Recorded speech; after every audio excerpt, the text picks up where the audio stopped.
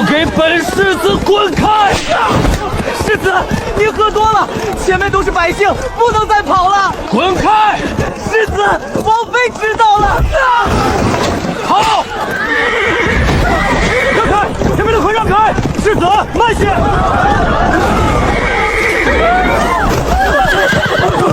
世子，快请大夫！世子坠马了。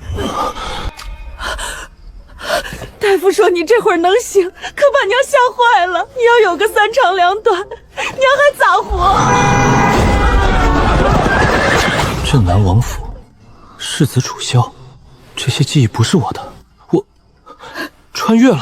你爹天不亮就跑了趟库房，把那只100年的老参取出来给你熬汤呢。娘，娘在这儿呢。原来被人惦记着是这种感觉。头还晕不晕？要不再眯一会儿，娘守着你。王爷，孩子刚醒。你都17了，不是7岁的娃娃。昨儿再偏1寸，你这脑袋就摔碎了。我15岁就上战场，拼出个镇南皇，怎么生了你这么个废物？文不成武不就，就会惹祸。你看不上我儿子，就是看不上我。明儿我就带萧儿回帝都，离了你这王府，我们娘俩照样过。娘，我错了，以后不骑马，也不去百花楼了。快请大夫再来看看，这孩子啥时候认过错？是不是摔坏脑子了？认错有啥用？再犯，看我不打断你的腿！参汤，趁热喝，那只老参别糟蹋了。穿越者身份确认，楚萧双重记忆载体系统激活中。我就知道，穿越哪能少了金手指？核心规则：目标在本世界死亡即可回归原世界，并获得巨额彩票。还有巨额彩票！限制：死亡方式必须为他杀、自杀、意外、自然死亡均不触发。禁令：严禁泄露系统存在。违者灵魂抹杀。新手大礼包：赵云武力是否开启？赵云，长坂坡7进7出，斩将50员。不开，不开！有了那身本事，我还怎么求得了死？萧儿，趁热喝。我一心求死，可这一家人拿命疼我，我下得去手吗？我在史书残卷上看过他俩的结局。镇南王力战而亡，王妃白衣殉夫，自缢在坟前。写的就是眼前这2口子。没几年了。咋不吃了？不合口，娘再给你熬别的。娘，你熬的都好。那娘天天给你熬。既来之则医之，想死不差这几年，剩下的日子让他们笑着过。父王，儿子来请安。伤好了？好了。往后长点记性。你是王府世子，不是街上混混。儿子记下了，以前不懂事，让天娘担心。你真知道错了？真知道了。那柳家那姑娘的婚事，是不是也该退了？人家清清白白一姑娘，被你硬逼着定亲，你配得上吗？柳映雪，我强来的亲，住进王府半年，没给过一个好礼。爹说的对，这几日儿子就去退，还他自由。你说啥？再说一遍！强扭的瓜不甜，这门亲本就不该有。平安，王爷，世子这几天都干啥了？回王爷，世子都在院里养伤，没出过门，还赏了熬药的张嬷子1担银子。来人，请大夫来给世子复查一趟。王爷，咋又叫大夫了？萧儿气色明明好多了。婉晴，这小子邪门，今儿来请安规规矩矩，我让他退柳家的亲，他一口就应了。他真答应了？孩子懂事了，你倒不习惯了。他要真肯学，我就把楚家的真本事教给他。你愿意教他了？镇南王府的世子不能一辈子当废物。世子饶命，奴婢该死！起来，地上凉。这伤咋弄的？世子忘了，上月您喝多了，嫌他伺候得慢，动了几下手。原主打的，这俩丫头才16。世子，那是王妃从宫里带来的化血药，金贵的很。老奴那儿有普通的药，就是给人用的。伸手。没吃饭吧？这些端去吃，再放你俩3天假，月前照发。药每天按时抹，我会查，不抹，看我咋收拾你们。奴婢记下了。能对他们好1天就是1天。明日去刘府把那门亲退了。举不起来。原主这身子，撑死举第3小的，这最大的得靠命拼。今儿起跟我学枪，这套楚家枪18式，你太爷爷传下来的，我就凭它走遍9州没输过。看好了，第1式苍龙出水。前世练过几年散打，肌肉还记着劲儿，这式能吃下。你来，腰使劲儿，力从脚底走，不是甩胳膊，太慢。枪出如龙，得快点。成了，今儿到这儿，回去自己琢磨。儿子告退。柳家那门亲，你没忘吧？这就去退，换身干衣裳就去。我怕你打孩子，过来瞧瞧。打他干啥？今儿给他的量是平常3倍，他一声苦都没喊。真的？悟性还好，一遍就记住7、8分。这小子有意思。柳姑娘，我有话跟你说。世子有事，没事就请回，我还得帮王妃理账。退婚。你说啥？退婚，你自由了，想去哪儿去哪儿，想嫁谁嫁谁，我不拦。以前是我不对，往后你好好过。小姐，他刚是不是说退婚？咱们能回家了？小姐，您不高兴？这半年，他为了抢我进府，威逼利诱啥招都试过。今儿突然松手，你去打听他这几日见了谁，做了啥，说了啥，一件不落。那咱们还走吗？事出反常必有妖，先静观其变。柳家那门亲，你去退了。说清楚了，他想走，随时能走。好是好，可就咱这儿子从前那德行，配得上人家姑娘？楚翔，你就不能少说2句？爹说的对，以前是我不配。柳姑娘哪样都好，人又正派，不该让我这种人耽误。萧儿，你是真懂事了。最近还成，接着来。是，儿子吃好了，爹娘慢用。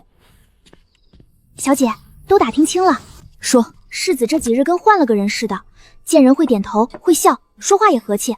还有呢，他院里那俩挨过打的婢女，春桃夏荷，世子醒来不光赏了点心，还亲手给他们上药，用的是王妃从宫里求来的贵药。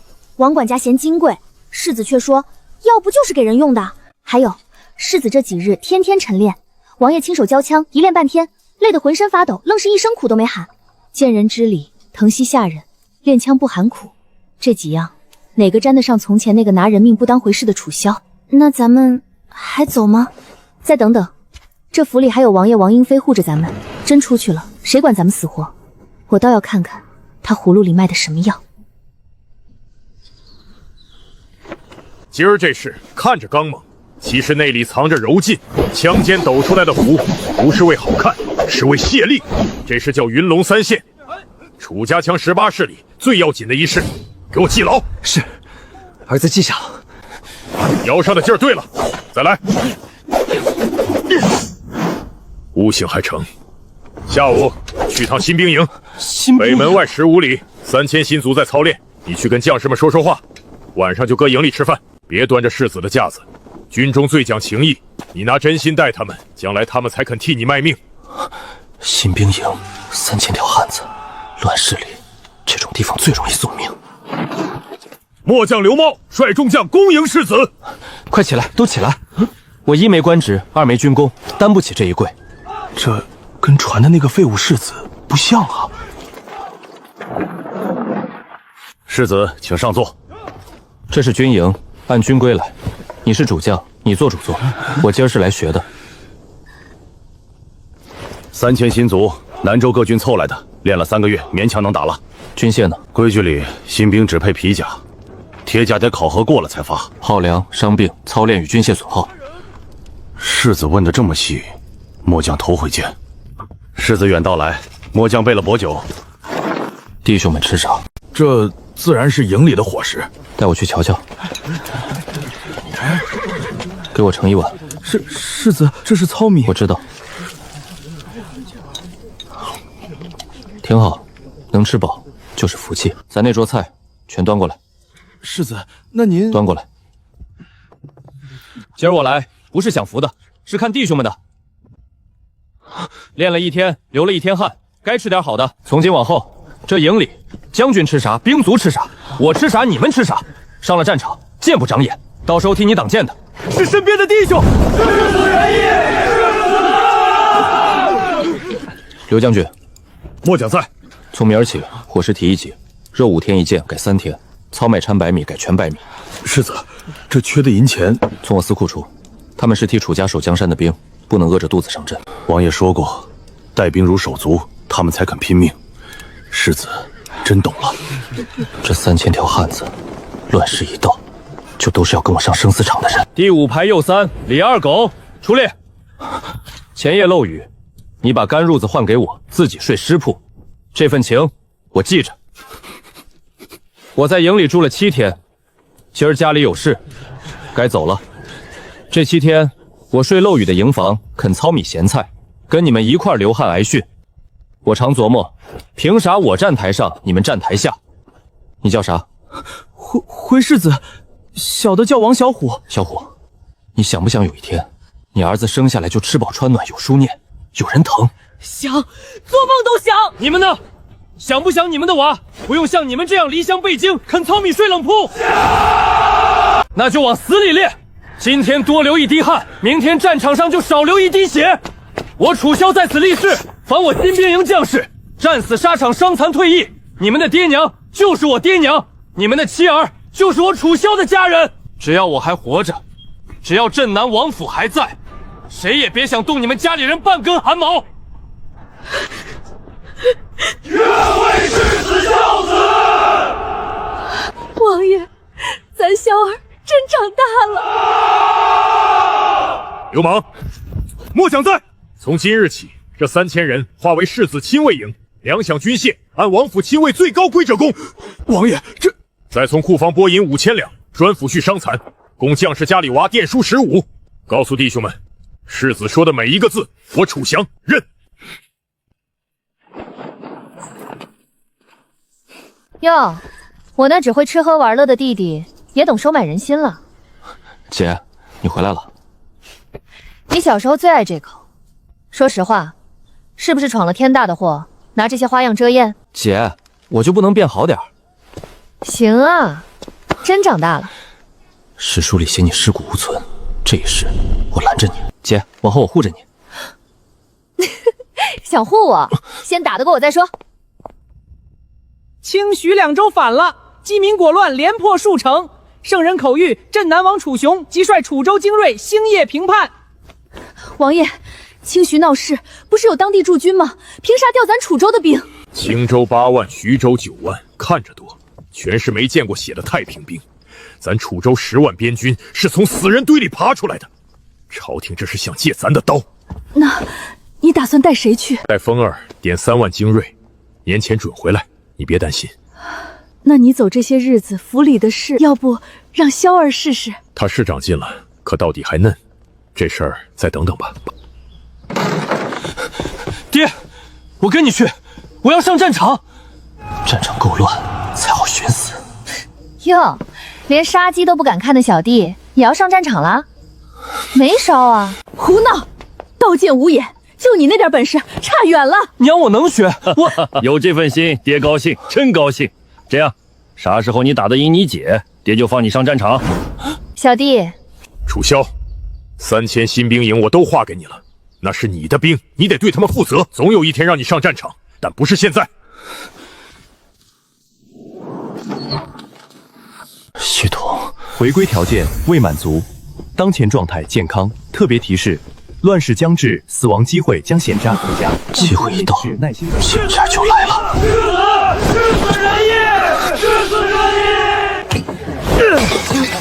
边关的兵明天就要拼命，你们在这吟风弄月。你有本事，你来一手啊！那是镇南王世子，你不要命了？久闻世子风流，既嫌我们俗，不如赐教一首。当真能服众，今夜青衣只为世子一人抚琴。我的世子哎，忘了，您那些诗都是我们几个替您编的。上回那句美人如玉腿如葱还记着不？咱认怂走人吧。知道边关那些兵这会儿在干啥吗？磨刀，给爹娘写最后一封家书，明天一死，尸首连个坟头都没有。轻率长云暗雪山，孤城遥望玉门关。黄沙百战穿金甲，不破楼兰终不还。好一个葬在关外的兄弟呀10年生死两茫茫，不思量，自难忘。千里孤坟，无处话凄凉。料得年年肠断处，明月夜，断松冈。前世如铁，后辞如刀，世子大才，老夫拜服。没意思，走了。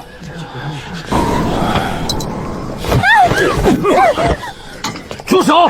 光天化日的，反了你了！哪儿来的？知道我们是谁吗？我叫楚萧，镇南王府世子。世子饶命！小的赵天虎是柳家大公子柳明风的手下。世子，真是柳姑娘亲哥的人，办了他，柳姑娘那边不好交代。柳明风是年轻一辈的翘楚，会派你这种货色来给他亲妹妹丢脸？你败坏的是柳家的名声，是我镇南王府的脸面。押回衙门，单独关起来严办。今天抓你，是替你家公子清理门户。老人家，拿着。在我楚州的地界欺负人，就是打我的脸。小姐，这2首就是奴婢一句句记回来的，您都抄第3遍了。千里孤坟，无处话凄凉。那世子抓赵天虎的事儿，抓得对，哥哥派他来打理生意，不是来胡作非为的。世子这是替柳家清理秋门。那个成天在我窗外晃的人，这词是写给我的吗？明日我该去当面谢谢他。小姐终于想通了。不是想通，就是该道个谢。在家给我老实待着，敢出去惹事，回来打断你的腿。儿子不敢。早去早回，年前一定得回来。放心，一群流民而已，家里交给你了。爹，我留下盯着他，他敢乱来，我第一个收拾。爹，清徐那些反了的人，说是造反，其实多半是活不下去的百姓。您到了那边，能不能少杀点儿？你说什么？他们反，不就是为了口饭吃？爹要是能把人招抚下来，往后真有个大变事故，清徐2州就是咱们的根基。根基。臭小子，教亲爹打仗了？儿子不敢。道理爹懂。该杀的杀，该抚的抚，你爹打了半辈子仗，有分寸。不过你能想到这些，爹高兴。出发！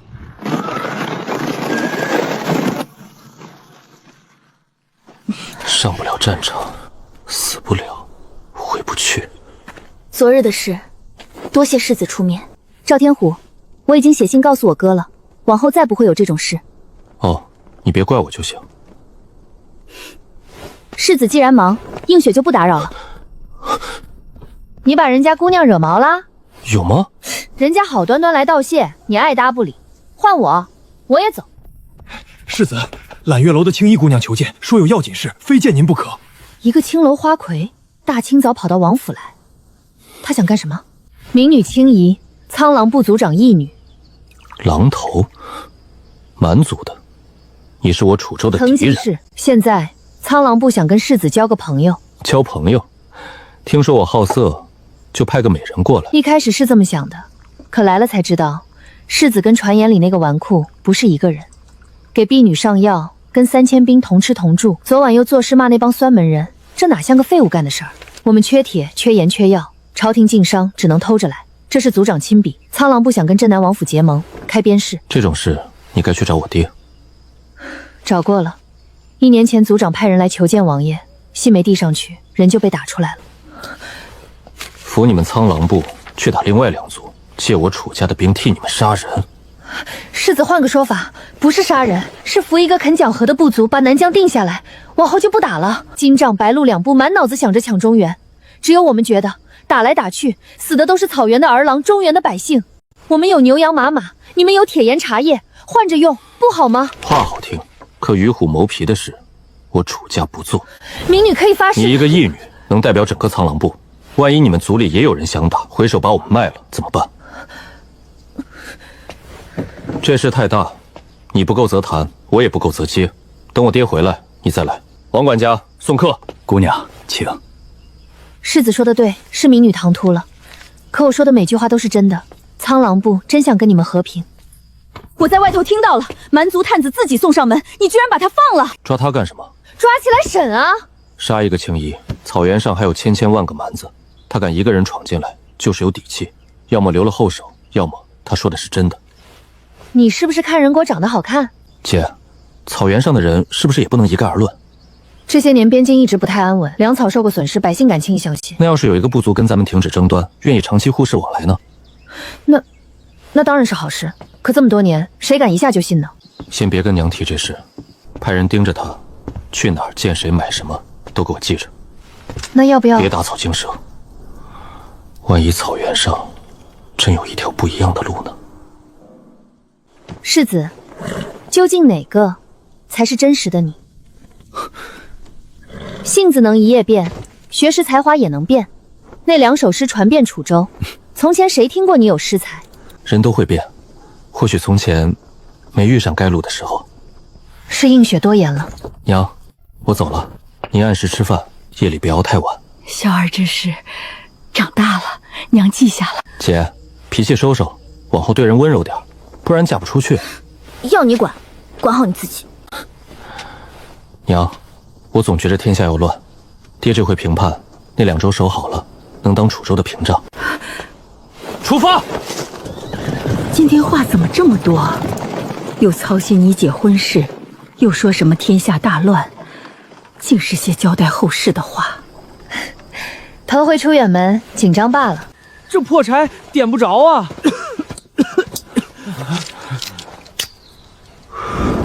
着了，真着了！世子，您咋会这个？看过些杂书，也听老兵唠过，出门在外，多个手艺不吃亏。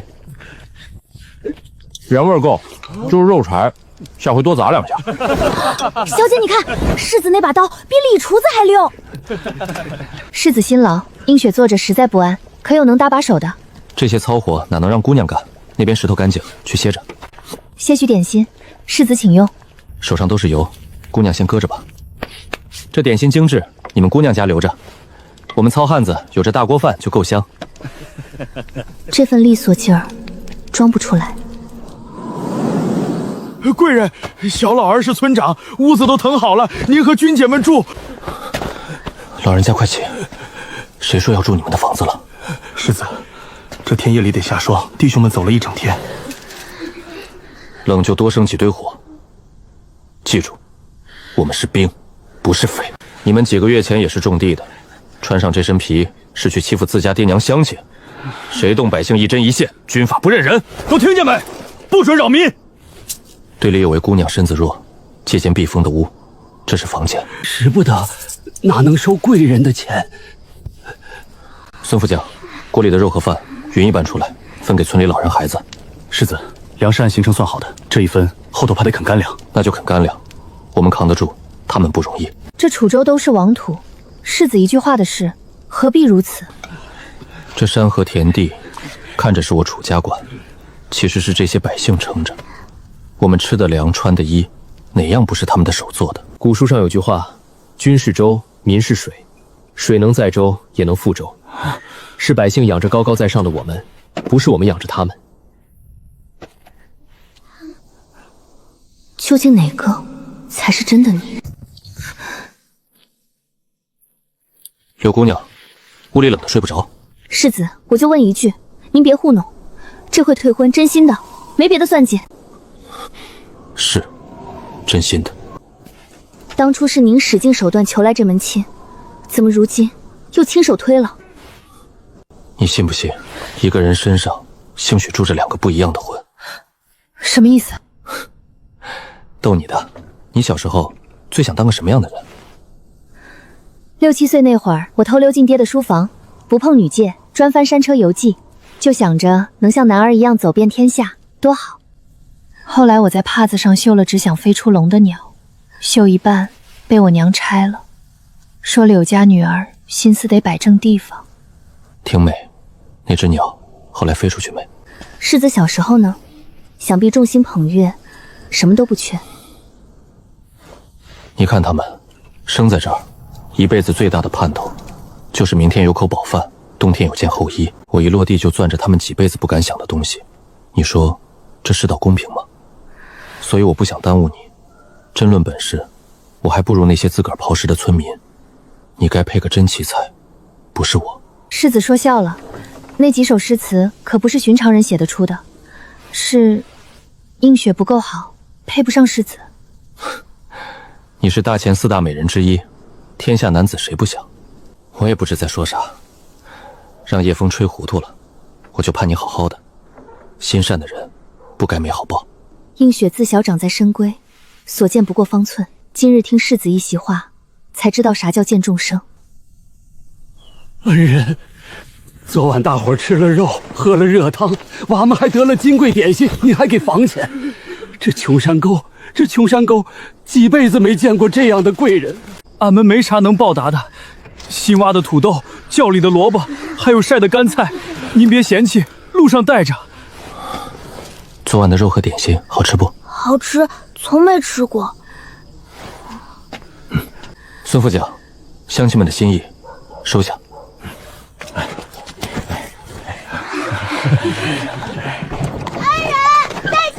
小姐，您咋了？没什么，只是觉得心里很暖。我见过宫宴谢恩，见过世家厚礼，可几个土豆，一声再见，咋就这么撞人心口？那个纠缠我的纨绔，和眼前这个人，真是同一个。军爷，救命！蛮子进村了，见人就砍。慢点说，哪个村？慢点算。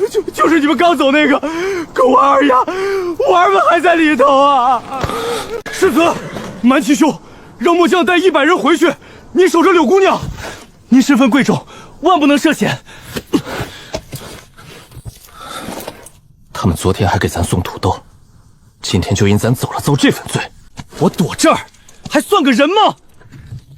世子，匪人狠，您别拿命去拼。孙猛，派2个快马手，一个去黑石隘，一个去南卓，让他们赶紧发兵。王宇，你带200人留下，守死柳姑娘。敌人来了，先护她走。是。其余人跟我回村。这才是真的你吗？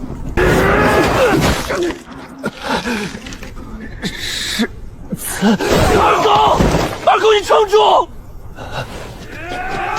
完了，连自己带出来的人都要死在这儿。就算死，老子也驮你们这群杂刀陪葬。系统大礼包，现在给我！新手大礼包开启，赵云之舞，百鸟朝凤枪。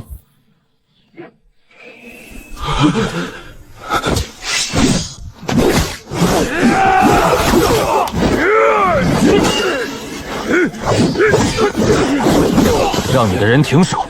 草原的狼，死也不降，那就死！对，一个都别放跑！世子，清点完了，300人出来，还剩87个。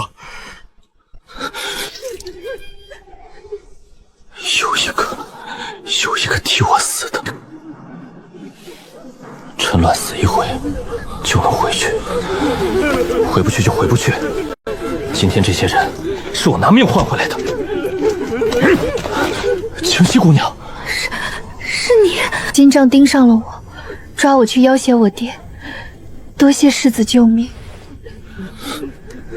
金杖就为抓你一个义女，把整村人都屠了。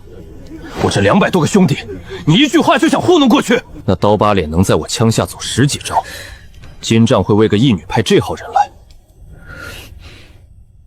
对，我骗了你，我真名叫阿如南，我爹是苍狼部族长乌力汉，我是苍狼部的公主。草原公主，世子，这可是大仇吗？鹤赤，八面狼鹤赤，是你杀的？他是金兆血狼卫的副统领，成名10几年，你怎么可能？他刀快，力气也大，可他死了，我还站着。给他备匹马，拿些干粮清水。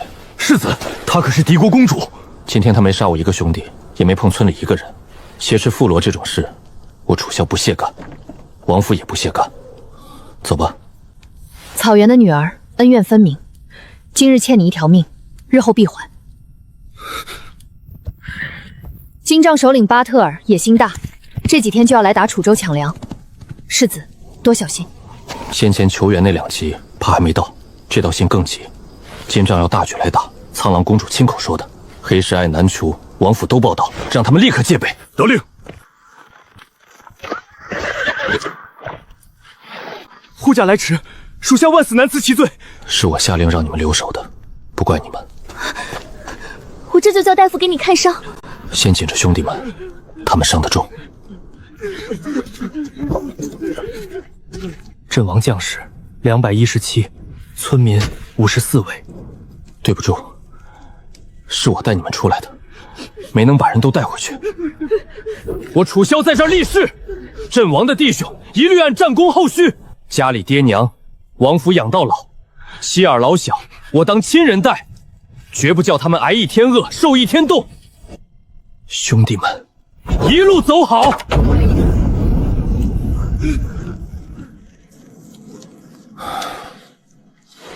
都看清了，这就是敌人，这就是打仗。217个兄弟，54位乡亲，拿命给咱们上了一课。这课贵也疼，咱们的血不能白流。从今天起，没什么新兵营了，你们都是见过血、杀过敌，从死人堆里爬出来的楚州老兵，身上每道疤都是勋章。世子，俺要参军，俺们村就剩俺一个了，俺想学本事，给爹帮乡亲报仇。行，这仇算你一份。世子，前面400-500人马，打的南州军兵旗号。下官南酋郡守周文康参见世子，救驾来迟，罪该万死。末将一接到传令，滇齐城里能跑的兵就来了，已经800里加急，飞报王府。这哪是纨绔世子，分明是从死人堆里杀出来的。周大人、张郡尉，起来吧。贼人退了，你们也是有心。草民柳文渊恭迎世子殿下。殿下为护小女和百姓，亲身犯险，血战退敌，草民从前真是看走眼了。寒舍备下热汤好药，请殿下先进城疗伤。刘老爷有心，将士伤重，先安置他们。巴特尔，这几天就该来了。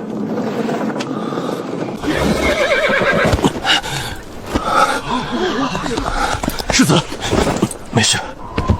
世子，先停一下，你这脸色不对。不用，我不渴。风大，回车里吧。不是渴，你嘴唇都裂了，是血流太多。你这会儿可不能倒。谢了。伤口还疼不？大夫的药管用没？还行，死不了。世子一路辛苦，又添了新伤，好好歇着吧。寿宴的事不急。柳姑娘，你我这婚约……这事回头再说。你眼下最要紧的是养伤，我有几句话得先跟我爹妈讲清楚。你安心养着，等寿宴过后再议，成不？也好，有劳你了。他不急着退婚了，这是变卦了。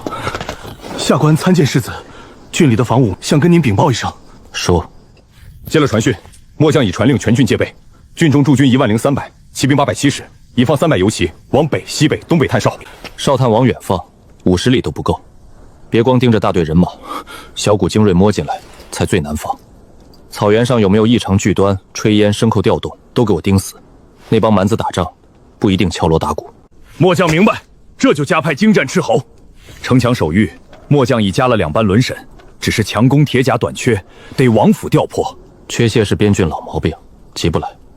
守城，关键在人心和纪律。巡防加了是好事，可别让兵卒闲久了松劲。军官得勤着点巡。再一样，把城里轻壮组织起来，运物资，补城墙，墙结实了，民心也就稳了。世子想得周全，下官这就去办。我军刚斩了他家悍将，对方要报复，未必正面来。城里的水源、粮仓、马厩全给我看紧了，防着奸细下黑手。末将这就增派可靠人手，守死这几处要害。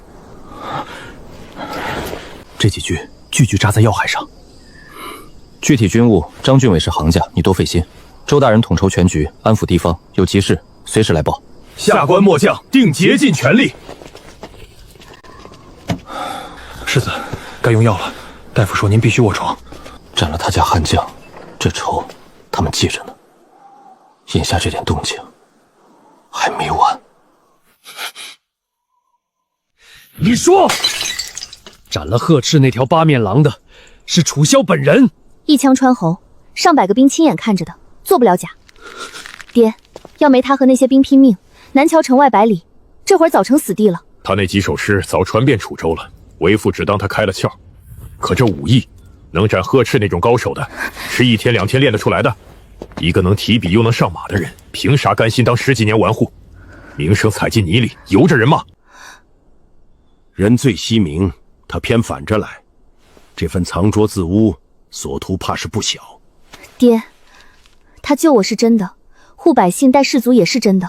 庞的女儿不敢说，这些假不了。罢了，他图啥，日后自见分晓。眼下强敌压境，咱柳家不能看着，这就联络乡绅，倾家辅助守军，让你哥去采买粮草。寿宴先撤了，不是时候。覆巢之下，哪有完好的卵？肋骨都断了，还阵战鹤翅，我的萧儿那边缺医少药的，可怎么熬啊？娘，信上写了性命无关，郡守也备了大夫。可他哪来的本事？鹤翅那样的悍匪，你俩从小切磋，他10招都撑不过你。娘，王宇还传信说，小弟战后整队安置伤亡，跟郡守交涉，条理清楚得很。这也不像他。他走那天话就反常，连清徐的事都操心上了。娘，眼下不是刨根问底的时候。小弟重伤，南筹就1万多兵，得赶紧支援。对，库房最好的伤药、御寒的皮子，全给我装车。我以王府名义传令，新兵营2500人，即刻开拔南球。阵斩鹤丝，世子他哪来的这等身手？几十个亲历血战的士兵联名按了手印，千真万确，不必在意。陈老将军，这趟援军挂帅，非您莫属，守住南桥，护小弟周全。末将领命，南桥寸土不失。这事得立刻禀报父王。父亲，金陵集训，不是天大的事，不会。楚萧，阵斩鹤翅，一枪毙命。这小子，我从小教他练枪，练不到1个时辰就含泪。楚州谁不说他是纨绔？正因这样才蹊跷，难不成世子从前都是装的？哈哈哈！管他真的假的，他是我楚雄的种，这就够了。为几个村民就敢对悍匪捅枪，这胆气像我。这是楚家立根的杀伐绝学。你祖父传我时说过，非心智坚韧者不可受。用金铃亲手送到他手里，告诉他，本事漏了就别想再缩回去，给我把这东西吃透。遵命。传令，明日拂晓，总攻。臭小子！世子救命！求世子救犬子一命！李大人，先起来说话。我那独子李晨，1个月想去苍云山游猎，叫南蛮游骑掳走了。哪一部的人？金帐底下一个部落，放话要巨额赎金，还要铁器严查，不然就撕票。下官就这1个儿啊，东临万把守军，哪敢去惹金帐第1大部？少年落进蛮营，凶多吉少。这忙我应下，我派人盯着消息，一有机会就动手。但你别自己乱动，打草惊蛇，反倒害了令郎，急不得。下官听世子的，绝不敢乱来。世子文武双全，柳小姐才貌双全，这不正是天造地设的一对璧人？柳公好福气，世子这般家婿，打着灯笼都难找啊！世子、柳小姐，下官先恭祝2位了。诸位厚爱，楚某受之有愧。今晚是为募圈，这杯先谢过各位。可乐归乐，南境的火还没灭，蛮子的心明摆着。南约是楚州的北大门，守不守得住，靠在座各位，也靠前线拼命的弟兄。这杯敬诸位，也敬所有为国守边流血的将士，同心守边，别的都是小事。世子说得对，保家卫国，人人有份。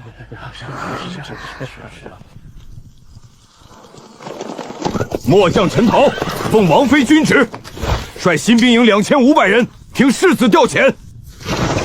参见世子殿下。兄弟们辛苦了，快请起。世子，王妃特意嘱咐，这东西要亲手交到您手上。此枪叫做龙胆，王爷在您出生那年，请了几位铸器大师，耗了3年才成。王妃说，我儿既已露了锋芒，岂能没有神兵？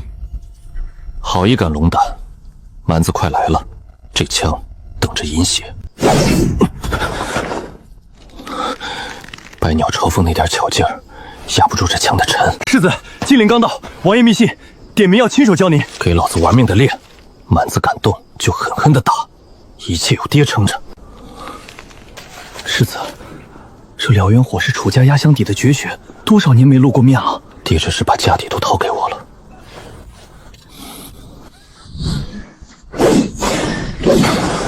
好枪法，这一试摸着门道了。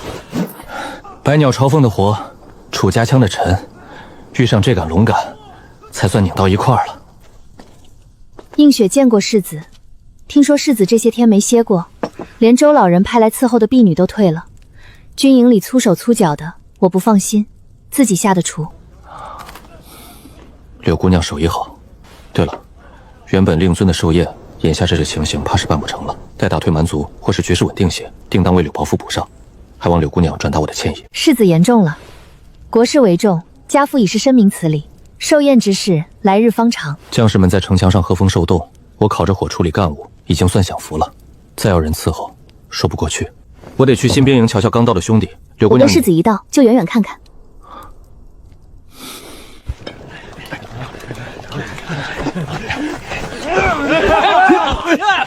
这里才像是他真正待的地方。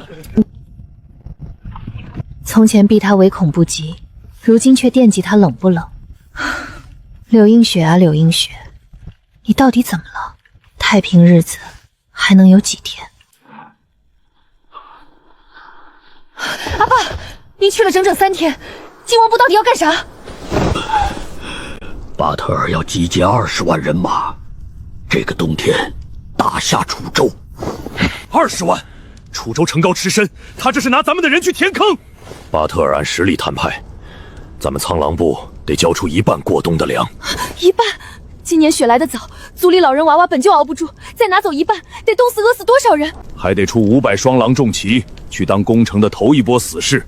他还开口要你嫁给他儿子格日勒图。格日勒图那杂种，也配！收刀，连因我拒了，可粮草和重骑躲不掉。我的族人就要冲向他的城了。战争已经拦不住了，首恶一诛，剩下的都是被逼没了货的百姓，免死，发去边境屯田赎罪。谢王爷不杀之。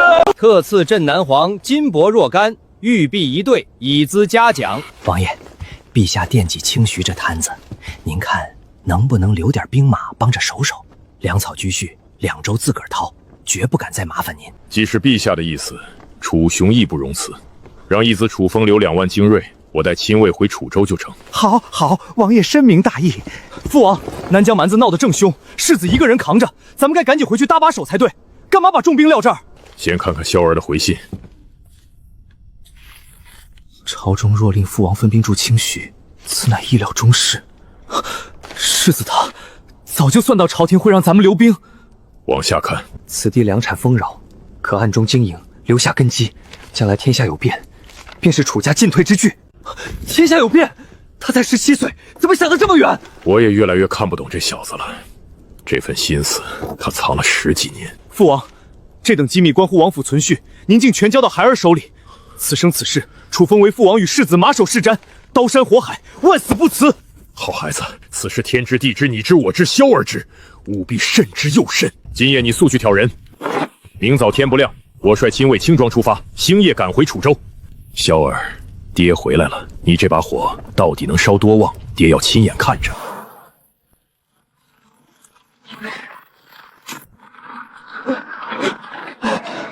世子，南边狼烟起了，不止一处。金帐、白鹿、苍狼3部旗子全在，营帐望不到头。弟兄们冒死抵近，粗算不下20万。20万！老天，这是要灭咱们的国！击鼓升帐，营正以上，半炷香内到齐。世子，南松林、西河3郡城品自守着楚州，敌军20万，不可能3处齐攻，必分主次。眼下最要紧的是探明他主力先打哪儿。难啊！南蛮这回混编扎营，旗号交错，探子拿命靠近，也认不出主力屯在哪儿。我看是东林，那侧后有山道，破了直插楚州。放屁！南朝是门户，巴特尔好大喜功，准从正面砸。西河兵最弱，先破西河才动军心。诸位说的都在理，敌情不明，是咱们眼下最大的难处。咱们猜不到他先打哪儿，那就想办法，让他按咱们的意思去打咱们想让他打的地方。世子，敌军20万，主动权在人家手里，咱们困守孤城，怎么牵着他鼻子走？天机不可泄露，此事我自有计较。眼下有件事火烧眉毛，城外各村百姓全给我迁进城。世子，这百姓安土重衣，又是数九寒天，仓促间抛家舍业，只怕什么？怕他们不乐意，还是嫌麻烦？告诉他们，房子烧了，打退麻子我帮他们盖，带不走的，王府照价赔。可人没了就啥都没了。蛮子往年怎么干的？屠村、抢粮、掳人为奴，坚壁清野，能带的粮食牲口全带走，带不走的就地埋了、烧了。我要让城外变成一片白地，让这20万蛮军从头一步就断粮。周大人总揽，张就尉派兵，谁敢拖延，害了百姓，军法无情。谨遵世子将令。父亲，陈家、赵家几户已经悄悄把细软往楚州搬了，咱也趁早走。妹妹是世子未婚妻，提出迁去楚州，世子说不定还派兵护送。哥哥，咱不能走。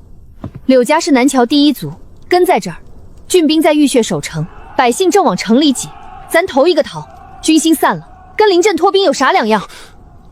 他在前线跟将士同吃同睡，要与城共存亡。我这未婚妻却带家人北逃，去求他爹庇护。把他往哪儿搁？说得对，板荡时中征，我柳家势居难求，岂能当那头一个溃逃？不走，还要带头捐粮，家丁全派出去帮着守城。世子，我和柳家信你，你一定要守住。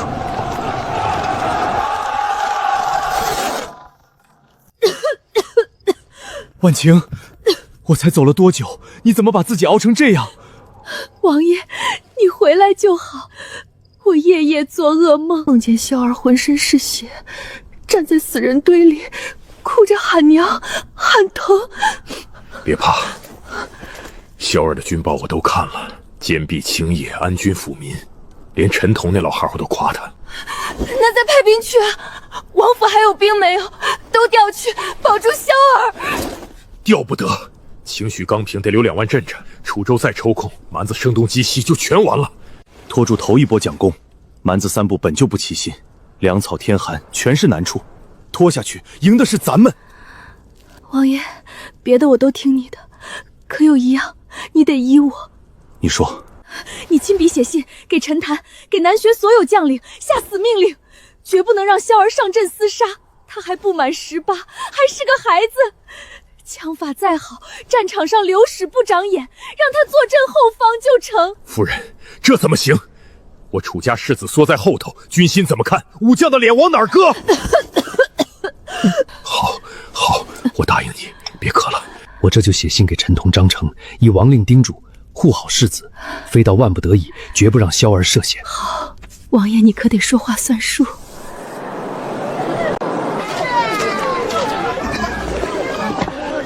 军爷，这日子啥时候是个头啊？老人家，再忍忍，等打退了蛮子，王府帮你们把房子盖回来。凭啥拿咱的存粮养这些外乡人？城里的粮本就不够。城外来的也是南虬的乡亲，血脉同根。他们在外头被蛮子屠了，下一个就轮到城里的咱们。收留他们，就是保住咱们自己。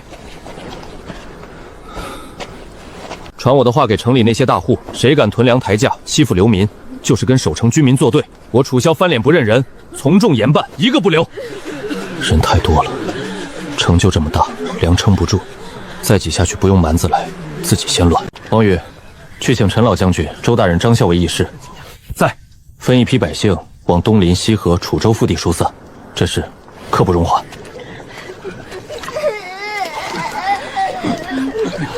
不必多礼，这儿不讲那些规矩。柳公高义，几次募粮都是柳家带头，如今又亲力亲为，楚萧谢过。世子过誉，老朽惭愧，起初也慌了神，是小女映雪催着办的。她说柳家是郡中手足，又蒙王府不弃有这门姻亲，越是危难，越该带头挺出来，跟全城共进退。爹，世子不可！你和柳家做的，楚萧都记在心里。世子，军务忙，我去那边看看还缺啥。世子，城外蛮子的先锋到了。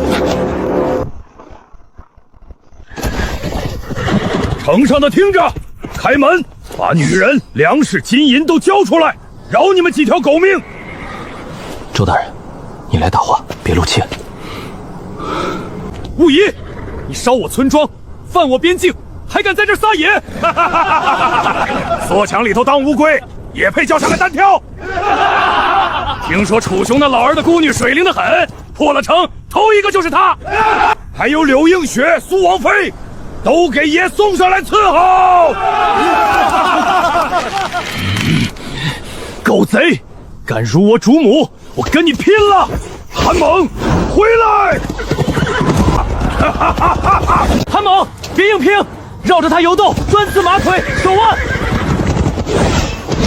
狡猾的楚狗，给爷下去！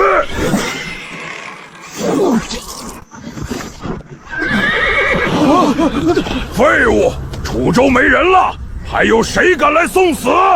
世子！又来个送死的娃娃！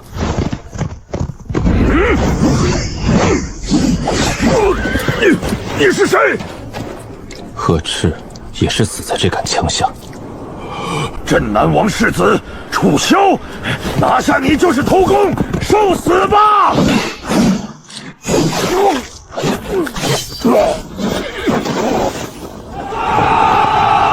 狗贼，世子神威！还有谁来送死？好个楚萧！来人，重赏！谁取他首级？满口无耻，仗着人多！都退下，这仗得赢得干净。这么快！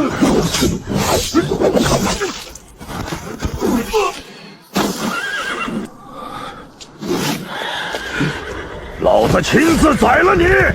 世子，两个头目一块上了，让我们……正好，试试我的枪。这枪咋快成这样？都愣着干啥？一起上，剁了他！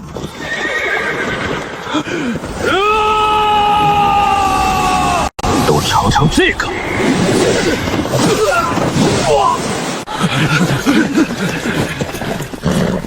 金杖血狼卫，就这点能耐？别出了，二郎们都吓破胆了。等双狼重启来了再收拾他。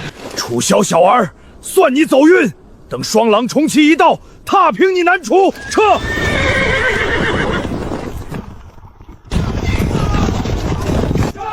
世子神威，天佑南楚！蛮子野战凶，夜里地形又不熟，人还比咱多，太险了。他们刚吃了败仗，又冷又血，笃定咱不敢出城。今晚防备最松，光守着只会长他们的气焰。这一刀得扎在他们心口上。陈老将军留守。王宇、孙猛流氓随我，点3000精锐，人衔麦马果蹄，带足火油东弩。遵命。听好了，今夜不管斩多少，你们就一件事：护世子平安回来。他要有半点闪失，我提头去见王爷。老将军放心，世子若有差池，我们提头来见。哨兵清干净了，放火！哪来的敌人？楚州军，楚州军杀进来了！镇南王楚州军在此，杀尽蛮贼！世子，他们上万人，咱才3000，别恋战。他们摸不清咱多少人，只会自己乱。直插中军，一鼓拿下！挡不住，那是个魔神啊！是你。对，楚萧，专程来取你俩狗头。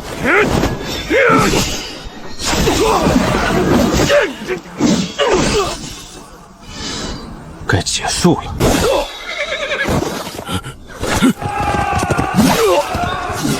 先锋正副统领已死，降者不杀，顽抗者格杀勿论。世子，斩首数不清，缴的好马2000多匹，咱伤亡不到500。3000破了他1万啊！这是奇迹！阵亡的兄弟，一个不落带回来。撤！小姐，您脸咋红成这样？雪大，动这门婚约，我再不想退了。先锋没了，巴特尔的主力才刚要动呢。再说一遍，先锋1万，一个都没回来。回大汗，务必统领被人一枪穿了胸口。务必是我最能打的先锋。一个南阙的娃娃敢烧我的大营！苏贺，你带本部去啃东临西河2郡。大汗是要撕开口子，我亲自踏平南辍。那个楚家小子，我要活的！世子，探子回报，蛮军主力全朝咱们南朝扑来了，咱们就烧了个先锋营，把20万人全招来了。我要的就是他们全来。世子这话，南筹是块鱼饵，他们死咬这儿，东临西河才喘得过气。传令全城，能拿刀的都给我上城墙。从今日起，南筹没有百姓，只有守军。巴特尔，有种下马，你我单挑。就凭你3年前握不稳刀的废物，废物一枪捅穿了你的误事，你敢比比？我20万人，凭啥跟你单打？踏平他，一个不留！放箭！挺住，退一步，南说就没了。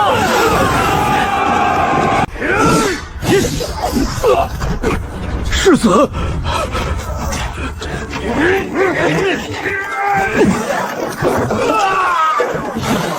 周大人，你这脸色不行了。下官哪能往后缩？这不叫缩，城墙上砍人是我们的活，城里不乱，粮草不断，伤药跟得上，是你的活。后头一乱，前头就白拼了。府衙那位子，眼下没人比你更该守。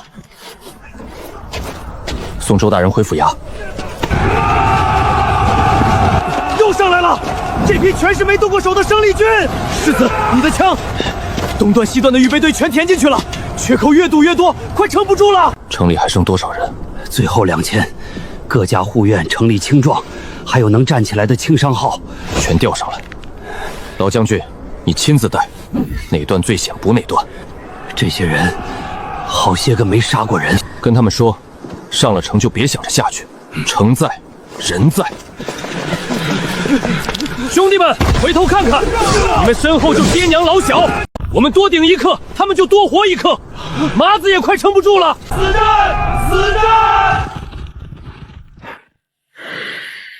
族长，天黑了，风雪太大，儿郎们爬不上城，白填命，不如收兵，等天亮雪停，我亲带双狼重骑，一口气破城。也罢，让楚萧那小子多喘一夜。鸣金。崔吴立寒，粮草明天日落前必须送到，不然军法重事。给苏贺传话，3天，东临西河给我撕开一个口子。天一亮，这城就是我的。都别硬撑，先过伤口。世子，您这伤，擦破点皮。老将军，你那条胳膊才要命。数出来了，数。今儿一天战死的1300多，再上不了阵的重伤500开外。剩下的每一个囫囵，王府新兵营惹得最惨。那帮娃娃上午还跟我抢干粮呢。才第1天，照这么贴，撑不了几天。急报送出去几天了？回世子，头一封800里金急，3天前就该到王府了。3天，父王早该晓得南县危急。许是清徐那头还没脱开身，就算大军赶不及。先锋骑兵也该来个信，半点动静都没有，不对劲。楚州，别是那边也出事了。小姐，外头都在传，城墙上伤亡重得很。我这会儿去，帮不上什么，只会添乱。他还得分心来顾我。库里最好的金疮药、止血散都取出来，再备些滋补的，等能送的时候，一刻都别耽搁。小姐，这是事出反常必有妖。可这一回，我只盼他平安。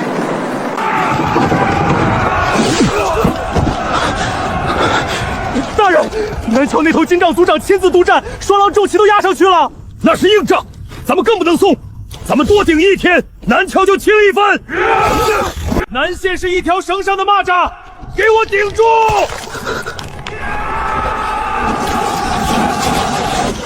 大人，您脸都白了，保重身子呀！我儿还在蛮子手里，生死不知。我恨我没用，守不住城也护不住自己的娃。传令，预备队调去南门，绝不能让蛮子上墙。柱子哥，你说好打完仗请我吃肉饼的。火头军把饭送上来，热汤，每人必须有1碗。是。阵亡的兄弟名录尽快理出来，抚恤战后加倍。父王的援军怎么半点信儿都没有？哈哈哈！好，真不愧是我楚雄的种，单枪挑了金帐副统领，又夜烧敌营，这叫潜龙在渊。小儿真没伤着。你不是答应我写信不让他上阵，他咋还单枪闯敌营去了？娘，您看战报，那么凶的副统领，弟弟一枪就挑了。爹，让我带旌旗先去驰援吧，我帮得上他。哎，再等等，我已传令各郡集结，我亲率大军下南线，一举解3郡之围。王爷，老奴在门外都听见了，世子爷太出息了。这坛杏花春是世子爷从前最爱喝的，库里就剩这一坛，老奴没法给他送去。这酒请王爷替他饮了，遥祝凯旋。好，王福，你有心了，这酒本王喝。萧儿，爹和你首战告捷。王爷，你咋了？狗贼，你敢！我欠在你楚家23年，等的就是今天。我是南蛮贵族之子，当年你破我部族，杀我爹娘，烧我家园，这一刀我攒了23年。解药在哪儿？说。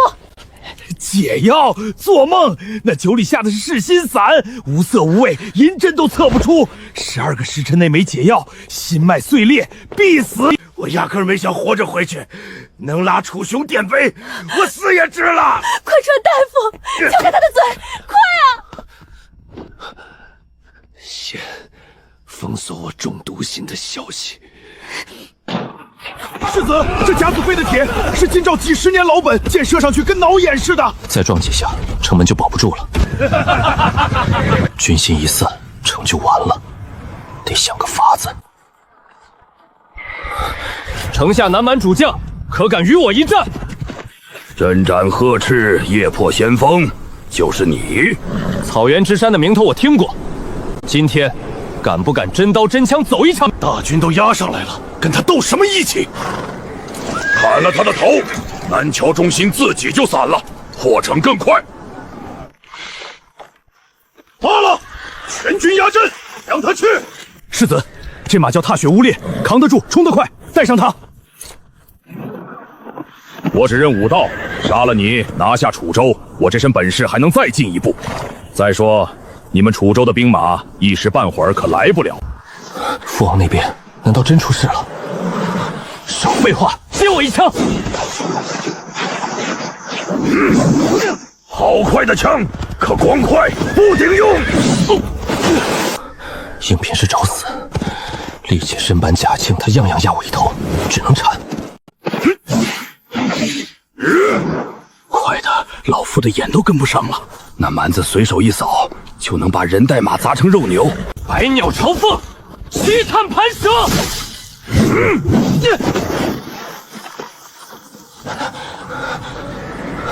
能伤到我的，你是头一个。你也不差。穿这身铁壳子跟你打，赢了也不光彩。捡起你的枪，脱了甲，看你还跟得上我。这蛮子是真想跟我公平打一场。好小子，有种！这回咱们真分个高下！肯硬扛一下都不行，只能铲，等他旧力用尽再钻空。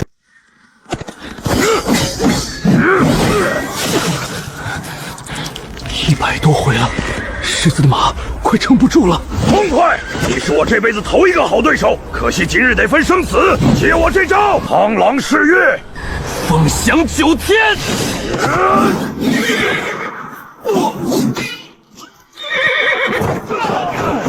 今日不是你武功不行，是你的马先撑不住了。天黑了，你我都力竭带伤，这一战算平手。明日此时此地再战，找匹好马来，我等你。他都躺地上了，你为啥不补一枪？这是放虎归山。他马先垮的，不是败在我枪下，趁人重伤杀他，我赢得不干净。打仗不是比武，罢了，准你明日再战。可再拿不下他的头，破城的事，你别再拦。王府呢？解药问出来没？那老贼鸭里藏了毒囊，一咬就断了气，解药没能问出来。线索就这么断了。娘，爹这儿先稳住，弟弟还在南卓苦城等着援军，一刻都拖不得了。我以郡主身份代父行令，传周涛、李牧2位老将军，即刻点5万大军，带足军医伤药，星夜驰援南卓。娘，我想亲自领军去，我要去帮弟弟。不行，你爹这样，孝儿又生死不明，你要再有个好歹，娘还怎么活？王府现在离不得你啊！留守楚州，孝儿撑到援军到。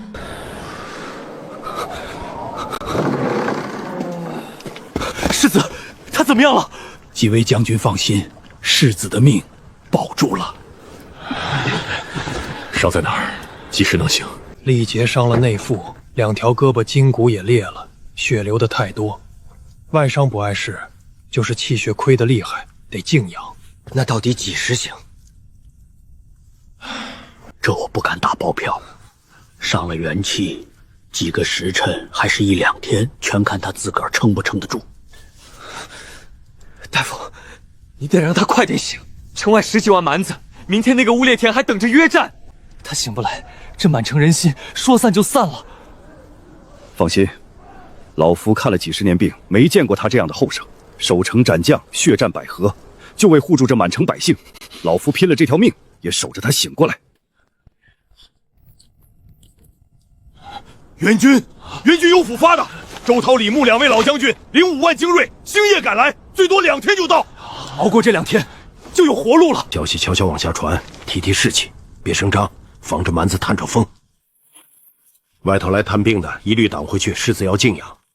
那位柳小姐也在门外站着，让她进去吧。怎么，一点热乎气都没？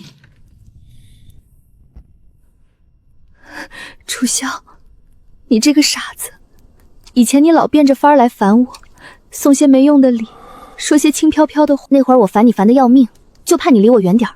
可你后来变了，你替受冤的人出头，钻进军营跟大头兵一个锅里吃饭。蛮子来了，你不躲，带着人就冲出去，为那些不相干的村民拼命。城下那么多高手，你一杆枪杀得他们人仰马翻，夜里3000人就敢去抄人家1万的大营。今天你明知道对面是天下第一的高手，你还是出去了。我都看着呢，我都知道。我怕楚萧，我好怕你就这么再也醒不过来。以前我总觉得世子未婚妻这名分是累赘，是甩不掉的包袱，这会儿我才明白，能跟你有这个名分，是我这辈子最大的福气。求你一定要醒过来，好起来。你说过要打退蛮子，还要给我爹补办寿宴，你答应过的，不许赖账。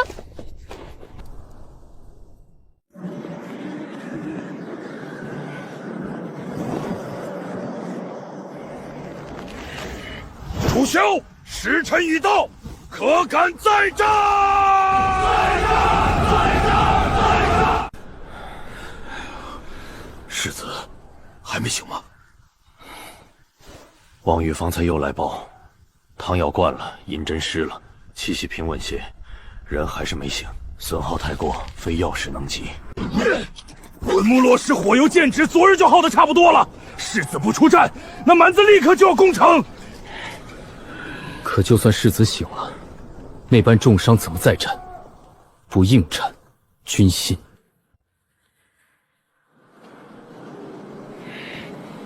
莫非昨日一战便吓破了胆，要做缩头乌龟？你若怯战开城投降，我可饶你城中百姓不死。楚萧，族长有令，问楚萧究竟敢不敢战？若不敢，即刻攻中，不必再等。传令，各部准备。乌列台，休得猖狂！世子殿下昨日力战疲败，稍作休整。尔等若等不及，老夫陈通先来会会你。殿下，老将军，你有伤，年纪又大，那是个怪物。总要有人下去，能为世子多争取一刻是一刻，哪怕耗他几分力气，这是军令。满狗，休要小觑我南桥无人！孙猛来也！孙猛，回来！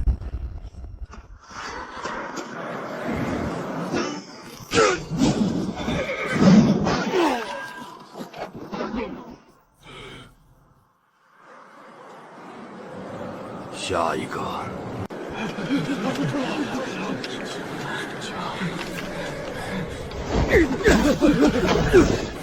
刘统领且慢，我去。这是我南裘的地盘，我怎么能退缩？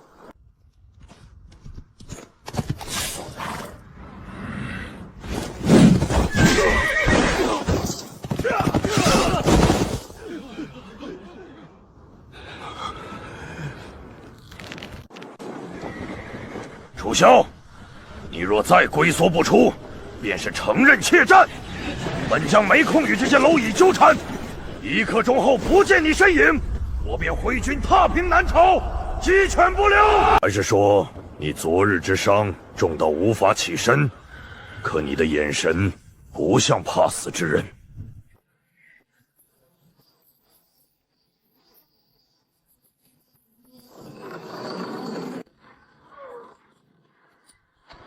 抱歉，久等了，收拾了一下，来得迟了些。世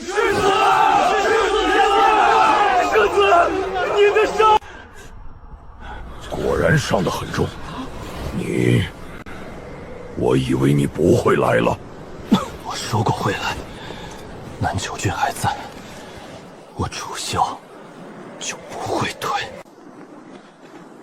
只是我找不到像你那样神骏的战马。哈哈哈！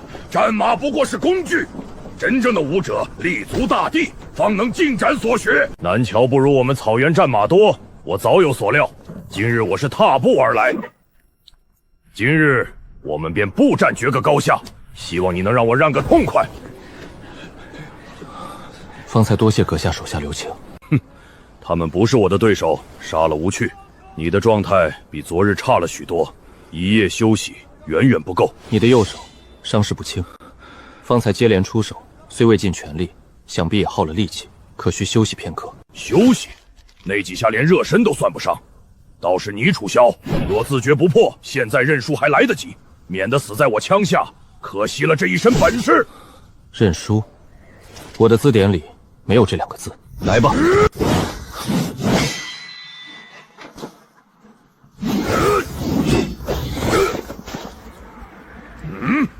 好步伐，好枪招，再来！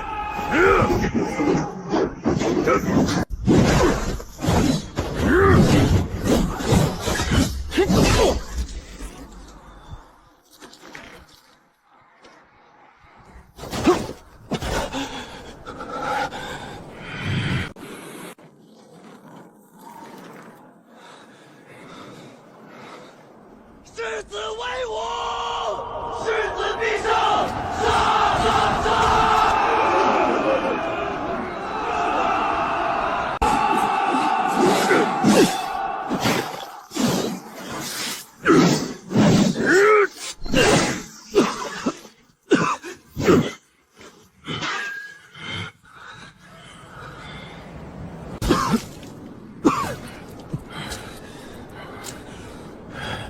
楚萧，我乌列台纵横草原大漠，大小数百战，从未碰到过像你这般难缠的对手。彼此你也是我生平仅见。你让我很兴奋，前所未有的兴奋。既然如此，敢不敢赌一把？赌什么？就赌我们这场对决谁会败。若我败了，我开城投降；若你败了，我要你南蛮大军2日内不得进攻我南谯城。是否进攻南谯郡，此等军令，当由我做族长巴特尔决断，非我乌列台一人可定。你不敢吗？好，我对自己有必胜的决心。你的赌约我应了，来吧，决出真正的胜负。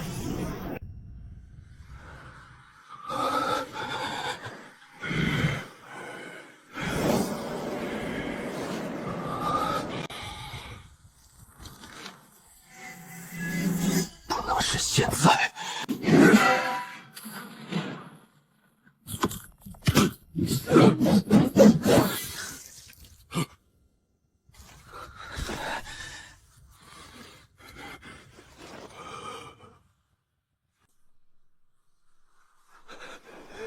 赢了，世子赢了！世子无敌，楚州万岁，南谯万岁！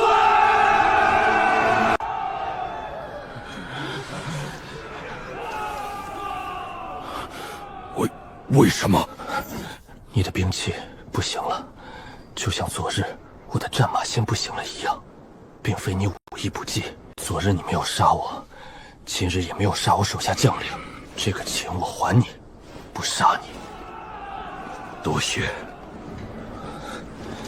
希望你信守承诺，2日不攻城。我乌力台一言九鼎，我会尽力说服族长。这个情我记下了，日后必报。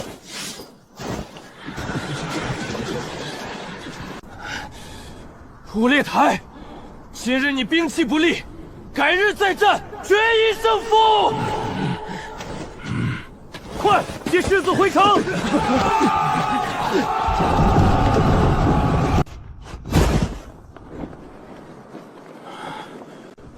赌约？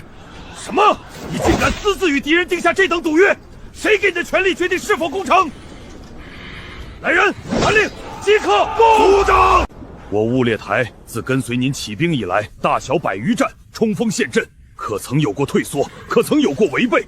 今日我只求您这一件事，给我2天时间，此后乌列台这条命任凭族长驱使，绝无怨言。你。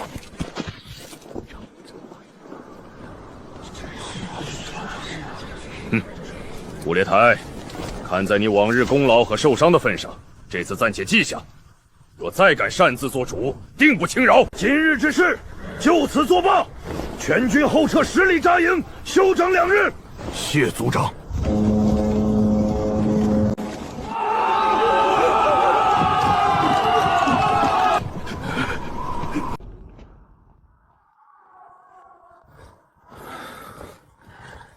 稳着走，别晃他。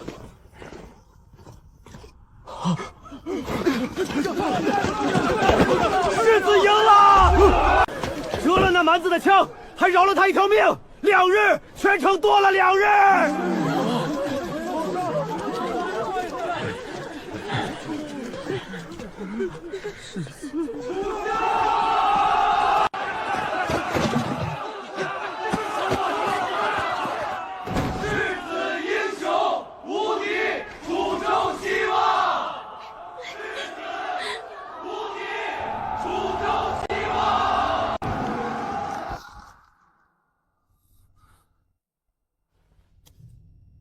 大夫，世子到底如何？外伤虽多，最要紧的是内腑震荡，经脉受损极重，有心理交错，元气大伤。老夫已用了最好的药，施了针，切记绝不能再受打扰，需绝对静养。都出去，让世子休息。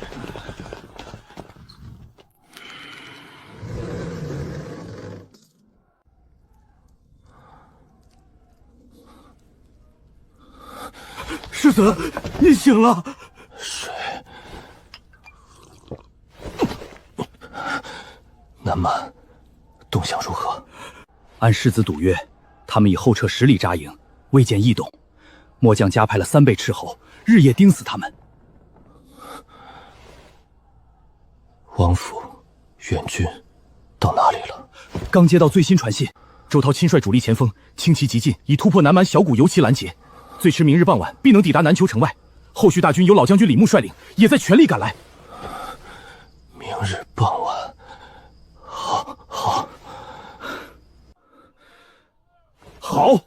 好一个楚世子！临危不乱，武艺超群，更有信义人心。此战之后，世子威望必如日中天。我南桥有救了，我楚州有救了。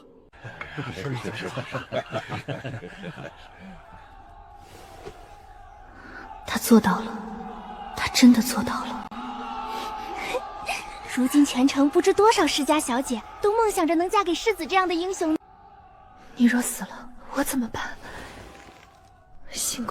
幸亏他当时重伤昏迷，未曾听见。可此刻他最需要的，或许是片刻的安宁吧。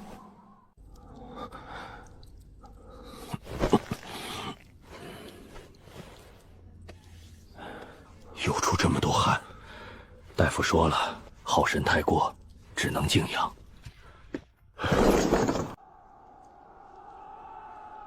闲杂人等，一个都不许靠近这院子。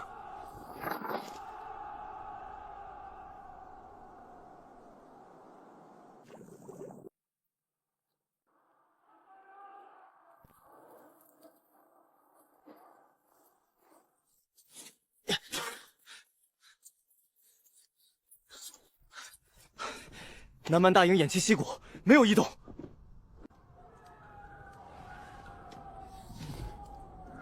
英雄，全城仰望的英雄。魏罗，小姐有什么吩咐？去小厨房，把我昨日让他们用老参煨的清鸡汤取来，装出10盒，要保温。再把我那件素绒斗篷找出来。小姐，您是要……可现在天色已晚，帅府那边戒备森严，世子也要静养，怕是……我知道，我不进内院，也不会打扰他。只把汤交给照料世子的人，就说柳家感念世子守城之功，一点心意。披上斗篷，遮住脸，我们从侧门悄悄出去，莫要惊动旁人。是，小姐，奴婢这就去准备。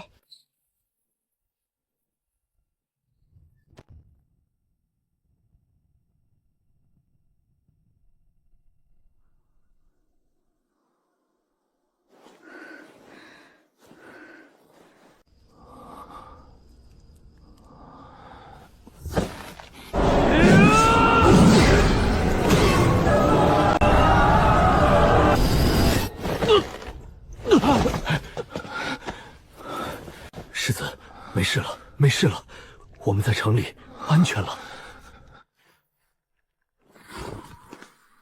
世子还没安魂，一直昏睡，时好时坏。大夫说是耗神太过。将军，刘府送来一盅炖汤，说是给世子补身子的。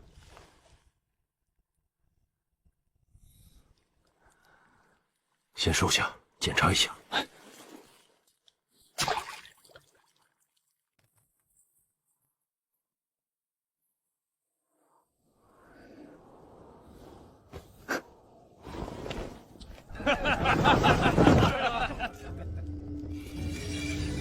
兵器不利。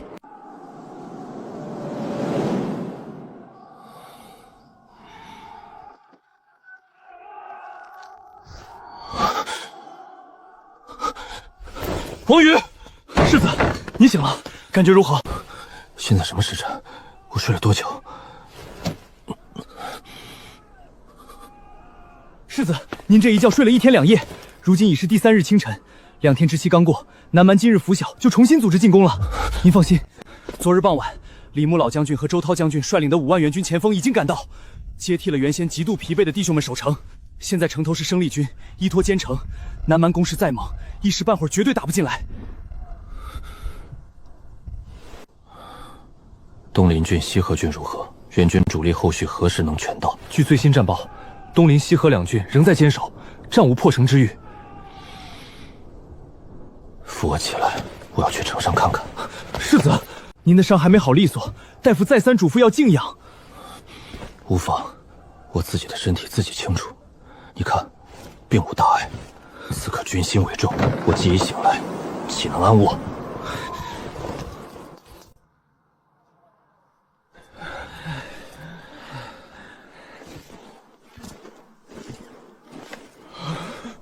世子，是世子！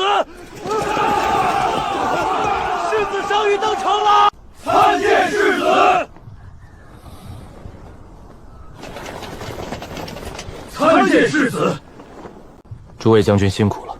世子言重了，末将等驰援来迟，让世子与南卓将士受苦了。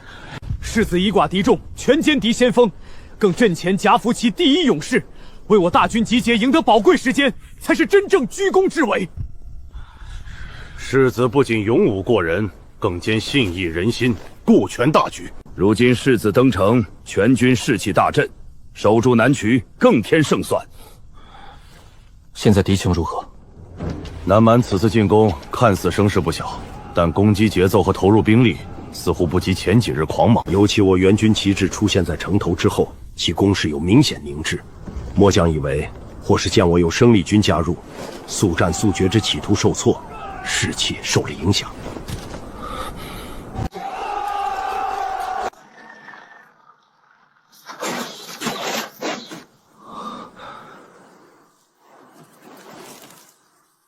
援军到了，所以他们打不动了。乌列台败后，巴塔尔族长会如此轻易放？世子，此处危险，留剑无眼。您伤势未愈，还请回府歇息。城防有末将等，必不负所托。世子放心回去养伤，城头交给咱们。您可是咱们的主心骨，千万保重身体。如此，便有劳诸位将军了。一切小心，及时通报军情。王宇，他们也就三板斧，这么久没有动静，援兵到了以后，他们也只能停下来。这天寒地冻，这么多人停在外头，物资还能支撑多久？我看再过些日子，自己就滚了。你们看，对面这半个月是不是太安静了些？双狼重骑自那次出现后再无踪迹，最强的攻城器械也不用了，这不正常。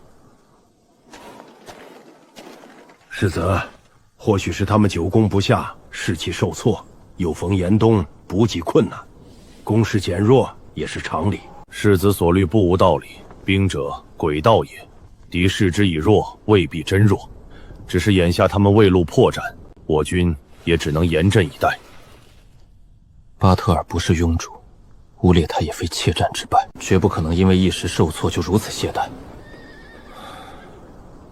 除非他们有更大的图谋，或者后方出了什么问题。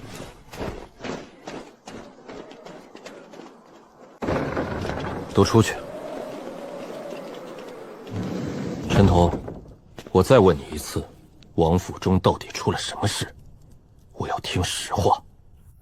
说，世子恕罪，末将一直不敢实言相告，是怕影响世子伤势和守城之心。想，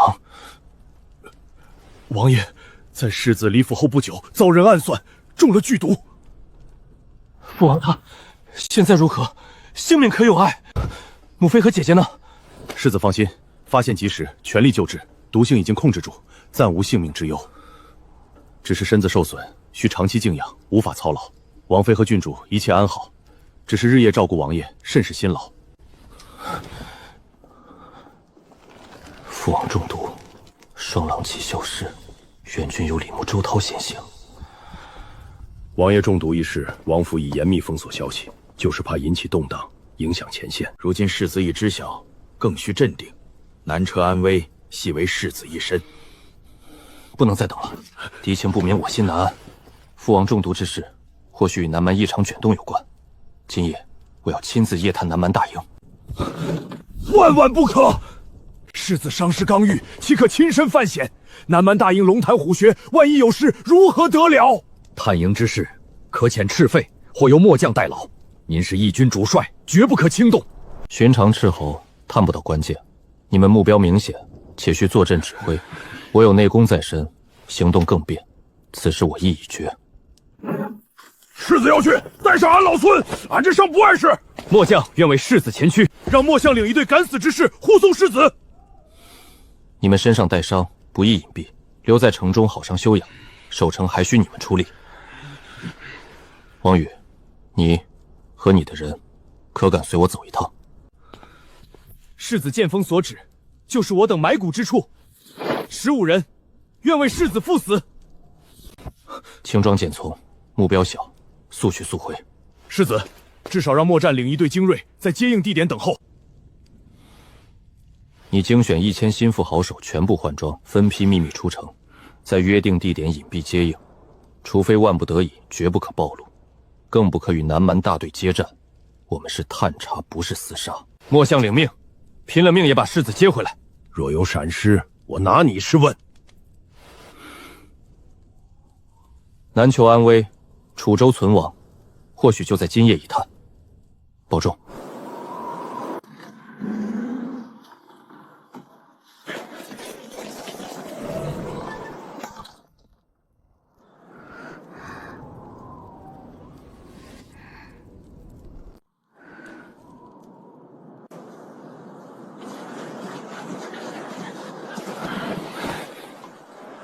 世子，不对劲，外围巡哨比预想密得多，暗桩半锁不得刁钻，几乎每隔100目一处暗哨，彼此呼应。这防守森严的不像话，不像一支攻势民软的军队。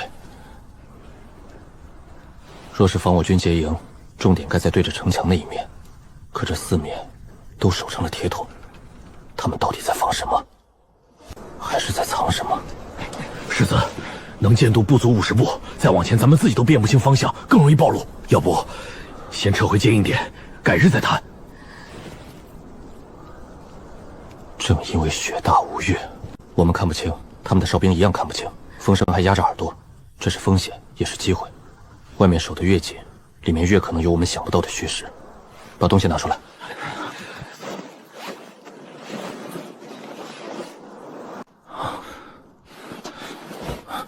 换上，动作快。记住，我们现在是自己人。王宇跟我打头，找机会替换掉一小队巡兵混进去。周涛带其余人稍后跟进，保持距离。不妥就以夜宵提升为号，立刻撤回接应点，不可恋战。世子，您走前面太危险。目标是魔青营内虚实，中军大帐附近，还有双狼旗的驻地，尽量避免冲突。小时候被逼着学的蛮话，这次总算派得上用场。走。鬼天气！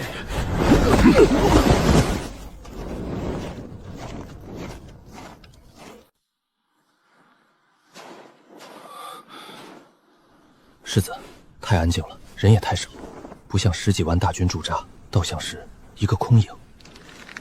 以兵之计，他们的主力去哪儿了？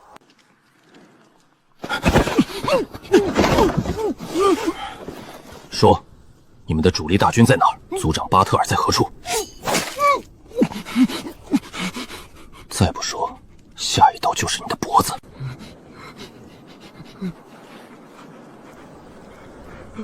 我真不知道，数天之前，族长和大部人马，还有乌列台大人就悄悄开拔了，只留下我们这些人守着营寨。留下谁统领？现在这里谁做主？是苍狼部族长的儿子巴图少主，还有阿如娜公主。他们在哪里？最大的那个金色大帐，旁边插苍狼旗的就是。公主喜欢清静，住稍靠后一点的白色帐篷。我只知道这些，真的。走，去会会这位公主。站住！哪个巡逻队的？来此何事？我们有紧要情况，需面禀公主殿下。公主岂是你们想见就能见的？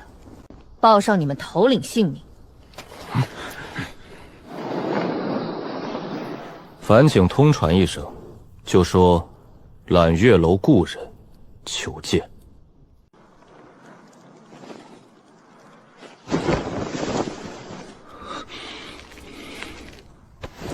公主让你进去，只准你一人。不行，我必须跟着。在此等候，这是命令，相信我。若有异动，见机行事，不必管我，以撤离为要。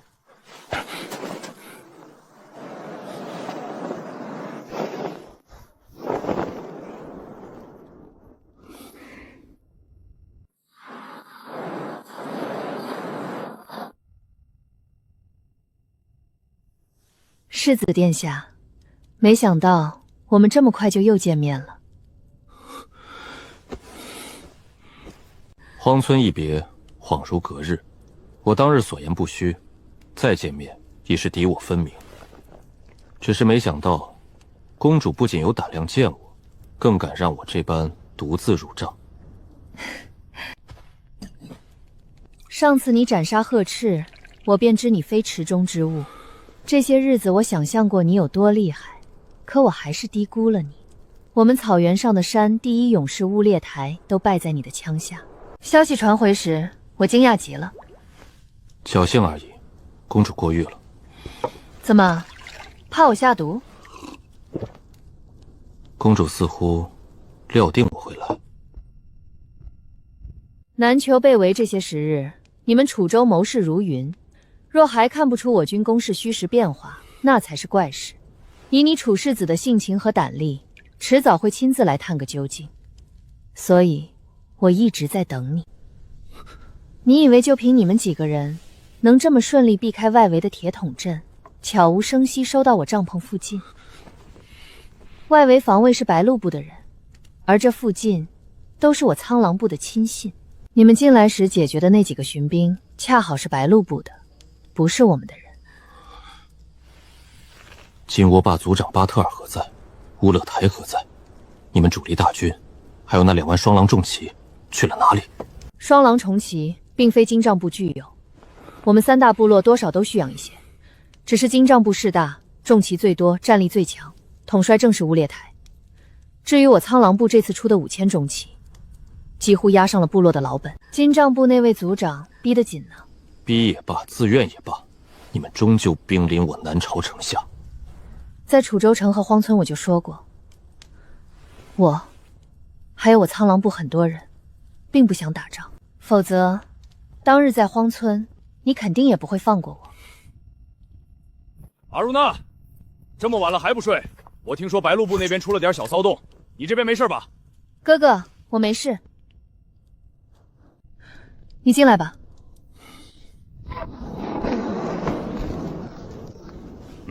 你是谁？哪个部分的？怎么在这里？哥哥别紧张，这位就是让所有南蛮勇士最近头疼不已的镇南王世子楚萧，也是上次救我的人。什么？楚萧？你好大的胆子，竟敢潜入到此！来人！再狠，就要你的命！哥哥，冷静点。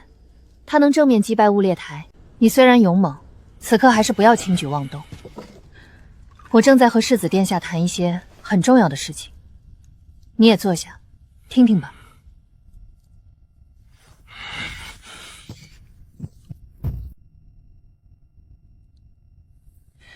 好了，现在我们可以继续谈了，世子殿下。关于金朝部族长巴特尔，关于你们南权真正的危机，我想听听你的看法。公主、少主，不必与我打着激话。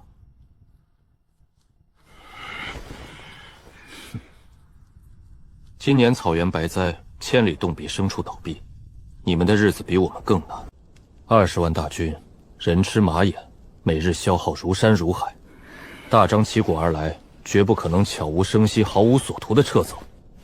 外面那铁桶般的防卫，防的不是我军结营，我们没那个余力，防的是我发现你们营内空虚。你们擅长野战奔袭，要撤，大可旌旗招展地退走。我南丘骑兵薄弱，粮草不济，绝不敢出城远追。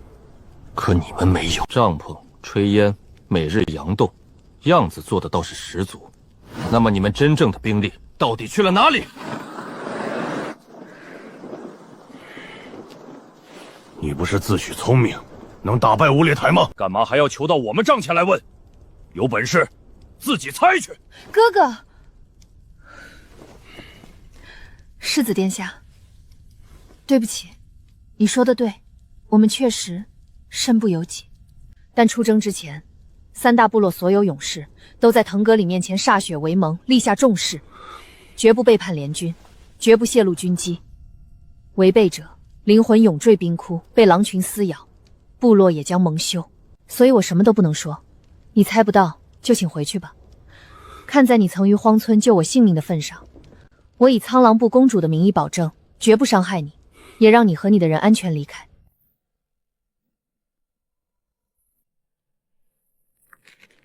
世子，我知你武艺超群，有万夫不当之勇，或许你能瞬间制住我们兄妹，但是，就算你拿下我们，也绝不可能活着走出这座大营。草原的勇士可以战死，绝不会受辱于胁迫之下。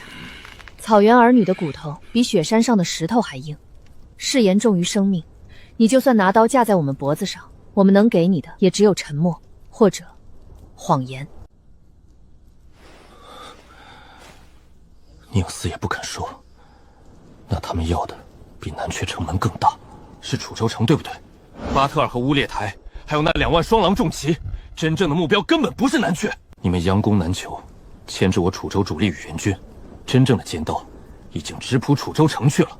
给我父王下毒，就是为了里应外合，让他无法组织防御，对吧？世子果然聪明绝顶。不过下毒谋害镇南王，并非我苍狼部所为，那是金兀部族长的谋划，用的是他们部落秘传的噬心散。此事我们也是事后才隐约知晓，并非同谋。解药，你们有没有解药？把解药给我！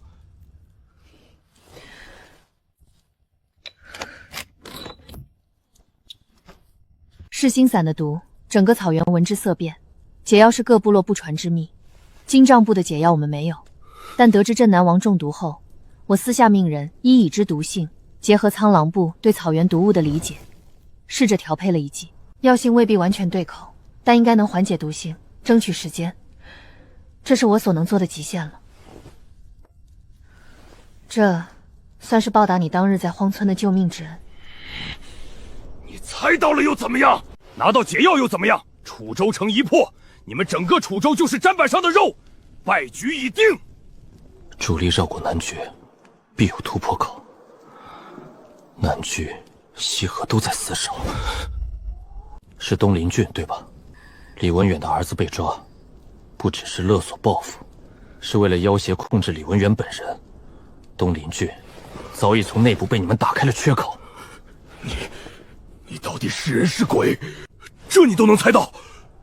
世子殿下，心思精密，至近乎妖。既然是你自己推测出来的，那便不算我违背誓言。不错，正是东林郡。李文远独子被扣，他早已暗中投效。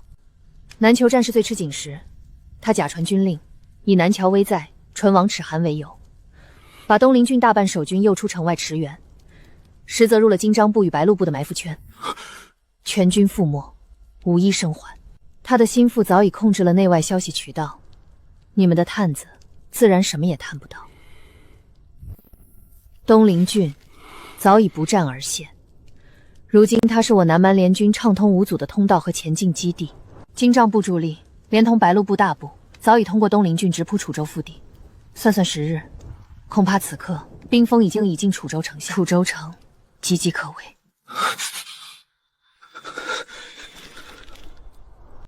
世子，你武艺超群，胆略过人，诗词之道也有精才机艺之名，乃人中龙凤。如今楚州城微弱累慢，镇南王中毒，大局倾毁，或许已非人力可挽。你还有一个选择，不必陪葬。以南朝为基，以你如今如日中天的威望，振臂一呼，留守将士、南朝百姓，乃至楚州境内不甘屈服之人，必会云集响应，据守南朝天险，割据一方，纵观其变。待经常部与楚州城两败俱伤，或可坐收渔利，甚至帮我。公主为我谋划退路，是何居心？是想让我削弱金帐部主力，好让你们火中取弹？还是让我背弃父母家国，做一个不忠不孝、苟且偷生的叛徒？我只是陈述一个可能对你最有利的选择。楚州城陷落在即，忠诚与孝道换不回城池和性命。至于为何帮你，我说过，我们不想打仗，只想要和平。给你解药时，现在说这些也是。楚州若有一个强大而理智的统治者，对草原、对苍狼部也并非坏事。你们挥军入侵，屠我百姓，占我疆土，现在跟我说和平？楚州城我会去救，必须去救。来不及了，大军已出发多日，等你整顿南裘兵马回援，楚州城恐怕早已易主。即便赶到，你们擅长守城，野战不是南蛮铁骑的对手，尤其面对以逸待高的双狼重骑，无异于以卵击石。据我所知，你们苍狼部此番主要负责后勤粮草辎重押运，对吧？是又怎么样？你休想打我们梁队的主意！我们绝不背叛自己人，帮着你们楚人打草原的兄弟。你现在杀了我们，也绝无可能。巴特尔要的不只是楚州的财富土地，更要借此战立威，整合三大部落，成为唯一的我。到那时，你们苍狼部、白鹿部还能保持如今的地位吗？只怕是兔死狗烹，沦为附庸甚至奴隶。现在是你们唯一的机会，假借押送粮草之名，让我的人混入你们的队伍，接近南蛮主力大营，里应外合，突袭。只要打乱他们的攻城部署，楚州守军便能喘息，内外夹击未必没有胜算。一旦成功，金兆部实力大损，你们苍狼部便可趁机而起，真正掌握自己的命运。就凭你南拳那点残兵，想打败我们10几万大军，做梦！世子，你知道后果吗？一旦失败，哪怕只走漏一丝风声，苍狼部立刻会被扣上草原叛徒的罪名。金兆部、白鹿部，草原上所有部落都会视我们为仇寇，到时候不止我们兄妹，整个苍狼部男女老幼都将死无葬身之地，灵魂永世被腾格尔唾弃。所以，我不会背叛草原，不会直接帮你打自己人。但是，我可以当做不知道你们今夜来过。楚萧，不知道你们探听到了什么？你们离开后，我会约束部下，不追击，也不把你们可能回援楚州城的消息提前传给前方大军。这是我能为你做的最多的了，也算是对你当日救命之恩最后的偿还。仅仅如此，公主，别忘了，当初你冒险潜入楚州，寻求与我父王合作，目的不就是借楚州之力抗金兆部吗？如今机会就在眼前，为何反而退缩？坐视金帐部吞并楚州，壮大自身，对你苍狼部，难道是好事？因为风险太大了，我之前寻求合作是在暗中，是在局势未明之时。如今大军已动，箭在弦上，此刻叛盟，成功的希望渺茫，而失败的下场，我们承受不起。我不认为以你现在手中的力量，能够成功。那就让我试试看，我会让你看到楚州男儿保家卫国的决心，我会让你看到金战部的野心并非不可战胜。这不仅是救楚州，也是救你们苍狼部自己的未来。世子，请回吧。趁着我还没有改变主意，如何选择是你的自由，但我苍狼部赌不起。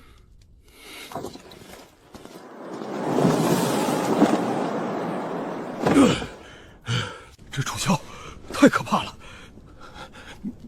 他刚才那眼神像狼一样，不，比狼还狠。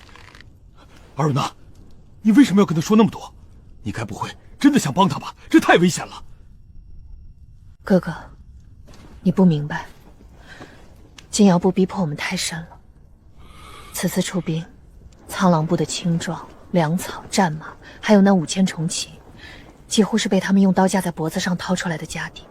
巴特尔赢了楚州，下一个要收拾的必定是我们。至于楚萧，我亲眼见过他从一个重伤落马、险些丧命的世子，如何在短短时间内凝聚军心，以寡敌众，正面击败乌列台。他的成长速度，他的坚韧，他的胆略和智慧，我从未在任何人身上看到过。草原上的雄鹰很多，但有些人生来，或许就是要翱翔在更广阔天空的。你觉得他能成功？我不知道，希望太渺茫了。但是哥哥，如果这世上还有一个人能在这种绝境下创造一丝不可思议的奇迹，我觉得可能就是他。再看看吧，让我再想想，或许我们苍狼部也需要一个奇迹。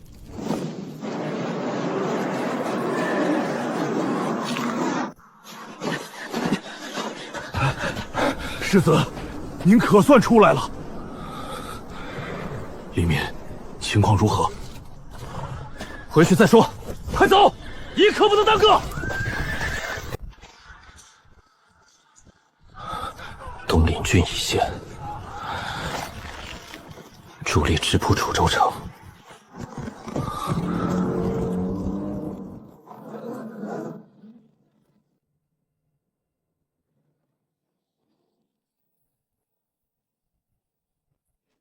诸位，我刚刚潜入南蛮大营，从苍狼部公主阿荣那处探到一个极其惊人的消息。他说，东林郡据守李文远已暗中投递叛变，东林郡可能已经失陷。金帐部与白鹿部主力，或许已经从东林郡缺口直扑楚州城。世子，那公主乃敌军统帅之一，其言可信吗？是否是离间之计，或调虎离山？李文远镇守东林多年，其子虽被掳，王爷待他恩重，他岂会轻易叛变？况且东林若失，为何我们此前未收到任何预警？那公主还说了什么？可有细节？李文远受制于子，假传军令诱奸守军，封锁消息。他还主动给了我一剂，据说能缓解父王所中之毒的解药。无论他目的为何，这个消息我们必须按最坏的可能来对待，并立即验证。正因来源特殊，真伪难辨，我才没有立刻下令全军调动。我已挑选最熟悉东林地形的探筹精锐，由王宇亲自交代任务，不惜一切代价潜入东林郡，核实郡城情况、李文远动向，有无大批敌军过境的痕迹。我要确凿的证据，不是猜测。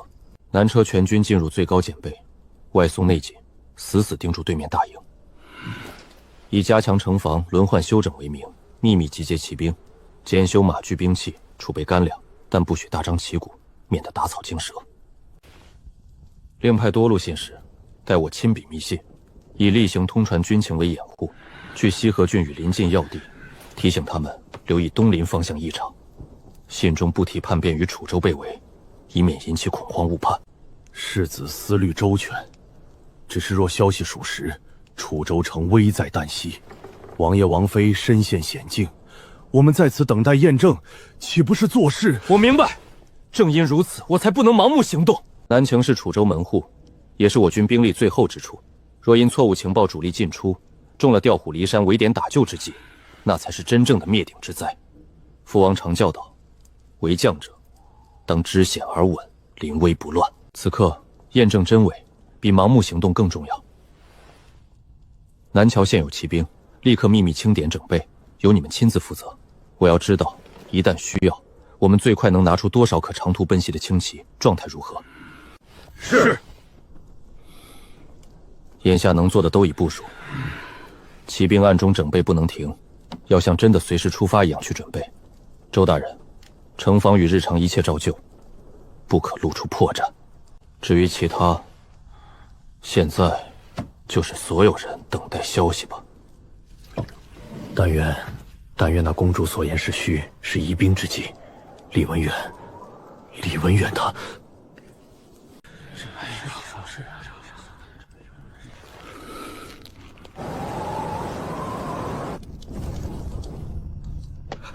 世子，派往东林郡方向的信使和探嫂有消息传回，情况非常不对劲。说，我们按常规渠道向郡主府发出紧急联络文书，询问防务，请求协查边境异动。文书如同石沉大海，东林郡没有任何回复。以往军情在即，最迟2个时辰内必有回音。更蹊跷的是，3队镇 A 从不同方向靠近郡城，2队在距郡城30余里就被东林巡防军强硬拦截，说奉郡守严令，非常时期，一切外来人等不得靠近郡城要道，不听解释，不认南朝军令，直接把人扣了。只有1队从偏远山路前进去，远远看见郡城戒严异常，城门紧闭，巡逻队远超平日，细节无法确认。世子，封锁消息，扣留我军称袭，这简直形同敌国。如果心里没鬼，为何如此？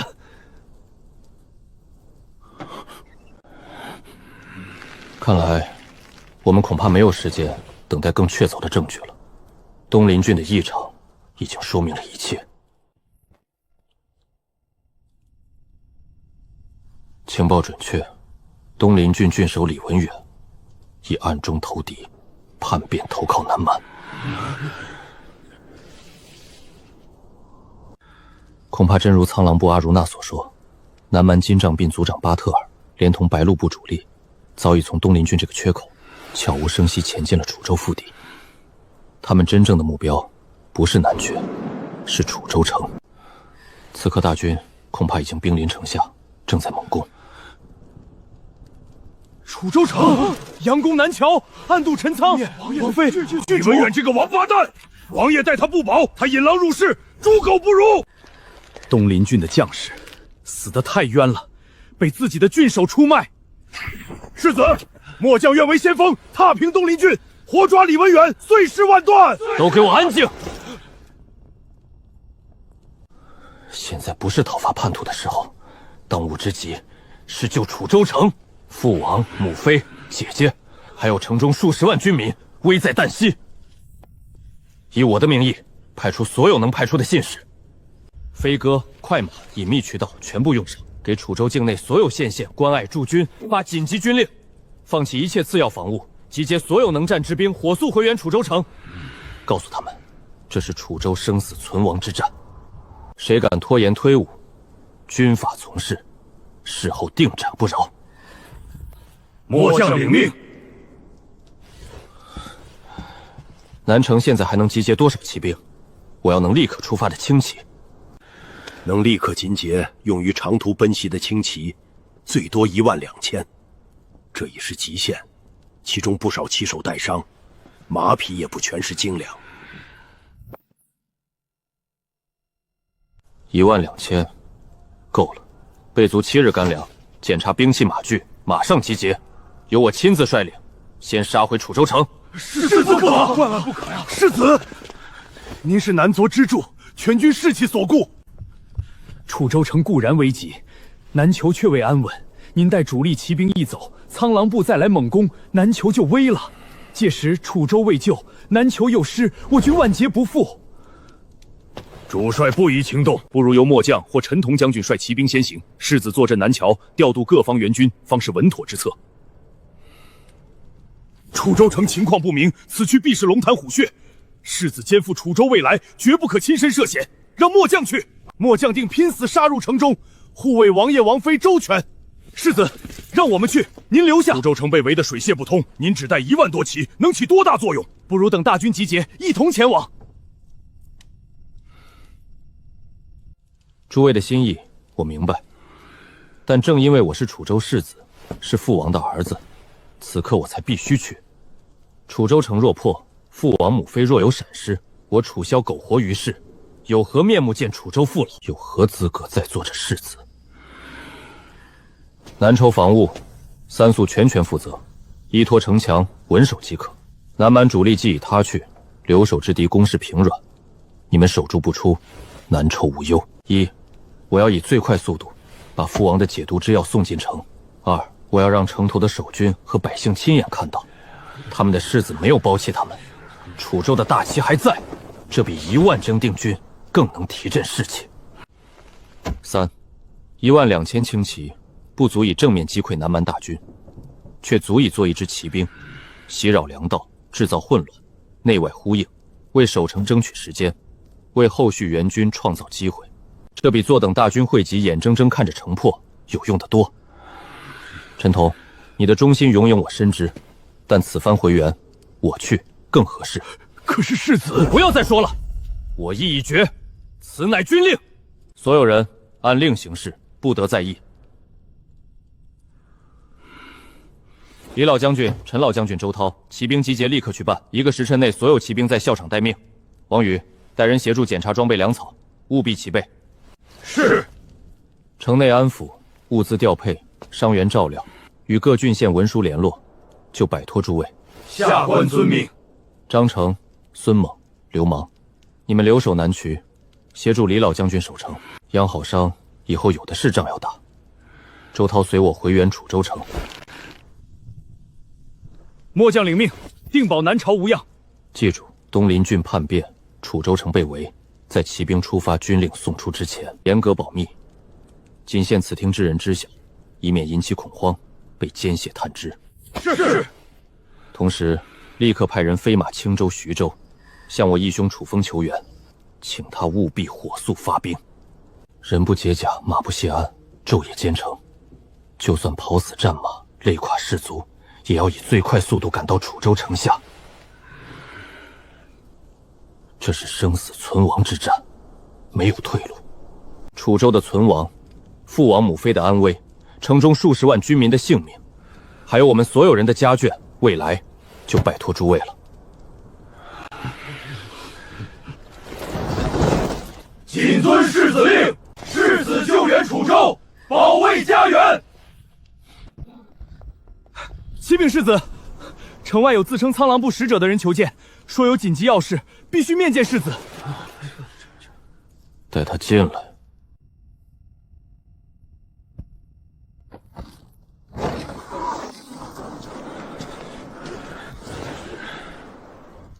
苍狼部使者哈森奉阿如拉公主之命，特来拜见楚世子殿下。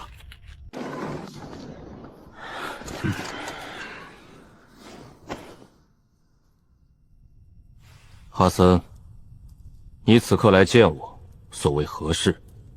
你们公主又有什么话要说？回世子殿下，公主命我前来，是想请世子殿下出城一见，她有要事相商。如今两军对垒，有什么话不能由你转达，非要我家世子亲身出城，谁知是不是鸿门宴？哈森使者，军前无小事，此时私下会面，与理不合，更于世子安危有傲。公主若有话，你带回来便是。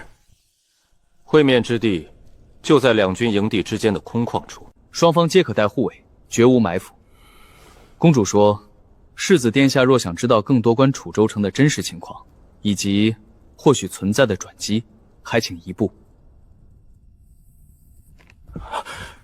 世子，东临郡的事还没明朗，此刻与嫡雄之女私下会面，万一……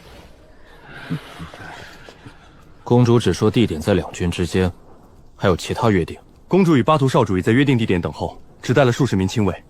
世子可带同等数量，也可多带，但人数不宜过多。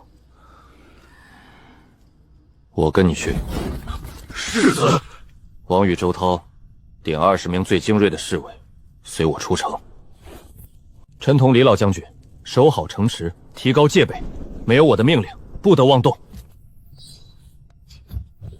放心，我心里有数，有些事得当面问清楚。若真有转机，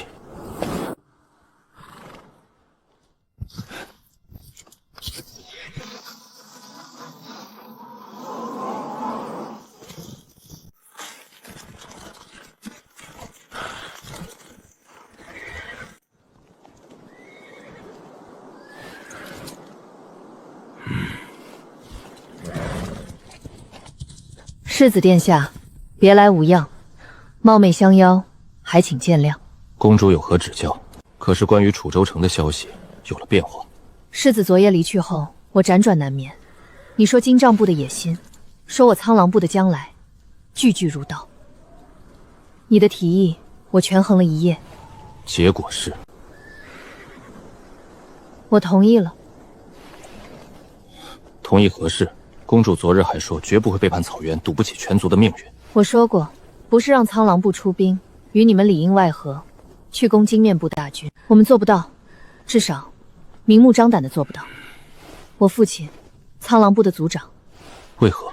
早被巴特尔以共商军机、以示团结为名，请进了金翼部主力大军，名为座上宾，实为人质。此刻他就在楚州城外的大营里。我们若公然叛谋，第一个死的就是父亲。既如此，公主所谓的同意，又是何意？莫非只是一句空话？世子可知楚州城如今是什么情况？公主有最新消息。昨夜前线传回来了，楚州城被围多日，金帐部与白鹿部主力轮番猛攻，城至今未破，城墙还挺着，守军抵抗得异常顽强。更让人惊讶的是，前几日一场大风雪夜，你们那位郡主世子的姐姐竟亲率一支精锐敢死队冒险开城突围。姐姐，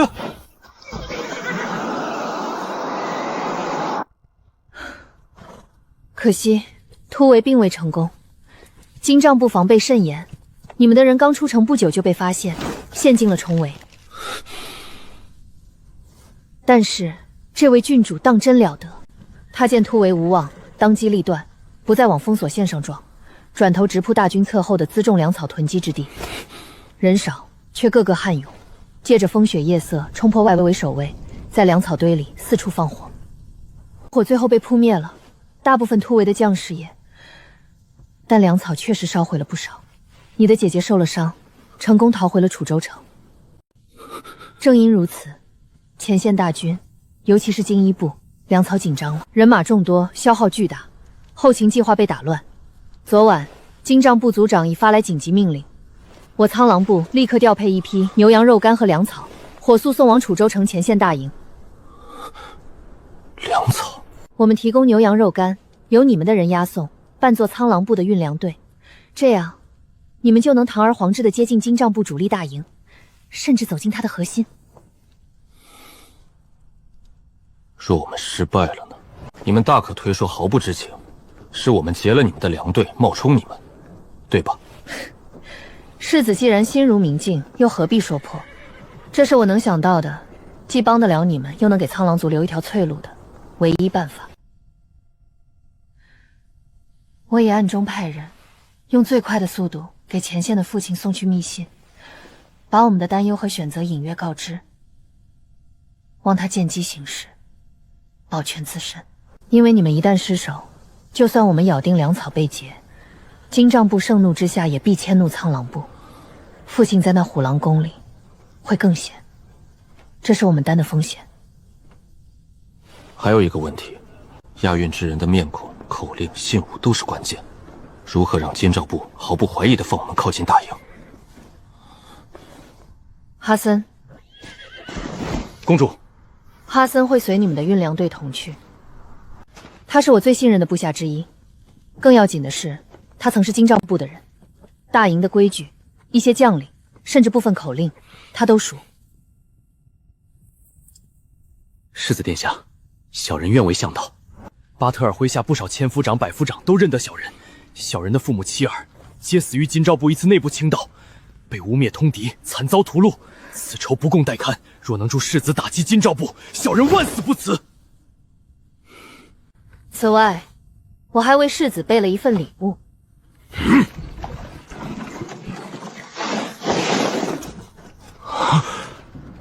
这是苍狼部几乎所有的存货，原本是我们重骑兵的底气，现在全给你们。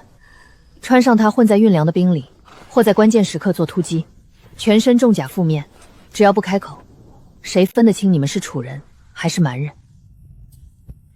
公主厚赠，楚萧铭记。若能解楚州之围，挫败金帐部阴谋，我楚萧，我镇南王府绝不忘公主今日雪中送炭之意。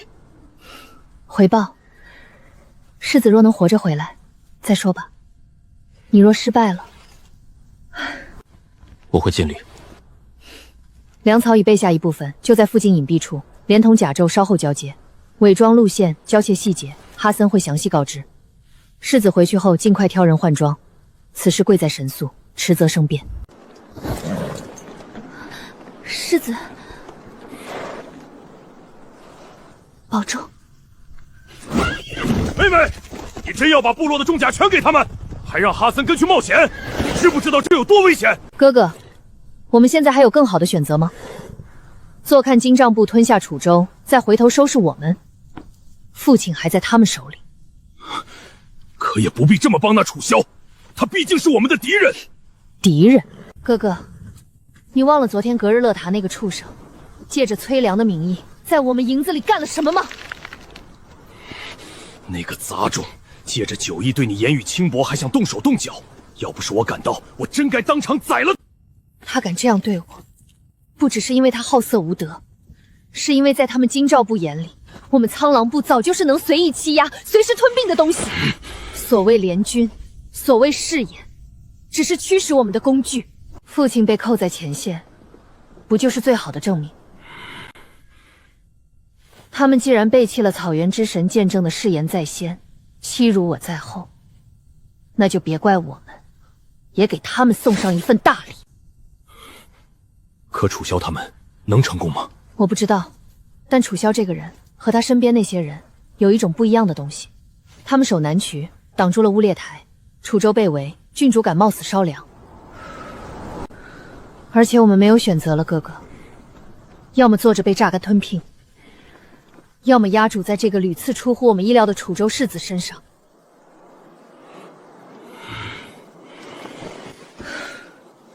罢了，既然你决定了，哥哥支持你，要干就干到底。草原上的狼，宁可战死，也不愿被拴着链子当狗。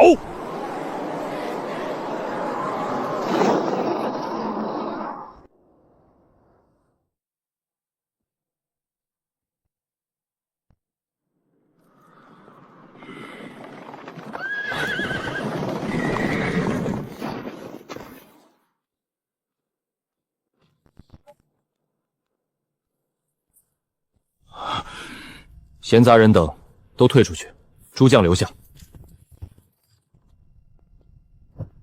苍狼部的阿汝难愿意跟我们合作，我们伪装成南蛮运粮队，由哈森带路做内应，直接混进去金章部大营。毡子底下300套双狼重甲，是他们送来的。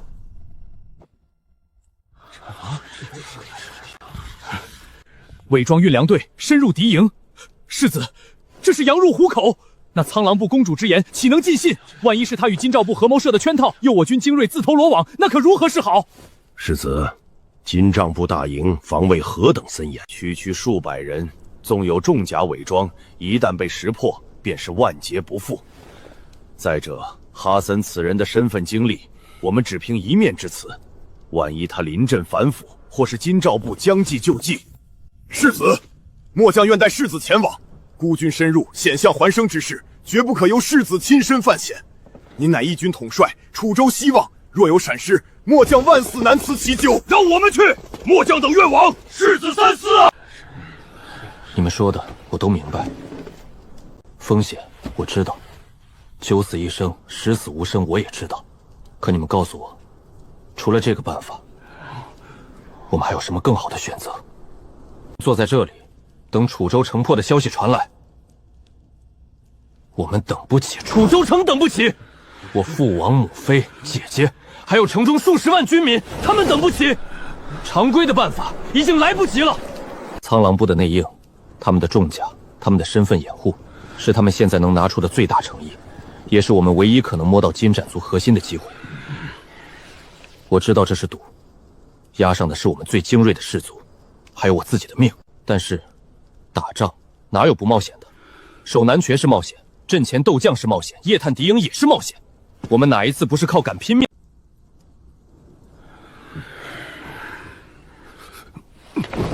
可是世子，这太危险了。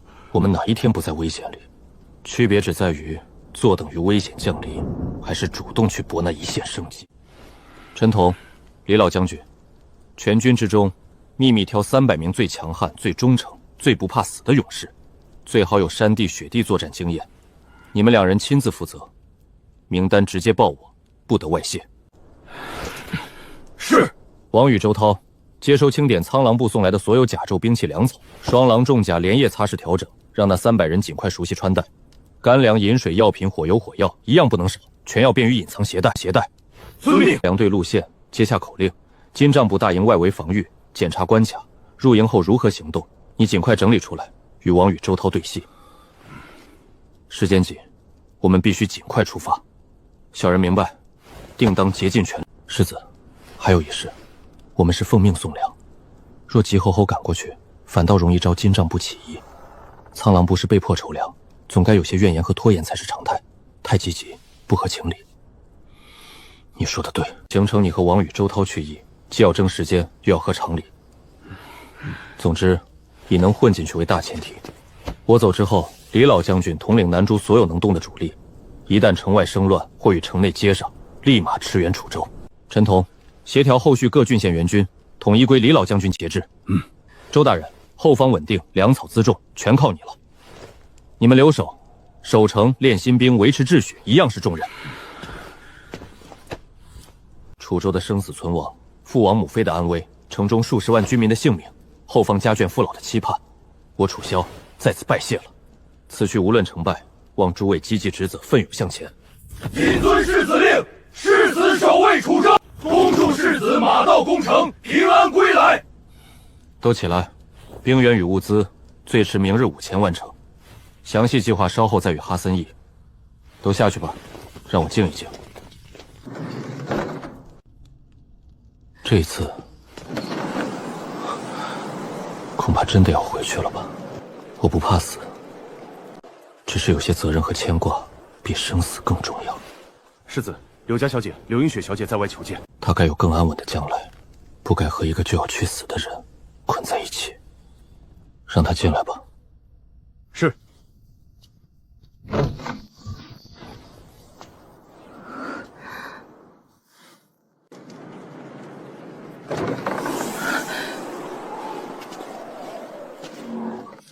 映雪见过世子，深夜来访，实属冒昧，但心中实在难安，望世子勿怪。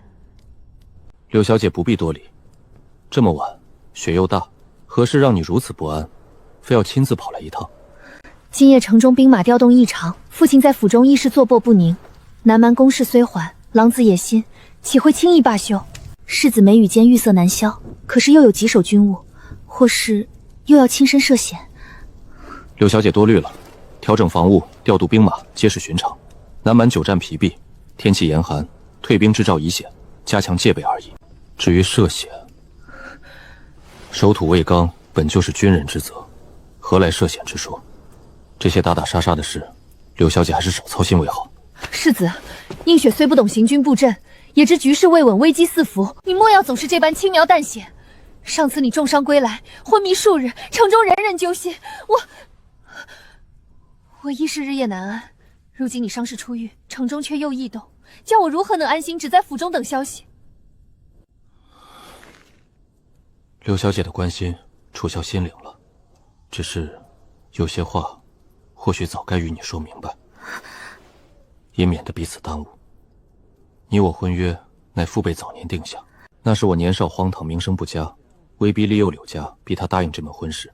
这桩婚事并非如你所愿，你不必否认。我出来王府时，你对我避之不及，甚至很是厌恶，这很正常。后来承蒙柳小姐不弃，我重伤时你前来探望，屡次遣人送药送点心，这份情谊，楚萧铭记于心，亦深感愧疚。正因如此，我才更觉得不该再耽误柳小姐。你才貌双全，性情高洁，理应寻得一位情投意合的良人。而我楚萧，生于王府，顽固之名人尽皆知，如今身陷战火，前途未卜，生死难料，实非柳小姐的良配。世子何必妄自菲薄？如今男爵上下，甚至整个楚州，谁不敬仰映雪亦非。不仅如此，柳小姐，其实我心中早已有了属意之人，是军中的一位女医官。我重伤昏迷时，是她日夜不休，细心照料。她性情爽利，果断坚毅，不畏血污，不惧艰辛，与我颇能说到一处去。她不会因我的身份敬畏疏远，也不会因我的过往心存偏见，我们很合得来，所以我早已决心待战事了结，局势稍定，便上门向柳伯父请罪，恳求解除你我婚约。我不能，也无意再耽搁你了。原来如此，世子早有了两情相悦之人，映雪，恭喜世子。是我愧对柳小姐，你很好，真的。只是我们或许并不合适。你如空谷幽兰，雅致高洁，我终究是厮杀汉，身上沾满血与火的气息，配不上你的洁净。你也从未真正愿意靠近过我，不是吗？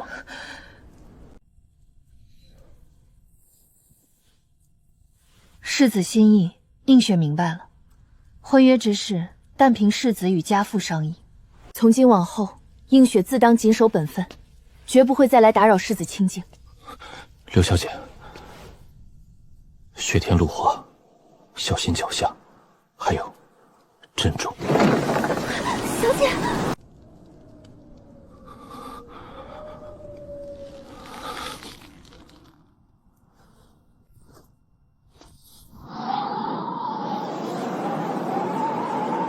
对不起。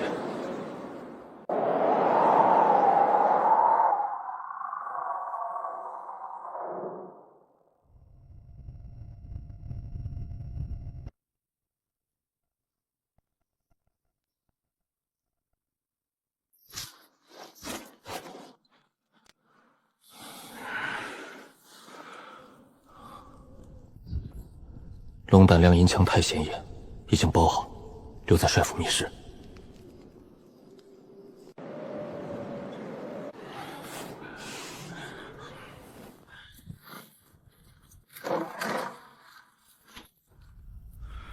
弟兄们，铠甲穿好了，兵器握紧了，要去做什么？我再重复一次。我们伪装成苍狼部的运粮队，押着这批粮草插入南蛮金帐部的主力大营。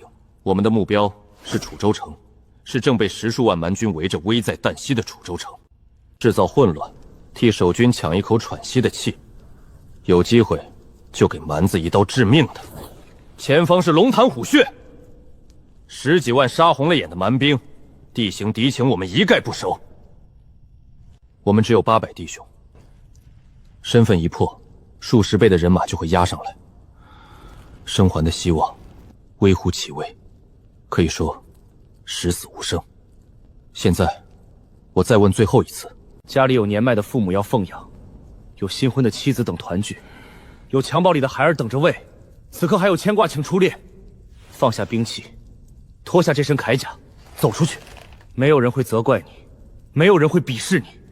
留下的人替你守好南桥，护好你的家人。我以世子的名义保证，军级饷银，待遇一切照旧。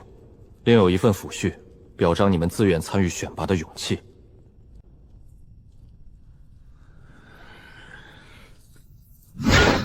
世子，别问了，咱们这些兄弟从穿上这身铁皮开始，就没想过要脱下来。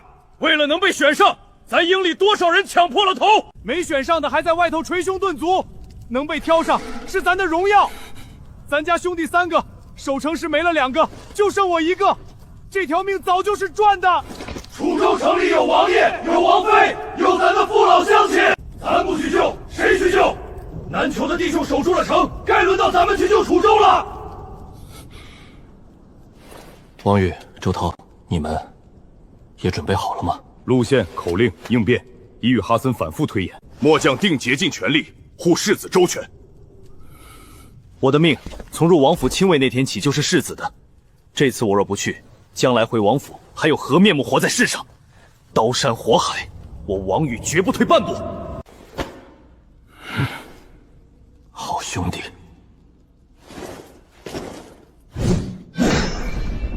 出发！出发！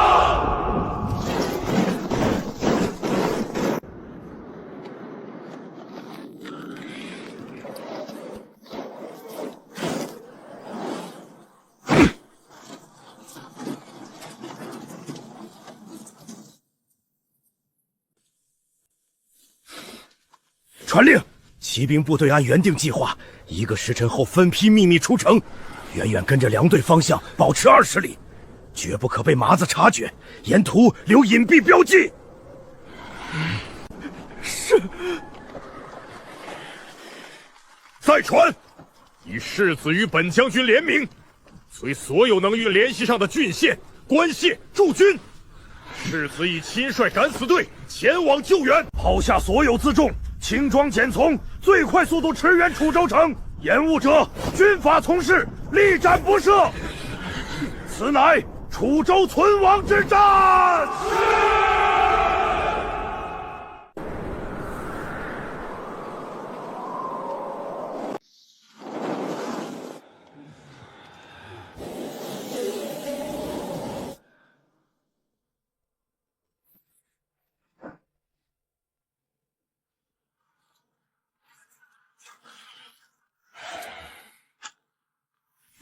韩将军，我们还能守住吗？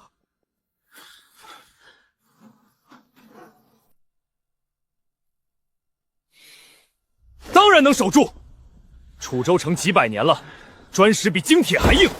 城里有你们的父母妻儿，有你们的街坊邻里。更重要的是，王爷在城里坐镇，郡主在城头浴血，他们都没放弃。我们当兵的凭什么先垮？蛮子围了这么多天，攻破城墙了吗？没有。这天寒地冻，10几万人马窝在城外，粮草能撑多久？他们比我们更急。别忘了，世子殿下还在南裘，他一定会带援兵回来。对，世子殿下一定会回来救我们。守住楚州，守住楚州！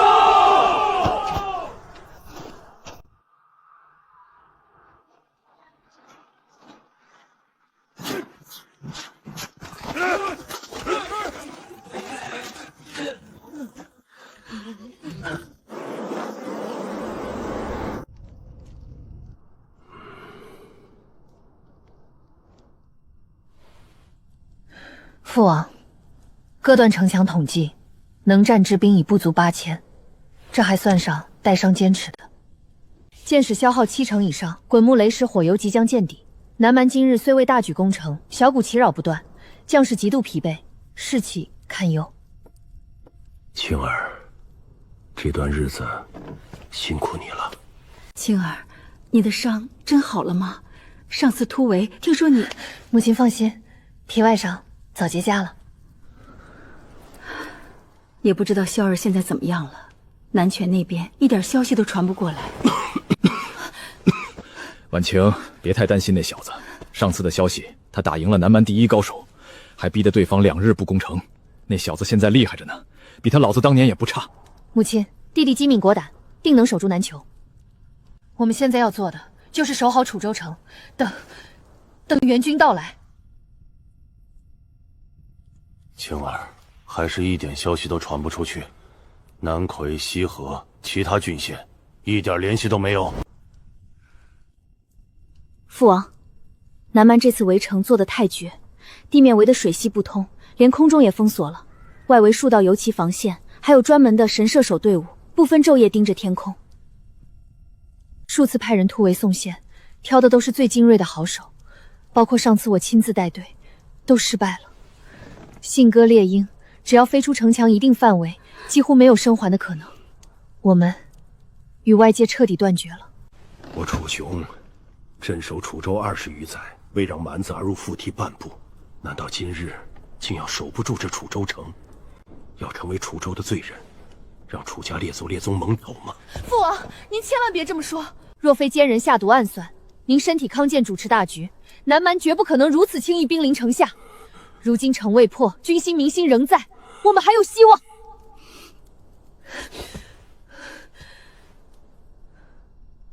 父王，您好好喝药，安心静养。城防之事，女儿和韩将军竭尽全力。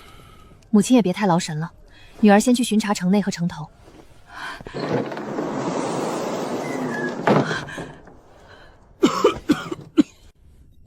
王爷，快把药喝了，别想那么多。你是楚州的天，你好了，天就塌不下来。婉晴这药吃了这么久，怎么感觉身子还是没起色，反倒觉得越来越虚了。你呀，就是心急，那么厉害的毒伤了根本，哪能这么快就好？太医不是说了，毒性已控，慢慢调理，定能康复。婉清，辛苦你了。跟着我没享过几天福，尽是担惊受怕。说什么傻话？你在，家就在，萧儿会平安的，青儿会守住城池的，你也会好起来的，一定会的。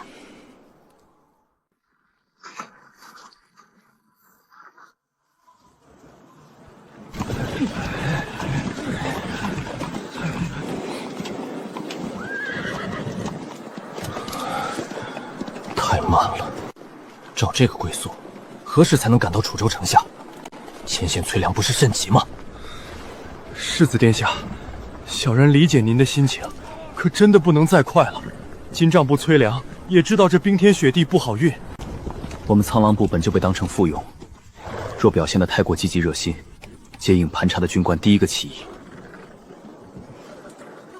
按往常这类补给的脚程，我们现在这速度已经算是赶了。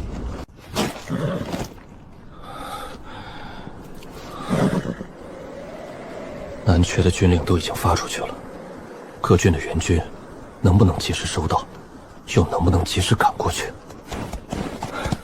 世子，您别太着急，王爷英雄一世，什么大风大浪没见过？郡主武功谋略不输男儿，李老将军留在城中的那些部将，都是经验丰富的老行武。楚州城高池深，粮草军械充足，上下一心，守一段时间肯定没问题。咱们人少，可出其不意，说不准正好用在刀口上。但愿吧，但愿一切都还来得及。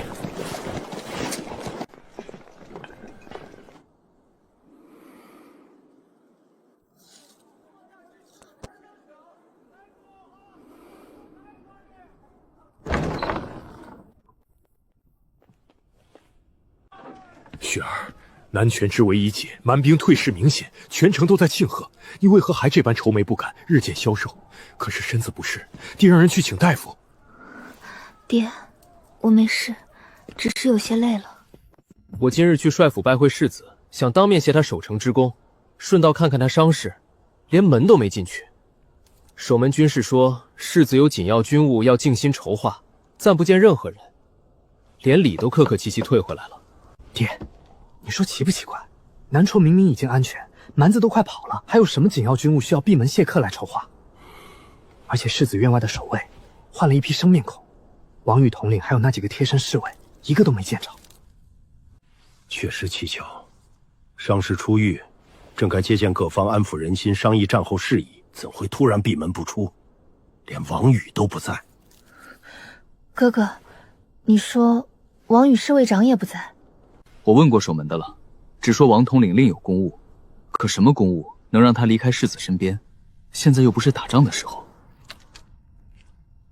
他是不是又要去做什么极险的事？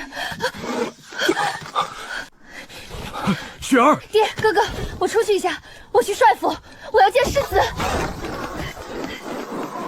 爹，我觉得妹妹恐怕察觉到了什么我们不知道的事，世子那边真的有问题。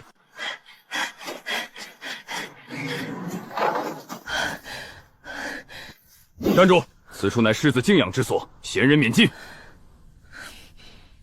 我是柳映雪，柳府之女，世子未婚妻，我有要事求见世子，还请通传一声。柳小姐，请回。世子有令，养伤期间任何人不得打扰，尤其吩咐了不见女客。那我见王宇统领，他总在吧？请他出来一见也可。王统领奉命外出公干，不在府中。那周逼将军呢？陈聪将军？诸位将军皆有军务在身，不便见客。柳小姐，请回吧，莫要让我等为难。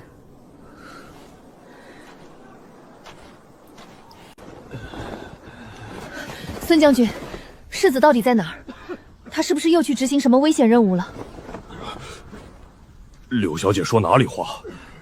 世子当然在帅府静养，他伤势未愈，要好好休息。静养为何连我也不见？为何王宇侍卫长不在他身边？孙将军，你别骗我！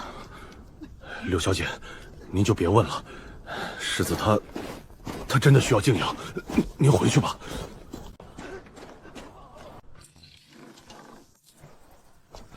雪儿，你可算回来了，到底怎么回事？爹，哥哥，世子他可能出事了，他根本不在南阙，退婚，闭门不见，他的贴身侍卫也不见了。众将看我的眼神都在躲。若真如雪儿所说，世子此举所图必定极大，也必定。可他为何要瞒着所有人，甚至连我们其凶险？爹，全楚州谁不知道世子对妹妹的心意？大家有目共睹，怎么可能突然就说不喜欢了，还要退婚？这太不合常理，除非他有不得不这么做的理由。雪儿，那晚他除了说退婚，还说了什么特别的话？有没有提到什么危险或者告别之类的？他最后说了珍重，珍重，那是告别。楚萧，你到底要做什么？为什么要瞒着我们？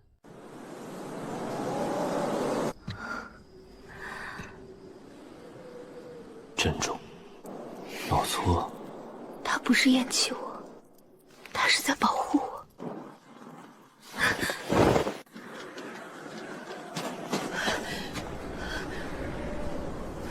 我要见陈同将军、李牧将军，任何一位将军都可以。刘小姐，请回。诸位将军军务繁忙，无暇见客。世子有令，军营重地，闲杂人等一律不得靠近探视，以免干扰军机。官务繁忙？什么官务？南蛮不是已经退了吗？我只想知道世子是否安好，他究竟在何处？你们告诉我，我立刻就走。世子殿下一切安好，正在静养，具体所在乃军中机密，末将无权告知，亦不知情，请柳小姐速速离去，否则休怪末将无礼。连军营都进不去了。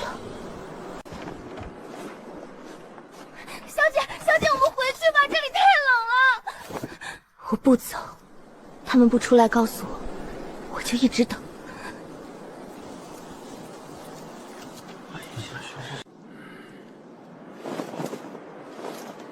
什么？六小姐还在辕门外等着，站了快2个时辰了。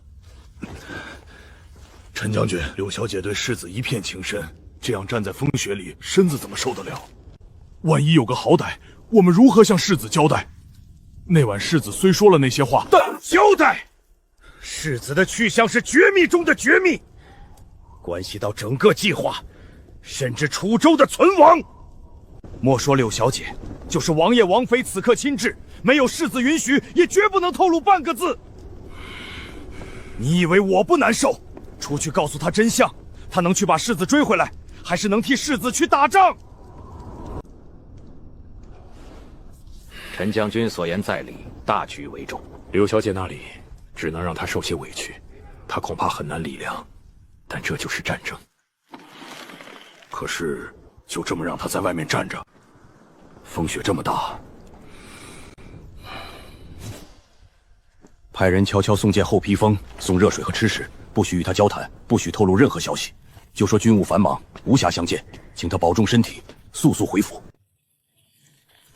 六小姐，陈将军命小人送来这些，请您保重身体，早些回去。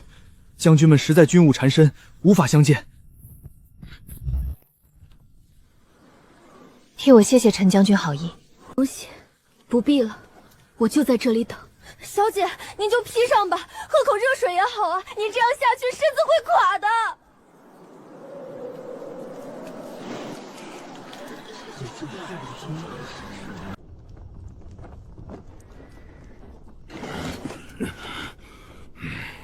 啊！柳小姐还在辕门外站着，已经1整天了，看情形似乎快要支撑不住了。再派人去劝，强行劝走。将军已经劝过了，柳小姐根本不听，也不让人靠近。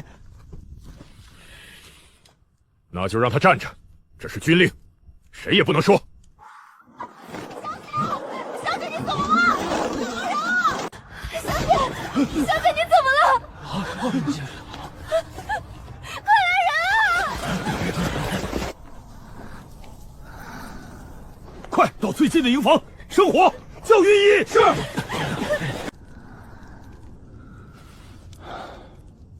饥寒交迫，体力透支，心神激动所致，暂无性命之忧。需缓缓温暖身体，静心调养。陈将军，现在可以告诉我了吗？陈将军，柳小姐，这是绝密，恕我不恭。你知道这件事之后，便无法再离开军营半步，得直到战事结束。柳小姐，世子他不在南绝，他带着王宇、周涛，还有300名最精锐的勇士，伪装成南蛮苍狼部的运粮队，已经出发好几日了。他们的目标是楚州城。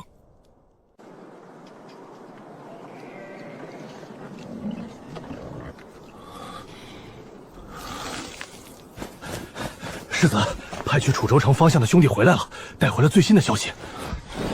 快说！小人靠到距楚州城不足20里的高台上，城还在我们手中，但情况非常不好。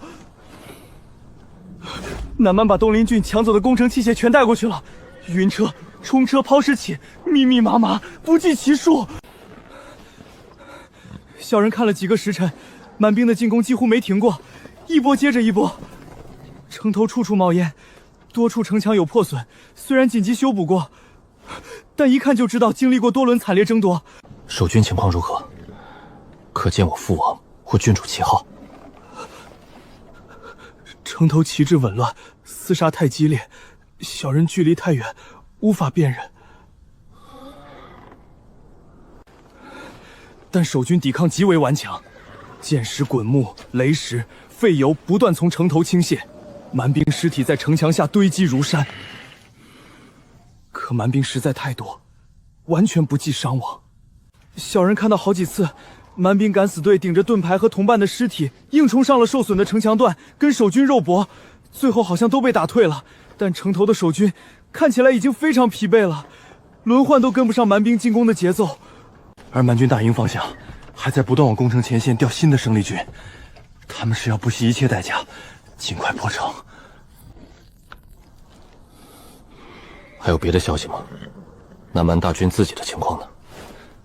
这是从苍狼部传来的，金帐部族主巴特尔已经快疯了。当初联军出兵20万，南朝一战先锋精锐尽丧，攻城又折损不少，强攻楚州城这些日子死伤更是惊人。蛮兵估计现在联军总兵力恐怕已不足11万。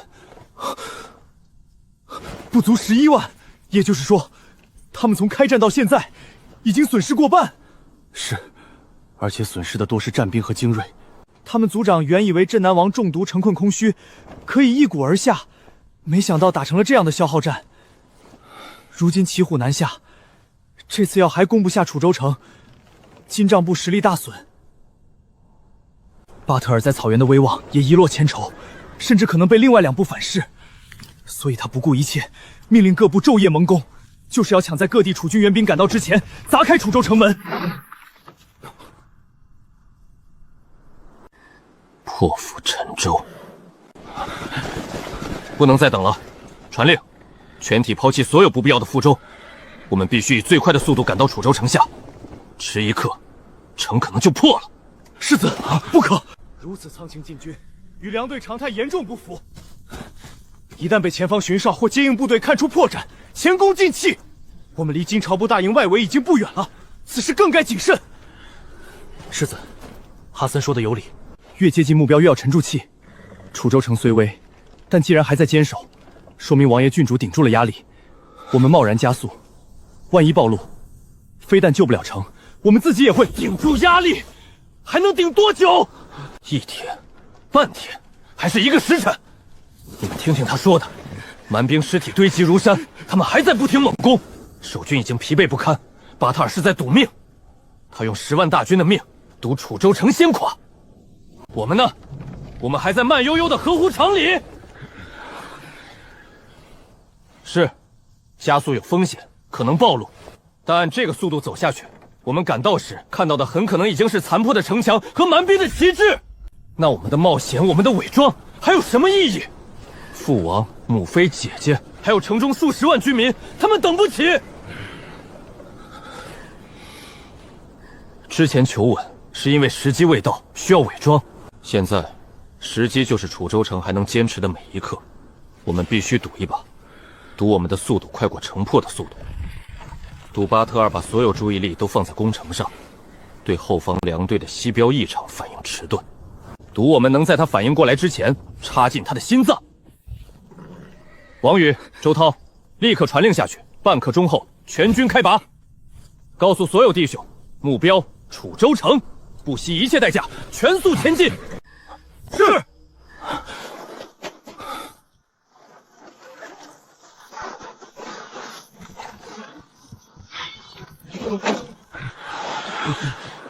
出发。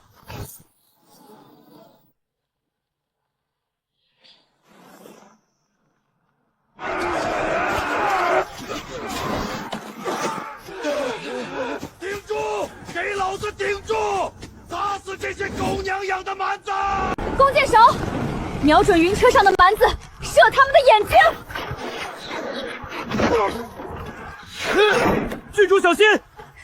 我没事，注意西边那个缺口，李校尉带人堵上去，绝不能让蛮子冲进来。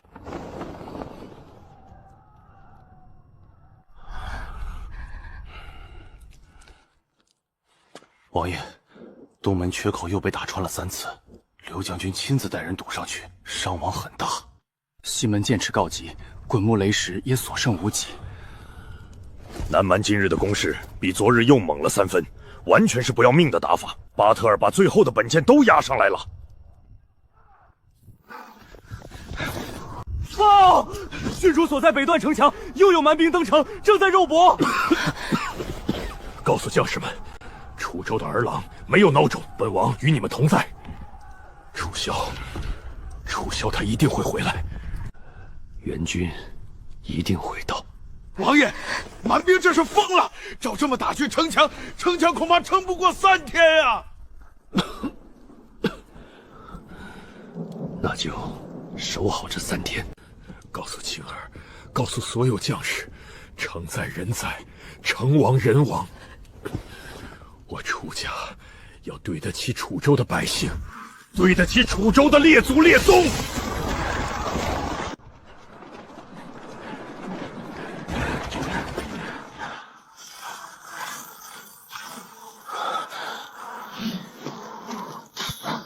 哈森，照这个速度，我们最快何时能接近金帐部大营外围？世子，若一切顺利，不再遇到阻拦，最迟明日傍晚，能到他们外围巡哨的最后一道防线，那里有接应部队核查粮草和文书。明日傍晚，到了外围，我们如何真正接近中军核心？巴铁尔的大帐防卫必定森严。世子，自从贵部郡主冒险突围烧了粮草之后，金帐部吃了一次大亏。巴特尔暴怒，严令把剩下的主要粮草辎重全部搬进中军大营核心区，由他的亲卫和双狼重骑直接看守。说是集中保护，其实也是怕再出纰漏，或者被苍狼、北路2部暗中动手手脚。我们这批补进，按命令要直送中军大营的囤积点，那地方距离巴特尔的金顶大帐不会超过3里。3里，可这也意味着，一进中军，四周全是他们最精锐的部队，稍有变动便是天罗地网。粮草被袭过，他们现在核查只会更严，再严格也要闯。我们没有退路，楚州城更没有时间等。告诉弟兄们，加万速度就多1分机会，早一步到。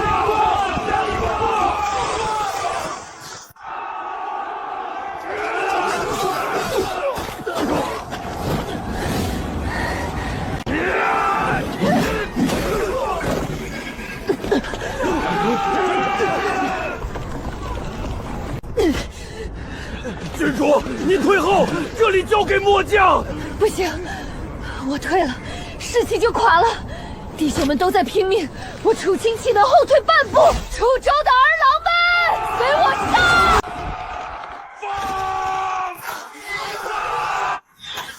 将军小心！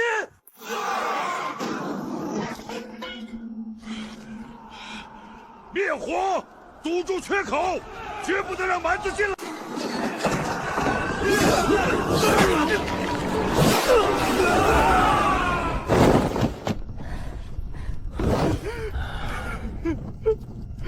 王爷，东门确定快守不住了。刘将军阵亡，郡主身后数伤仍在苦战，弟兄们快要拼光了。报！南门火势失控，赵老将军受伤，城墙出现裂缝。报！西门剑持滚木全无，全靠血肉在挡啊！王爷。王爷，传令，内城最后的轻壮全部组织起来，发府亲卫全部押上去，告诉青儿，告诉所有将士，楚州没有退路，我楚乡与城共存亡。扶起来！王爷，你要做什么？您的身体……将士们在用命守城，我这个王爷岂能安卧于此？我要让他们看到，他们的王还在。楚州的大旗还没倒。不行，您上去除了让将士们分心，还能做什么？就在这里指挥吧，外面太危险了。婉清啊，如今这楚州城内还有安全的地方吗？城墙若破，这王府又能挡得住几时？跟着我这些年，你受苦了，没能给你太平富贵，反倒让你担惊受怕，是我对不起你。嫁给你是我自愿的，我是楚家的媳妇，是楚州的王妃。你在哪儿，家就在哪儿。我只在乎你，在乎我们的孩子，在乎这个家。好，王爷要上城楼，妾身陪你一起去。胡闹！你去做什么？刀剑无眼。正因为刀剑无眼，我才更要去。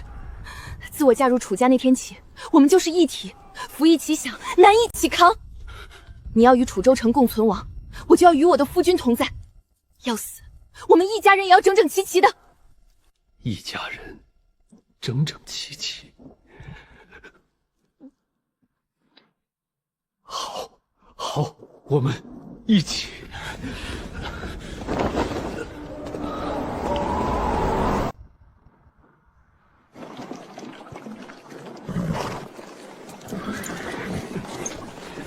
世子，前面就是了。金帐部直属辎重核查队，领头的百夫长扎纳我认识，贪杯疑心也重。待会儿我上前交涉，你们尽量少说话，尤其不要露出楚地口音。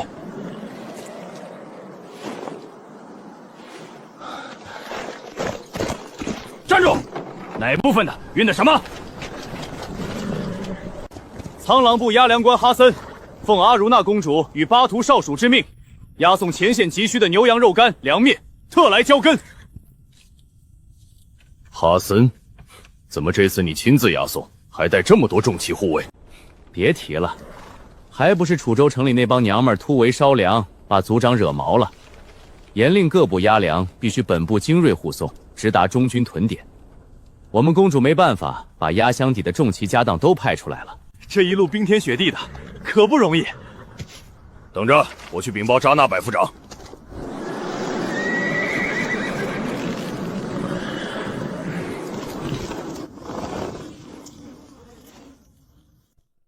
哈森，好久不见！你们苍狼部动作倒不慢，知道我们马上攻下楚州城，想过来赚点好处。一点心意，给兄弟们打点酒，驱寒。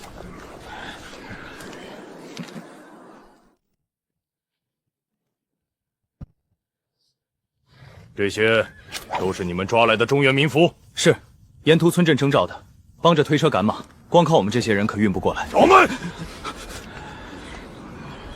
哼哼，粮草没问题，你们可以过去，那里有人接收。不过，这些中原猪鱼就没必要带进去了。粮食交给我们，这些人就地宰了，给兄弟们活动筋骨，记起。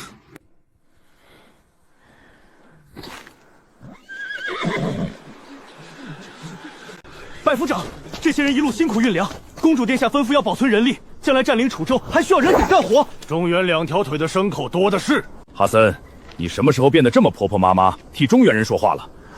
该不会这些人有什么问题吧？百夫长，且慢。这位大人是苍狼部千夫长吴恩，奉公主殿下密令，此次押运需我等全程监护，直至粮草安全入库。前线战事激烈，族长用兵如神，但后方稳定，人力统筹亦不可轻忽。这些民夫既已为我所用，便算我部财产，随意吐露，寒了其他被迫效力的中原人之心，与日后治理楚州不利。族长雄才大略，要的是臣服的疆土和可供驱使的劳力，不是一片尸山血海后的废墟。这，乌恩大人说的是，是末将考虑不周，只是这些中原人带进中军大营，万一有奸细，此事一耳，让他们在此地解散，自生自灭。冰天雪地，缺衣少食，多半冻死、饿死在荒野，或被游骑猎杀。既省了我们动手，也不显得我不残暴。大人英明，就依大人所言。你们都听到了，此处已不需要你们，各自散去。是生是死，看你们自己的造化。大人，我们不能走。闭嘴！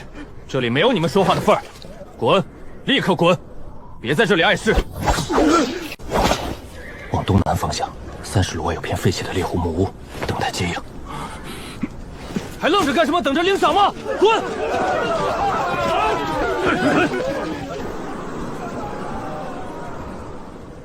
一群没用的两脚猿。吴恩大人，您看这样可以了吧？解药、血书都送出去了，可以了，继续前进。是。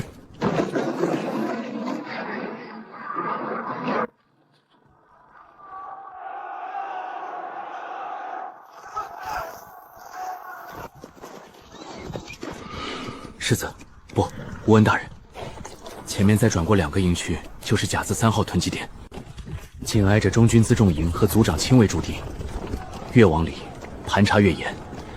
囤积点有金帐部直属军官2次核查，得打起12分精神。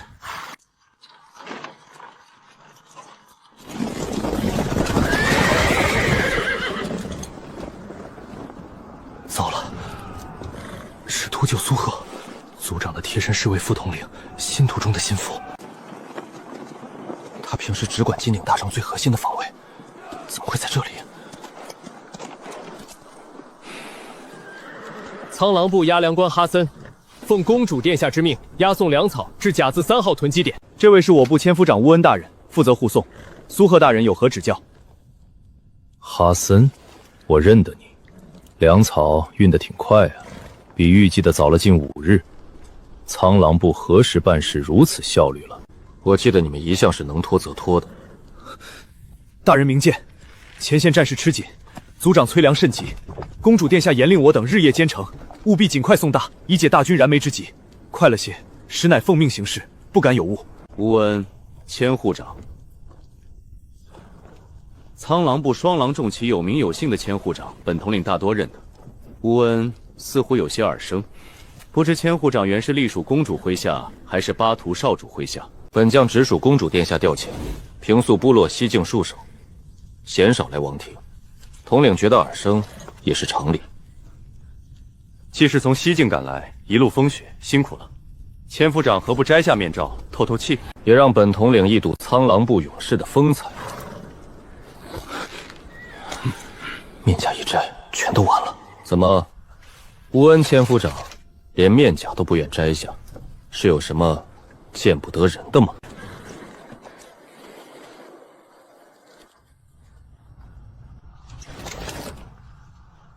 动手！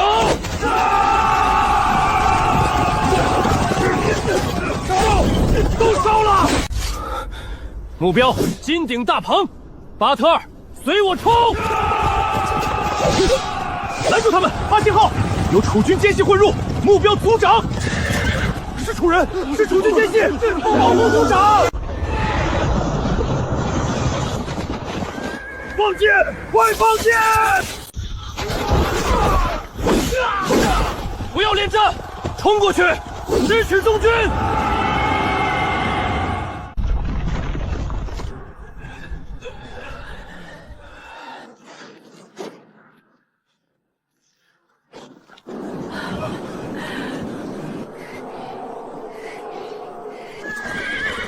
楚雄，老匹夫，看到了吗？你的楚州城完了！这么多年，你像根钉子一样扎在这里，挡了我草原勇士多少次南下之路。今天，你彻彻底底的败在我手下。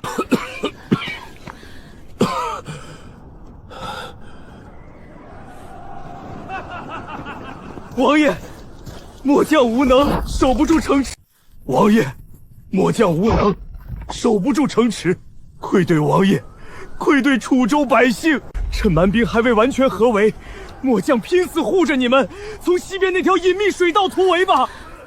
留得青山在，不愁没柴烧啊！李将军，我不走，父王母棺在哪里，我就在哪里。要死，我也要再多杀几个出虫垫背。王爷、青儿，你们不用管我，我是楚州的王妃，是楚家的媳妇。城若破了，我绝不会让那些蛮子玷污。这把剑，是当年我嫁入王府时王爷送我的防身之物，如今也该用它保全最后的清白了。王爷，您若有机会，一定要走。楚州不能没有我。奴婢们愿随您同去，绝不让蛮子折辱。好，不走，都不走了。楚州城是我的家，是我楚雄的根，城在人在，城亡人亡。我楚雄岂能抛下自己的家，抛下与城共存的将士百姓，独自苟活？青儿，我的好女儿，爹对不起你，让你受苦了。婉清，跟着我，苦了你了。若有来世，我定当结草衔环，再报你的深情。我楚雄就在此，楚州王旗还未倒。想要这楚州城，想要我楚雄的命，那就来吧！南蛮王爷是与王爷共存亡，跟蛮子拼了！王爷，郡主，快看，蛮兵大营里面有情况！那是谁的部队？蛮子内讧了？不可能啊！他们已经胜券在握。难道是其他郡的援军到了？这么快，还直接杀进了蛮子中军？不像内讧，也不像常规援军，那打法那气势，倒像是孤注一掷的死士。那是谁带的兵？太猛了！杀得好，让蛮子也尝尝被突袭的滋味。看，他们又冲垮了一队。不可能，萧儿远在南魁，怎么可能在这里？萧儿，母妃，你说什么？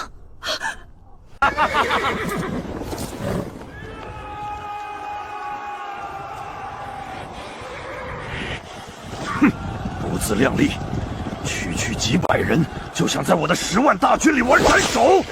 秃鹰，带2000本族最精锐的亲卫过去，给我碾碎他们！我要让城楼上那些楚人看清楚，敢反抗我巴特尔的，统统死无全尸！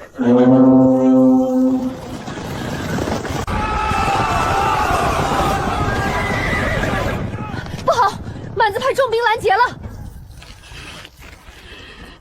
孩子，不管你是谁，一定要撑住啊！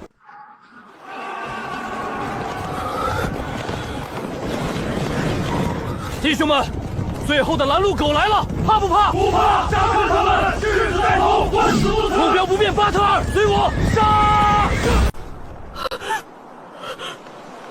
是他，一定是他，只有他才会这样不顾一切的杀回来。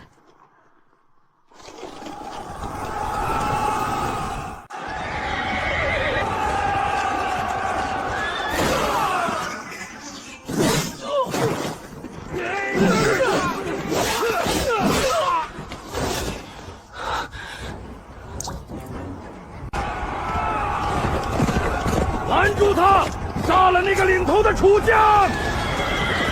来将通明，我开山雄拓跋浑，不杀无名之辈！找死！小心！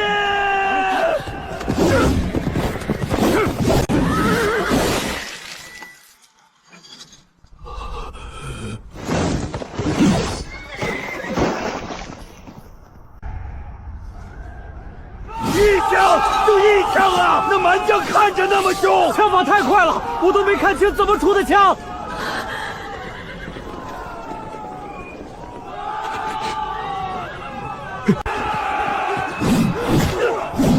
跟上世子，保护世子两翼！顶住，不能让他们合围，给世子杀出一条路来！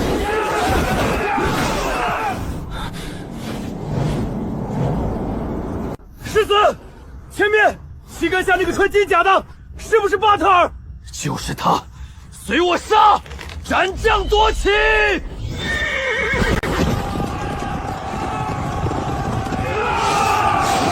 陆族长，杀光这些土狗！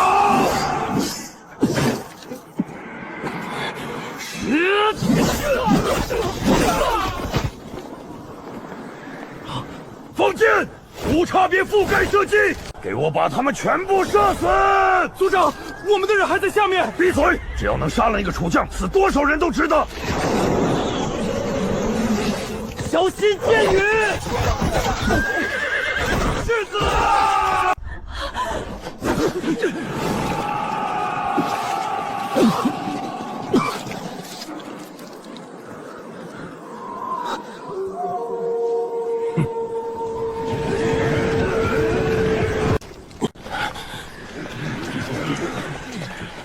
父王、母妃、姐姐，对不起，我可能回不去了。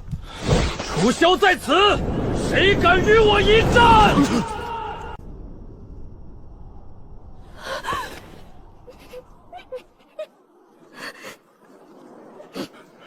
萧儿，是萧儿。世子回来了，世子来救我们了！杀了他！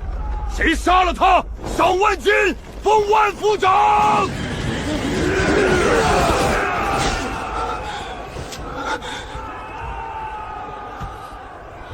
来呀！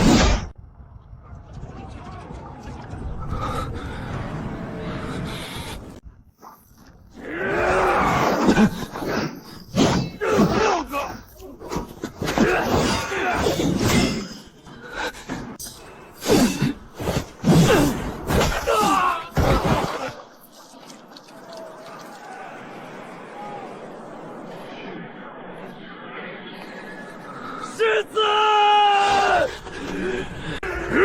王宇小心！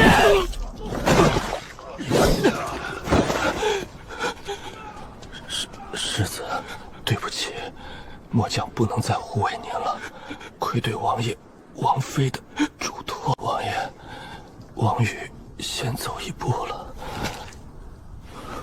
王宇！王宇，你他娘的给老子起来！狗娘养的蛮子，老子跟你拼了！王八蛋，老子还没死呢！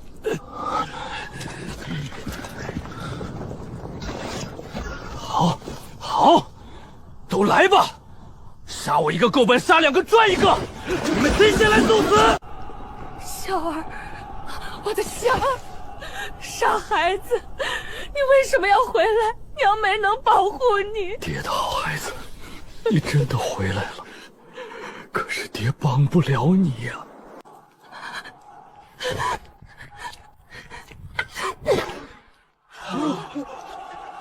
爹爹，姐姐在这里，楚州的将士在这里，你不是一个人在战斗。楚州不灭，世子，我们与你同在。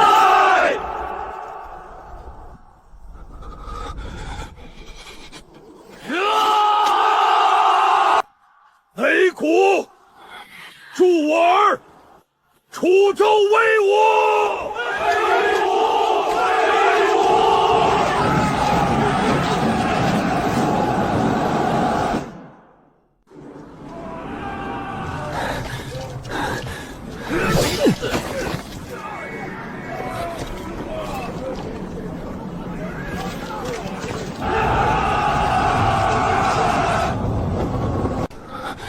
难道真的到此为止了吗？世子，弟兄们，看到高坡上那个穿金甲的杂种了吗？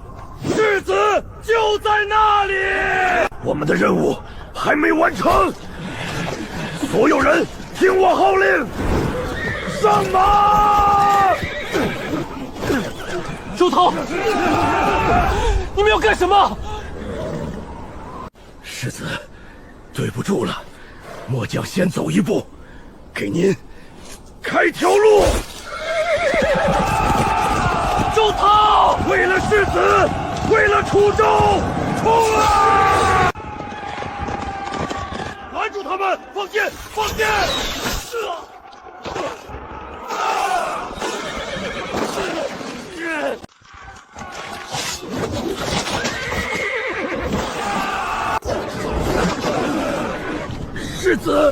末将先走一步，剩下的交给您了。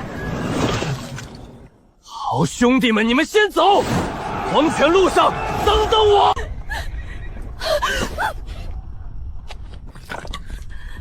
好样的，都是我楚州的好儿郎，周涛、王宇，本王愧对你们啊！兄弟们，你们先走，我们再杀几个蛮子，就来找你们，一起走，不孤单。滚开！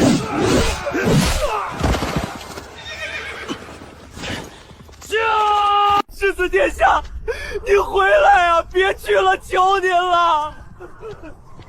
小儿，娘在这里看着你。苍天啊，为何如此待我楚州？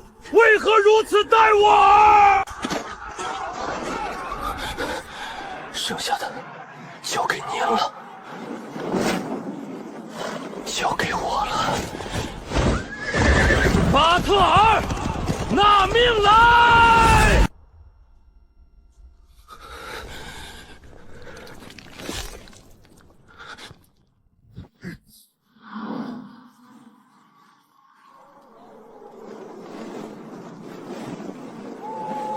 好，杀得好！现在就剩最后一个了，楚州城的宝贝世子，儿郎们，那就是楚州未来的希望。老子要让城楼上的楚雄亲眼看着他这独苗被咱们双狼的铁蹄一寸一寸踏成肉泥。双狼重骑，冲锋，碾碎他！谁砍下他的脑袋，上牛羊千头，女奴百人，封万夫长。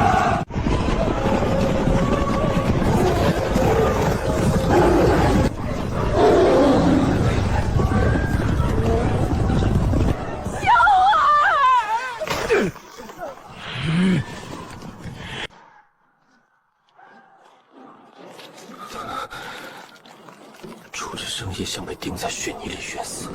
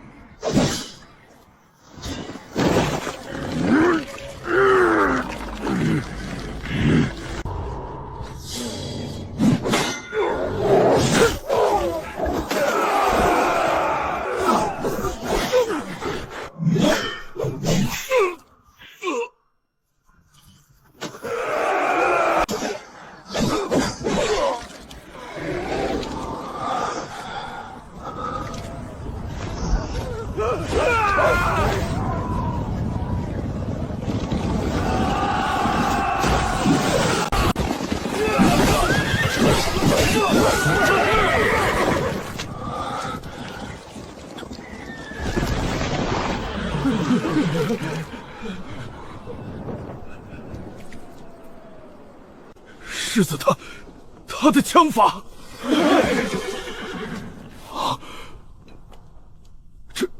这难道是自我真意？自我真意，将军，那楚州世子不过是垂死挣扎，仗着诡异枪法。你懂什么？那不是垂死挣扎。抛弃所有杂念，剥离一切外观，招式随心而发，不拘形式，却直指本质。他感觉不到疼痛，感觉不到疲惫，甚至感觉不到自己在思考如何出招。背后的攻击无需回头，身体自然感知，兵器自然应对，不虑而知，不免而中。我毕生所求，今日竟在他身上亲眼得见。可惜，如此天赋，竟是在这绝境下被迫激发。他今日注定要死在这里，不能与他公平一战，实乃我毕生之憾。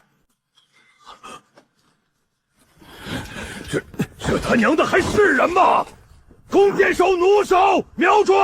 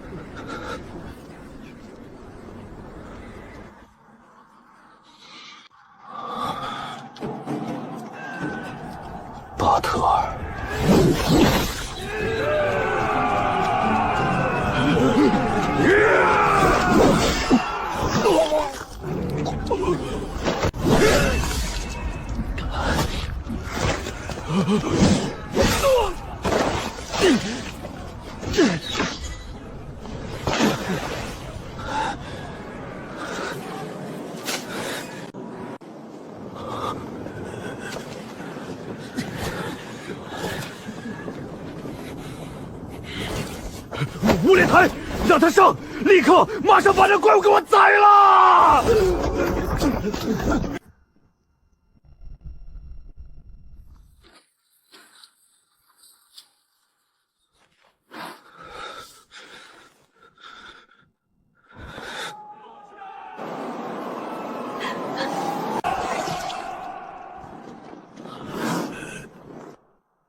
！300个，就剩我一个了。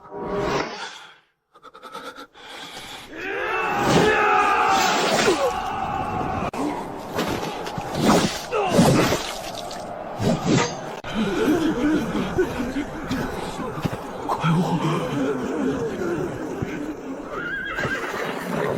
停下吧！你已至极限，自我真意也救不了必死之躯，就此倒下，还能留个全尸，全你武者尊严。无论如何，我佩服你。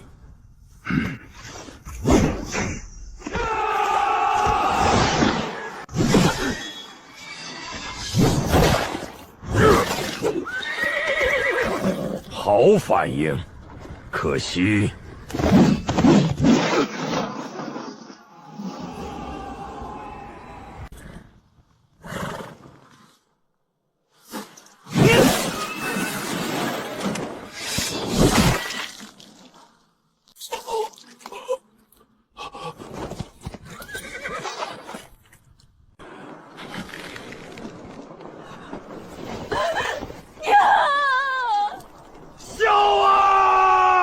找死！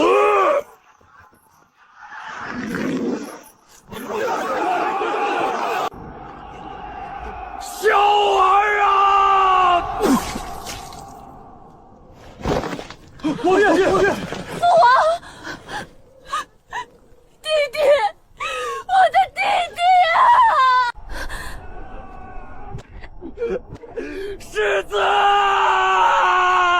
放开我，跟麻子拼了，为世子报仇！报仇！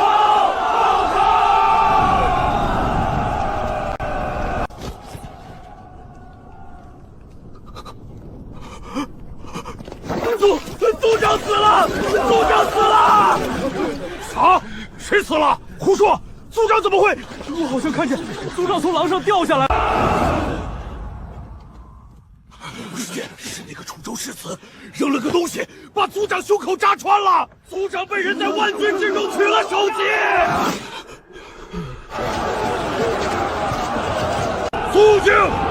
胡言乱语，扰乱军心。族长无恙，再敢妄言者斩！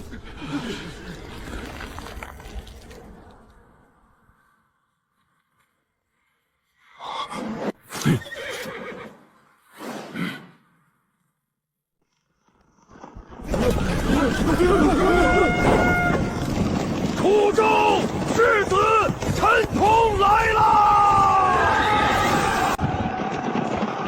北赵军铁骑在此，满狗受死！新野儿郎随我杀！平阳军冲进去！哪里来的兵马？后面也有！我们被包围了，族长是不是真的出事了？稳住！结阵，迎敌！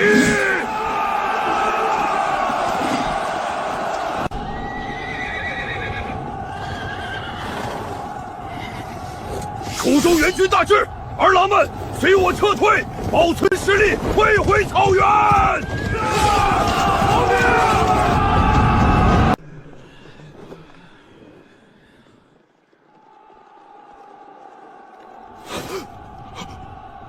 援兵，是我们的援兵，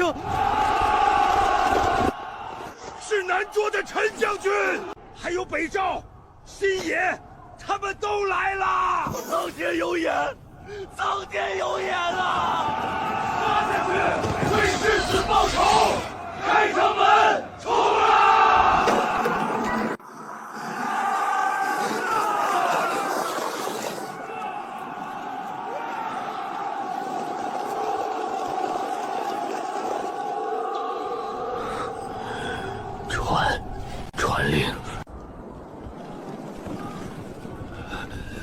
所有倭军，不分郡属，给本王杀！遵令。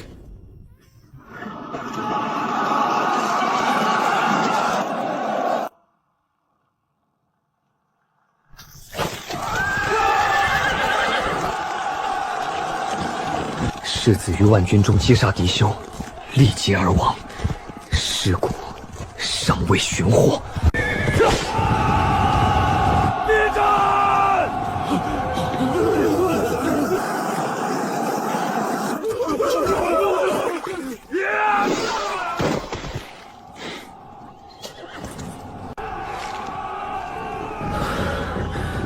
传令，各部不录得谈功冒进，以本部清剿残敌。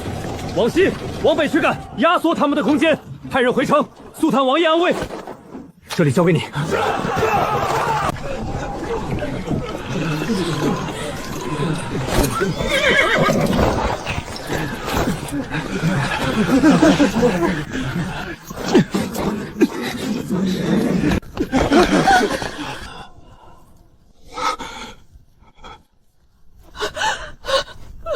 义父、义娘，不孝儿楚风回来晚了。起来，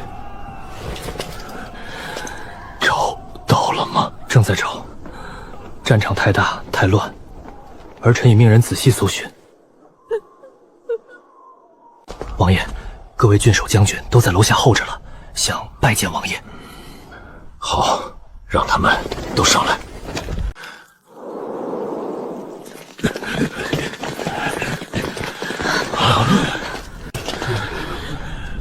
王爷，末将有罪，末将来迟了。世子，我怎么回去？怎么面对南丘的父老？那些跟着我出来的弟兄，他们都指望着救出世子，救出楚州啊！哭没用，萧儿走了。我楚雄的儿子，楚州的戍祖没了，死在蛮狗手里，死在楚州城外。这笔血债要还10倍、100倍、1000倍的还。传令，楚州境内所有驻军府兵相拥，自此刻起，楚州北境、西境，所有关隘、通道、河谷、山脉，层层设卡，步步拦截，不许接受任何投降，给本王追击，不能让他们轻易离开。让他们记住今日付出的代价。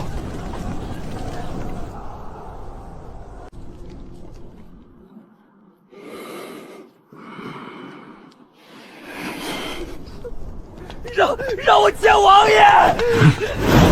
世子留了东西。我叫王小石，南阙郡的。世子在宋良分手时塞给我的，说要是他回不来，一定要亲手交给王爷。是王小石，过来。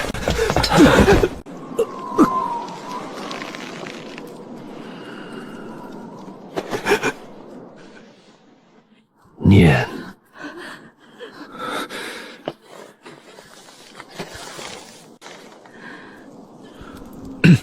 父亲、母亲、姐姐，当你们看到这封信，儿大概已经不在了，别哭，尤其是娘，您身子弱，不能哭，儿子不孝。小时候逃学斗鸡，气得夫子吹胡子，大了些又嫌规矩多，总想往外跑。爹的军棍，娘的眼泪，我都记得，好像迷迷糊糊过了很久，又好像忽然有一天，真正醒了过来。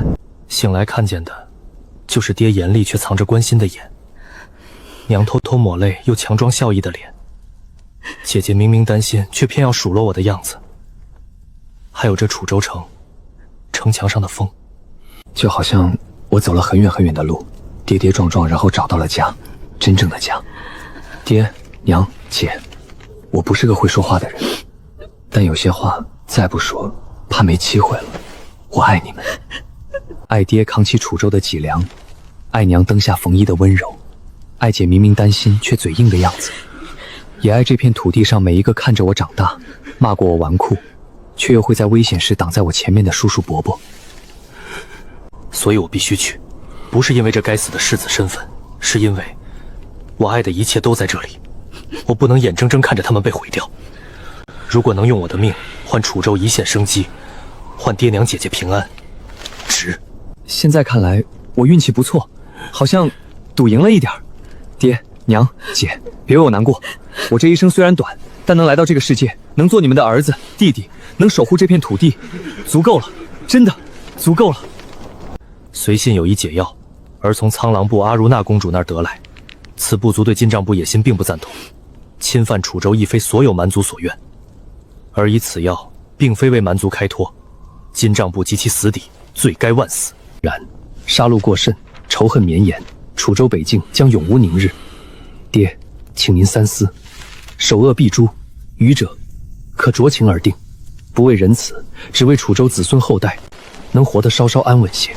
最后，请爹娘姐姐替我向映香道个歉，跟她说对不起，她是个好姑娘，值得世上最好的一切。忘了我吧。我的小儿啊，你回来，娘不哭了，我再也不哭了。你说了爱娘的，你怎么能就这么走了？娘只要回来。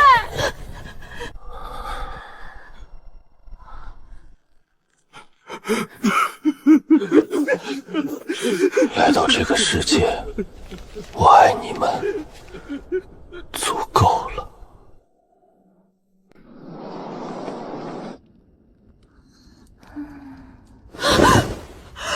小儿，我的儿，你在哪儿？冷不疼吗？娘在这儿啊！娘，没事了，弟弟他。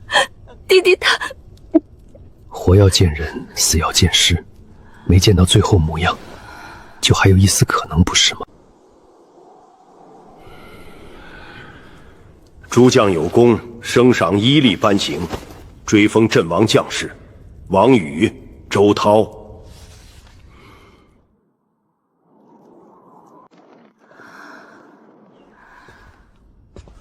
今天日头还行，出去走走吧，就门口透透气。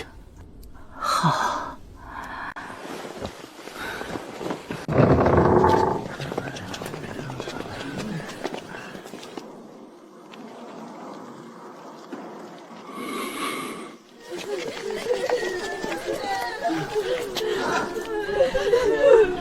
世子啊，您不是说最喜欢俺家这口讨汤面吗？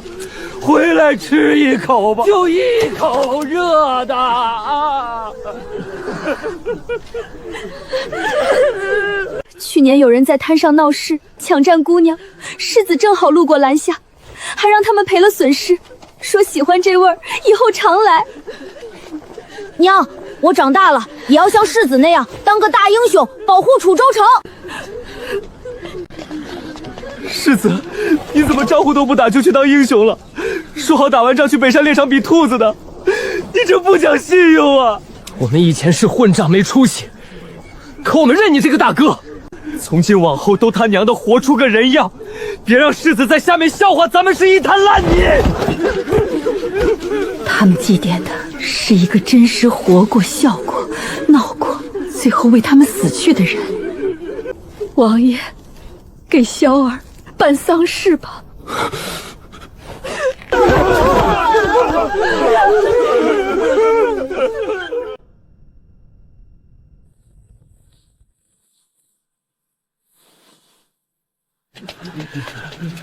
天妒英才，忠烈千秋。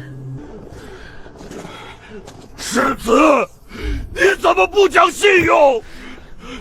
说好打完仗，你请我们去醉仙楼喝最烈的酒，吃最肥的羊，你怎么自己先走了？那地方贵得很，你不请，兄弟们吃不起呀！世子，蛮子的王旗被我们踩烂了，金帐部落被我们杀绝了，我们给你报仇了！你倒是回来看一眼啊！够了！你们这样哭嚎，是想把王妃最后半条命也哭没吗？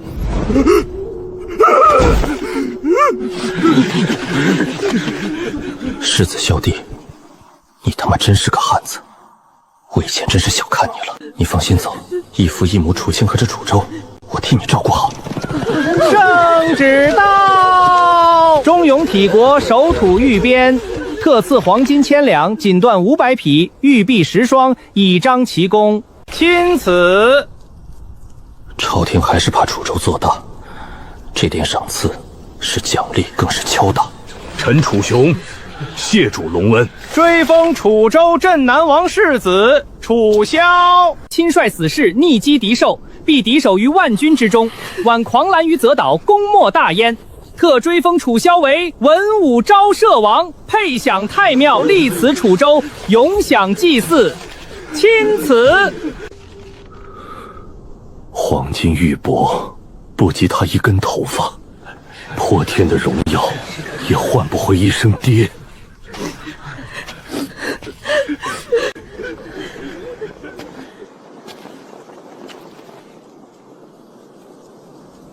楚萧，你以前问我喜欢的男子该是什么样，我说要能文能武，文能安邦，武能定国，不能是只会吃喝玩乐的纨绔，不能是仗着家世欺人的废物。那时候，你在我眼里就是那样的纨绔，斗鸡走狗，喝酒闹事，缠着我说非我不娶。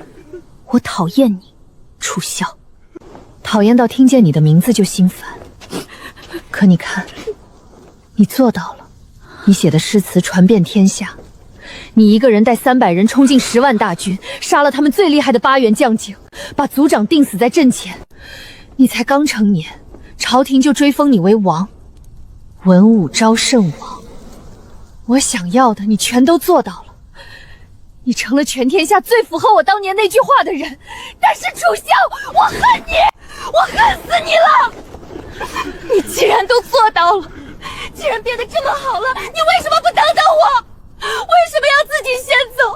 你把我的心抽走了，你明明知道我喜欢什么样的人，你知道我早就，你让我以后怎么办啊？王爷，小女她自打听到世子的消息就魔怔了，不吃不睡，自己做了这身嫁衣，我们拦不住啊！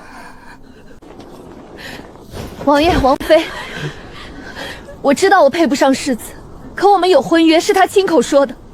我柳映雪今年及毕，成年了，我今日就是来嫁他的，嫁给楚萧，嫁给文武昭烈王。映雪，弟弟他已经不在了，你醒醒！傻孩子，小儿他已经死了，死了我也要嫁。他活着，我是他的人；他死了，我也是他的未亡人。你们若不同意，我就穿着这身嫁衣，死在他灵前。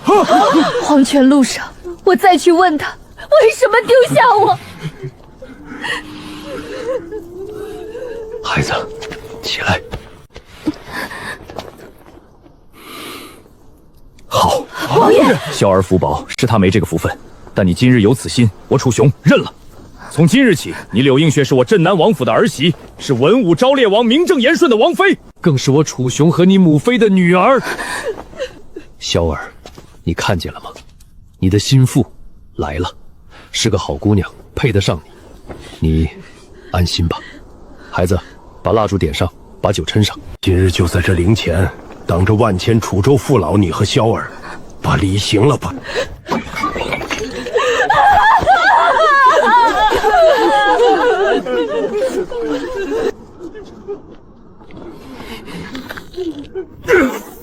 王爷，末将陈通，请战！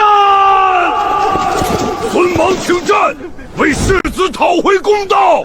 张成请战，不死不休。王爷，第3营全体将士请战！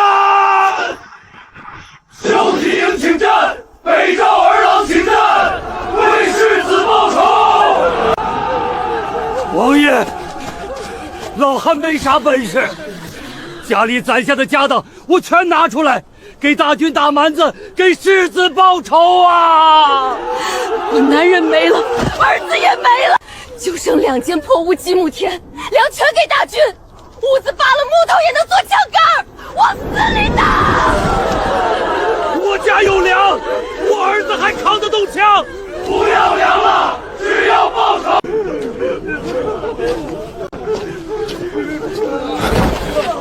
义父，出兵吧。南蛮碾碎。萧儿，你想化解仇恨，连命都搭进去，可这滔天血海，你一个人填得平吗？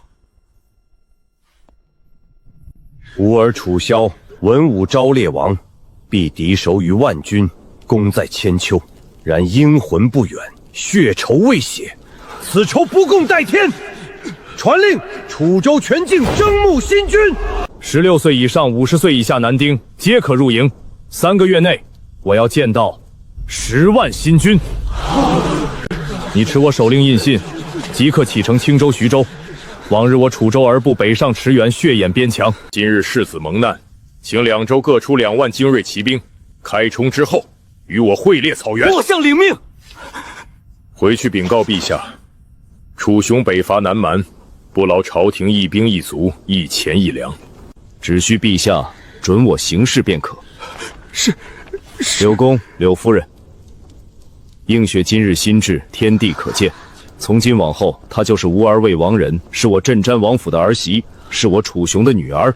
自今日起，柳家便是我楚州第1等门第。见柳氏如见王府，谁敢对柳家有一丝不敬，便是与我楚雄为敌，与整个楚州为敌。王爷大恩，柳氏一门粉身对骨，难报万一。不死不休！不死不休！不死不休！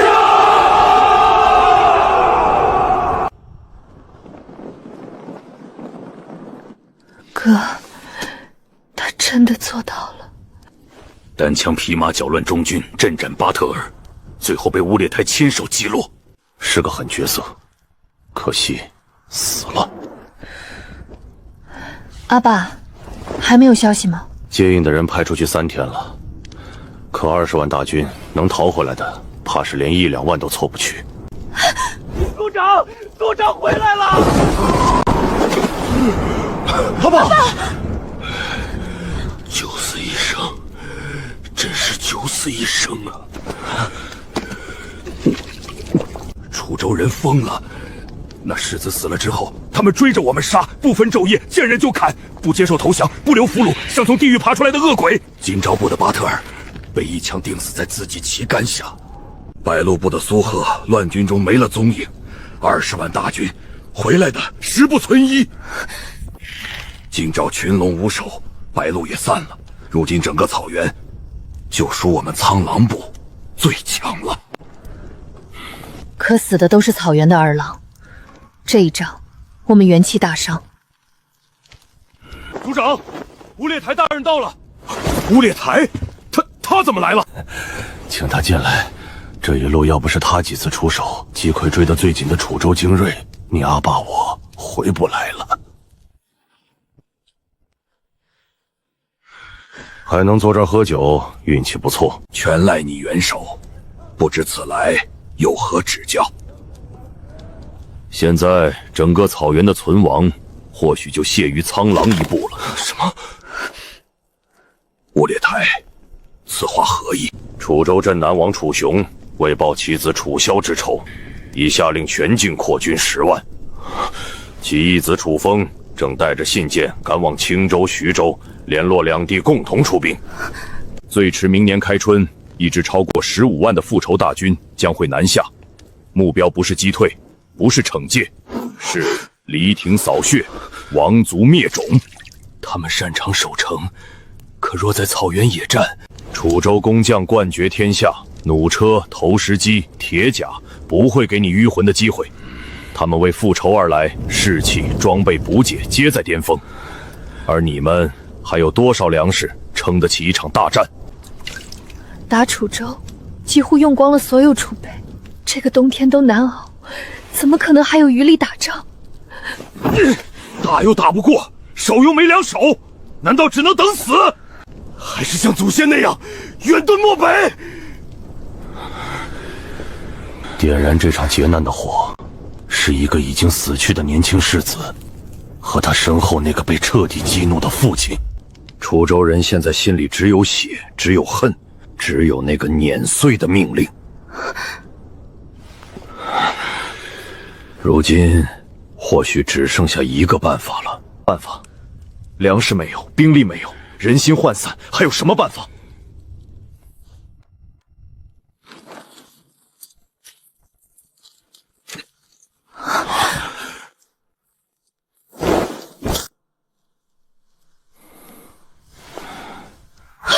是他！这怎么可能？传说他力竭战死，尸骨无存。真是楚州世子楚萧，他没死，你为什么不早说？为什么不把他交出去？楚州若知道他还活着，交出去？交给谁？一具尸体吗？他们追杀我们时，也在分兵找楚萧的遗体。我交过去，就是叫他们全力咬死我们。那天阵前，我不得不全力出手，震断他的心脉。战场之上，众目睽睽，他必须死。后来乱军之中，我让心腹趁乱把他带走，藏了起来。楚萧战死，才是激起楚州疯狂复仇的引心。若让人知道他的遗体在我们手里，他们会搜遍每一寸土地，到时候一个也别想回来。那他现在心脉断绝，五脏移位破裂，周身骨断，失血到了极限，早就死透了。可奇怪的是，没有呼吸，没有心跳，这么久了，尸身却没有一丝腐烂，就像睡着了。回来之前，我秘密请了草原上最负盛名的额尔德尼大萨门来看过。大萨姆，他能起死回生？大萨姆看了许久，只说奇怪。他魂魄已散，人已彻底死去，唯有一丝执念锁在躯壳最深处，那一线生机脆弱如风中残烛。即便用尽手段，最好的结果也是像现在这样，无知无觉，口不能言，目不能视，身不能动，如同一块沉睡的石头，或许100年1000年再不会醒，一辈子醒不过得了。所以叫不叫他出去有什么意义？对楚州而言，他和死了没有区别。甚至一个活着的尸体比一具真尸更能刺穿那位刚失去独子的镇南王。我把他带回来，本只是一丝私心，不忍见这样的武道奇才彻底湮灭。可现在，这点私心或许成了天意。你们还不明白吗？如今整个草原的命运，与楚州是战是和，是生是死，都记在这具活着的尸体身上了。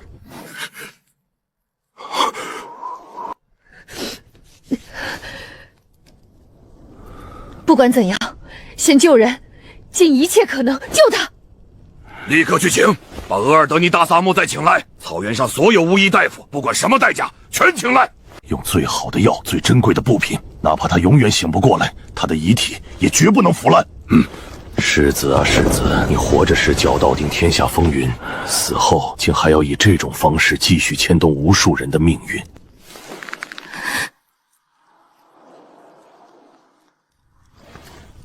世子之事是绝密，更是险期，不到万不得已走投无路，绝不能轻易动用。消息一泄，楚州震怒之下会立刻倾尽全力扑来，不给我们任何周旋余地。当下最要紧的是你，必须以苍狼部族长的身份立刻出面，整合各部残存力量。整合？父亲现在是草原最强部落的族长，金爪、白鹿两都群龙无首，正是我们。不是吞并，是联盟，是共抗大敌。告诉他们，楚州镇南王为子复仇，15万大军开春即至。他们若还想给部族留一点血脉，还想在来年春天看到草原上长出青草，就必须放下私怨，一致对外。召集各部头人、长老、勇士，在圣山脚下召开库里台大会，以生存为号，以血仇为誓，重新推举草原共主、盟主。这个人选非你莫属，我会帮你，以我的名义召集各部，我会在大会上支持你。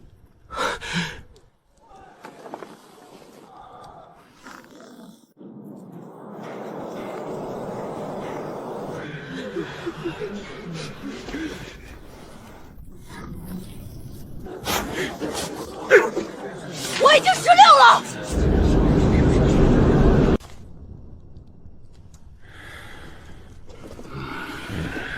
新兵编练已大致完成，清渠援军不日即到，开春雪化，道路将通。这一次，本王亲自领兵。父王，女儿请命随军，我要亲眼看着那些蛮子的王营如何陷落，我要用他们的血祭奠弟弟。王爷，我也去。胡闹！你的身子如何登得起长途跋涉军旅老道？战场上刀剑无眼。我的身子我自己知道。大夫说了，心死之症药食罔教，如今支撑我的就成这一件事。让我去，让我和眼着害死他的人付出代价，不然我撑不到大军凯旋那一天了。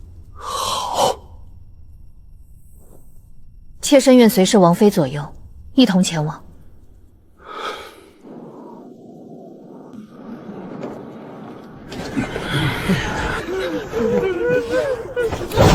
出发！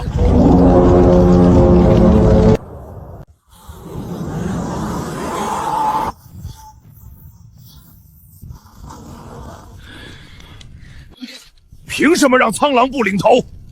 要不是你们作战畏缩，我们金人勇怎会折损大半？族长怎会死战？现在想借战乱当盟主，做梦！论实力，我们折损再重也比你们强。盟主从金寨里选，轮不到你们指手画脚。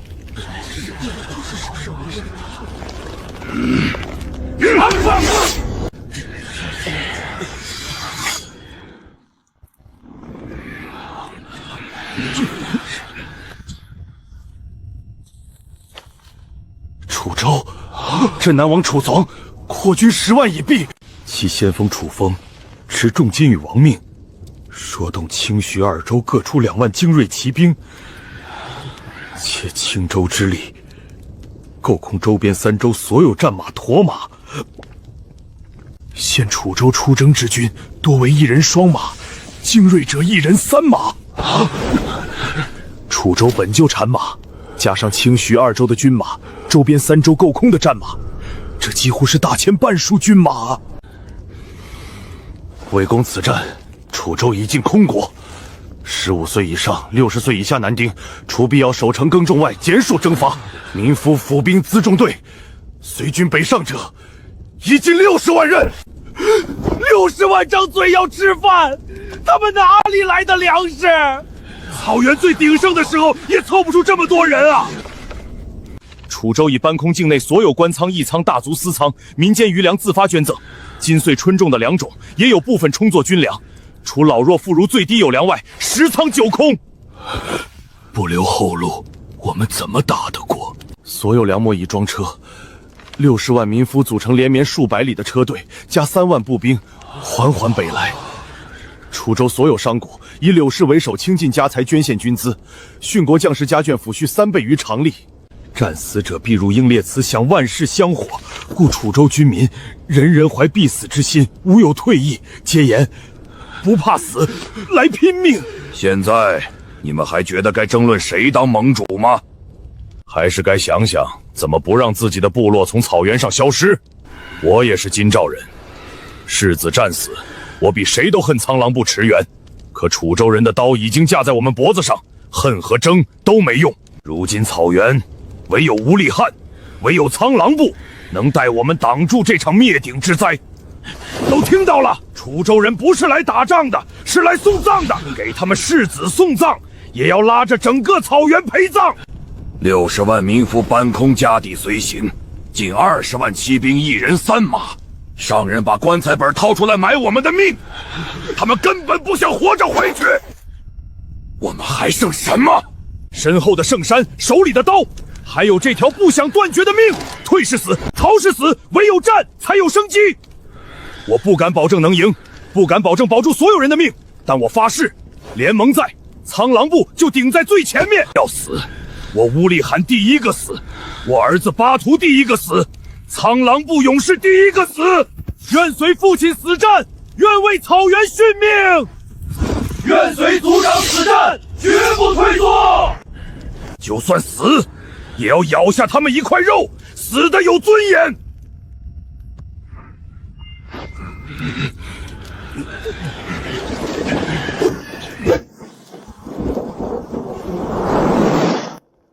收缩兵力，依托圣山，用地形跟他们周旋。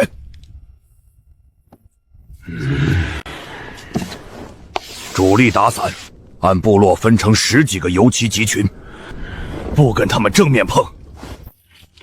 发现他们的小股部队、辎重队，就集结优势兵力吃掉，撞上主力，立刻化整为零，钻进草原深处，绝不纠缠。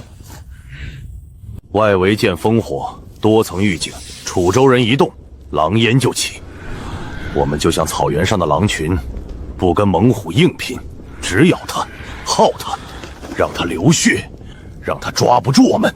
等他筋疲力尽，补给跟不上，自然就退了。草原是我们的家，我们耗得起。是。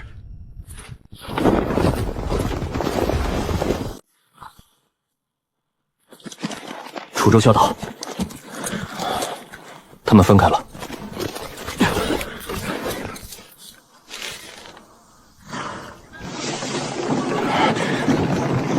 辎重队两侧合围，一口吞了。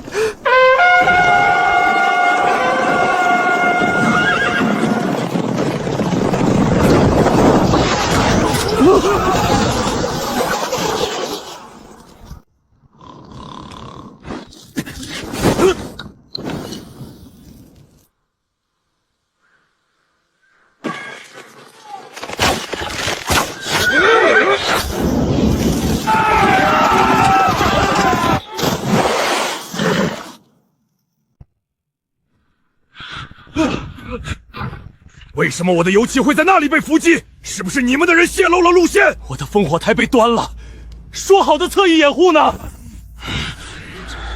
楚州人在烧我的东牧场，我的部族明年吃什么？你们必须派兵！派兵？派谁去？我的人现在都不知道在哪儿，可能早就被打散了。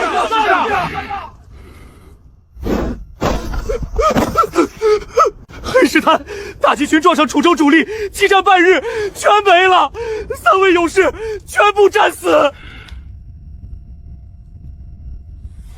父亲，实在不行，我们派个使者吧，去楚州大营求和。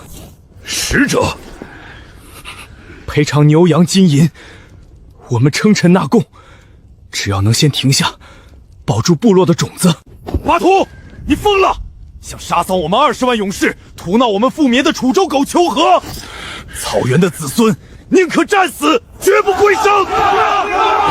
托托布哈小王，你的血性是草原的荣耀，可你告诉我，我们拿什么去战死？20万勇士是3大部落加所有附属小部能拿出来的最精壮的儿郎。黑水河畔，草甸滩头，鹰沼运谷，弄不得楚州城外的护城河填命。现在留在各部的是什么？是挥不动刀、拉不开弓的老头子，是还没马鞍高、只会放羊的娃娃，是死了男人没了儿子的寡妇和母亲，还有走路都不利索的残兵。苍狼部算保存最好的。吴立涵族长，你现在能立刻拉上战备齐全、战马肥亮的勇士还有多少？3万、5万。金赵部落呢？几个小王互相争斗，死的人比被楚州人杀的还多，凑得出1万拿得动刀的人吗？哼，白鹿部族长死了，剩我们这些老东西，带着一群吓破了胆的散兵。能有1万敢回头看一眼楚州军旗帜的，就算长生天保佑。一群老头子、娃娃、寡妇、伤兵，加起来能拿刀上马的，满打满算有没有10万？还散在几百里方圆，缺衣少食，简直混乱。用这样的大军，去跟20万配双马、3马、粮草堆积如山，人人抱着必死之心来复仇的楚州虎狼硬拼，托托不化小王，这是战死还是送死？让部落里连刀都拿不动的妇孺老幼一起死绝死尽。那我们怎么办？打又打不过跑，楚州人的骑兵比我们还快，草坪烧光了，水源污染了，我们跑到哪儿去？漠北现在过去也是死路一条啊！双狼重骑，我们还有双狼重骑，那是草原上最锋利的刀。上次损失惨重，可种子还在，集合起来，冲他一次！双狼中旗现在还能凑出多少？上次南征，我们几乎带走了草原全部的双狼中旗，恐怕现在就苍狼族还能凑出几百旗，算是保存较多的。楚州城下决战，世子楚萧率死士逆冲中军，首要目标就是双狼旗的指挥核心八郎卫和其亲卫。那一战，先锋被击溃，八郎卫7死1逃，众旗阵型大乱。楚州军随后疯狂追杀，重甲行动缓慢，撤退不及者10不存6。溃退途中又遭楚州轻骑袭人，沉重铠甲成了拖累，不少勇士为逃命弃甲，战马倒闭，失散者不计其数。金赵部落的双狼重旗基本已不存在，白鹿部苏贺族长战死，部族溃散，双狼旗建制彻底消失。如今能立刻披挂上阵，人马甲胄相对齐全的双狼重旗，整个草原恐怕不足3000骑。战马经过移动饥寒和奔逃，标情很差，难以负担重甲长时间冲锋。专用的破甲重矛、长刀丢失严重。操控双狼重骑要最勇悍的武士、最健壮的战马，更要长期配合训练。各部剩下的精锐本就稀少，仓促间连凑齐这3000骑合格的人选都极其困难。这就是我们整个草原最后的家底了。父亲，使者也许是唯一能试一试的办法了，至少把条件开到极致，称臣、纳贡、为奴为仆，只要留下一点血脉。你看，可以一试，但莫抱希望。楚雄若肯和谈，便不会有今日之事。派去的使者须有赴死的觉悟。好，那就试试，选个机灵的，识得中原文字礼仪，最好与楚州有过瓜葛能说上话的，但身份不能太低。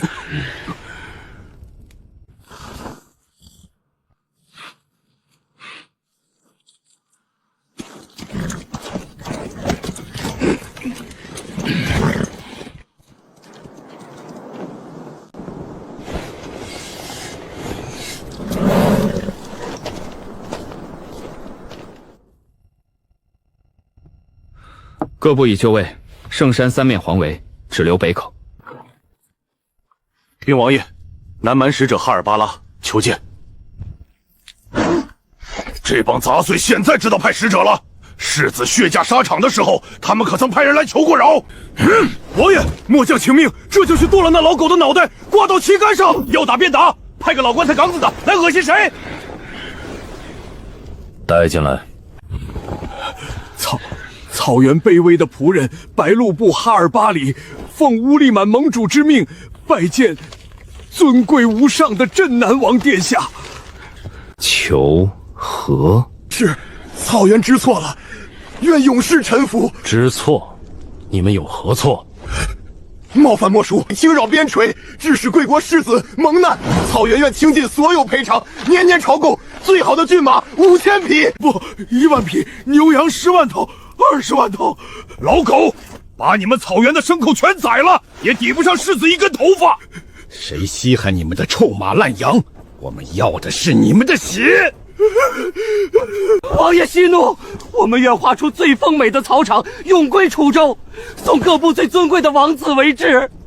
草原愿为楚州藩属，铁骑愿为王爷前去。不够，还可以谈。草原各部愿为王爷之奴仆，15岁以上男丁皆可耕种，牧马服役。本王说过，不接受投降，也不接受任何谈判。你口中那些骏马、牛羊、草场、质子，还有你们为奴为盆的贱命，在本王眼中，皆不如我楚州儿郎流的一滴血，不如我儿楚萧在你们肮脏土地上呼出的最后一口气。回去告诉乌力汗，告诉所有曾对楚州出手的人，收起你们这些无用的试探和不切实际的条件，拿起你们的刀，骑上你们的马，就在你们的圣地圣山山下，与本王进行最后一场堂堂正正的会战。你们已退无可退。本王与楚州20万复仇之师就在那里等着，一战定生死。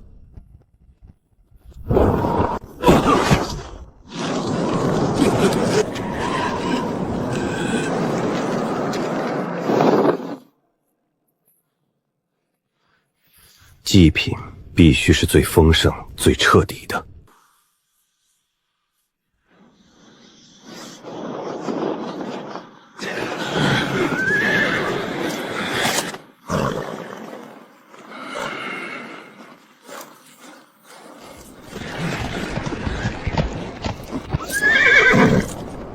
镇南王，血海深仇，无物可填，圣地亦不能阻。本王只要一样东西，你们的命，用你们的血祭我儿英灵，用你们的尸骨铺平我楚州边疆永世安宁之路。除此之外，无法谈判。也罢，既然战意已决，多说无益。本将乌烈堂草原一介武夫，承蒙族人抬爱，唤一声草原高山。阵前曾与贵国世子楚萧有过交手，互有胜负。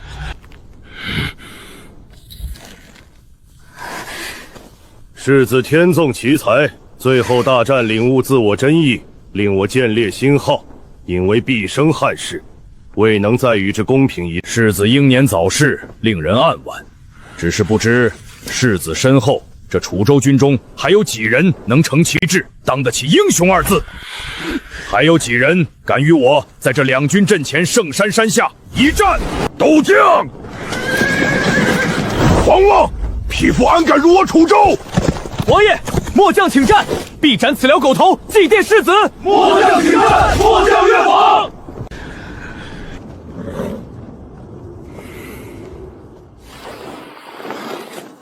好，既然你要斗将，那便如你所愿。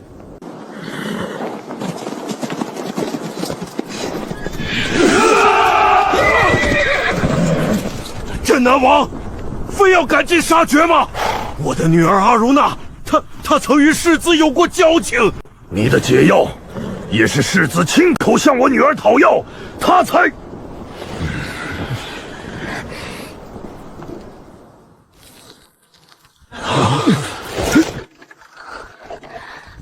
吴立寒，若非如此，你以为你能带着苍狼部部分人马从楚州城下活着回到这片草原？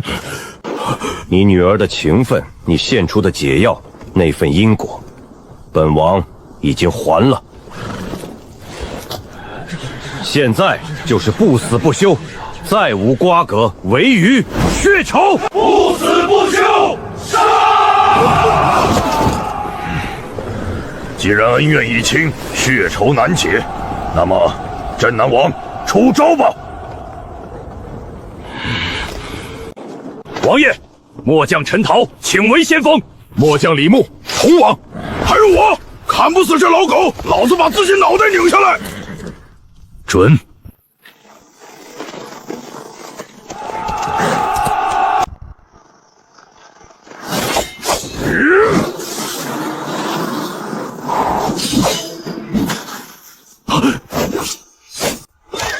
再来！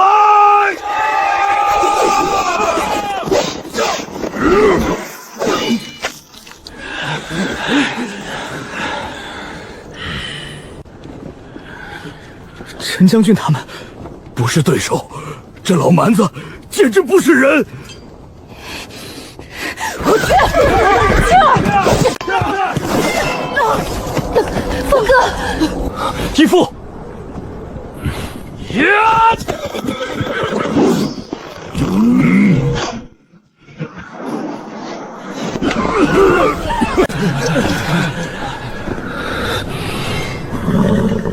这怎么可能？7个人啊，7个！世子，要是世子在就好了。凤哥，小心！所有人退下！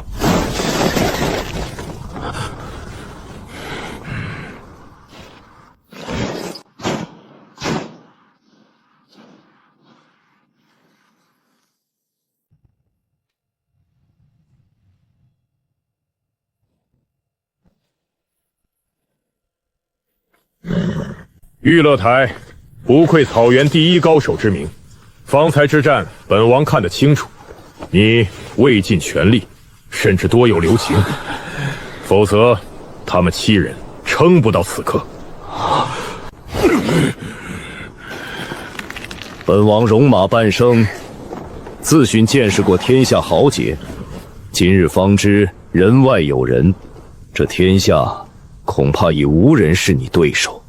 王爷谬赞，我不过是看着世子领悟自我真意的时候偶有所悟。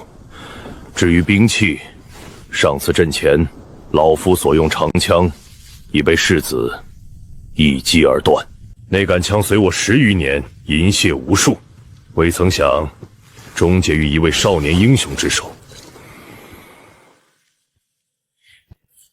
自那之后，我便觉得寻常兵刃已不堪再用，腰间此刀不过摆设，而这天下能令老夫再生出拿起新枪念头，配让老夫以枪相对之人，恐怕也只有令郎世子楚萧了。可惜，既如此，本王便以手中此枪，待吾儿向你讨教。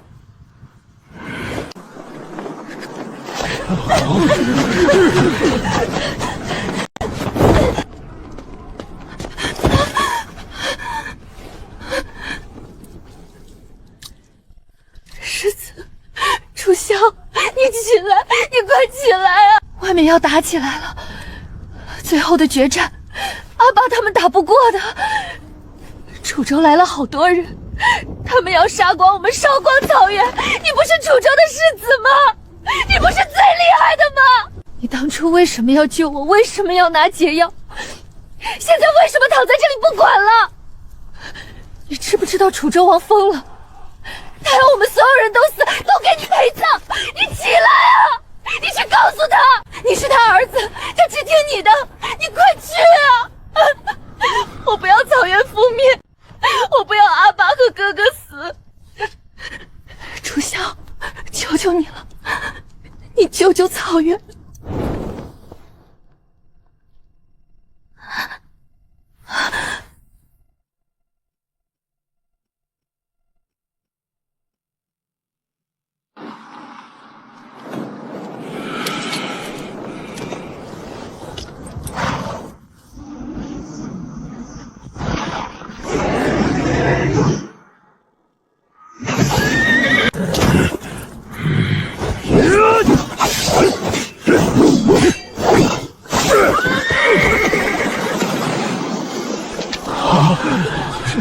刚才他对我们7个，连3成力都没用。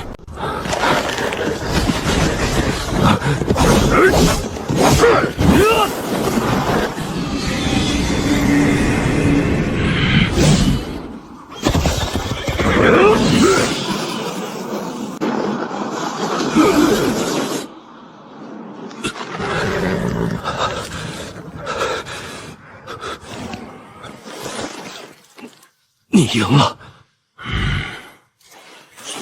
王爷枪法惊天动地，燎原火名不虚传，败便是败，本王无话可说。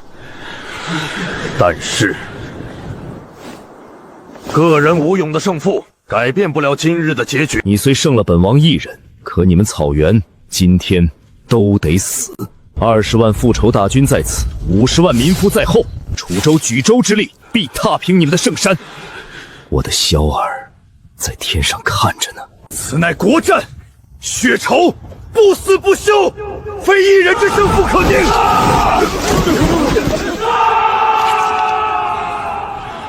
真南王说得对，但是今日草原或许注定覆灭，我等皆成枯骨。但至少在武力的巅峰对决上，是我草原的武者胜了，是我胜了你镇南王。将来史书公笔或许会记，楚州挟倾国之怒，20万铁骑，50万民夫，踏平草原，血洗圣山，南蛮自此族灭。但那一笔之后，史家或许会另起一行，补注一句：然圣山决战之前，阵前斗将草原之山雾列台，先破楚州7将联手围杀，再拜楚州镇南王楚雄于圣地之前。此非一城一地之得失，乃武者武道之争，利与弊之辩。后世读史者，或会叹惋草原部族之消亡，但更会记得，在个人武力的巅峰，是我草原的武夫压过了你们楚州的将帅，甚至压过了你们所代表的整个大前的武力。此胜无关疆土，无关生死，只关武者尊严，只关力量本身。草原可以亡，部落可以散，但这份力冠中原的胜利与荣耀，你们夺不走，大钱也抹不掉。千百年后，世人论及武道，论及今日圣山，只会说是他们在绝对的力量上胜过了中原的王爷和精锐，是我们赢了。放你娘的狗屁！老子今天不把你剁成肉酱，老子跟你姓！匹夫之勇，也敢妄称胜过我大钱？我大钱人才辈出，岂容尔等蛮夷诋毁？碾碎他们！让他们闭嘴！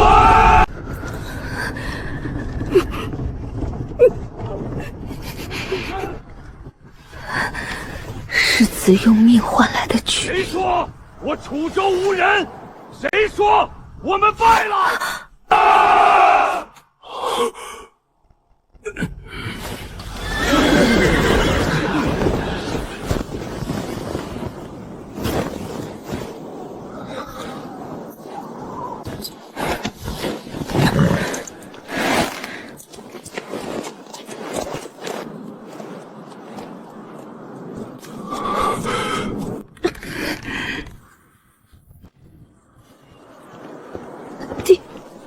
弟弟，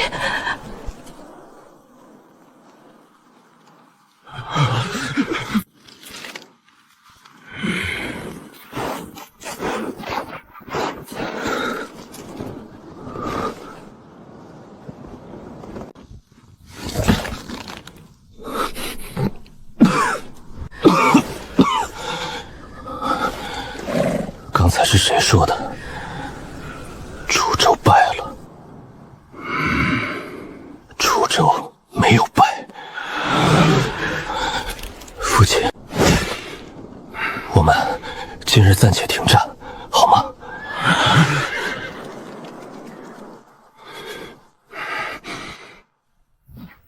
传令，全军后撤10里，扎营。没有本王军令，任何人不得擅动刀兵，违令者斩。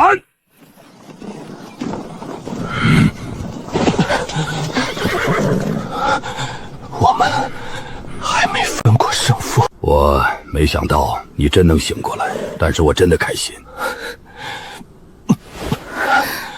还有，我没跟你分出胜负呢，怎么能死？退策，回营。孩子，真的是你吗？是我，爹，是阿如娜公主和乌列台救了我。回来就好，回来就好。楚风，安排人护送世子回营，小心些，他伤重。是，王爷。世子，您慢点儿。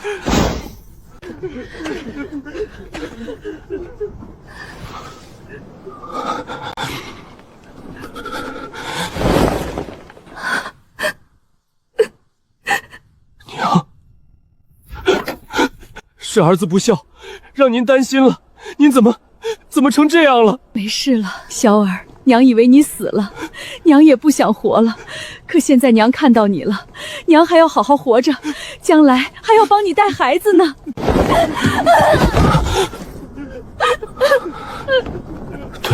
对不起，映雪，对不起。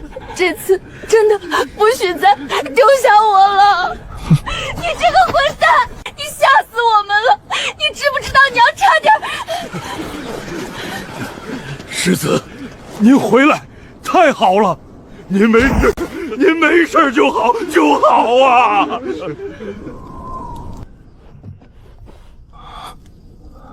娘，我没事。感觉如何？好多了，让父亲担心了。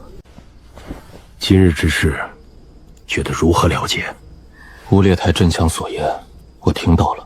力冠中原，压过大钱，此言一便传遍天下。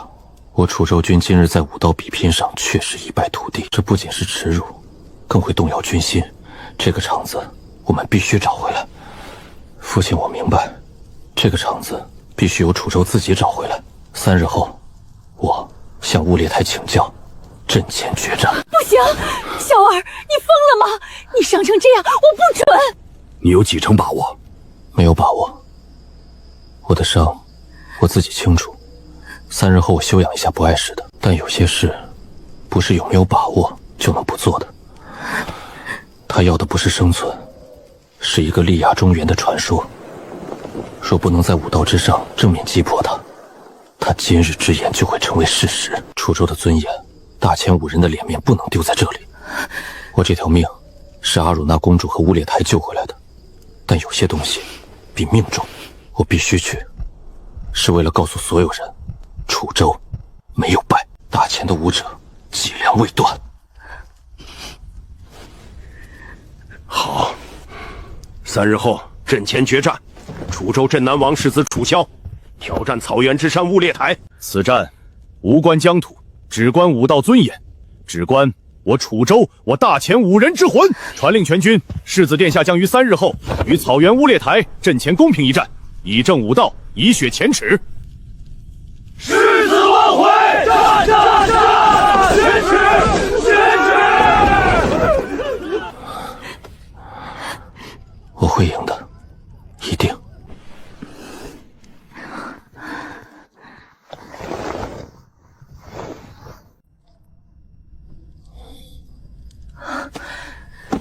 怎么还不睡？医官说了，你需要多休息。睡不着，看着你就觉得像做梦一样。又说傻话。启禀世子，营外有人送来一封信，说是务必亲手交给您。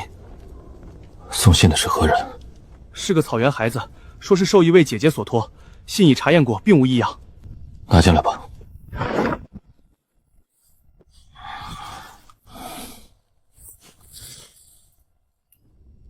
世子亲启，白日惊变，幸甚溺安。知你与草原之山约战于3日后，自闻战约，他以必死关，不见任何人。族中素老倾尽全力，集圣山矿脉之精，战神祠前供奉100年之铁，并和3位大丧满助道之力，正为他重铸兵刃。此枪若成，恐非凡铁所能挡。聚全族之力，重铸兵器。他坐下战马追云，是我草原100年罕有的2大神驹之一。你昔日败于他手，坐骑不利，亦是应由之意。另一匹神驹逐风，性情更烈，一直由我亲自照料。今遣人将逐风送至你营，并非助战。阿如那一介女子，无力回天，唯存痴念，愿3日之战能成为这段仇怨之终结，而非新一轮杀戮之开端。无论谁胜谁负，望能以此战为戒，让仇恨止步，让生者有路。见此玉佩，逐风当不会抗拒于你。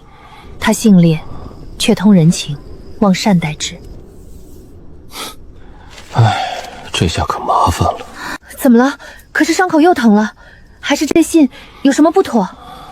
乌烈台得神兵降助，如虎添翼。这逐风虽是神驹，可我重伤未愈，能否驾驭得住尚且两说。万一临阵，你别胡思乱想。那马若不好驾目，咱们不用便是。你的安危最要紧。父王和众将也不会同意你贸然用不熟悉的战马出战，什么都没有你好好活着重要。那什么公平不公平，我们可以想别的办法。你不能再出事。你怎么这么讨厌？伤成这样还戏弄人？怎么了？是不是真碰疼了？没有，不疼。我只是觉得你真美，尤其是吃醋的样子，特别好看。不愧是大前4大美人之一，我的映雪。谁吃醋了？我才没有！你嘴还是这么浮夸轻佻。我说的都是实话。你是我明媒正娶、拜过天地的妻子，我夸我自己媳妇儿好看，天经地义。你总是有道理，以前是这样，现在还是这样。对不起，映雪，以前是我混账。这次，我不要听对不起，我要你答应我，以后无论发生什么，都不许再这样吓我，不许再丢下我一个人。好，我答应你，以后无论生死荣辱，刀山火海，我都带着你，绝不丢下。这位阿如那公主，倒是出乎意料。身处其位，能有这般心胸和勇气，不易。她送马赠信，所求的是真正的和平，可她应该知道这很难。是啊，很难。但有人愿意去期望，总比所有人都沉溺在仇恨的轮回里要好。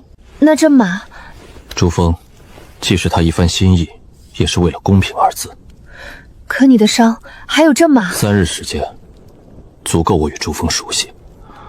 我的伤，也并非全无好处，至少让我更清楚自己的极限在哪里。这一战，我一定要赢。那你打算如何回信？信不必回，大战在即，任何往来都可能引起猜疑。至于赠马之情，我会用在战场上，全力以赴，与乌列台一场配得上他的决战。喝点水，然后必须休息了。就算要驯马，要备战，也得先养足精神。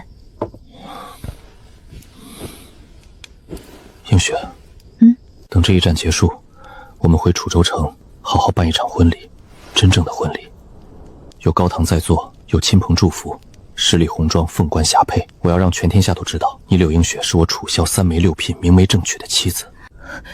好，我等着。以前觉得天地很大，现在才知道，有家，有你在的地方，才是我想去的天涯海角。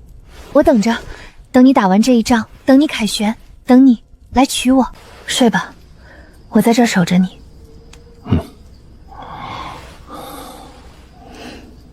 3日后，无论结果如何，我都在这里等你。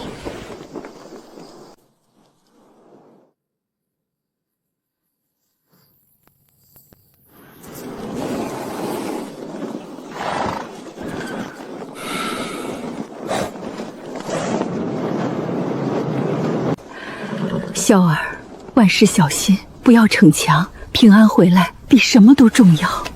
娘，放心，孩儿答应你，一定平安回来。臭小子，打不过就跑，不丢人！姐姐在下面看着你呢，敢出事，我饶不了你。知道了，姐，等我回来，带你去打最新鲜的章子。等我。世子殿下，保重！末将等在此，静候殿下凯旋。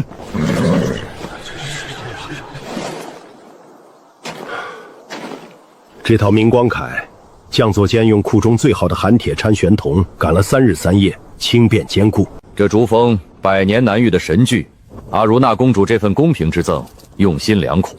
但是萧儿，你这枪不行。啊！楚州枪，劫越之枪，持此枪者，节制楚州一切军政，代天寻救，生杀予夺。父亲，这怎么可以？这是傻孩子，我最心爱的是你啊！接枪！楚州将士们，今日阵前，本王楚雄以帝国亲封镇南王、楚州主政节制之身份宣告，自即日起，本王之子文武昭烈王楚萧不再只是楚州世子，他便是楚州之主，是尔等新的统帅，是这南疆千里河山新的镇南王。见此楚州枪，如见本王，如见帝国敕令。他的意志，便是楚州的意志；他的号令，便是全军铁律。臣楚雄参见王爷。末将陈同参见王爷。参见王爷。王爷万岁！楚州万胜！众将士，请起。本王楚萧今日于此受父王重托，掌楚州枪，统领3军。此枪所向，即为楚州意志所向。今日之战，非为私怨，乃为我楚州20年血内，为我大前5人脊梁，为葬身草原的英魂，为尚在故乡期盼的父母妻儿，雪耻证明此战必胜！万胜！楚州万胜！万胜！王，他们有了新的王，我们有我们的战神。此战无关权柄，只关武道。长生天在上，见证今日。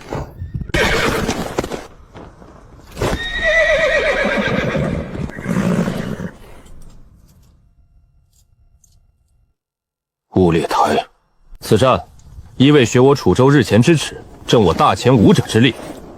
立冠二字，不是你草原可以轻言的。二，本王欲尔等赌一局。不知王爷欲赌何物？若本王今日败于雾裂台大师之手，楚州大军立刻回归，退出草原，10年之内，刀兵不犯圣山。倘若雾裂台败了，我要这圣山方圆千里草原尽数并入楚州版图，在此设立北庭都护府，筑城、驻军、行教化、征赋税。自此，再无游离于王化之外的草原部族，唯有我大前楚州治下之民。草原是我们的家，长生天见证，绝不归附南蛮，血战到底。除了这一线生机，你们还有其他选择吗？之前求和，楚雄不允。如今楚萧作为新的王，提出可以活命的条件。王爷，此赌约我们应下了。族长，不能啊！好，既然如此，雾裂台，请。哈哈，萧不楚州王，与你交手，无论胜负，我此生无憾。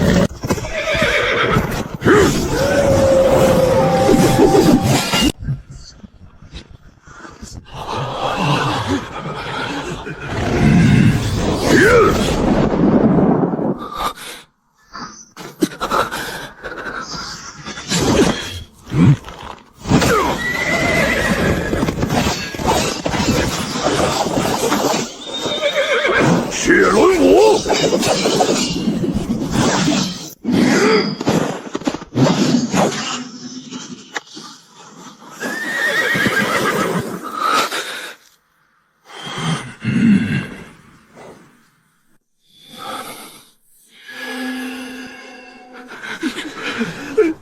最后一击，正合我意。战！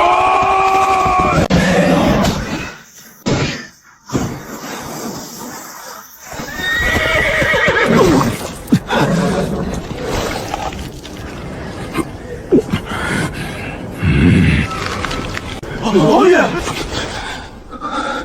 拼消耗我赢不了的性命，濒死那一瞬，我抓住过一次那种感觉。王爷，他闭上眼睛了。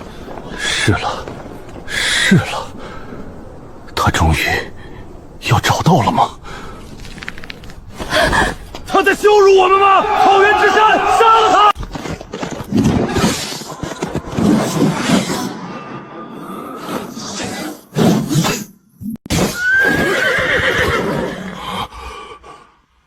自我真意，怎么可能？天狼噬月，血战八方，追魂索命。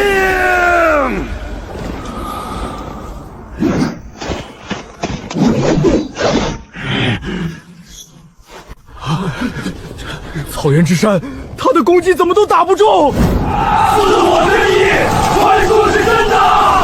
哈哈哈！超越招式，直指本心。萧儿，你找到了！楚萧，借我最后一枪，天狼陨落！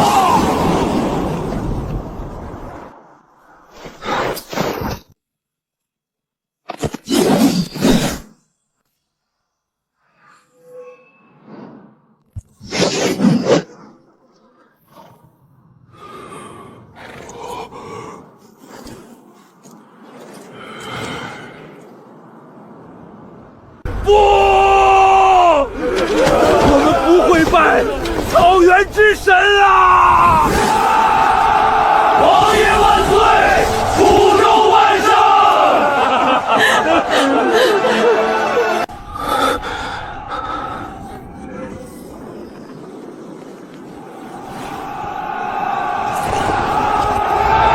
这一战结束了，新的征程才刚刚开始。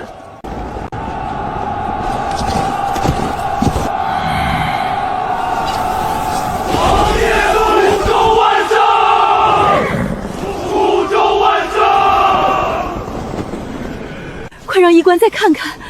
娘，我没事，一点小伤。臭小子，姐姐都不敢认你了，这还是当初被我打得满院子乱跑的纨绔弟弟吗？陈将军、李将军、诸位将军，请起，重销。楚风，劝人过列台，苍狼部吴立涵胖组长还有阿如娜公主过营一叙，以礼相待。是，王爷，将士们，此战我们赢了，赢得堂堂正正，赢得无可置疑。万胜！万胜！此胜非我楚萧一人之功，乃我楚州20万铁骑枕戈待旦，50万民夫不辞辛苦之果，乃我大前5人脊梁未断，血性未凉之政。然胜不骄，败不脆，赌约已立，胜负已分。如何安顿草原？如何确保北疆长治久安，才是重中之重。各营主将约束部众，加强戒备，不得煽动刀兵，不得滋扰附近部族。后勤营清点物资，救治伤员。中军亲卫随本王回营，准备与草原各部会谈。谨遵王命。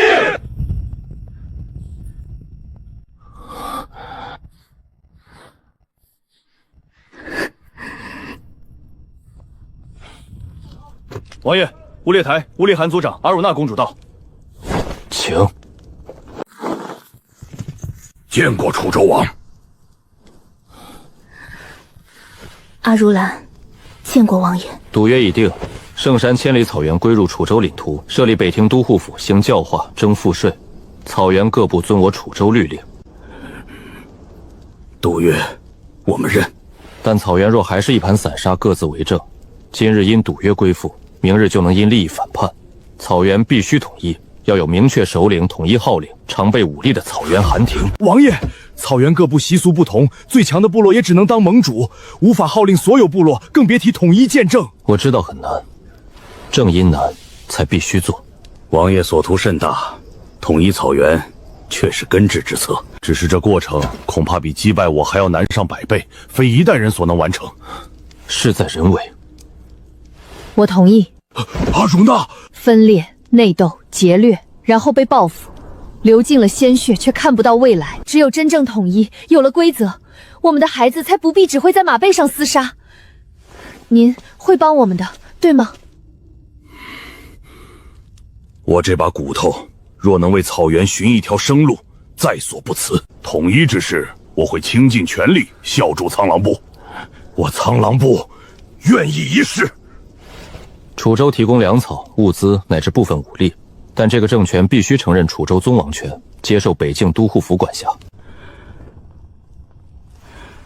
我希望王爷能迎娶我的女儿。阿爹，你在胡说什么？王爷贵为楚州之王，身边不可能只有一位女人。我的女儿是草原上最明亮的明珠，勇敢善良，心怀大义，更对王爷倾心已久。那匹竹峰是他母亲留给他最珍贵的遗产，也是他当年亲自从马群里挑出来的，说要送给未来能让他心折的英雄，他的丈夫。您若娶了阿如妈，将来你们的孩子身上便流着一半草原的血，他可以成为统一后的草原之主，您与王妃的孩子继承楚州王位，楚州与草原就不再是征服与被征服，而是一家人。草原各部才更可能接受统一，因为他们的王血里也有草原。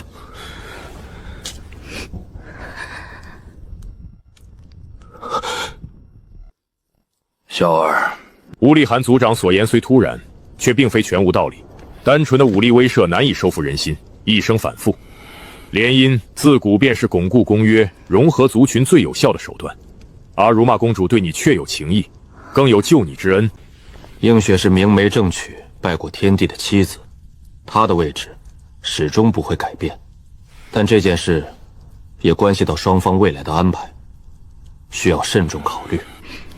映雪，王爷，不必说了，父王说的对，为了楚州，为了不再有战争，我同意。好，我答应。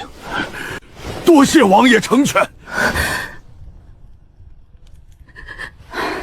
联姻之事，待草原局势初步稳定后再议具体礼仪。王爷，武道之上，你是当之无愧的天下第一，我心服口服。若非与你这般绝顶高手生死相搏，把我逼至极限，我也无法完全领悟自我真意。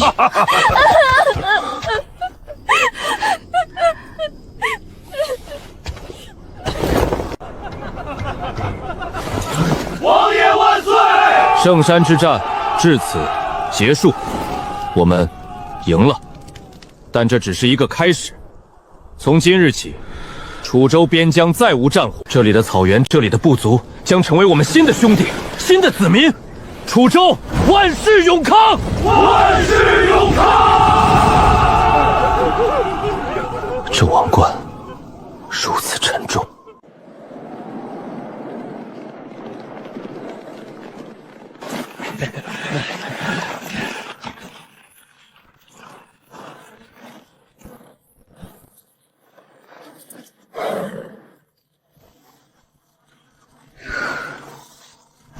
停车！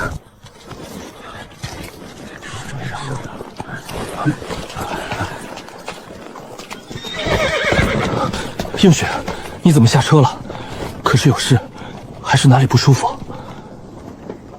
我没事，只是坐得久了，想下来走走。看到夫君骑马英姿，忽然觉得能驾驭如此英雄，是映雪的福分。只是不知我这福分将来会不会被草原上的明珠分去太多？映雪，我昨日之事，父王已经说得很清楚了。你是楚州的王，肩上担着万千人的身家性命，有些事，个人爱护须得让位于大局。这个道理，我懂。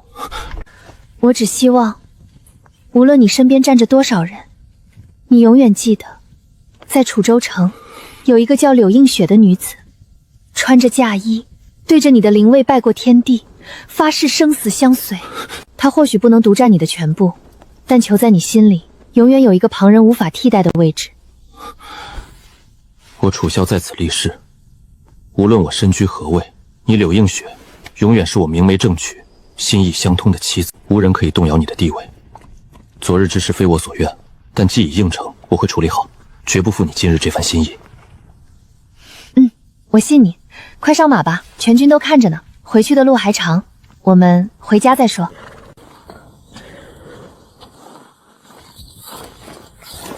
800里加急！800里加急！帝都急报，陛下驾崩了！来了，果然来了。王爷，数日前，陛下于寝宫龙御宾天，遗诏传位于太子，然2皇子、4皇子、7皇子并部分朝臣对遗诏存疑，滞留京州，拒不行礼。各地藩王态度不明，经济震动，流言四起。另据暗线密报，东有海寇频繁袭扰沿海，西番诸部陈兵边境，北边黑水马等部亦有劫掠之象。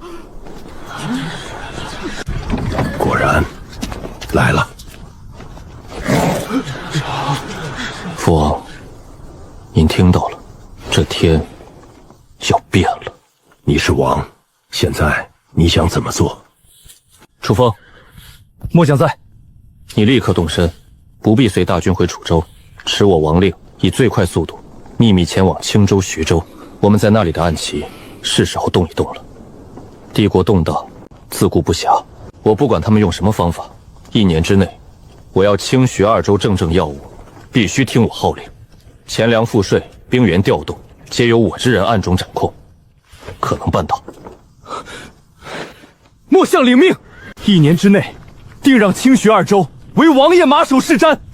传令全军加快行军，返回楚州之后，第一要务练兵，粮草、军械、马匹全力筹措，各营将领严加操练，踏弱留强。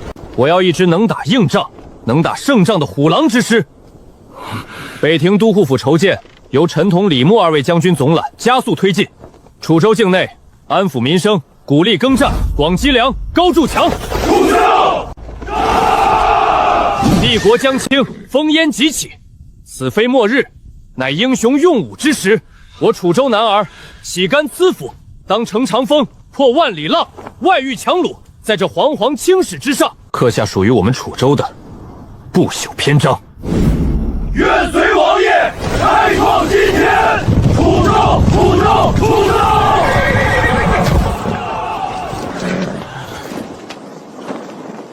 诸位，方才说了练兵、筹粮、控州并草原，桩桩件件皆是关乎基业、关乎生死存亡的大事。但还有一件最重要的事情，本王差点忘了说。敢问王爷是何要事？这件最重要的事情就是回去之后，本王要举办一场楚州开府以来最隆重、最盛大、最风光无限的婚礼，迎娶本王的王妃柳映雪。恭喜王爷，王妃婚礼一定要最热闹的婚礼，咱们楚州好久没这么热闹过了。王妃千岁，王妃千岁，王妃千岁。小姐，不，王妃，王爷他对您真好。我知道，我知道。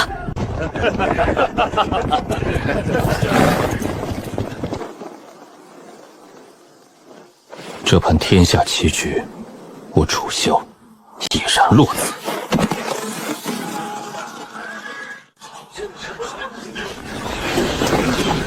恭迎王爷凯旋，王爷万岁，楚州万胜！王爷阵前闭幕，拜了草原武神雾列台，天下第一，赌约赢了，千里草原归楚州了。王爷还要办大婚，迎娶柳大姐为正妃。各归有整犒赏。王爷，陛下新丧，天下福肃，此时大办喜事，恐招误意。我欠映雪太多，这一次绝不食言。臣同李牧主持北庭都护府筹建，草原使者陆续到，具体条款你们去谈。遵命。楚风，带暗卫，持我王令，进清徐2州。至于婚礼，不惜财态，不惜人力，空前绝后。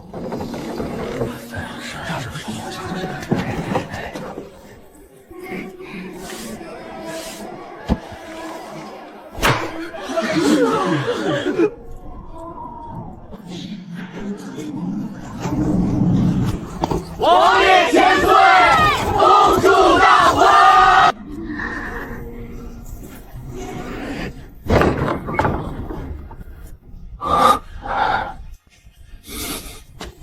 映雪，我来娶你了。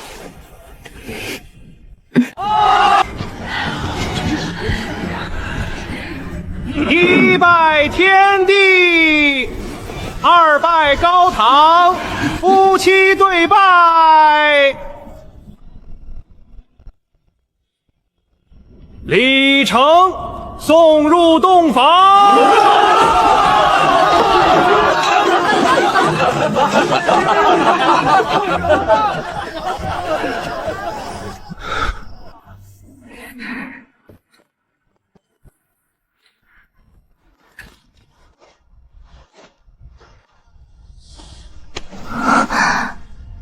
映雪，今日你是我名正言顺、天下皆知的妻子了。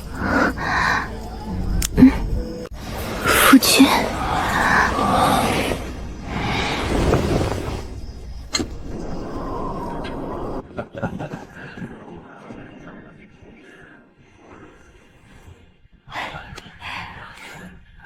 刘姐，大事好好算。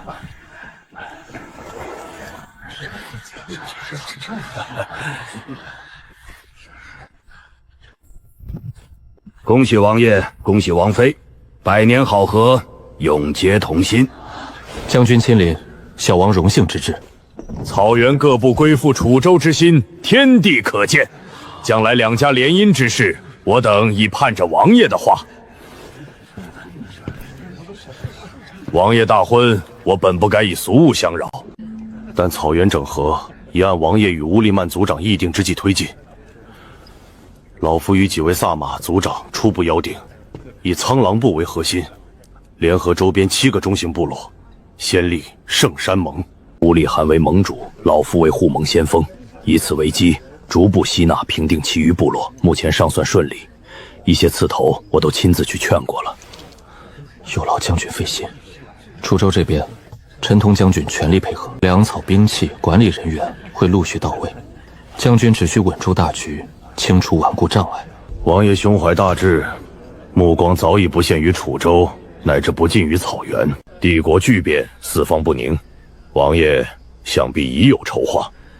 乱世已至，不进则退。楚州欲求存图强，乃至澄清欲果，免不了还要经历几番风雨。草原若整合初定，加上楚州支持，双狼重齐可以重建。若王爷不嫌，老夫或也可随军略尽绵力。毕竟，王爷的目标若成，草原方能得享王爷许诺的久安。若得将军协助，乃楚降之幸，楚州之幸。他日若需将军出手，必不轻慢。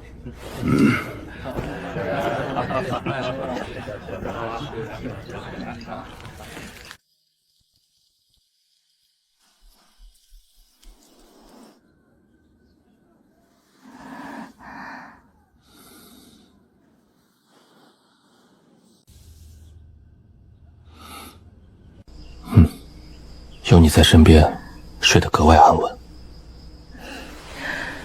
今日不是要商议军务，还要去大营巡视吗？该起了。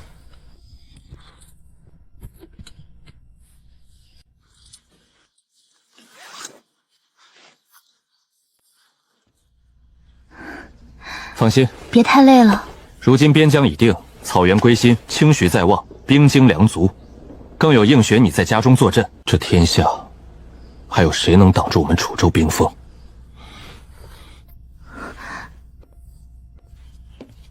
映雪，你等着，我不只要让我们的孩子世世代代做着楚州的王，更要让你做着天下最尊贵的女人。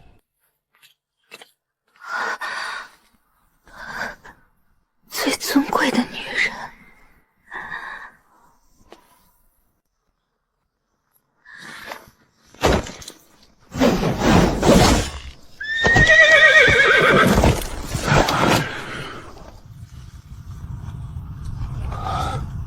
操练起来！兹尔楚州镇南王楚萧，圣山之下，单枪匹马，拜蛮修雾列台于阵前，一举而定草原千里。此等不世之功，空前绝后。加封镇南大将军，赐甲节钺，总督楚州草原军政，有先斩后奏之权，赏黄金1万两，绢帛5万匹，充平珍宝无数。特许楚州王府仪仗服色，可酌情僭越。前镇南王楚雄父子一心，为国著述，赐太师衔，赏丹书铁券，可免死罪1次。楚清封昭华郡主，王妃柳映雪封诰命夫人。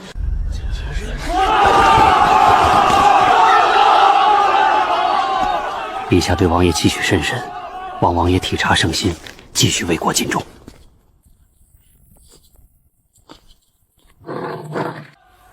新皇登基，根基未稳，不想着安抚近在咫尺的几位皇子，却对远在南疆的我们如此慷慨，不合常理。父王所言极是。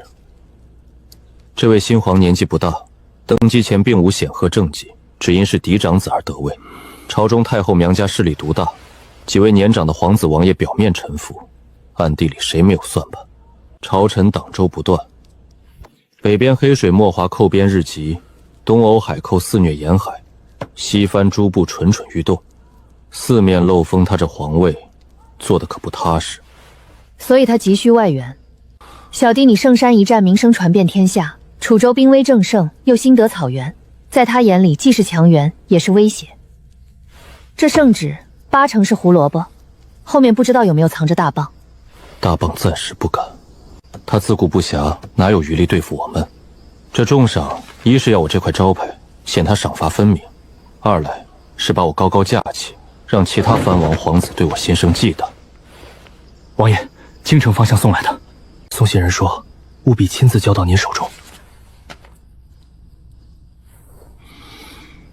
陛下年幼心力，常感时事为鉴，对王爷之忠勇功勋，娓娓提及，以为常程。外有强敌环伺，内有权臣掣肘，诸王心思各异。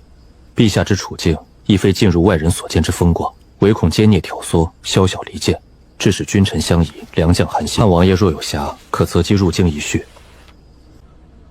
瑶光，是瑶光公主。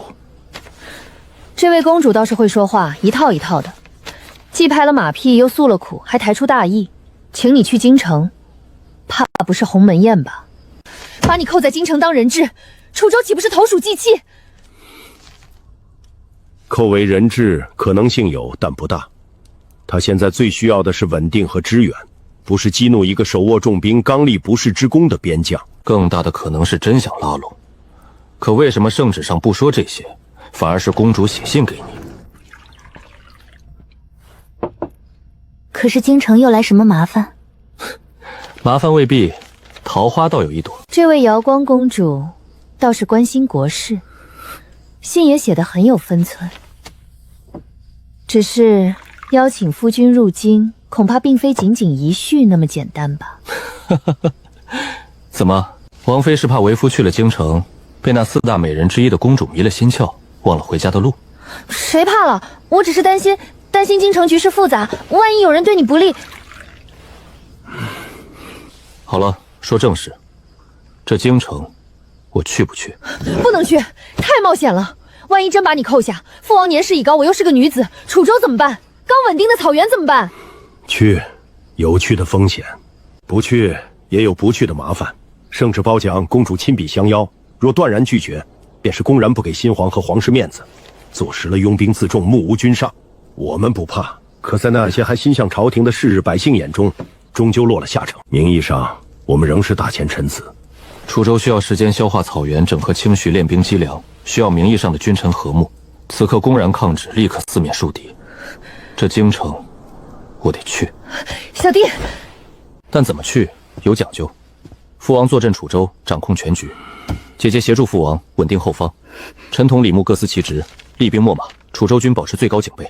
我此次进京，只带少量精锐亲卫，以恭贺新皇登基谢恩为由，姿态放低，礼数做足，让天下人看到我楚萧是懂规矩、敬朝廷的忠臣。他现在最需要的是面子和支持，不是一个扣在京城可能引发边境大乱的王爷。他没那个胆子，也没那个能力。他请我去，最大可能是示好、拉拢、摸底。放心，映雪，我去是代表楚州，是为了争取时间和空间。事情办完，我会尽快回来。我信你，只是一定要小心。当然要小心。朝堂之上，波贵云贵，比战场更凶险，但这也是机会。亲自看见朝局，接触各方，为楚州争到更多东西。父王、姐姐，只要楚州稳如泰山，兵强马壮，我在京城就无人敢动我分毫。你有此胆识，为父放心。楚州交给你，记住，不卑不亢，有礼有节。若事不可为，保全自身为要。楚州永远是你的后盾。我明白。多带些好手。京城我们也有暗线，随时联络。遇到危险，别管什么面子，先跑回来再说。知道了，姐。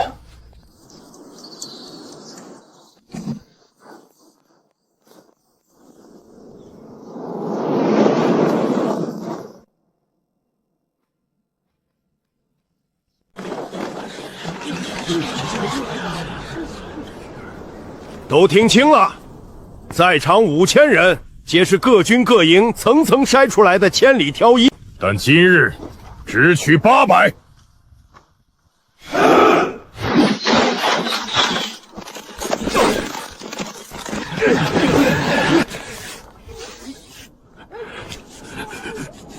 全力！陈同遴选亲卫。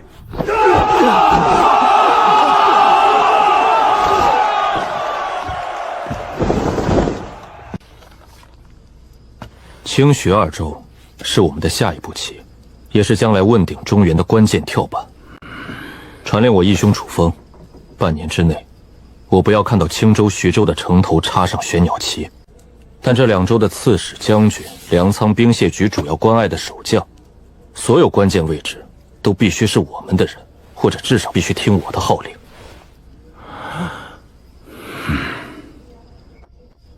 800精兵虽悍，可京城鱼龙混杂，暗箭难防。你身边还需一个能统筹全局、应对突发且绝对忠诚可靠之人统领。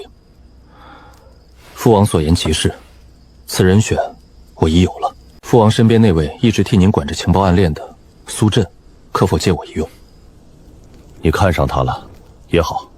他跟了我10几年，专曾机密探查、消息传递、暗杀护卫，武艺极高，尤善潜行用毒，机关易容，心思缜密如发，对楚州、对楚氏忠心不二。有他随身护卫，我也放心些。多谢父王。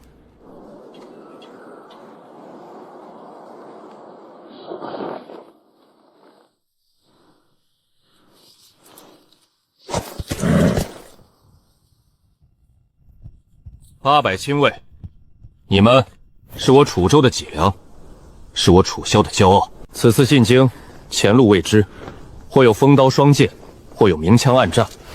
但记住，你们的身后是楚州100万父老，是20万同袍兄弟，你们的肩上扛着我楚州的威名与尊严。本王只有一个要求，无论发生什么，无论面对何人，都给本王挺直了腰杆，不惹事但绝不怕事，更要给我长脸。谨遵我命。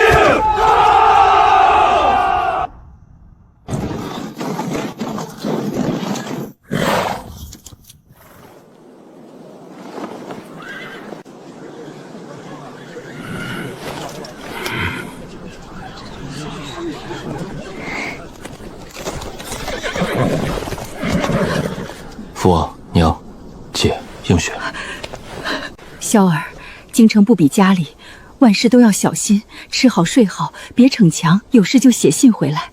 还有，记得去探望我的父亲和母亲，告诉他们为娘在楚州一切都好。娘，放心，你儿子现在可是天下第一，谁能把我怎么样？我去就回，说不定还能给您带些京城的新鲜玩意儿。姐，在家照顾好爹娘，王府里的事你也多费心。知道了，你自己保重。要是有人欺负你，就赶紧跑回来，姐给你撑腰。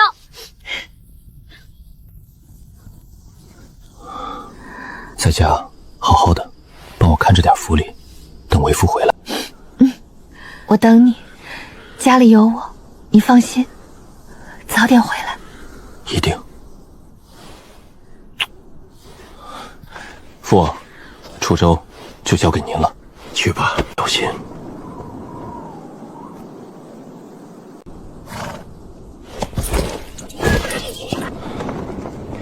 出发！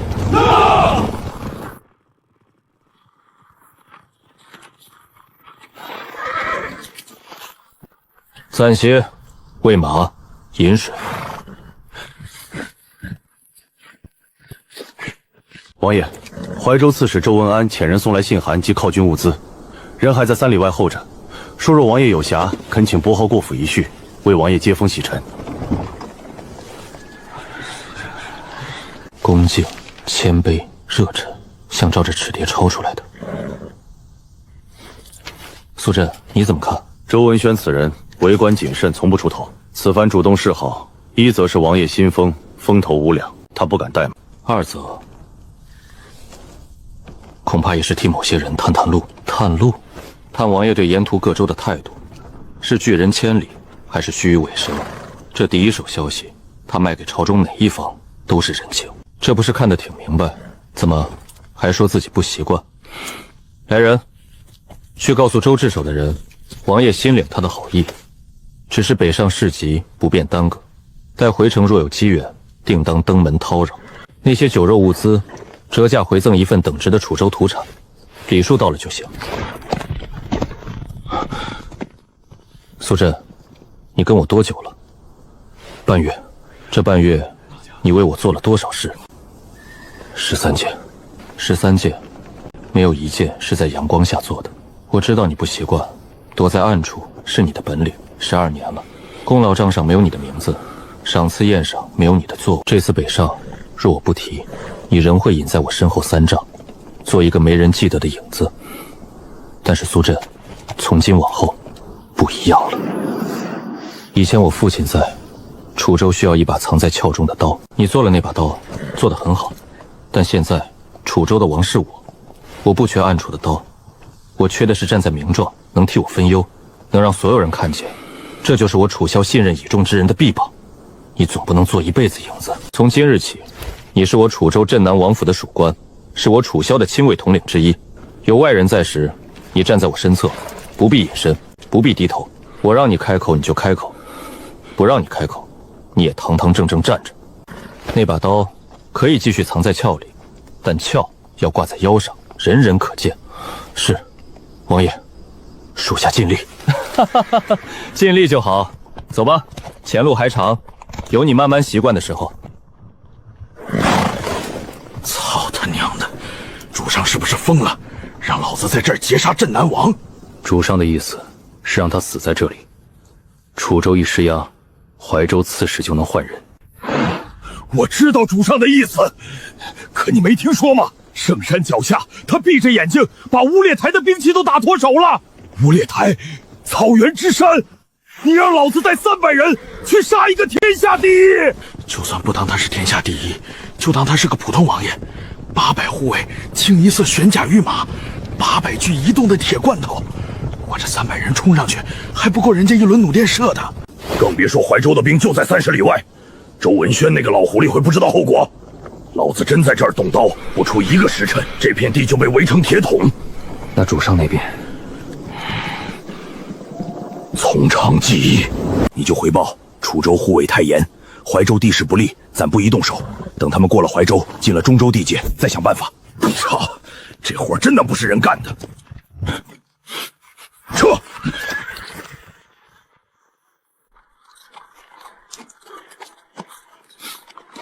苏震，在。3里外土丘，7、8骑已经走了，派人去查一下是哪家的人。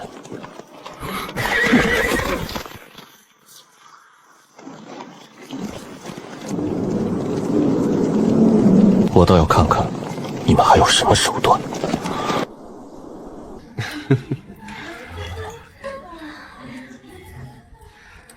皇兄，瑶光来了，这么晚怎不歇息？来人，给公主设座添传。不必忙，臣妹只是来告知皇兄一声，镇南王楚萧的仪仗已过怀州，若无意外，5日内当抵中州地界。礼部你的迎后章程已呈御前，皇兄可曾过目？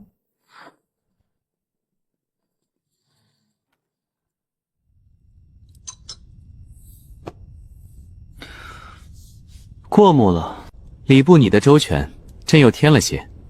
库里那对多罗进贡的白玉麒麟一并赐他。另外，内侍省挑了8个美人，歌舞、琴棋、女红都是1等1的，随封赏旨意一同送去。镇南王年轻，又新立大功，该有人好好扶守。皇兄，镇南王并非贪图富贵之人。当年楚州城被困，敌军20万铁围，他只率300死士冲入重围。那一刻，他没想过能活着回来，所求不是加官进爵，只为拼死救出城中父母双家和满城百姓。后来草原一战，他旧伤未愈，身带陈褐，仍披甲迎战乌列台，也不是为了权位功勋，只为守住楚州将士的风骨，护住北境国门的军威。他的王妃柳映雪，闺名遍列天下4大美人，却义无反顾下嫁，不是倾慕家世权势，只因为他这个人值得。寻常美色他早已见惯，泼天富贵他生来就有。皇兄若只以名利美色为饵，恐怕入不了他的眼，也动不了他的心。不就是个纨绔子弟吗？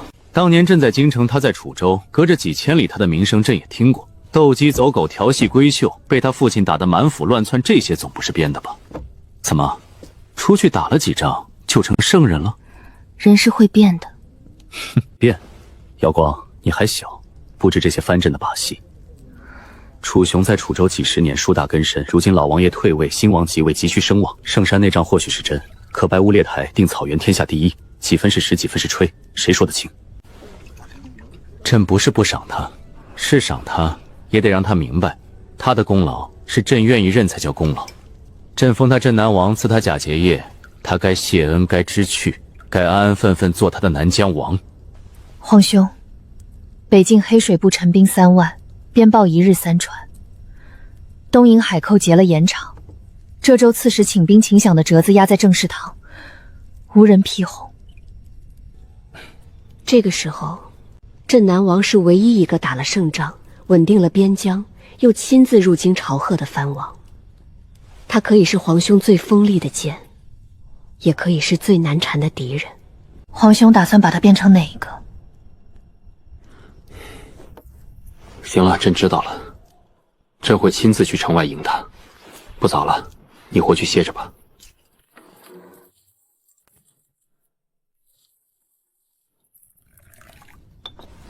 人已过怀州了。探子汇报，周文轩递了帖子，他没接。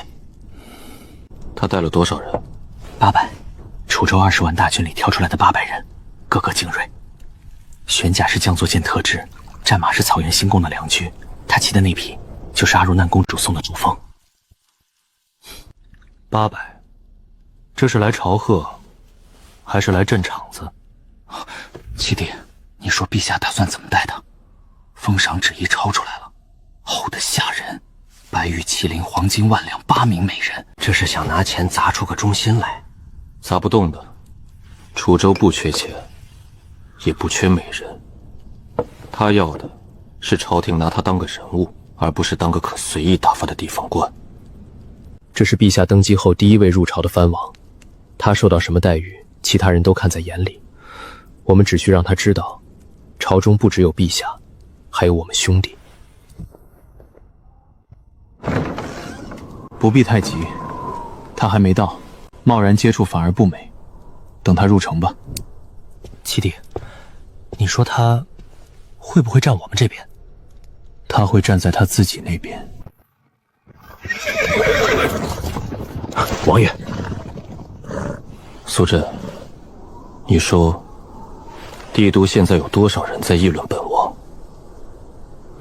陛下、公主，还有京中那几位手握权柄的王爷，皆在暗中筹谋，等着您的动向。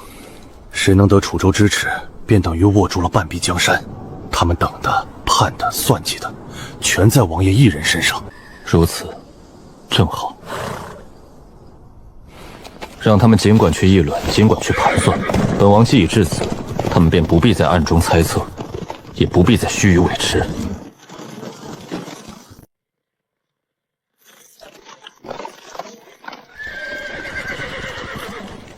王爷，此处名怀义，是中州地界最后一处驿站。明日卯时3刻启程，陈正前后可抵帝都永定门。王爷金甲旷临，小义简陋，竟能得王爷踏足，真是蓬荜生光。不必多礼，也不必铺张，烧几锅热水，备些干草马料就好。弟兄们都带了干粮，今夜只借宿1晚，天亮便走。小人早得了朝廷荆棘传信，日夜不敢松懈，热水、热食、马料、被褥都已备妥，只等王爷驾到。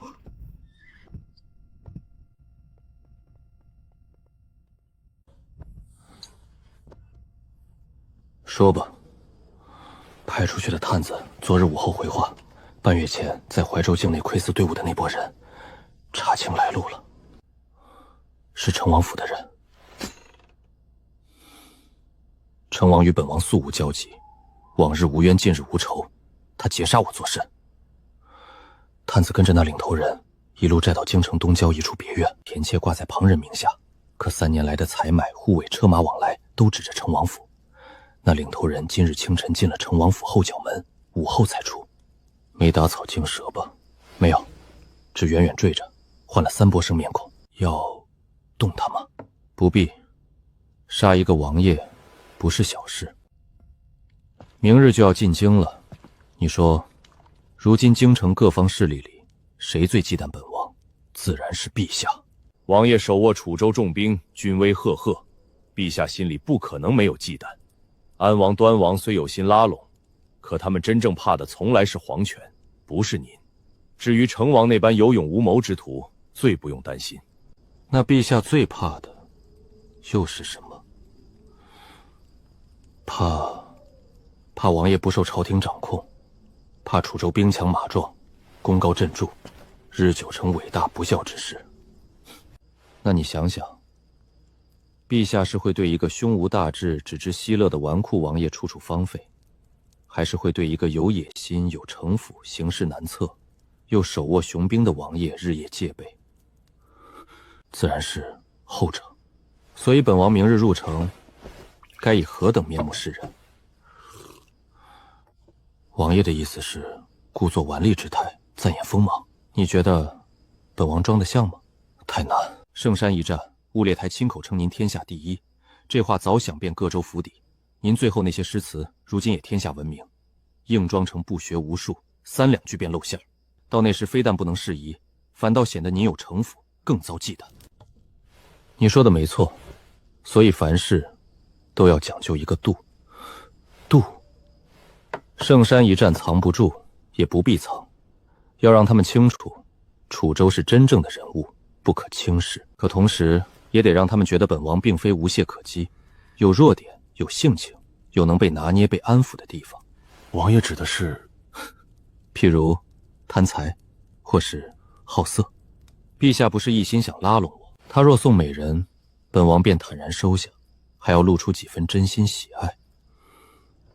再多向他打听京中哪家酒楼最奢华，哪家绸缎庄料子最名贵，哪家首饰铺的玩意儿最精巧，让他觉着这位楚州王久居边地，没见过京城繁华，此番入京不过是来开开眼界，享乐一番，但不能太过。贪财太过，显得刻意做作；好色太过，柳映雪才貌双洁，名动天下，本王又怎会看得上寻常之分？这分寸要拿准，既让他们知道本王有横扫天下的本事，也让他们信本王有烟火气的软肋，可拉拢，可亲近，亦可掌控。王爷高明，属下受教。本王问你意见，你倒跪下了。属下只是觉得跟着王爷往后不会闷。歇着吧，明日还有硬仗。是。王爷，明日入城，属下会站在王爷身侧。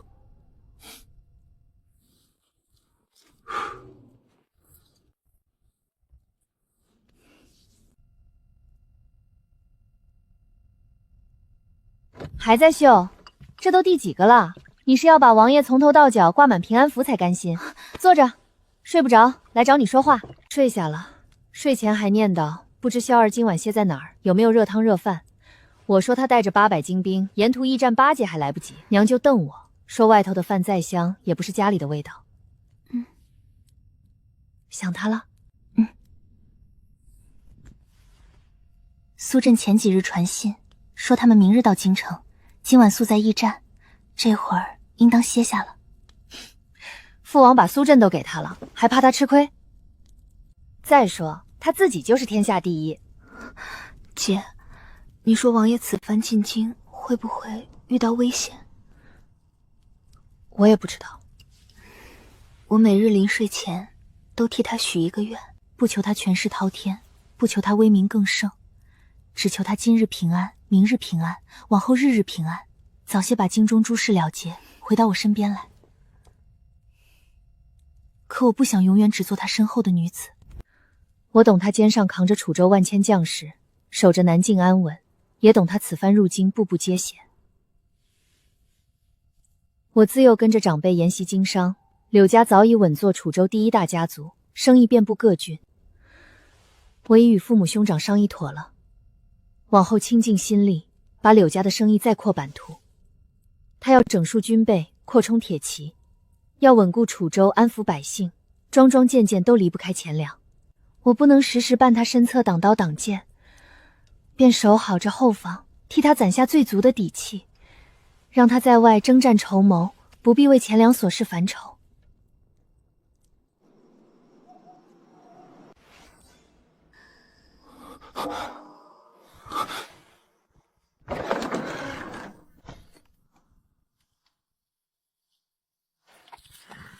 王爷，陈正前后可抵永定门，礼部已遣人先行知会，届时应有官员迎候。走吧。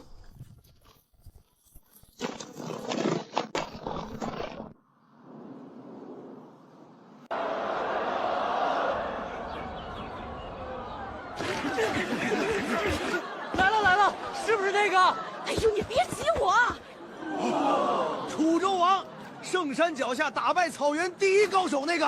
说书先生说了，乌烈才是草原第一，楚州王是天下第一。来了！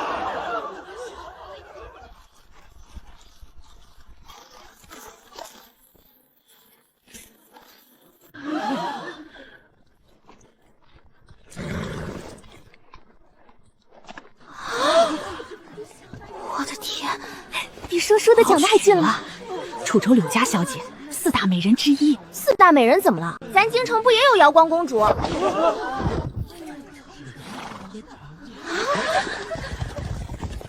下官礼部侍郎周岩奉旨恭迎镇南王入朝。陛下呢？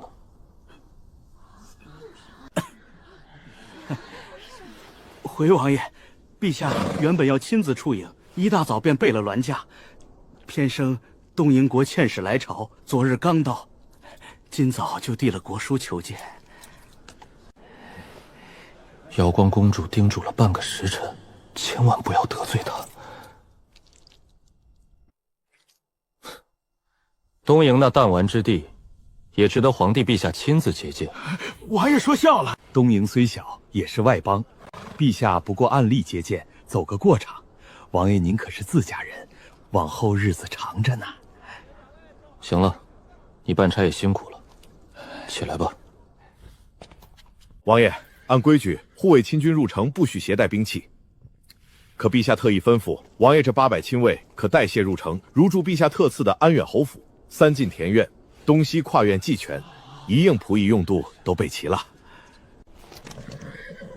携械入城，京城头一遭。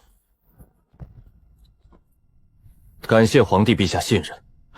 王爷请。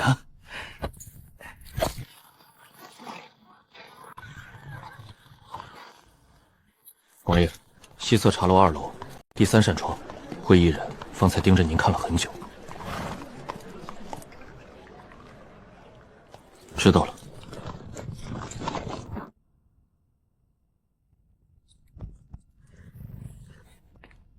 小人给王爷请安。我家王爷说了，镇南王远道而来，已在醉仙楼备下薄酒，为王爷接风洗尘，请王爷务必赏光。你家王爷是？回王爷，我家王爷是安王殿下，端王殿下也在。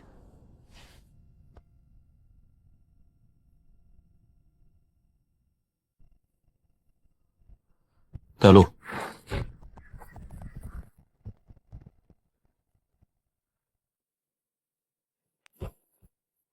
请。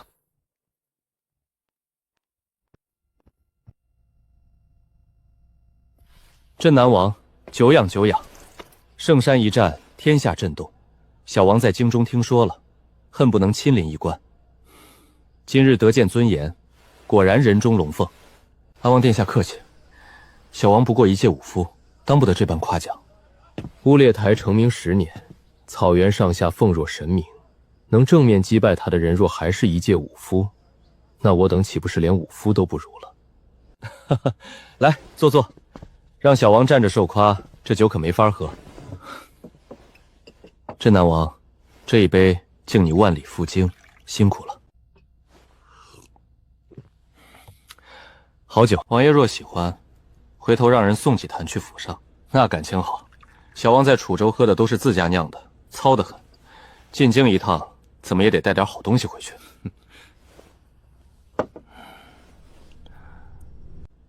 王爷，您是不知道，那东瀛使者前几日就到了，可皇兄偏偏晾了他3天，今儿个忽然要见，这里头有没有什么说道，咱们也猜不透。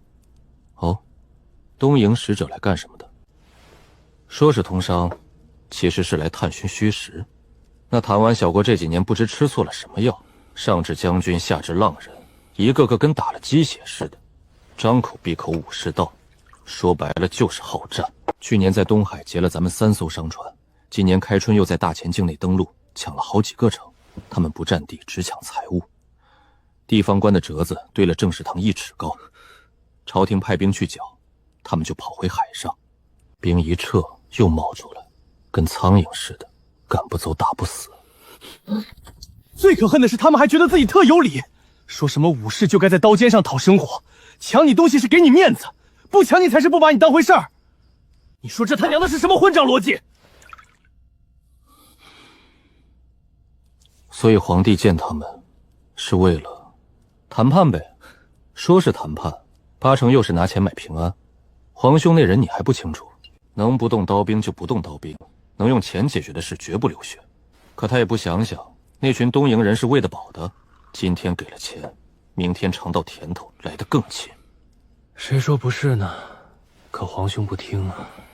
咱们这些做弟弟的，说的多了，反倒显得别有用心。要我说，这事儿就该让镇南王这样的猛人去办。楚州铁骑踏平草原，还收拾不了几个东瀛配草。安王殿下抬举了，大前朝廷能人满将无数，又不是只有我楚萧。江南丝绸的华美，草原的风光，想肃镇隐于的有力不重视你。不是真的顺，是聪明到愿意让别人觉得自己顺。王爷日后有空多来坐坐。京中若有什么需要，只管开口。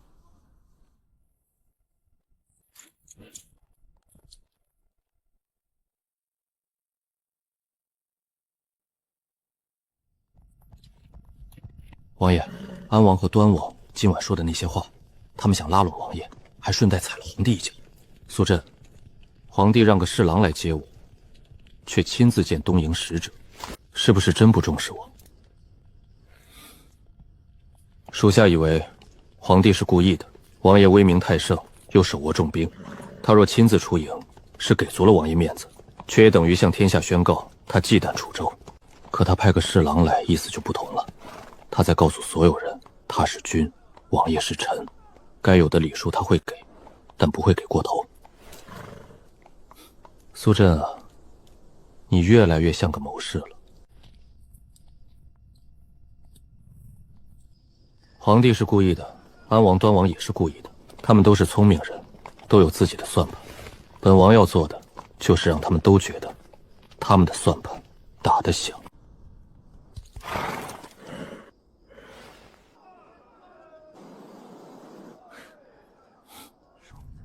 走吧。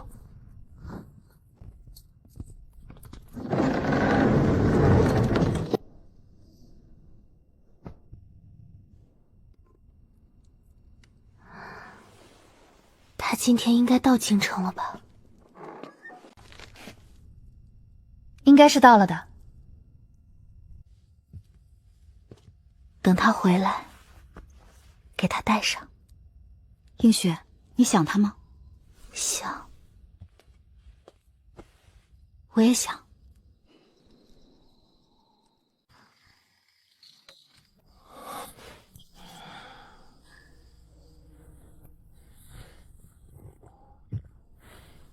苏震呢？苏统领在安置人马，稍后就到。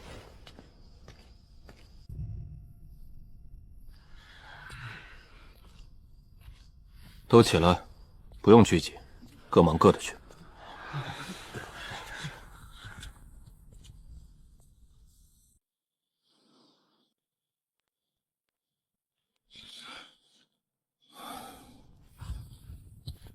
王爷，都安置好了，800人分驻东西跨院，轮值排好了，要道和制高点都布了暗哨。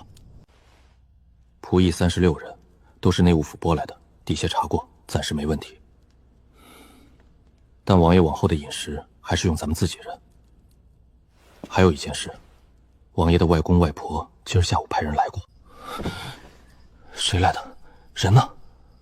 苏府的周管家在苏家当差30年了，送来一车东西，说是老夫人亲自备的，有王爷小时候爱吃的点心，还有几件他老人家亲手做的衣裳。人等了半个时辰，见王爷没回就走了，留话说明日再来。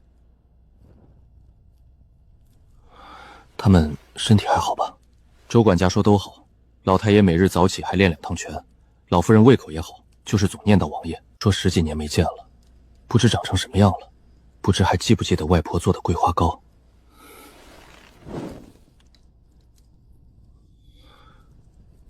周管家还说，老太爷本想亲自来接王爷，可今日王爷入城先见了安王、端王，按规矩本就该先见陛下。老太爷说，王爷如今是朝廷的镇南王，一切当以朝廷礼制为先。等见过陛下，行了君臣之礼，他再来见王爷，那才是正理。外公这人一辈子就这样，当年在朝堂上争嫡庶、争礼法，争得面红耳赤，如今不当官了，还是改不了这毛病。苏震，咱们带的东西里有没有适合送长辈的？有，楚州那批土产里有上好的云锦、湖笔、徽墨，还有几株老山参，是王妃特意嘱咐带上的，说是给王爷的姥姥姥爷备的。映雪准备的。出发前那晚，王妃亲自清点，装了一箱子。王妃说，她虽不能跟王爷一起来，礼数不能缺，这是心腹的孝心。好，明日见过皇帝，马上去苏府。是，王爷，还有一件事。瑶光公主的信，刚送来的，送信的人还在外等回话。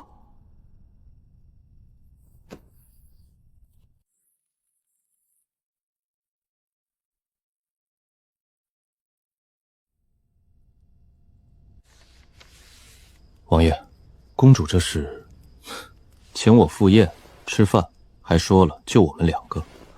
公主与王爷素无往来，此番单独设宴，恐怕不只是吃饭那么简单。当然不只是吃饭。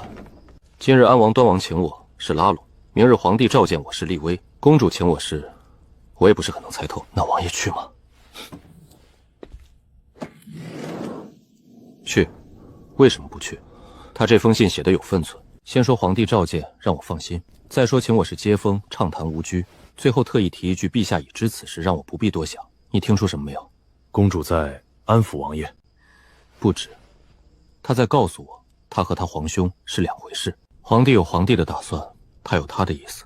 他单独请我，不是替皇帝办事，是他自己想见我。那王爷打算如何回复？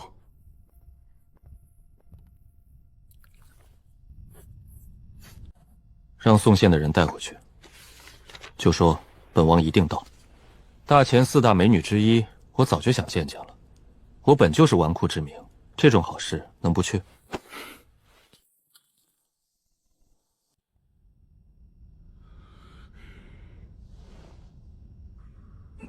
陛下驾到！万岁！众卿平身。朕今日甚甚高兴，朕的功臣楚州镇南王楚萧入京了，宣楚州镇南王楚萧觐见。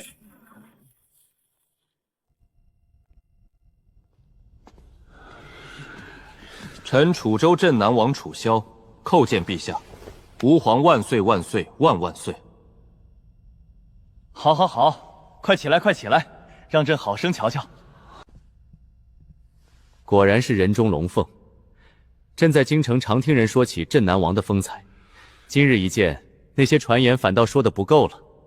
陛下过誉，臣不过是托陛下鸿福，侥幸立了些微末之功。若无朝廷支持，若无楚州将士用命，臣一人之力，断无可能。先帝在时，常与朕夸赞你父亲楚雍，说他是国之柱树，镇守南疆几10年，从无闪失。先帝与你父王是君臣，更是挚友。如今朕与你，也要像先帝与你父亲那样，君臣相得，携手同心，做一个千古君臣模范。臣愿为陛下效犬马之劳，赴汤蹈火，在所不辞。楚州20万将士，亦愿为陛下肝脑涂地。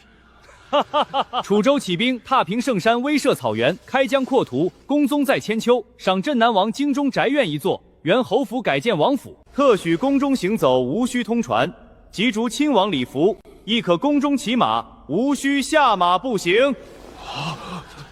宫中骑马无需通传，开国以来没有过，连安王他们都不行。更要紧的是，楚清收服草原各部，草原上下皆愿归附我大前。朕已下旨，将整片草原并入楚州辖制。那草原广袤无垠，单单面积便抵得上我大前1、2个州府之和。往后楚州便是我大前疆域最广、势力最强的第1大州。楚清，你且说说，你还想要什么？金银珠宝、绫罗绸缎、俸禄、土地、人口，或者美人歌姬，只要你开口，朕皆可应允。陛下厚爱，臣心领了。只是臣所求，从来不是金银珠宝、土地俸禄。臣出身将门，自幼谨记父亲教诲，以守护大前疆土、安抚天下百姓为己任。此次踏平圣山、收复草原，也是臣的本分。陛下已赏臣宅院，赐臣恩宠，又将草原并入楚州，这份恩宠已然过重，臣别无他求，唯愿陛下圣明，大前江山永固，百姓安居乐业，臣便心满意足。好，好，好，朕有镇南王这样的臣子，何愁天下不安？难得你有这份心，朕心甚慰。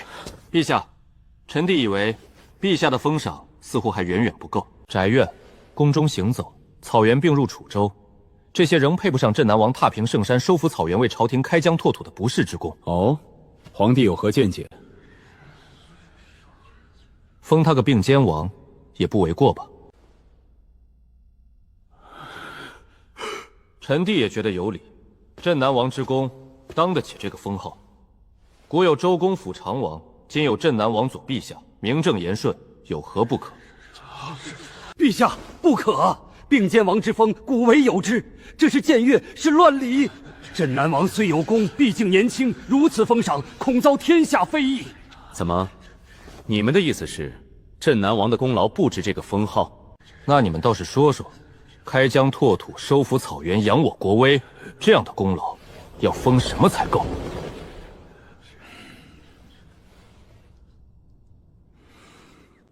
两位皇帝说的有理，镇南王之功确实当得起这份殊荣。楚萧听封，朕自今日起，你与朕可并肩王。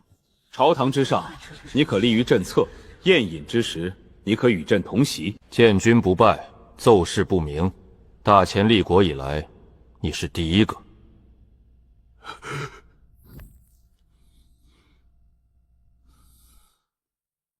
臣谢主隆恩，不怕你什么都要，就怕你什么都不要。起来吧，往后你便是朕的并肩王了。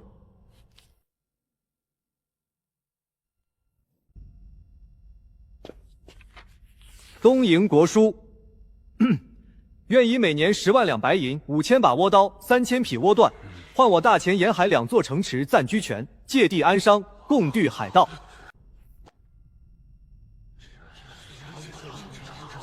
岂有此理！我大前疆土城池是祖宗披荆斩棘打下来的基业，拱手让与蛮夷暂居，这与麦城何异？御史大人息怒，那2座城地处偏远，年年遭东瀛海盗劫掠，百姓流离，田亩荒芜。朝廷年年派兵剿匪，粮饷不计其数，却治标不治本。若能换来岁贡，既安抚东瀛，又省下剿匪钱粮，何乐不为？你懂什么？今日给他们暂居权，明日便借故驻兵，后日整改旗易旗。东瀛人狼子野心，区10万两白银、几千件物产，岂能填满他们的欲壑？那依你之见如何？年年剿匪，年年剿不完，国库早已不堪重负，再耗下去，受苦的还是天下百姓。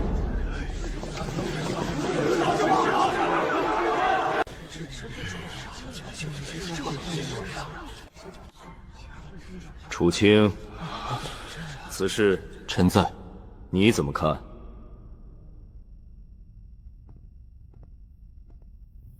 臣以为方才两派的说法都不对。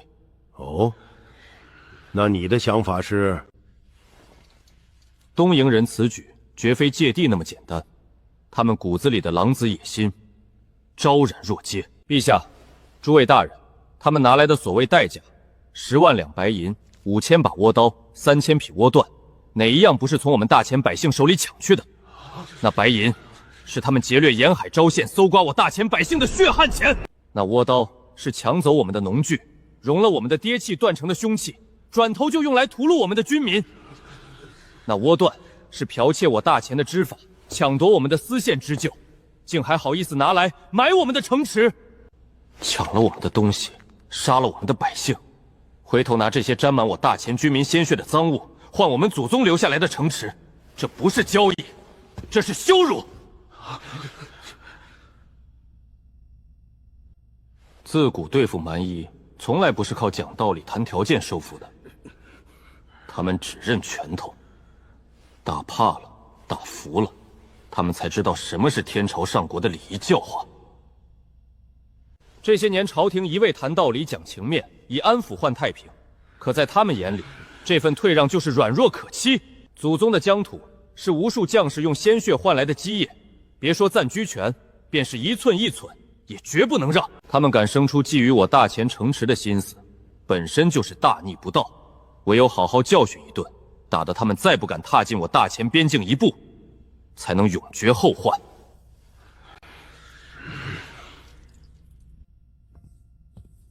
臣附议，并肩王所言极是，东瀛言太甚，唯有一战，方能扬我大前国威，绝其觊觎之心。将军息怒，并肩王三思。如今国库空虚，若再与东瀛开战，粮饷军械不计其数，国库恐难支撑。不如先暂且安抚一二，以缓和缓。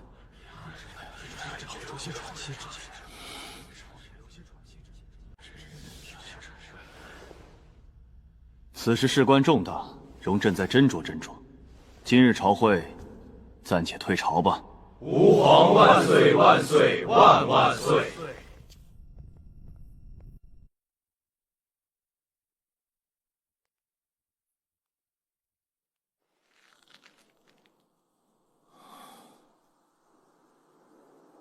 东瀛必须狠狠打。并肩王留步。恭喜恭喜，并肩王这个封号，满朝文武独一份。往后我们见了你，都得低头行礼。你这王位，可比我们兄弟的还高一级。两位王爷说笑了，什么并肩王，不过是陛下抬爱。这封号再高，也不及两位王爷在朝中几十年的根基。往后还要多仰仗两位照应。今儿个高兴，小王在醉仙楼略备薄酒，正是给王爷接风，王爷可一定要赏光。上次在醉仙楼不过小酌几杯，今日正正经经摆一桌，咱们兄弟好好喝一场。醉仙楼，再去一次。两位王爷盛情，楚某本不该推辞，只是实在不巧，今儿个还有些私事要处理。改日楚某做东亲自登门赔罪，如何？哦，什么私事这么急？连顿酒都喝不上。两位王爷也知道，楚某进京一趟，家里还有长辈要拜见，昨个就没去成，今儿个再不去，外婆非得念叨死我不了。原来如此，长辈要紧，长辈要紧。那咱们改日再聚，一定，一定。王爷，揽月阁那边已经安排好了，公主的人1个时辰前又来问过一次。揽月阁，瑶光公主单独设宴。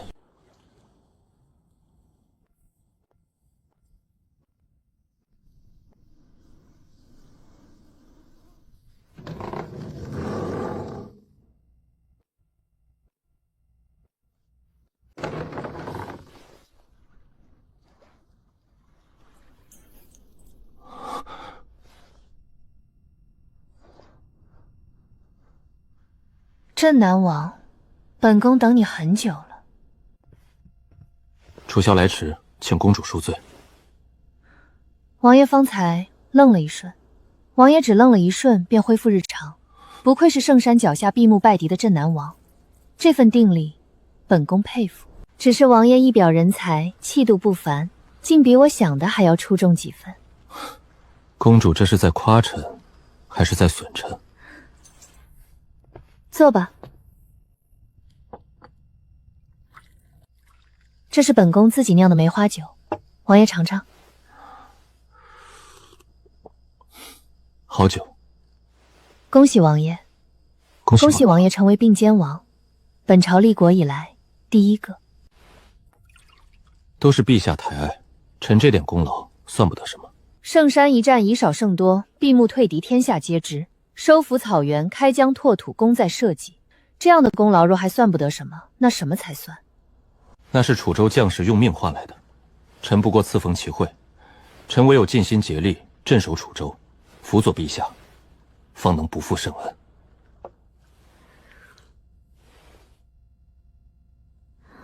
陛下新登大宝，内有朝臣派系林立，外有蛮夷虎视眈眈，可谓内外交困。他需要人帮，需要人扶，王爷是陛下亲封的并肩王，是陛下最信任的人，往后还望王爷多多费心。公主放心，臣自当尽力，不负陛下信任。王爷觉得安王和端王如何？两位王爷都是人中龙凤，各有重秋。安王温润谦和，端王沉毅果决，对臣也颇为关照。昨儿个刚进城，两位王爷便设宴为臣接风，臣心中甚是感激。王爷是聪明人，本宫也不绕弯子了。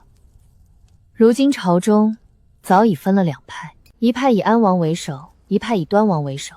表面上看都恭敬陛下，恪守本分，背地里各有心思，都在暗中积蓄力量。太后那边也有自己的心思，暗中扶持势力，不甘寂寞。陛下虽有帝王之威，却受制于两派势力，这朝廷看似平静，实则暗流涌动。若有朝一日这两派真的闹起来，刀兵相向，王爷会怎么做？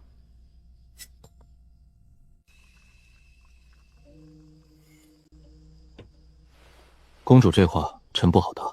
臣是楚州的王，守的是楚州的疆土，管的是楚州的百姓。朝中之事由陛下主持，有诸位大臣辅佐，臣不便指挥。若真有那一天，臣自当听候陛下调遣，为陛下马首是瞻。若是要楚州出兵驰援京城，平定内乱呢？王爷还没回答本宫，若是要楚州出兵，王爷会怎么做？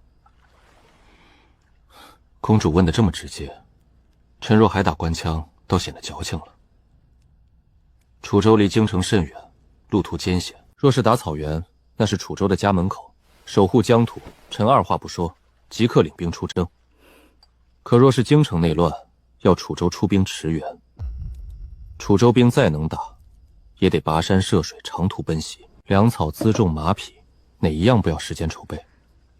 再说了，大前人才济济，臣听说御林军的几位统领武功卓绝，都不在臣之下，几位副统领久经沙场，也都是响当当的人物。臣这点本事在楚州尚可立足，在京里还真不敢托大。王爷说御卫军那几个统领武功或许不差，可论起领兵打仗、运筹帷幄，跟王爷比，怕是差得远了。圣山一战，闭目退敌的本事，可不是谁都能有的。我大前虽有100万雄师，各州皆有驻军，可真正称得上精锐的，唯有楚州兵历经沙场淬炼，个个以一精锐之师。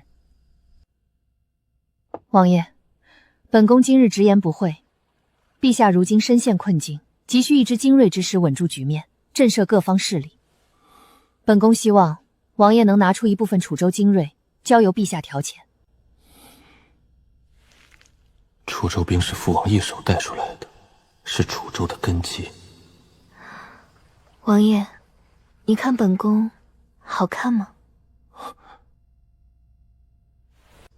公主容颜绝世，气质清绝，自然是特别美丽。眉如远山笼薄雾，目似秋水映清辉，不借粉黛添颜色，自有清芳压群芳。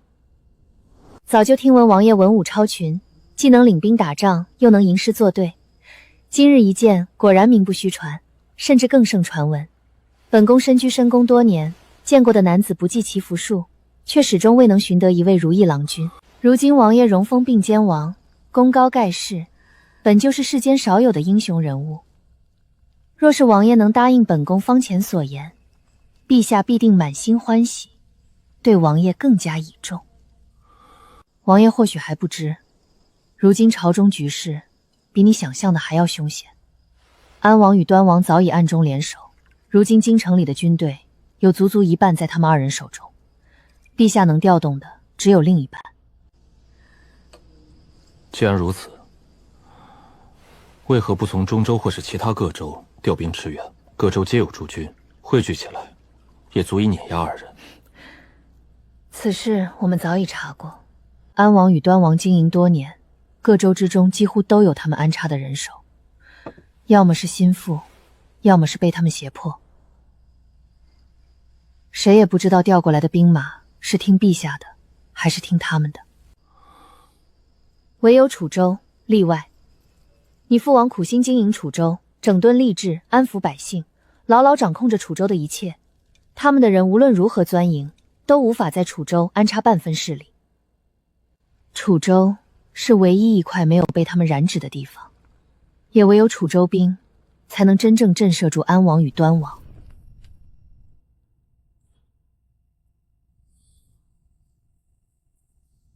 公主言重了。既然公主与陛下这般看得起我楚萧，也看得起楚州将士，此事我会想办法斟酌考量，绝不会坐视陛下身陷困境。有王爷这句话，本宫便放心了。如今朝中唯有王爷能解此危，往后陛下与本宫都靠王爷了。公主不必多礼，只是此事事关重大，需从长计议，还请公主与陛下稍作等候。本宫与陛下信得过王爷，也愿意等王爷的斟酌之法。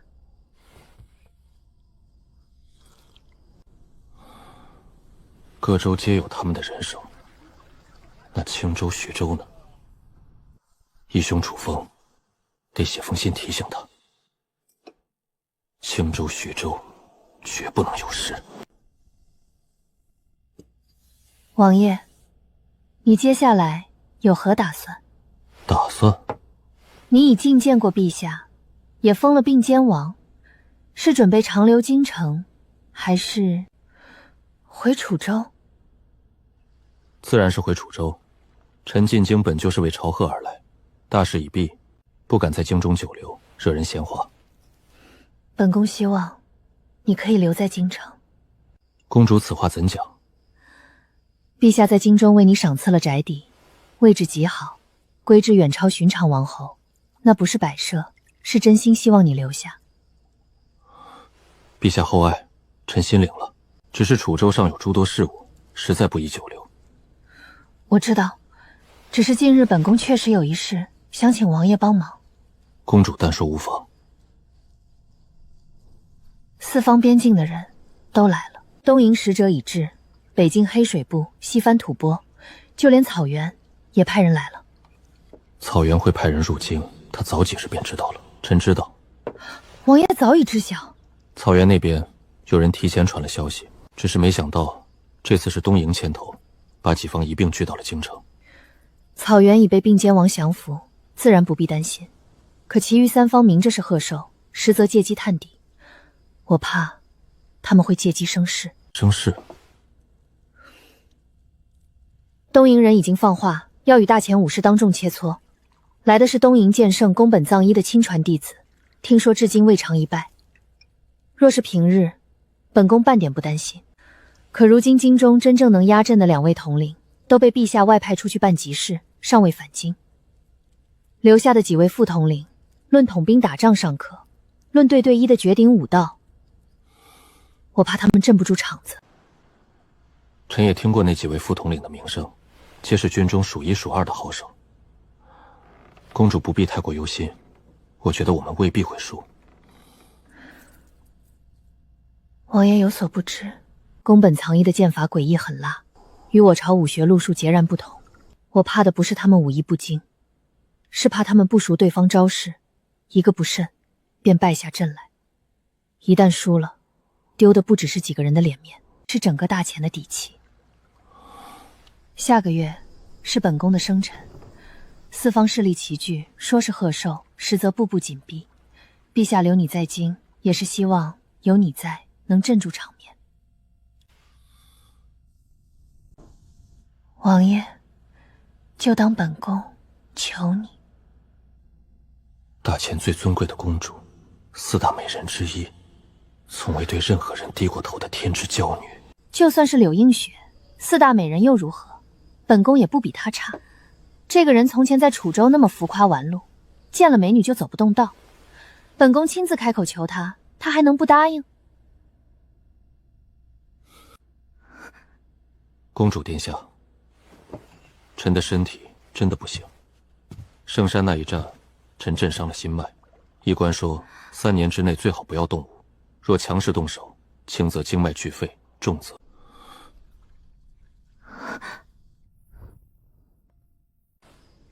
公主殿下，不是臣不想帮，是臣帮不了。他是真的伤重，不是推脱，不是拿转。让他强撑着去打，万一出了事，本宫担得起吗？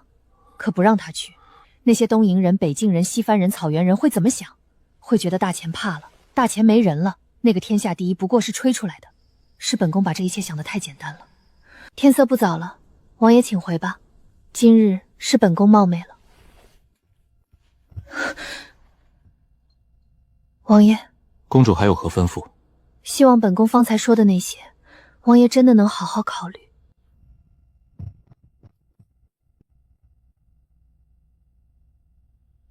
身体自然是没问题的，只是朝中局势不稳，手里的情报有限，何必强行出手？王爷，去哪儿？苏府。现在已经快亥时了，去晚了，外婆该睡不着了。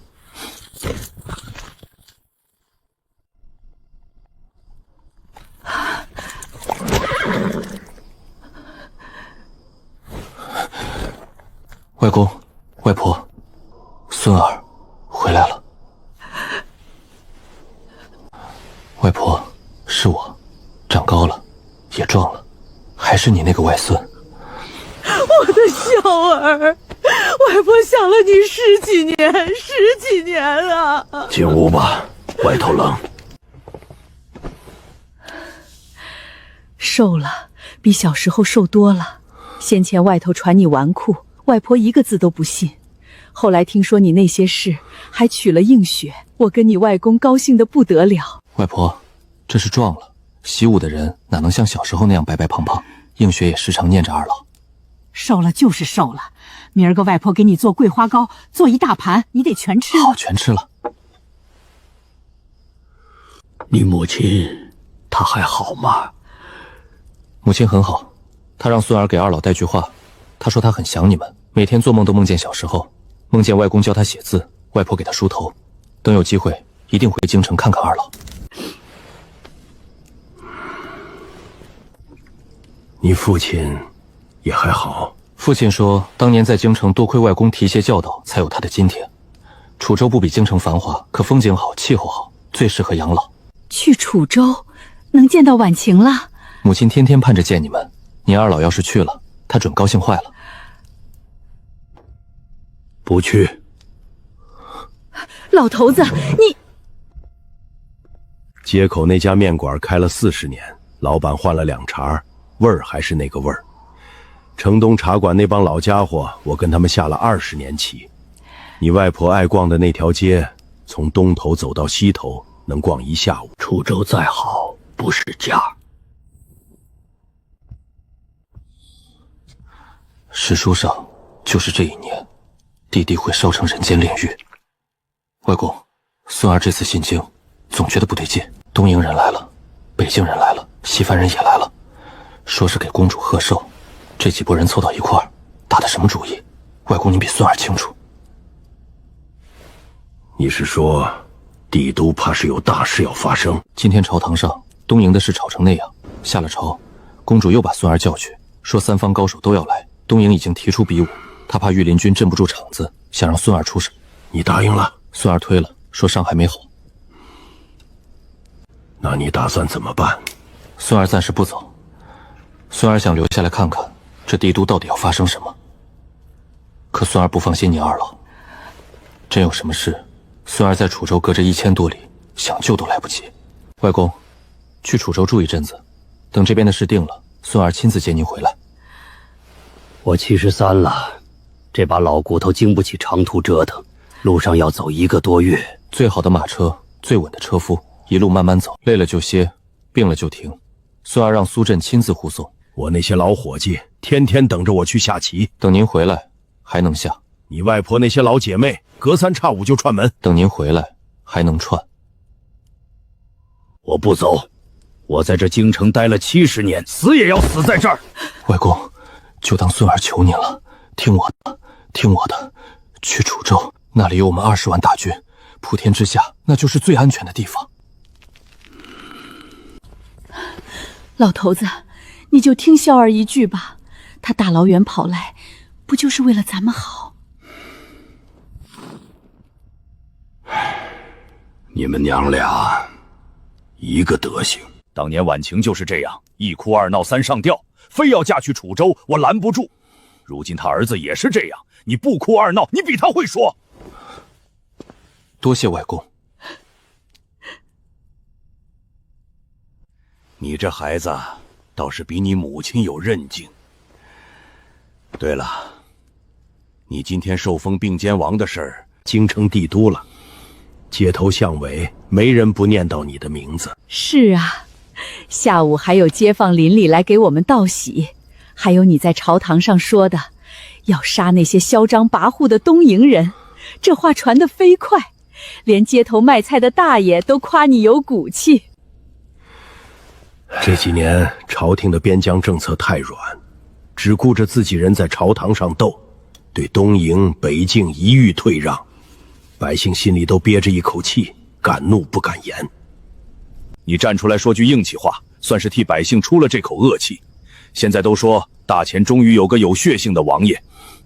萧儿，外婆也为你骄傲，咱们苏家的外孙没给苏家丢脸。我答应你去楚州，不是为了别的，是为了你这份心。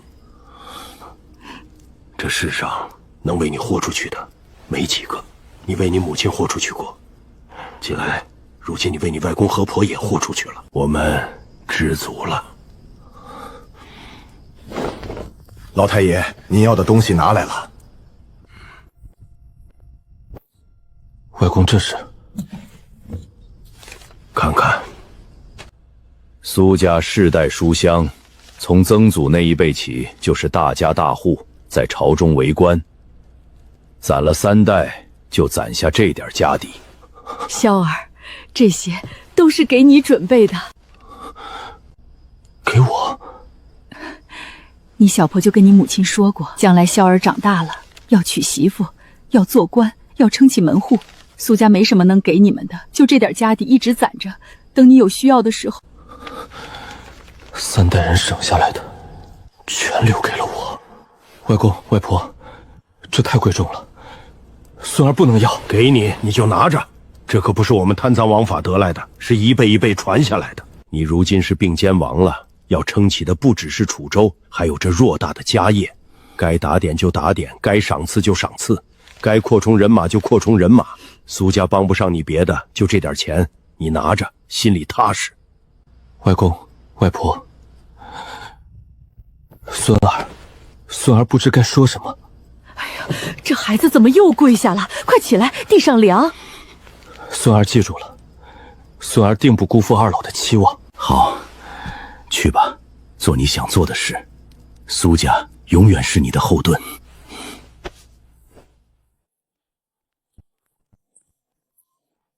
王爷，该回去了。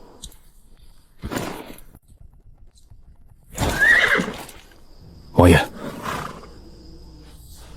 这世上能为你豁出去的没几个。走吧。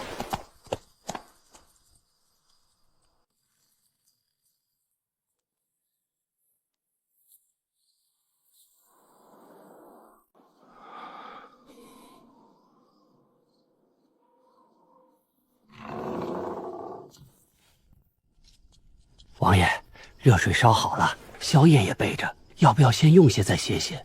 不，都撤了吧，让兄弟们轮班休息，明儿个没事儿都睡个懒觉。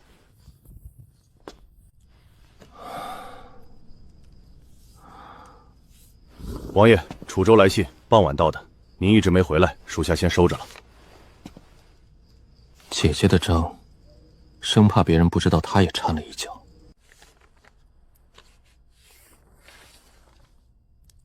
家里一切都好，不要挂念。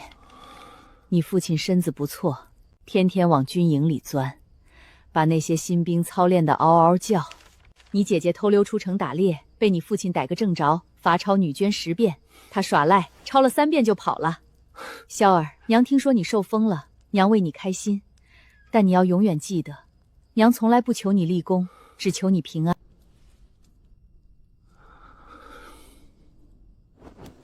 家里一切有我，放心。清徐的事，楚风每隔3日传一次消息。京城那边，你长大了，自己拿主意。记住一点，楚州永远是你的后路。臭小子，赶紧回来！你不在，这家里都没意思透了。对了，映雪让我给你带句话，算了，他自己写。花园里的桂花开了，收了一些晒干，给你泡茶。天冷了，做了2件新衣裳，托人带去京城。外公外婆那边备了些楚州土产，一并送过去。家里都好，勿念。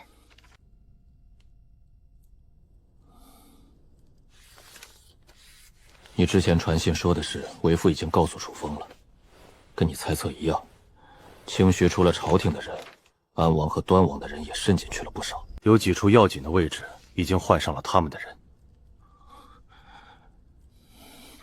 苏震，楚州的信你看了？当晚收到时，属下先过目了一遍。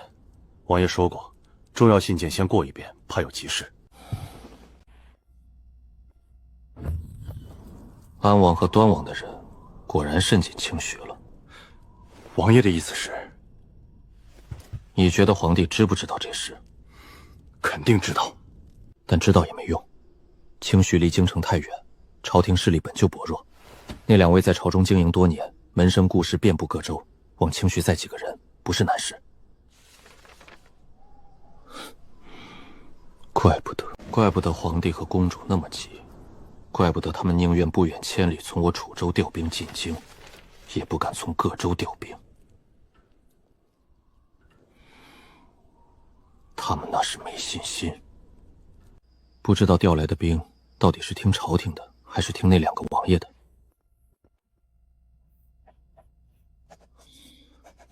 传令我义兄楚风，让他加紧速度，安王和端王的人给我一个一个揪出来，能收买的收买，不能收买的就把他们绑了。告诉他，清徐绝对不能有失，要钱给钱，要人给人。楚州那边，我和父王全力支持。是，怎么？王爷，属下多嘴一句，您最近好像特别急。这几天我心里越来越不踏实，说不上来是什么，就觉得有什么事要发生，大事。属下这就去传令。王爷若有别的吩咐，随时唤属下。等等，这个拿去。王爷，这么多财产，这是苏家3代的积累吗？是。正因为是3代积累，才要花在刀刃上。想办法，全部换成金银和粮食，能换多少换多少，能运多少运多少。秘密运回楚州，交给我父亲。一定要找可靠的人。苏震，我总觉得这天下要乱了。乱世里什么最值钱？不是地气，不是房契，是粮食。有粮食才能养兵，有兵才能活下去。之前圣山一战，我父王几乎掏空了楚王府，把所有金银都换成了战马和军械。告诉父王，请他务必重视粮生产，囤粮练兵，什么都别耽误。是，属下这就去。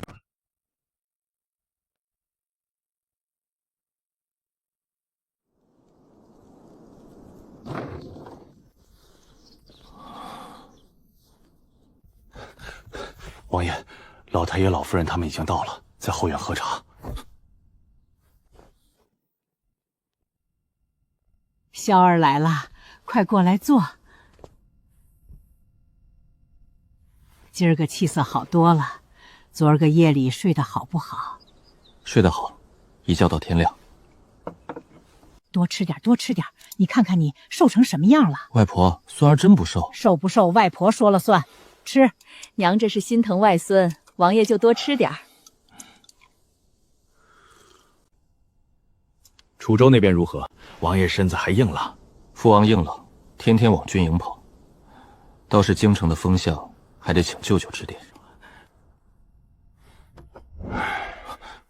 之前这宅子，你知道是谁家的吗？侯府，怀远侯府的宅子。怀远侯开国功臣之后，传至这一代已然没落。怀远侯府本来也是清白人家，上一任怀远侯人老实本分，没什么大本事，也不惹事儿。10几年前病死了，留下夫人和1儿1女。儿子还小，女儿倒大了，出落的，远近闻名的好看。那姑娘心善，从小钻研医术，专给穷苦人家看病，不收钱。谁家有个头疼脑热，都去找她，名声好得很。后来成王不知从哪儿听说了她，非要娶她做侧妃。那姑娘不愿意，她娘也不愿意。谁不知道成王府是什么地方？嫁进去的没几个有好下场。可成王不死心，3番5次派人说媒，软的硬的都来。那姑娘硬气，就是不松口。后来成王恼了，放出话去，说早晚有一天让他跪着来求他。这回你来，皇帝让成王给你修建王府，朝廷也拨了银子，可成王没有新建宅子，反而把这一座收了，说是怀远侯府谋反。谋反？一个寡妇，一个10几岁的孩子，一个只会看病的姑娘，拿什么谋反？可成王说他们谋反，他们就得是谋反。那他们人呢？那姑娘听说明天就要被卖去教坊司了。那他娘和他弟弟呢？不知道。听说他娘被关起来了。弟弟不知道去了哪儿。小儿，你别往心里去，这事儿跟你没关系。外婆，是成王那孙儿没事。坏。小儿，你想管这档子事？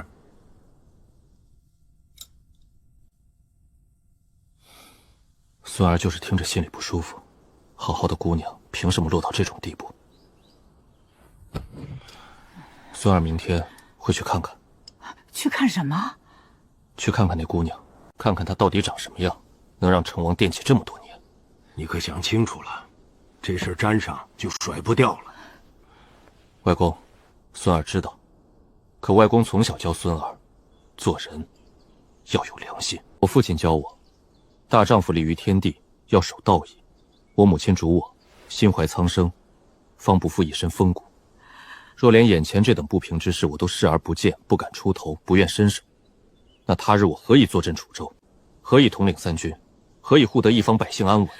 楚萧这一生可以不做官，可以不封王，可以不富贵，但绝不能丢了良心，失了正义，忘了初心。这事儿我管定了。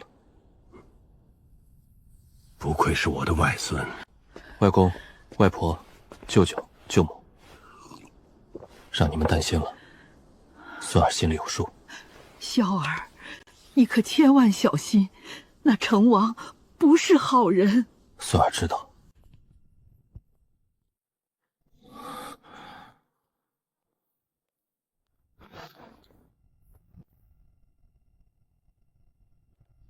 王爷，清徐的信送出去了。800里加急，昨夜已出京。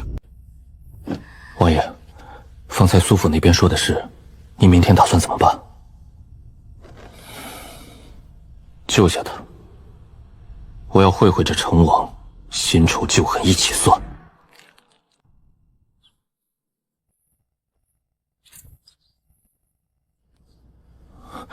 王爷这是，难不成是打算微服私访？什么微服私访？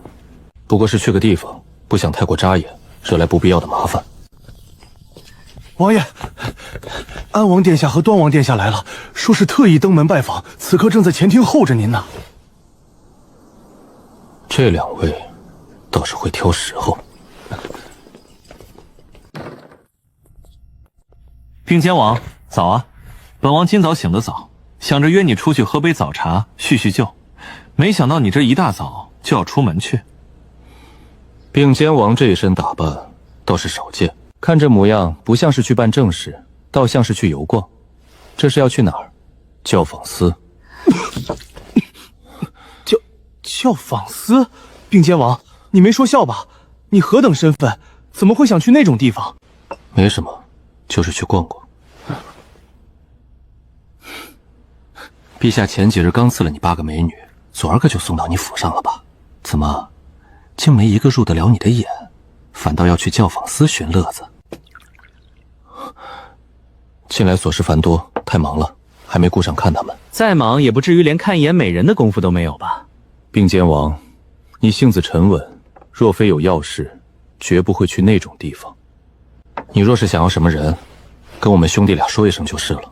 凭我们3人的身份，传一句话过去，教坊司的主事还敢不给面子？何必亲自跑一趟，还这般乔装？多谢2位好意，只是我要找的那个人有点特殊，还是得我亲自去一趟稳妥些。什么人竟这么特殊？是教坊司里的头牌，还是有什么过人之处？是怀远侯府的那个女儿林青书。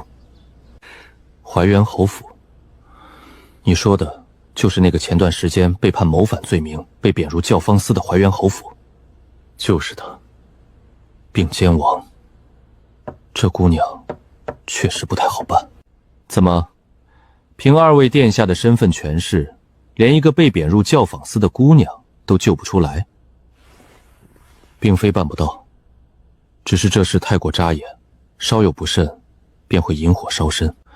她身负谋反罪名，这是诛九族的大罪，谁都知道那是成王随便安的名头。可名头就是名头，一旦定案，就是载入律法的。你直接去要人，便是公然与朝廷律法作对。不过于理不合，也自有于理不合的解法。只要你真想救他，也不是没有机会。什么办法？快说！直接要人不行，但可以买。教坊司本就是管理突身份女子地方，有的人靠技艺谋生，有的人被安排不同的去处，其中一些特殊身份的人会被安排参与特殊竞价，最终牵涉的已经不只是个人，而是背后的势力关系。他出身侯府，又容貌出众，背后牵扯的关注必然。你只需参与那场竞价，把他保下来，之后他名义上仍留在教坊司，实际上会受到你的庇护。京城里谁敢动你楚萧庇护的人，就算是成王也得掂量掂量。你们确定这办法能行？教坊司真的愿意卖？实在不行，我直接去找皇帝陛下。教坊司那帮人个个趋炎附势，我们亲自开口，他们敢说一个不字？拍卖出业本就是他们的规矩，为这点小事去找陛下，不值当。只要你一句话，皇兄肯定要什么给什么。但最近你风头太盛，你今日进宫，明天恐怕就传遍京城。好，那就按你们说的办，现在就走。等等等等，你急什么？你不会就想这样去吧？我这身怎么了？方才不是说要低调，这已经够寻常了。我的并肩王啊，您这身打扮是寻常，可您这张脸，京城里谁不认识？您就这么走进教坊司，用不了1个时辰，消息就传遍整个京城。并肩王亲自逛窑子，意图染指罪臣之女，到时候您有100张嘴，也说不清了。我可不怕。行了，跟我们回安王府换身行头，我们兄弟俩陪你一起去，保准没人能认出你。也好，那就有劳二位殿下了。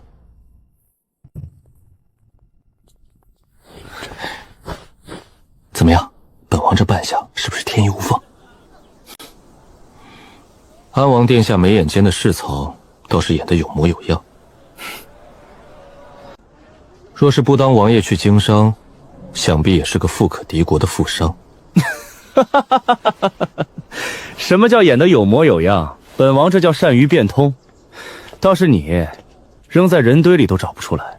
皇帝，你本来就长得一副商人相，就算不扮，也自带几分势酷，哪里用得上演？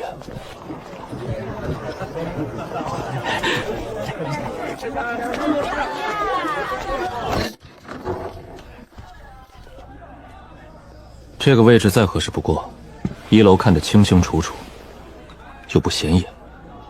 等会儿相中了林青师，让门外的小厮下去喊价就行，不用你亲自出面。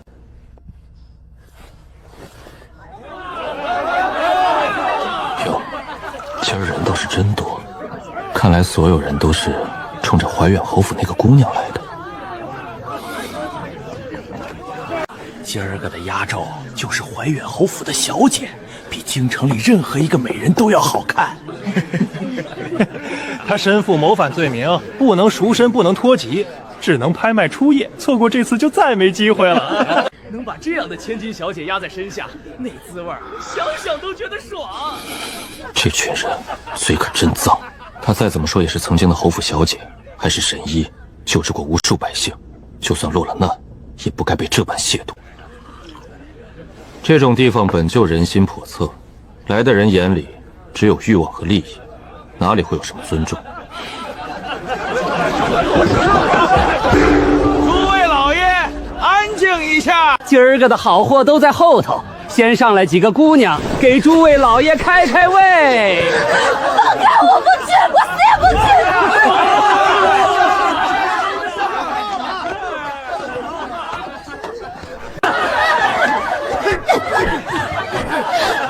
诸位老爷，久等了。接下来是今儿个的压轴好戏，怀燕侯府的小姐林青书登场啦！不管花多少钱，我都要把她拍下来，谁也别跟我抢！老子有的是钱，谁敢跟我抢，老子废了他！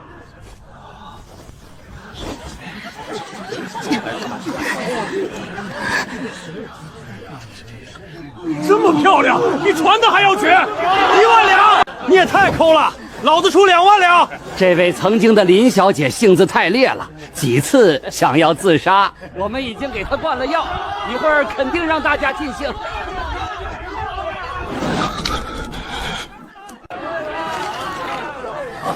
并肩王，你怎么了？脸色怎么这么白？是不是哪里不舒服？还是你认识这个林青野？灵儿，前世的爱人，真的是你吗？楚兄，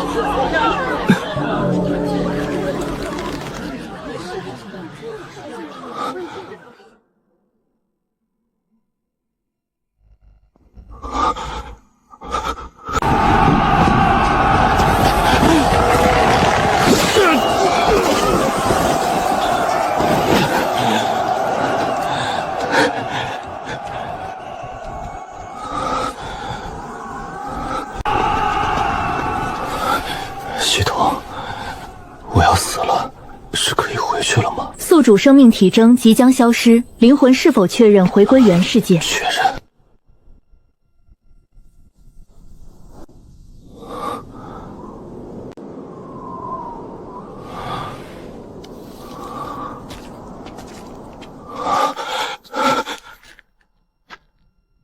我来看你了，对不起，我之前是真的想嫁给你的。我们才刚决定结婚你就走了，我每天下班都来这儿坐着，坐到天黑。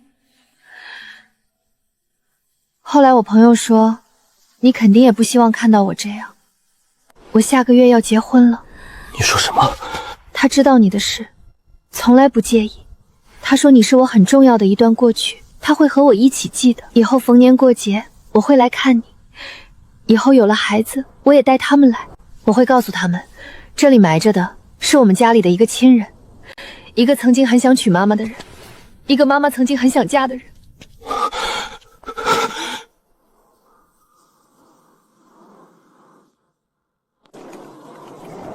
倾尽楚州之力，为我儿报仇。能多买一把刀，就多一份胜算。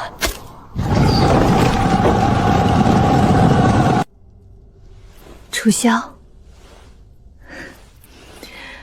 我嫁给你了，你是我的夫君，我是你的妻子，你在那边等着我，不要走太远，我怕我来了找不到你。宿主，系统已准备就绪，是否确认回归原世界？机会只有一次。我不回去了。宿主，您确定吗？确定后，您将永远无法回到原世界。那个世界的灵子已经有他的幸福了，我回去只会打扰他。可这个世界的他们还在等我，他们需要我。收到，回归请求已取消，宿主将永远留在此世界。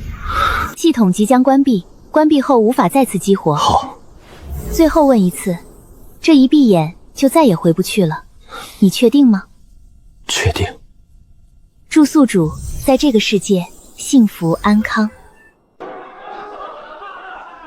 并肩王，并肩王，你怎么了？你没事吧？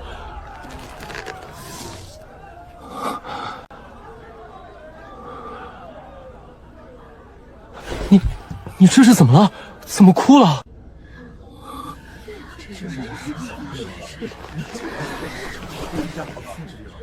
玲子，这姑娘姓林不姓凌，你认错人了吧？现在出到什么价钱了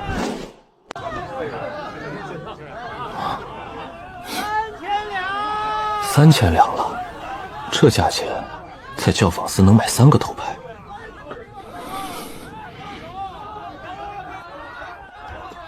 人家买的不是人，是侯府千金的身份。清白人家长得还这么绝，那些土财主这辈子能碰上几回？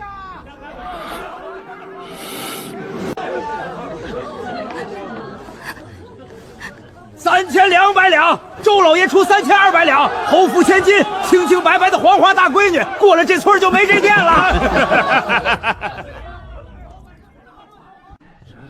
3500两，3800两，5000两，5000两，还有没有加价的？这是成王的意思。 5200两，5200两一次，5200两两次，5200两，1万两。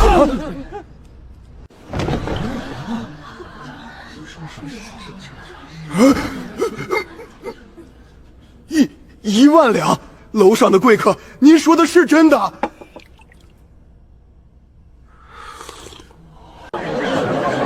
诸位，1万两虽高，可这是多少年没见过的角色，错过了别后悔呀！11000两，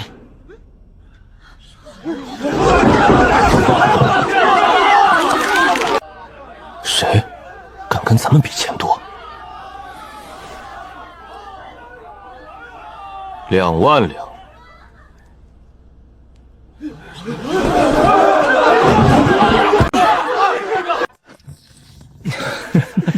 几位兄台，冒昧打扰。这位兄台，方才喊价的是你吧？实话告诉你，这个女子是我们成王殿下看上的人。你给个面子让出来，回头成王府就是你的靠山，你做什么生意，没人敢为难你。你是什么东西，也配跟我称兄道弟？话别说太满，跟我主人比起来。 你算个什么东西？你们笑什么？没什么，没什么，你继续说。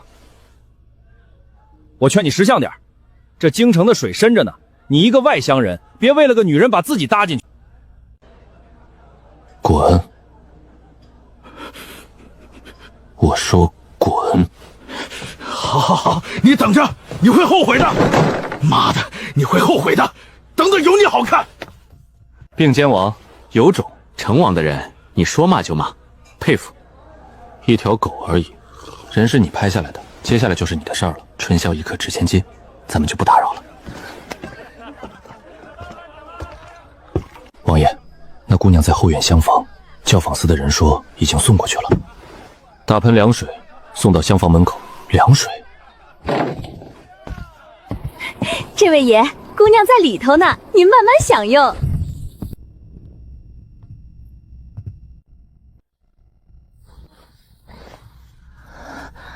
不要过来！不要过来！哎呦，你这个禽兽，你走开，走开！我不碰你。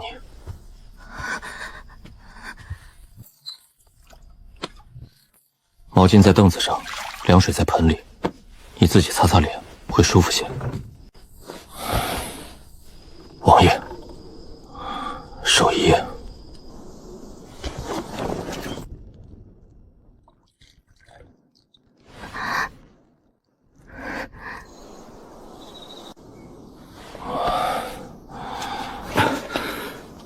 教坊师，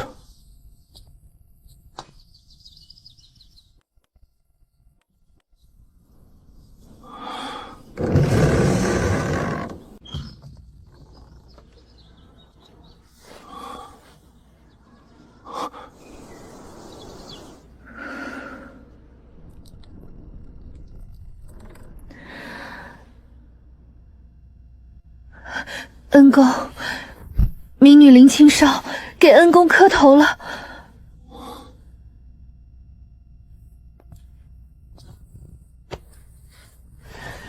起来。恩公，我不知道该怎么谢你。我们侯府什么都没了，房子没了，地没了，连人都没了。您昨天花了2万两买我1夜，可您不能每天都花2万两买我1晚。等您走后，我会自己找个地方干干净净的走。我不想脏了您的眼。您是个好人，能不能告知我恩公名字？我死了，到黄泉路上也会记得您。苏震，让人送点吃的来。是。你这几日担惊受怕，先吃点东西。我心已死，还吃什么？你母亲和你弟弟还活着，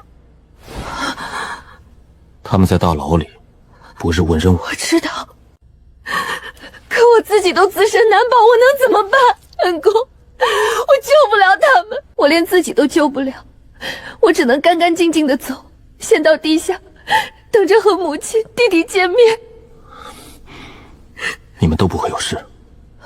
恩公，你到底是什么人？我带你走。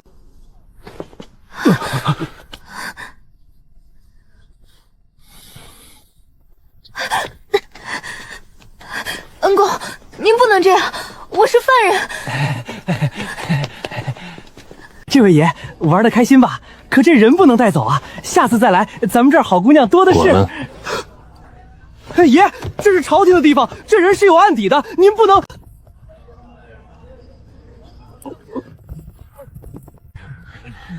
这位爷，您玩得开心，咱们高兴。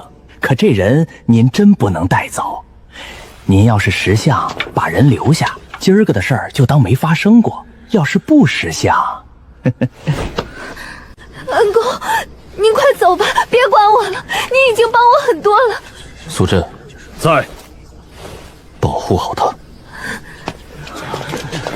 你想干什么？这是朝廷的地方，你敢动手？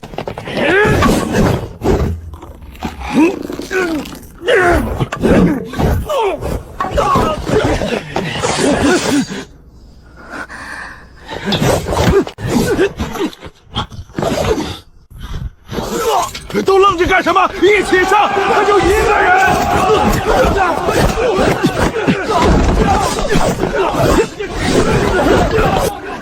你们不去帮忙吗？帮什么忙？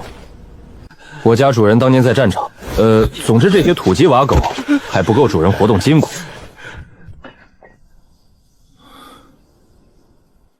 那眼神，好像很久很久以前，他就这样看过我。走吧。这位兄台，好身手，可这里是朝廷的地方，这位姑娘是有案底的犯人，你就算有通天的本事，也不能把人带走。不管你是谁，今天这事儿你都得承担后果。并肩王楚萧，天下第一。王爷不想暴露身份。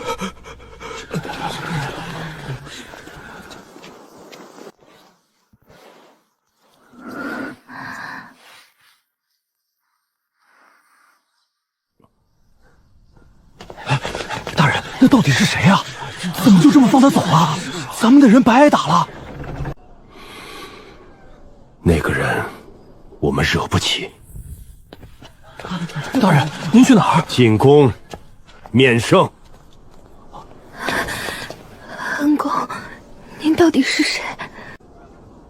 我是谁不重要，你只需要知道，你母亲和你弟弟会没事的，你们一家人都会没事的。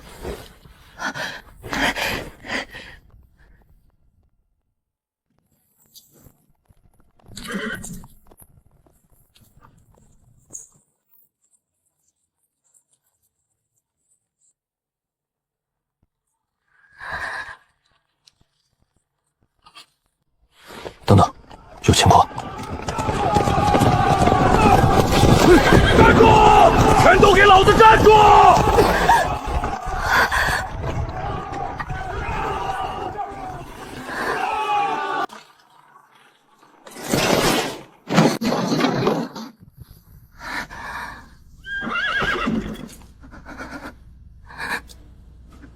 恩公，把我交出去吧。安心在马车里坐着。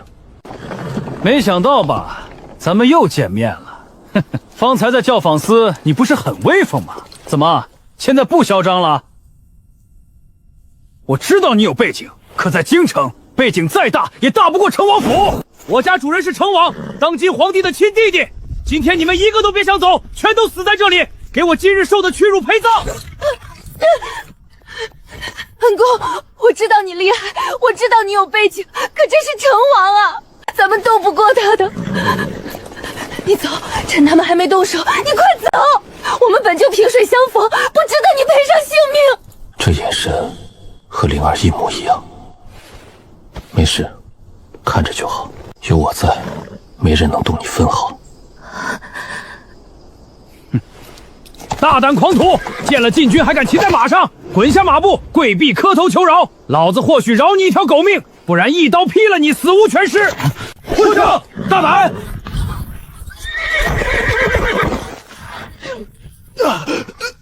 再敢置我家主人一下，我便剁碎了你。你们全部要死！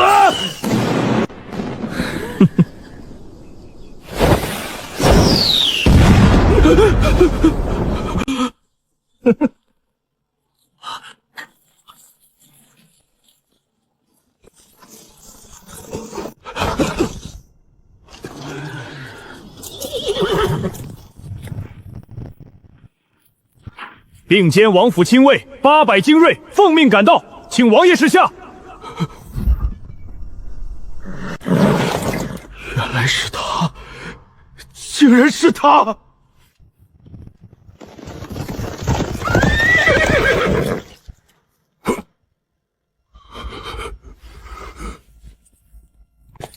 他娘的，到底惹了谁？你知道对面是什么人吗？你知不知道，你可能会害死我们所有人？并肩王，是并肩王！你们要试试吗？你们要给我们楚州军拼一下子吗？用不了半炷香，你们所有得死在这里，或者你们继续叫人，我们等着。让开！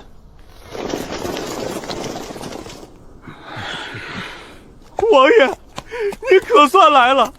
他们欺负我，他们还辱骂您，他们根本不把您放在眼里，求王爷为我做主！闭嘴！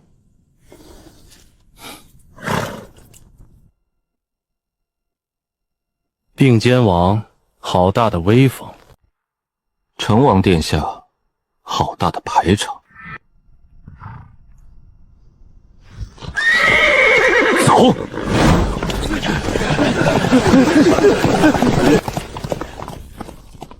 王爷，就这么让他们走了？让他们走。成王今日已然服软，若真要赶尽杀绝，反倒落人口实。这里毕竟是京城，天子脚下，当街和禁军厮杀，再杀一个王爷，天下人都会以为楚州要反。属下明白。他是并肩王。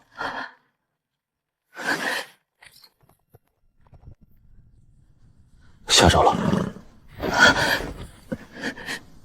我本不是有意瞒你的，你们一家此番遭受劫难，皆是因我而起。我怕我说出身份，你会心生抵触，不肯跟我走，不肯让我护你周全。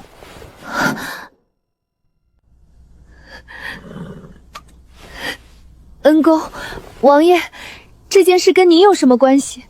我从来都没有怪过您，您救我于水火，给我体面，护我周全，我心底只有感激。可您为什么要对我这么好？我如今只是一个卑贱的教坊司女子，一无所有，不值得您为我得罪成王，不值得您冒这么大的风险。因为你值得，这是我欠你的。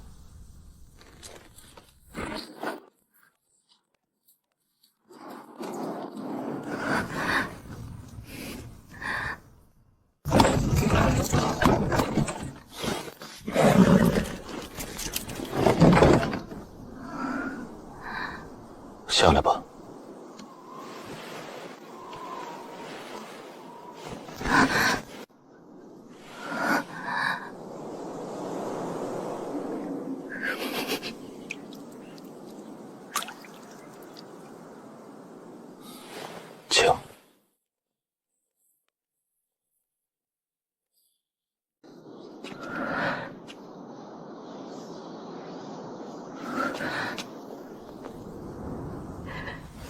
每一块砖，每一片瓦，我从小就认得。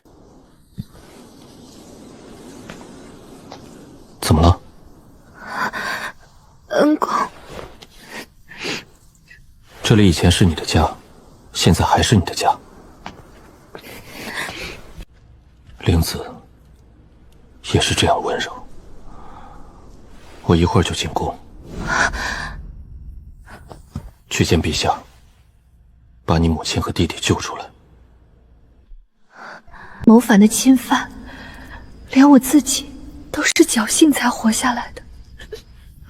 王爷，民女全家下半辈子当牛做马，报答王爷的大恩大德。别跪，我不喜欢人跪。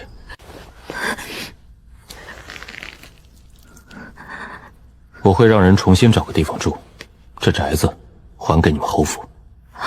王爷，苏震，备马。是。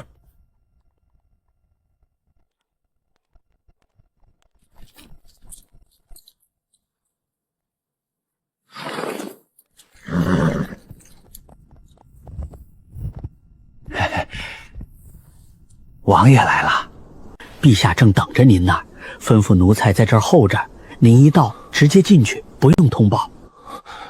闹出这么大的事，他早知道了。有劳李公公。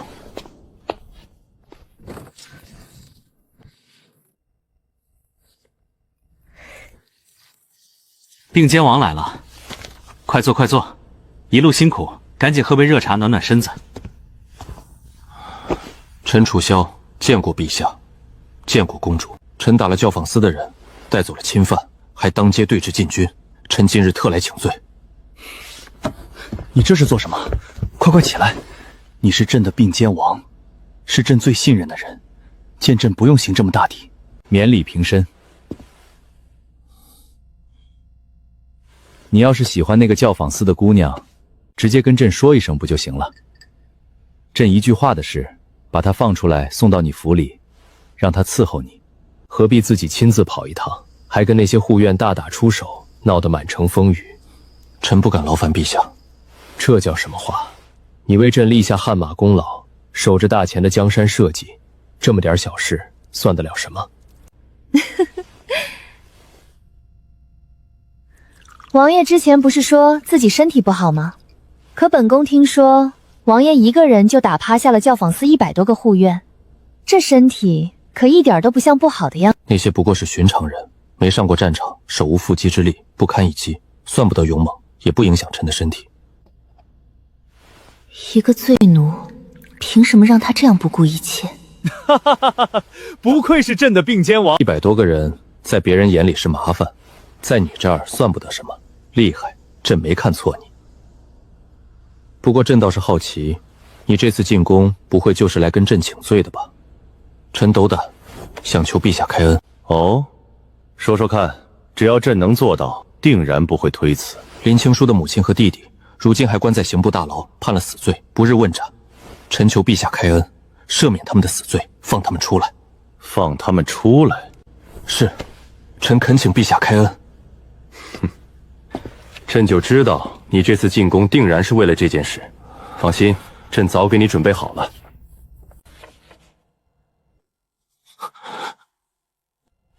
陛下，能不能赦免他们的罪，让他们恢复自由身，不用发配为奴？王爷，林氏一门刚被定为朝廷侵犯，罪名是谋反，这可是诛九族的大罪。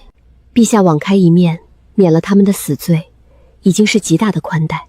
若是陛下马上再往前一步，让他们立刻恢复如常，难免让外界觉得此事处置得太快，也容易引来不必要的议论。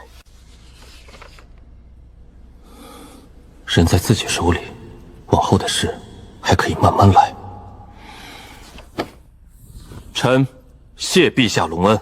行了行了，跟朕还用得着这么客气？对了，并肩王，你来的正好。陛下不知有何事？御林军那个副统领今儿个在演武场比武，个个身怀绝技，正愁没人指点他们。你可是天下第一，正好跟朕一起去看看，指点指点，也让朕再看看你的好身手。臣遵旨，全凭陛下吩咐。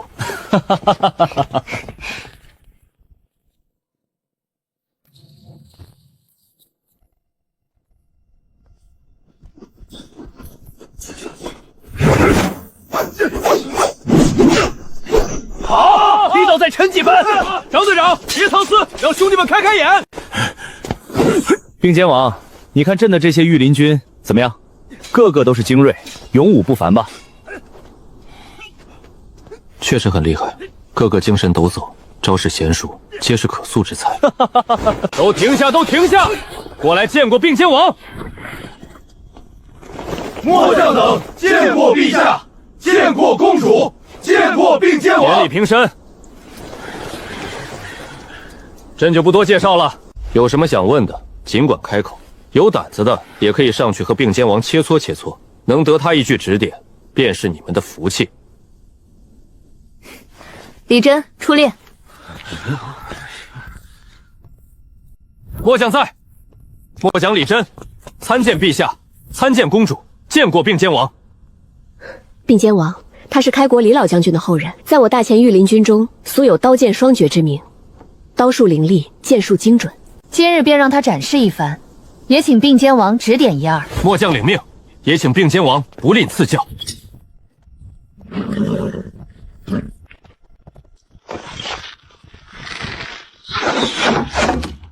好剑术，不愧是刀剑双绝。末将献丑了，请陛下、公主和并肩王指点。好，不愧是朕的御林军副统领，刀剑双绝，明智持规。末将还有诸多不足，恳请并肩王赐教。很厉害，确实很厉害。马上剑术讲究稳准快，你三者皆备，即使中做高难度动作，还能百发百中，极为难得。况且李副统领身姿挺拔，英气逼人，不愧是开国将军之后。谢并肩王妙赞，末将定当再接再厉。并肩王，你就别太谦虚了，这些人个个盼着见识你的真本事，露一手，让大家大开眼界。既然陛下盛情难却，那臣便献丑了。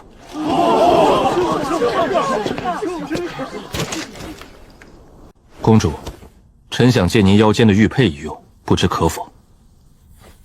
王爷尽管用便是。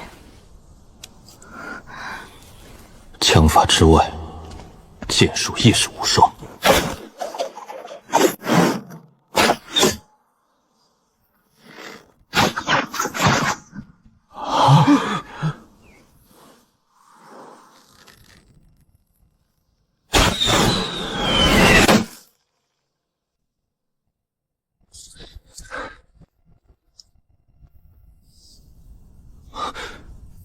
并肩王神乎其技，末将万分敬佩，甘愿受教。并肩王威武，天下第一不虚传。厉害，太厉害！不愧是朕的并肩王，这份剑术古今罕见，古今罕见啊！这样的男子，难怪柳映雪那般倾心。多谢公主借玉佩一用，物归原主。不必了。今日见王爷这般剑术，本宫大开眼界。这块玉佩便送给王爷，全当是本宫的一点心意。还请王爷不要推辞。收下吧，公主的心意，你推辞便是不给公主面子。况且这块玉佩，也唯有你这样的英雄才配得上。多谢公主赏赐，多谢陛下美意。这才对嘛！走，摆宴，朕要和并肩王好好喝一杯。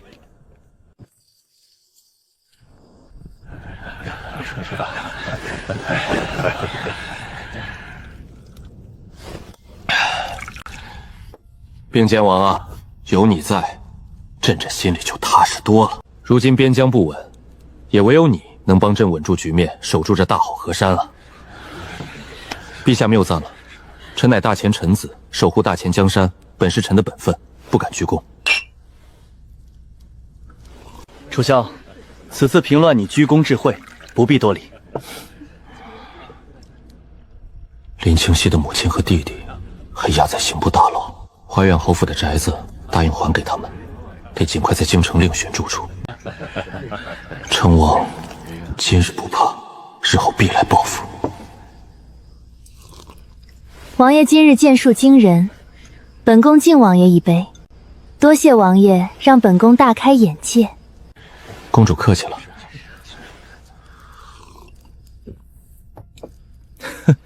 你们俩还挺投缘。瑶光，你是不知道，并肩王昨儿个在教坊司为救那当怀玄虎重金，将他保了下来。结果呢，他就在门外守了一夜，连房门都没进过。王爷这般做法，乃是君子之风，重情重义，不趁人之危。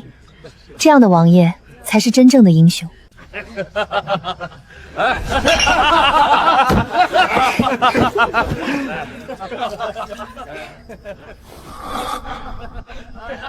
府里还有事要办。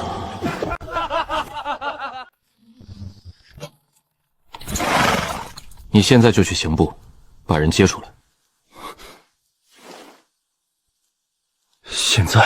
现在，圣旨在你那儿，刑部的人不敢拦，越快越好，省得夜长梦多。我怕成王再有小动作。是，属下这就去。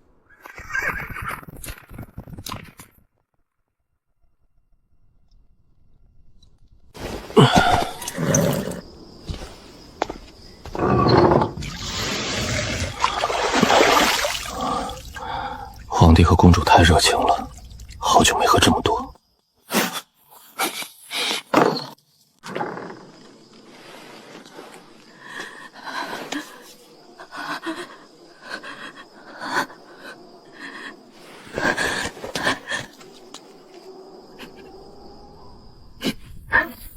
恩公，民女不知道该怎么谢你。若不是您，我娘和弟弟早就没了性命，民女这辈子都报不完您的恩情。王爷大恩大德，民妇这辈子做牛做马也报答不了您的救命之恩，您就是我们林家的再生父母。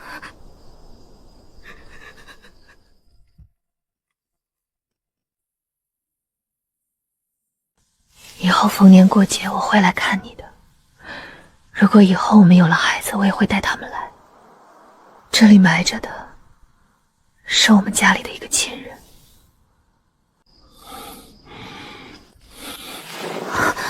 我说过，我不喜欢人贵。王爷，民妇不知道您为什么要救我们，不知道我们林家何德何能，可民妇知道您是好人，是天大的好人，是我们林家的救命恩人。你们不必这样，这件事本来就是因我而起，所以不必谢我，这是我该做的，是我欠你们的。王爷，您这话太折煞我们了。成王想害我们，不是一天两天，他早就看我们侯府不顺眼，就算没有您，他也早晚会找个由头下手。您不但没有连累我们，反而给了我们一条活路。我会让苏振尽快找个宅子，我们搬出去。这宅子本来就是你们什么侯府的。林清溪，王爷，这怎么行？这宅子如今是陛下赏赐给您的，是您的王府，我们怎么能再搬回来？不能再劳烦您了。还有，你们的罪，我会想办法。恢复身份的事，慢慢来。我不会让你们一辈子背着罪人的名誉，一辈子抬不起头。别跪了，我说了，不喜欢人跪。多谢大人，多谢大人。民女不敢奢王恢复身份，也不敢再劳烦您。您救了我们的命，我们这辈子愿意为奴为婢，追随王爷，伺候王爷，报答您的恩情。不需要，以后你们过你们的生活，安安稳稳，平平安安，不用记着我的恩情，就当我从来没有出现过。王爷，您走了，万一成王再来找麻烦怎么办？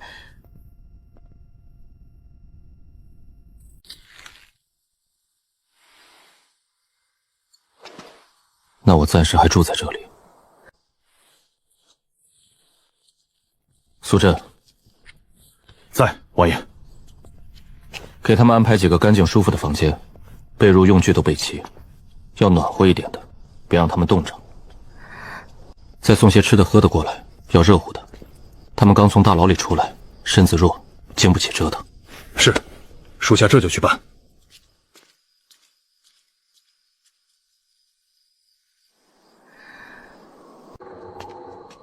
听说，这位王爷是个重情重义的好人，咱们这辈子能遇到他，是咱们的福气。娘，我知道，他是天底下最好的人。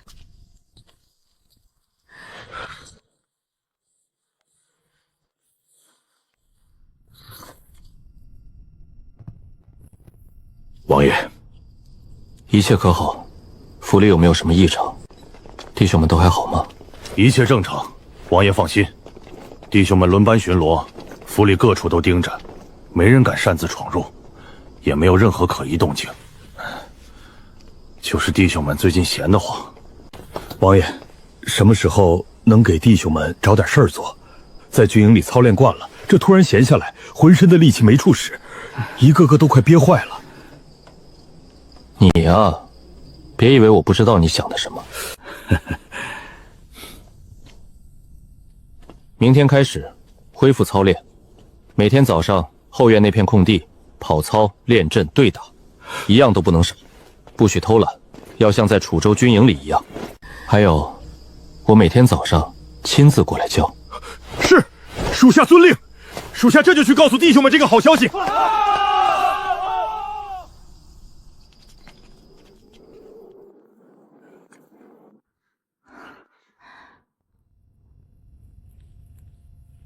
老夫人安心住着，这是王爷吩咐的，务必让你们住得暖和。你们刚从大牢里出来，缺什么，尽管跟我说。这位小哥，太谢谢你了，太谢谢王爷了！你替我们好好谢谢王爷，谢谢王爷的大恩大德。老夫人不必谢属下，这都是王爷的吩咐。你好好歇着，养好身子，不让王爷担心，就是对王爷最好的感谢。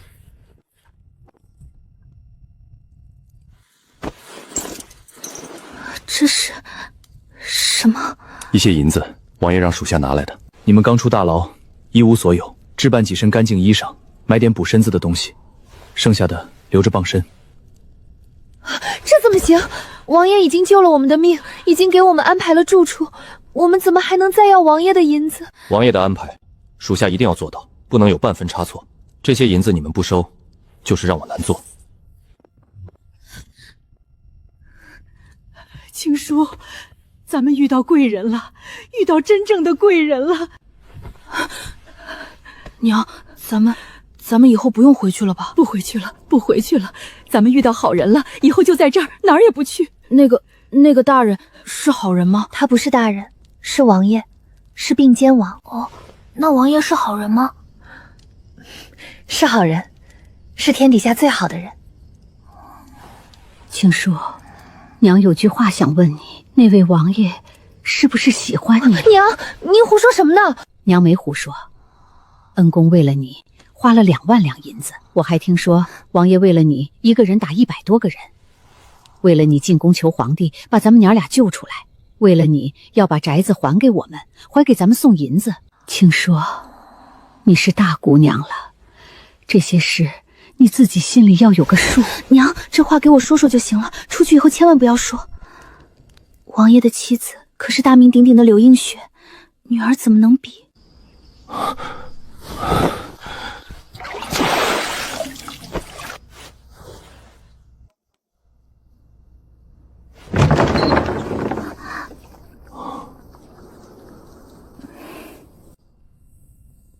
王爷，民女一早起来做了早饭，想着您要去练武，饿得快，您尝尝。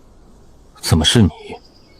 府里有下人，这些琐事何须你亲自动手？是民女自愿的，王爷救了民女全家，还给我们安身之所，接济银两，这份恩情，民女和娘无以为报，只想做点力所能及的事，心里才踏实。你不是府里的婢女，端茶送水、生火做饭，本就不该你来做。您越是这般宽厚，我和娘心里越不安。您就让我们做点事吧，哪怕只是一顿早饭，一次扫院子。进来吧，别凉了饭菜。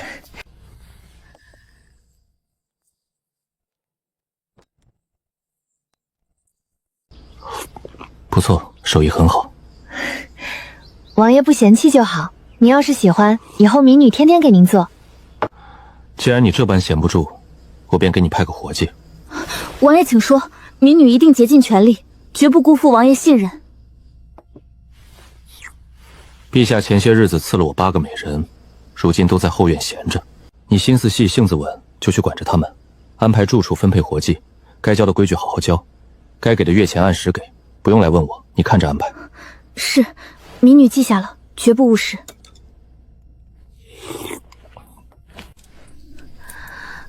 天下人口中威风凛凛的镇南王，就坐在这小屋里，吃着最普通的早饭。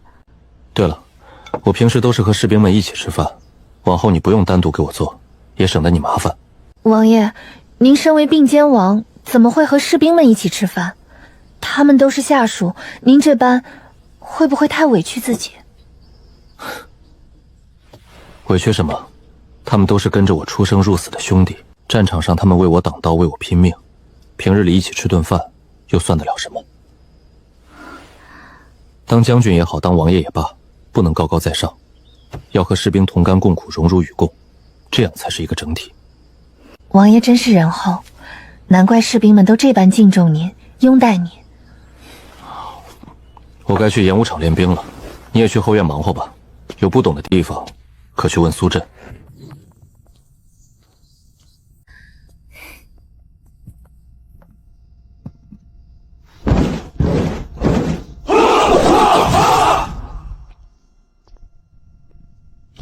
属下秦风参见王爷。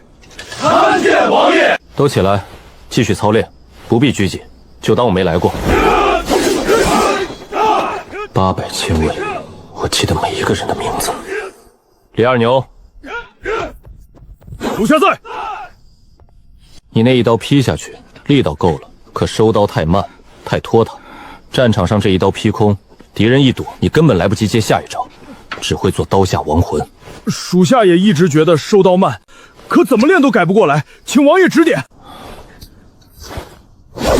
劈完之后，手腕用巧劲转，借着劈刀的力道顺势收，省力也接得上下一招。王爷真的有用，比属下之前通畅多了。熟能生巧，战场上够熟练，才能保住自己的命，才能护住身边的兄弟。赵虎，你的拳脚太硬，学会顺着敌人的力道卸力再反击。孙武，枪法快准狠都有了，可脚步太乱，根基不稳，多练步伐。周松，力气是你的优势，但反应太慢，慢1秒就是生死，多练闪避。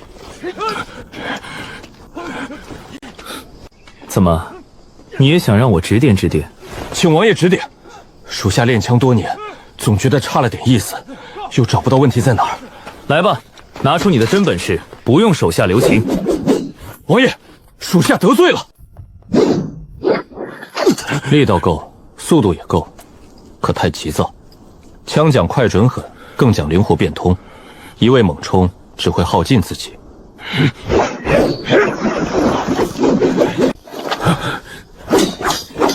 角度偏了1寸，力道收不住，破绽太大。这一枪好，可早了半拍。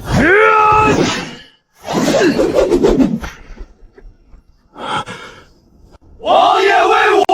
秦队长，你还差得远呢。属下无能，连王爷一招都接不住。不用懊恼，基本功很扎实，力道和速度都有，只是缺实战经验，招式太死板。王爷，那属下该怎么改？属下还能变得更强吗？能，当然能，只是你不适合用枪。为什么？属下练枪多年，一直想把枪练好。你攻击太刚猛，力道十足，喜欢正面硬拼，可枪要的是巧劲，不是猛劲。你的性子和力道都与枪的特性不符，强行练下去只会事倍功半。那属下适合用什么兵器？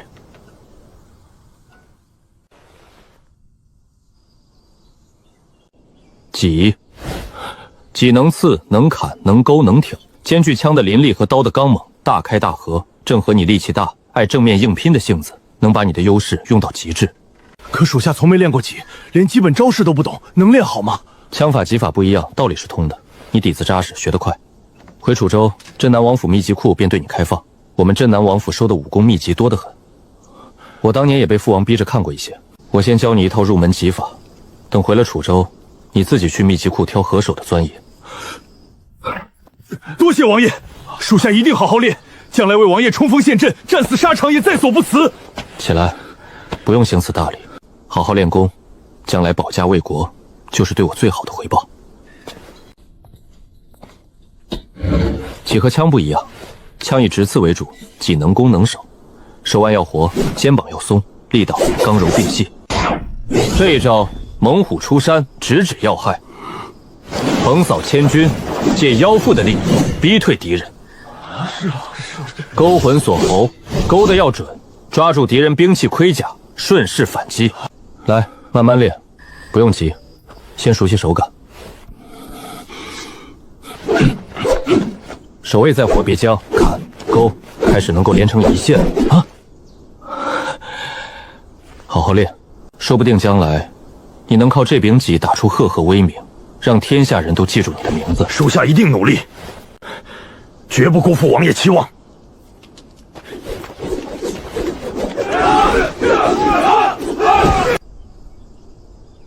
行了，都停下休息半个时辰，喝水吃东西，下午继续，不许偷懒。是，多谢王爷。装饰。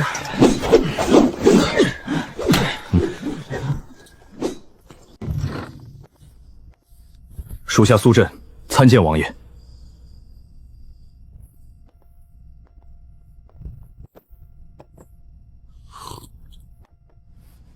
成王那边怎么样了？昨天从咱们王府回去之后，在府里大发雷霆，摔了不少东西，还打了几个下人，气得一夜没睡好。今天倒是没什么动静，府门紧闭，一步没出，也没派人出来打探。发脾气正常，他心高气傲，昨天在我这儿丢了那么大的面子，不发脾气才不正常。发完脾气之后才是关键。盯紧他，有任何异常，不管大小，立刻来告诉我。属下已派人全天盯着成王府，一有动静，第一时间禀报。王爷，安王和端王今天一早派人送来帖子，请王爷赴宴。回复他们，晚上请他们过府一叙。属下遵命，我亲自去请。等等，还有一件事，东营那边的使者怎么样了？依旧在四方馆待着，一直没出门，守卫十分严密。偶尔让随从出来买点东西，打探消息，都被属下的人盯着，没让他们探到有用的东西。其他几方使者呢？什么时候能到帝都？算时间，也该陆续到了。北境黑水部的队伍前天过了幽州，西番的使者据说从蜀地绕道。草原那边，乌列台要镇守草原，统一的事刚开始，脱不开身。阿如兰已经亲自率使者队伍出发了，按脚程，很快抵京。阿如兰，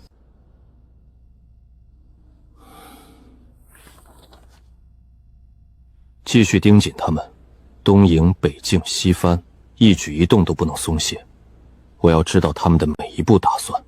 是。还有一件事，事关重大，你一定要尽快办好。王爷请吩咐。尽快安排可靠人手，把我外公外婆和舅舅安全送到楚州去，越快越好。几方使者齐聚，朝中暗流涌动，我们还和成王结了仇，早点把他们送到楚州，交给父王和母亲照顾，我做事才没有后顾之忧。属下这就去安排，挑最可靠的人手，亲自护送，绝不出差错。你别去了，外公外婆知道你是我的左右手，我怎么劝都不会许你去，安排秦风去。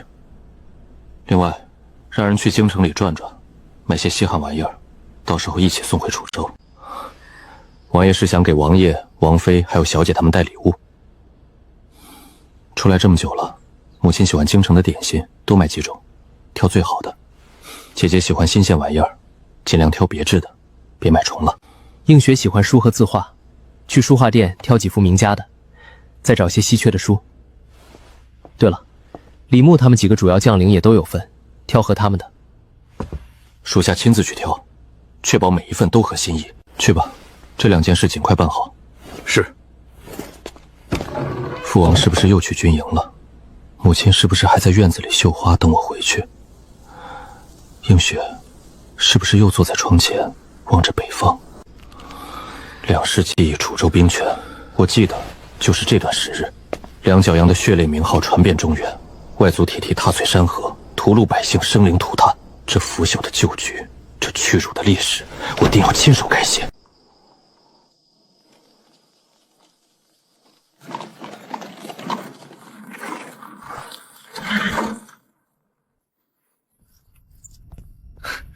并肩王，你怎么还亲自出来接？2位王爷大驾光临，我怎敢怠慢？快请进，酒菜都已经备好了。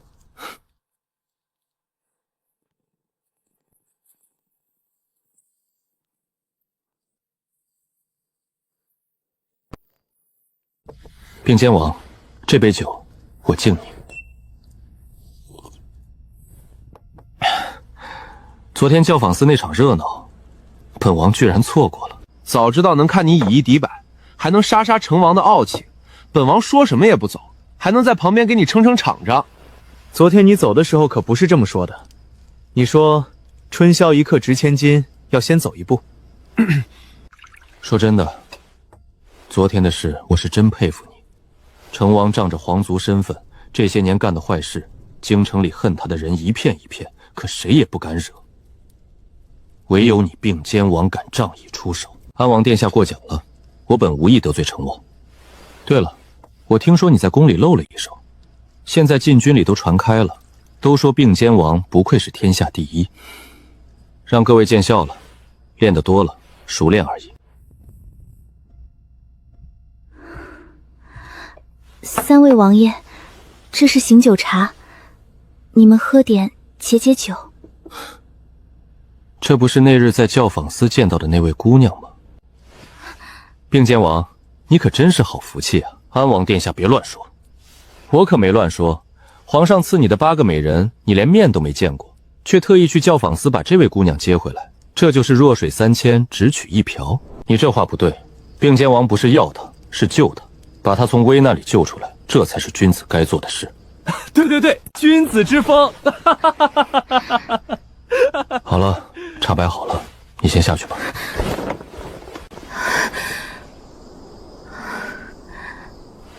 说实话，这姑娘长得是真不错，虽比不上我妹妹，也算个美人了。你这话要是被瑶光公主听见，她可不会放过你。怕她做甚？2位王爷，我和那位姑娘真的没什么别的关系，教坊司的事因我而起，我该护她周全，仅此而已。行，没别的关系，来喝酒。说起来，成王最近越来越嚣张了，他闯进户部，硬要户部拨款给他修王府花园。周尚书说国库空虚，拿不出银子，他当场翻脸，指着周尚书的皮子骂了半天，没人敢拦。他最近越来越肆无忌惮，京城里多少官员被他欺负过，敢怒不敢言。本王和端王都是他的兄弟，有些话不方便说，有些事不方便出手。这次你杀了他的傲气，也算替本王替京城百姓出了一口恶气。这杯酒，本王替那些被成王欺负过的人敬你。安王殿下过誉了，你知道现在京城里的百姓都叫你什么吗？侠王。京城百姓都叫你侠王。说书先生已经开始编你的事迹了，只是怕成王不敢公开讲。万万不可，这个名号我担不起。有什么担不起的？你配得上这个名号。并肩王，你听说边关的急报了吗？没听说，殿下请说。公主，这个时候，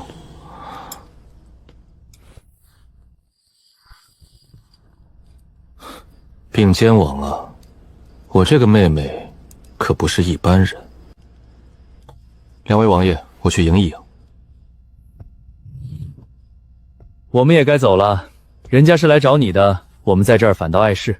对，走吧。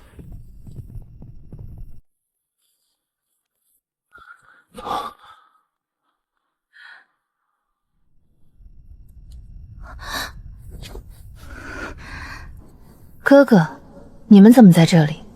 来和并肩王喝杯酒，怎么，不行？公主殿下。好了好了，我们这就走，你们聊。公主殿下，请进。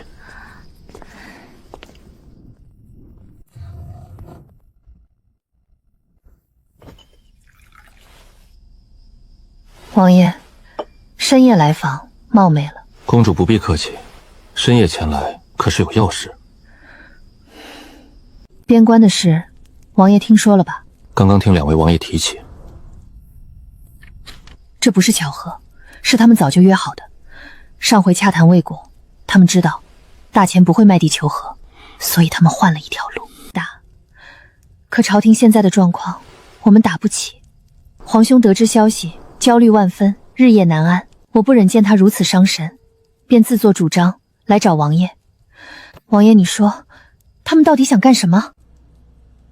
他们在试探大钱还有几分力气，试探朝廷还能不能打，试探陛下还有没有胆量。新帝登基，国库空虚，军备松弛，这种时候不打，他们还等什么时候？王爷，他们不是试探，他们已经动手了。你说什么？这是刚刚送到的边关密报，安王、端王尚且不知。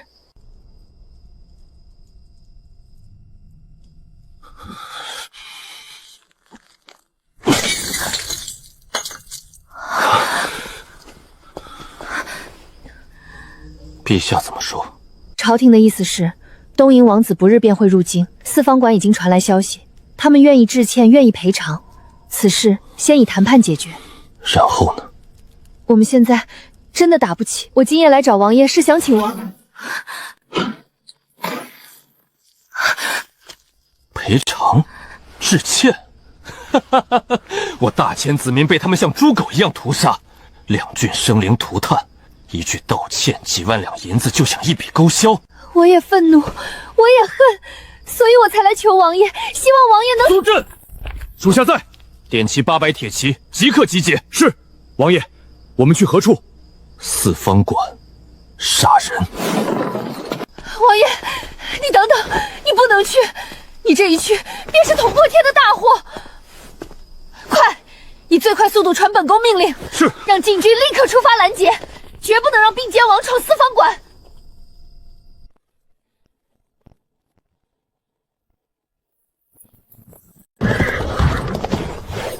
兄弟们，随我出发！是。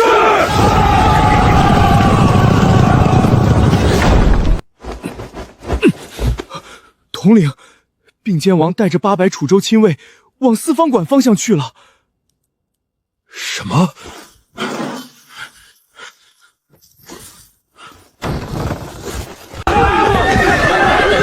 这到底怎么回事？不知道啊，是公主那边传的话，无论如何要拦住并肩王，绝不能让他踏进四方馆。公主亲自传话，都给我跟上，快！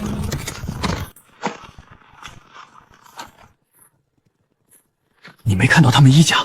那是楚州军的服饰，领头那个，莫非就是并肩王，那位传说中的侠王？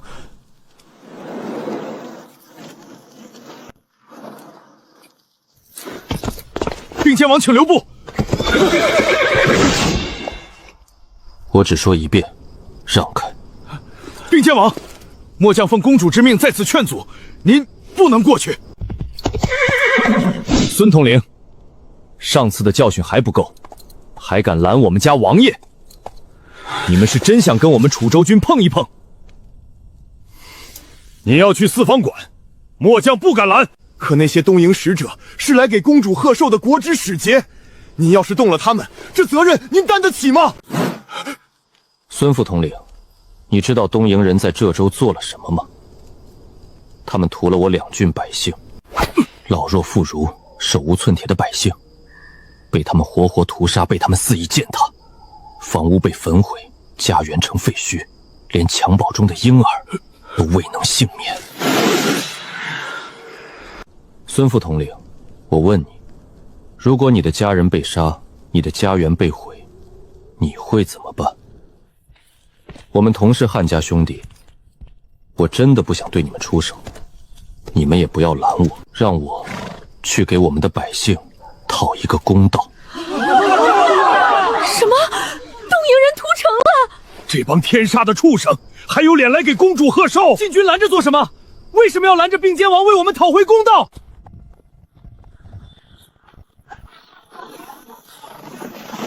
统领，咱们跟着，千万不要出手，然后最快的速度通知公主，并肩王，我们拦不住。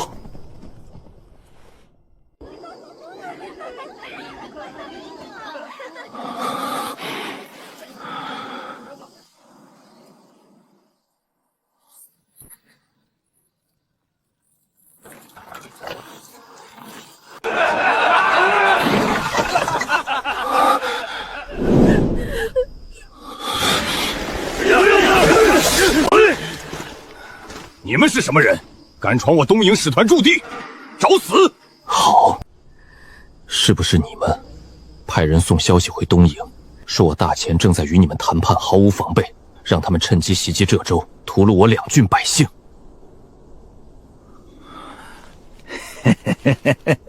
是又怎么样？你们中原人本来就是软骨头，谈判顺利就不会有这种事。你们不知好歹，我们就要让你们知道东瀛人的厉害。你们大前的人就是不行，杀了他们，一个不留！冲！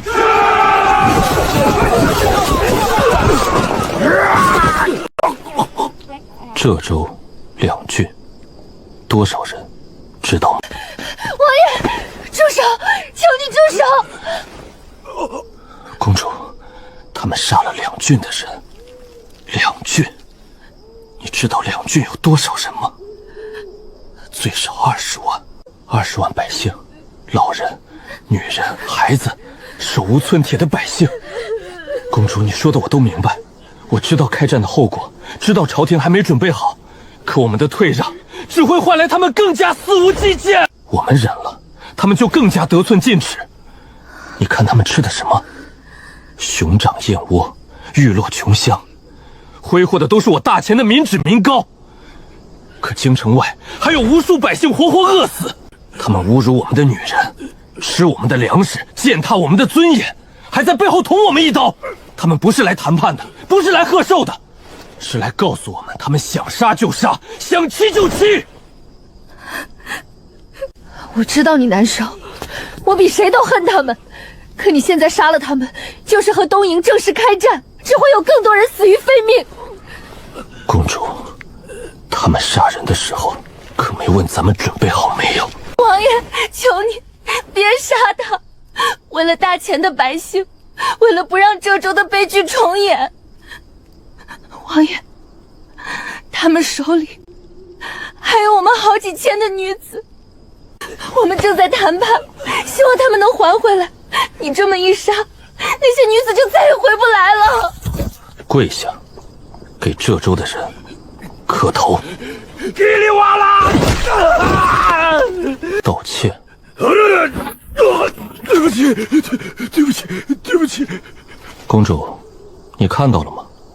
他们不是不会道歉，他们只会给比他们强的人道歉。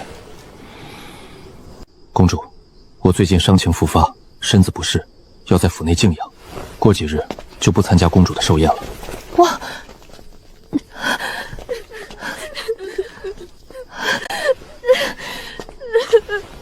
你们别怕，没事了，我会送你们回去，不会再让任何人欺辱你们。谢公主，谢公主。给他们找大夫，然后保护好他们。是。并肩王踹了四方局，800人擒了整个使团，扬了我大前的威风。就该这样，让那帮畜生知道咱们不是好欺负的。废物，楚萧，你倒是杀了他呀！杀了他你就万劫不复了！你怎么不杀他？皇兄啊，皇兄，楚萧这一手，我倒要看看，接下来你怎么收场。王爷，您让我一个人静静吧。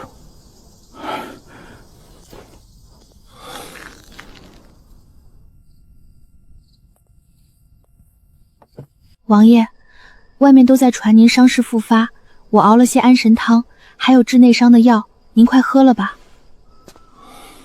我知道您心里肯定很难受，可您也得保重自己，别太累了。不管发生什么，我们都信您，都陪着您。苏震、秦风，外面所有兄弟都在门外守着，一步未离。您从来不是一个人。我知道了，辛苦你了。您好好休息，汤还热着，我们就在门外守着。映雪，你也在想我吗？你知道吗？我真的好想你。如果你在今天的现场，你会拦我吗？你会不会说我没出息，没杀光他们？我好想你，好想回家。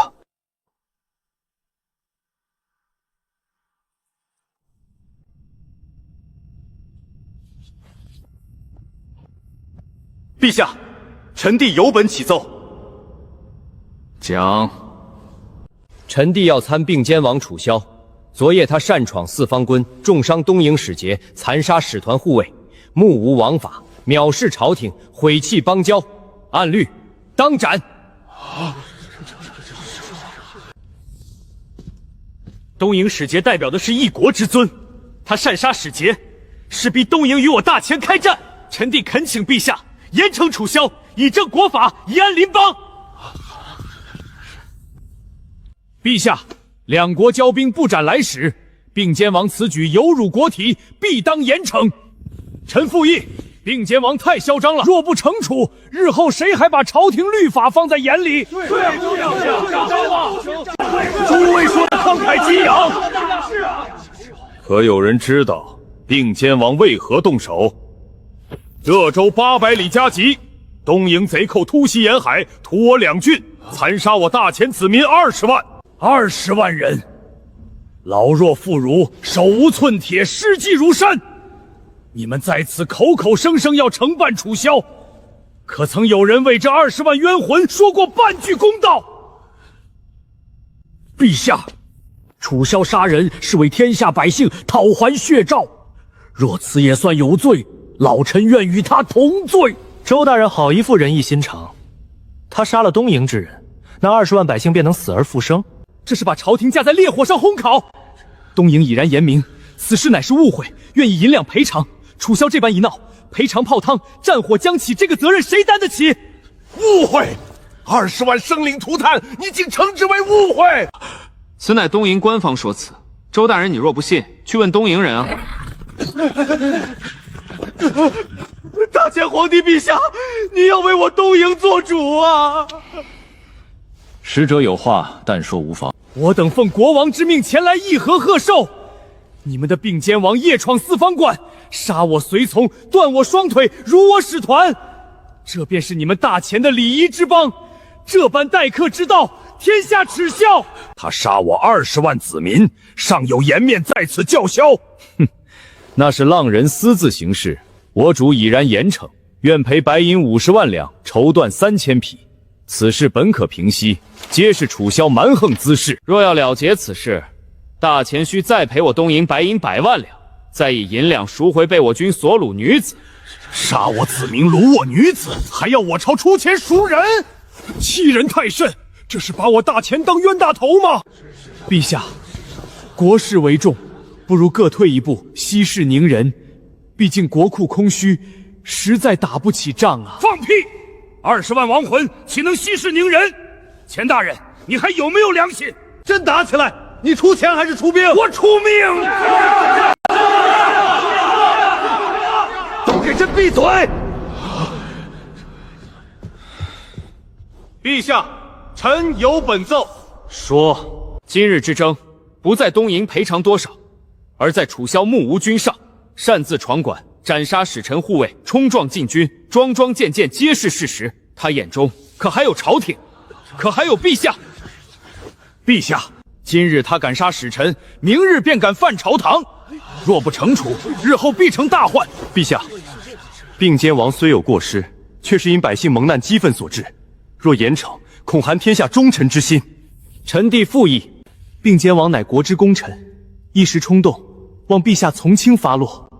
情有可原，便可目无王法。今日杀使臣，明日杀大臣，后日莫非就要剑指宫闱？安王殿下，您这是替他开脱，还是替他遮掩？你血口喷人！并肩王忧国忧民，你竟敢这般污蔑他！周大人，忠心耿耿的人会冲撞禁军，会杀外国使节，您那套老黄院该扔了。够了！传朕旨意，并肩王楚萧擅自行事，冲撞禁军，着令闭门思过，无旨不得出府。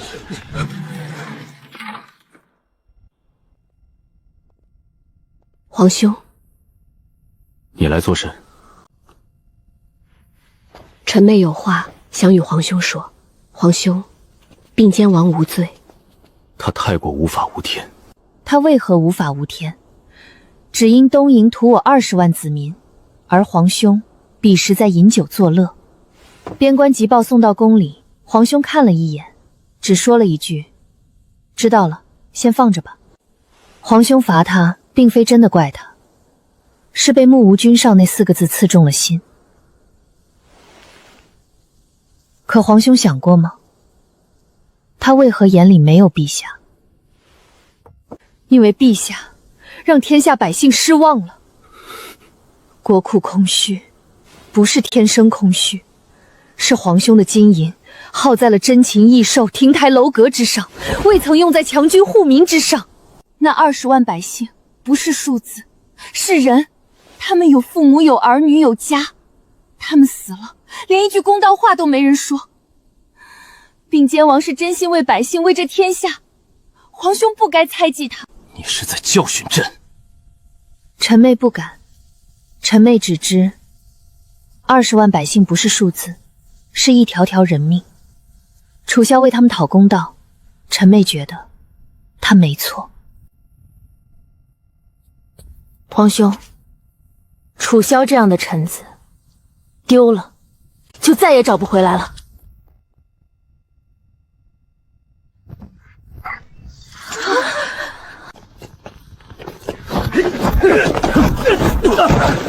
王爷，属下实在是不是对手。你们根基很好，只是招式变通不够，以后我们经常过招。诸位将军辛苦了，这是强健筋骨的，喝了能舒缓疲惫。林姑娘不仅生得好看，心还这么善，咱们平日训练受伤全靠姑娘医治，比军医都管用。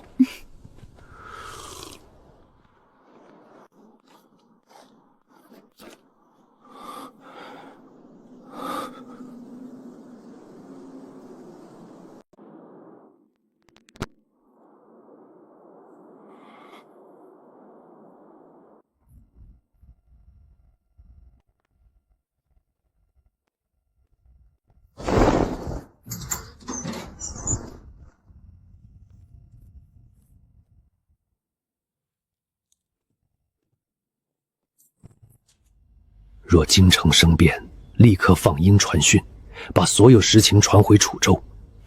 此事连萧儿都不能让他知道。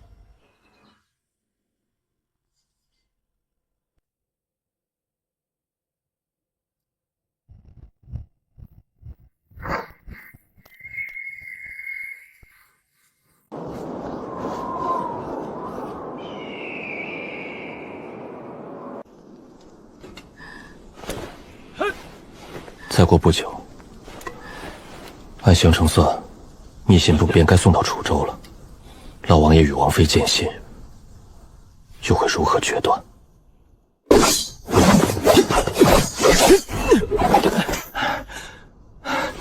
王爷，您就半点不担心吗？担心什么？外面那些大臣天天弹劾您，成王恨不得把您生吞活剥了。秦风，天塌不下来，该来的总会来，急也没用，倒不如趁此机会，好好打磨你们的本事。派人送去。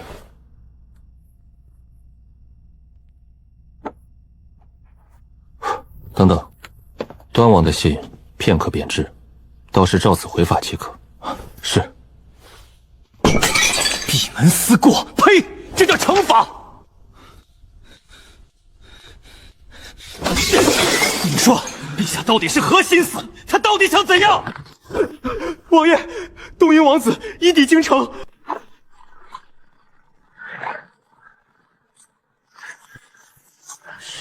他们屠我浙州20万人，还有脸来讨要说法？嘘，小声些。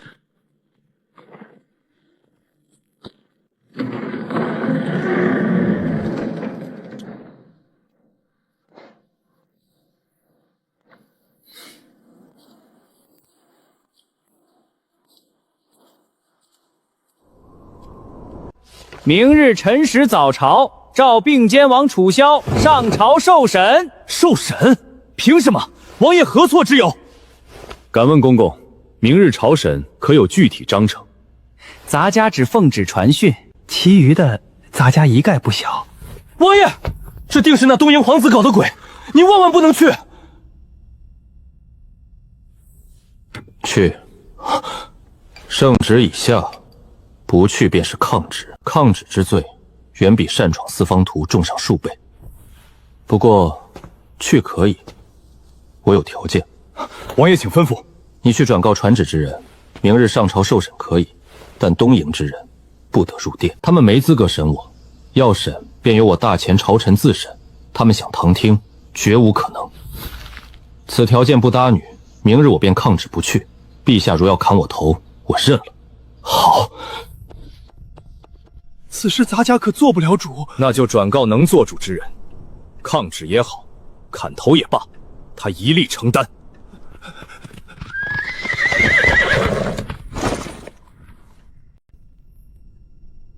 萧儿是咱们的心头肉，他若有半点差池，我这老婆子也不活了。急有什么用？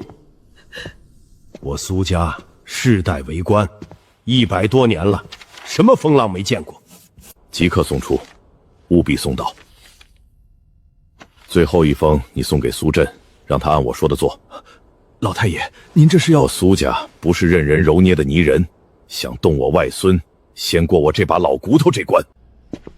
王爷，明日事明日了。无论明日发生何事，看好咱们的人，切勿轻举妄动。属下遵命。王爷，怎么了？明日之事，当真无碍吗？无妨，放心便是。王爷，您一定要平安回来。我答应你，明日午膳时分，我定会回来。你做些可口的吃食，等我。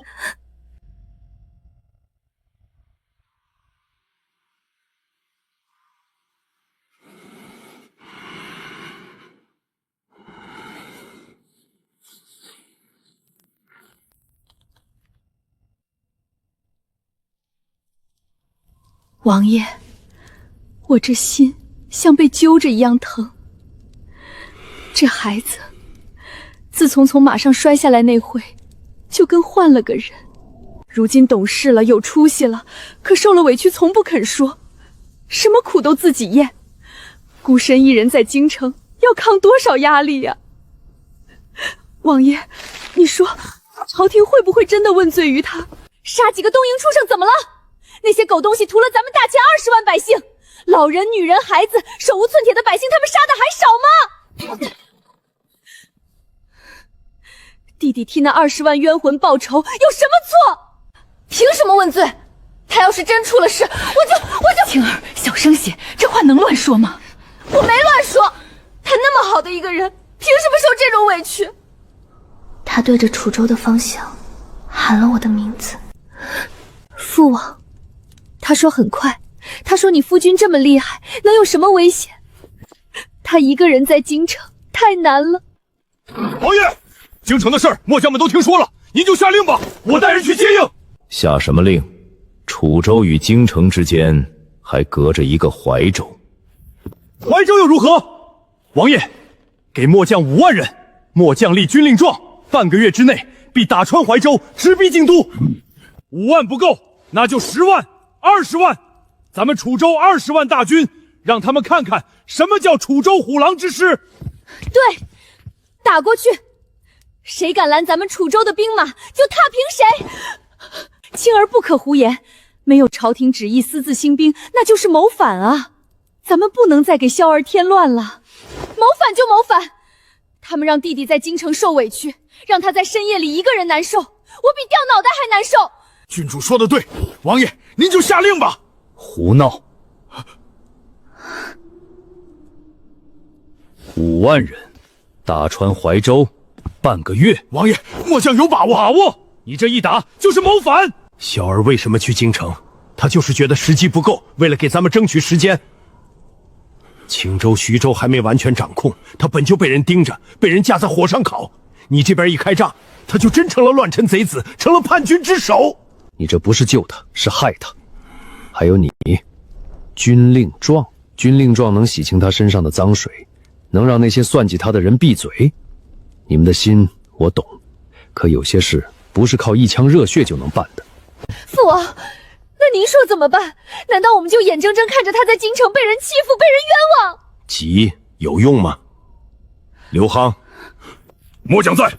你不是一直说新练的那批精锐想让本王检阅？是，那批兵是南蛮一战后挑的好苗子，日夜加紧训练，个个以一当十。好，你立即带着那批精锐，再抽调5万人马去楚淮边界，给我扎营，给我练兵，给我喊！喊杀声要大，要震彻云霄，要让怀州那边听得清清楚楚，日夜难安。军威要盛，隔着几十里地，也要让他们感受到我楚州铁骑的杀气。给我狠狠练，往死里练，练得地动山摇，练得怀州守将睡不着觉，连夜向京城告急，练得天下人都知道我楚州铁骑从不是任人拿捏的软柿子。末将遵令，5万大军即刻开赴楚淮边界，定让怀州守将彻夜难眠。王爷英明，末将愿为并肩王保驾护航。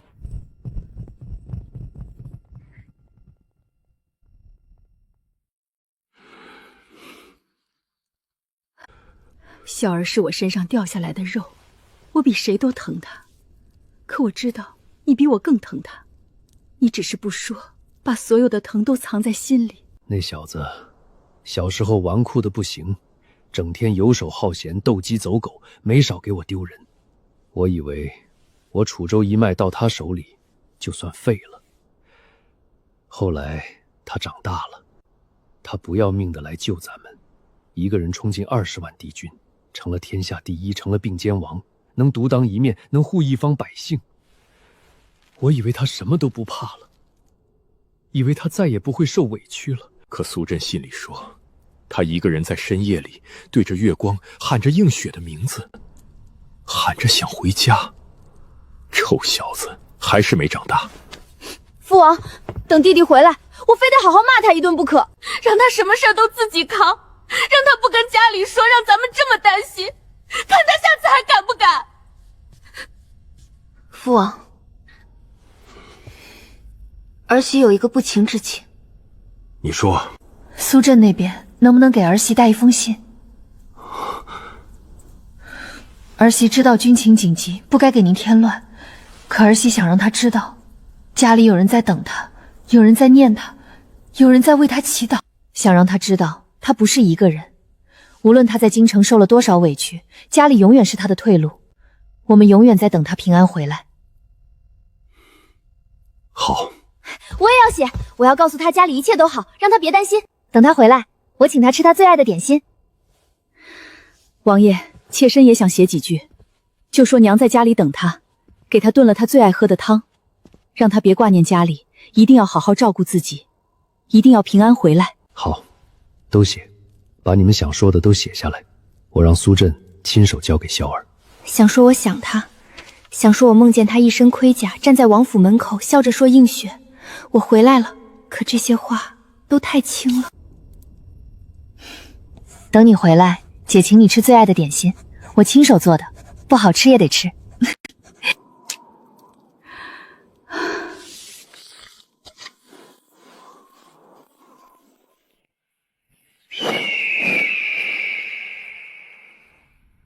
夫君，我听见了，我听见你喊我的名字了，我等你，等你平安回来，等你回家。放心吧，银雪，弟弟那么厉害，一定不会有事的，他一定会平平安安回来。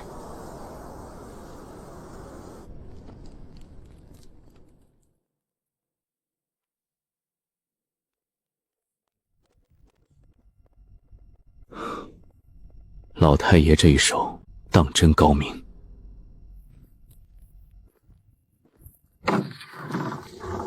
欠咱们的人，吩咐京城最大的7、8间茶楼酒肆，半个时辰内，我要所有台柱子说书先生都讲信上的故事。统领，讲何等故事？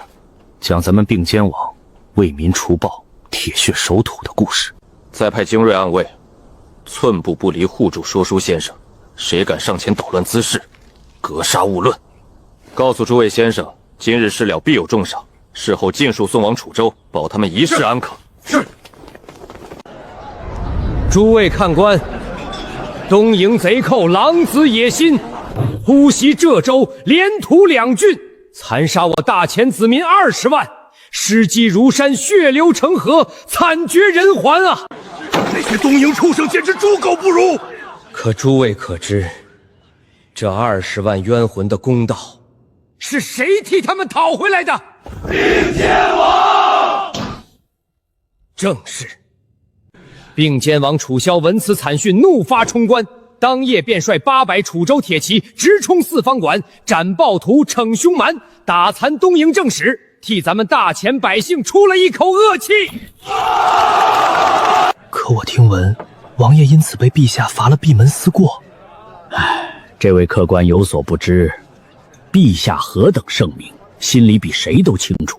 并肩王是为民除害，为国扬威，何曾真心想罚？只是朝中奸佞小人煽风点火，落井下石，陛下也是身不由己呀。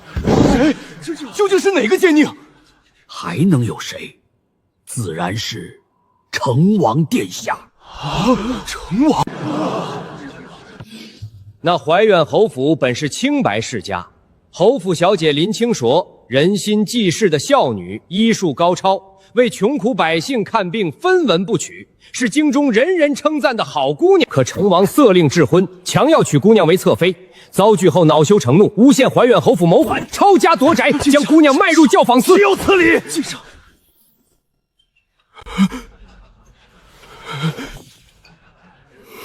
万幸，姑娘蒙难那夜，恰逢并肩王进京，王爷得知冤屈，仗义出手，花2万两白银赎出姑娘，却在门外守了1夜，半分轻薄无有。这才是顶天立地的真君子。好王爷，真英雄。可成王怀恨在心，便借东营使团之事，在朝堂上疯狂弹劾，污蔑王爷目无君上，藐视朝廷，恨不得置王爷于死地。并肩王当年单骑救亲，守住楚州万千百姓，圣山脚下独占草原第一高手乌列台，捍卫大前尊严，盖世英雄，怎会是乱臣贼子？其中取直，诸位心中自有公道。怀远侯府蒙冤。楚州王世无双，圣山一战震半方，救姑娘闯四方，百姓夸万民仰，真金不怕火来炼。老太爷这一手真是绝了。民心为刃，舆论为甲。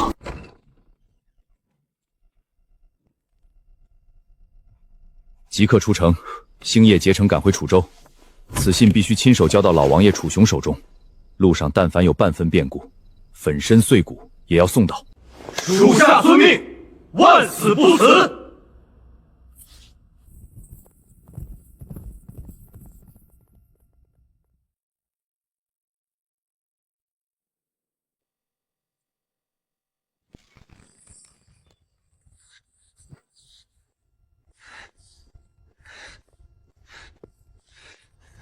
废物，全是一群废物！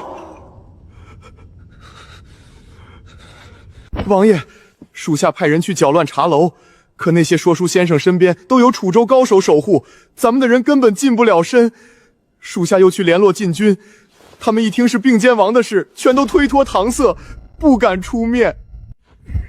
楚萧，你也就只会耍这些上不得台面的小聪明。明日早朝，本王倒要看看你还如何狡辩，本王定要将你碎尸万段！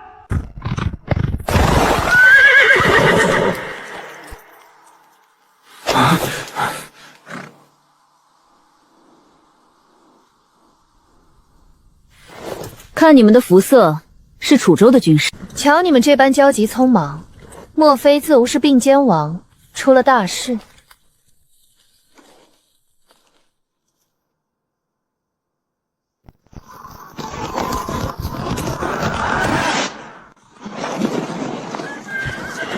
公主，京城出事了，成王构陷王爷，东瀛使团施压，陛下已经下旨，明日上朝当庭受审。你说什么？他们要审王爷？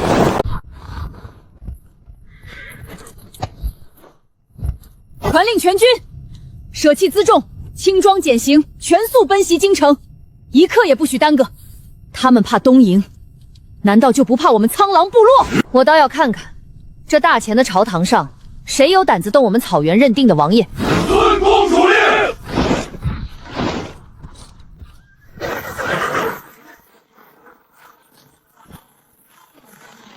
我南疆草原的兴衰荣扰，全系于我一身。父亲说，楚萧有帝王之姿，有枭雄之魄。我是他名正言顺的草原未婚妻，是草原与楚州结盟的纽带。柳映雪有她的长处，我有我的后盾。整个南疆草，那一刻起，他就再也抹不去了。从未有过朝夕相伴，从未有过细水长流。楚萧，再等我片刻。我来了，这次换我来守护你。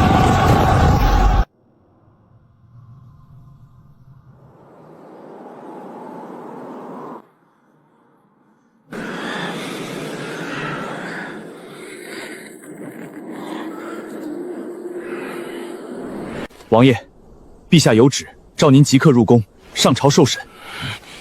属下奉命行事，还望王爷成全。苏统领忠心耿耿，王爷为国为民，属下心知肚明，属下亦敬佩不起。可圣旨已下，君命难违。王爷，属下求您随我上马，莫要让属下为难。我知道，皇命难违，我随他去便是。走吧。王爷，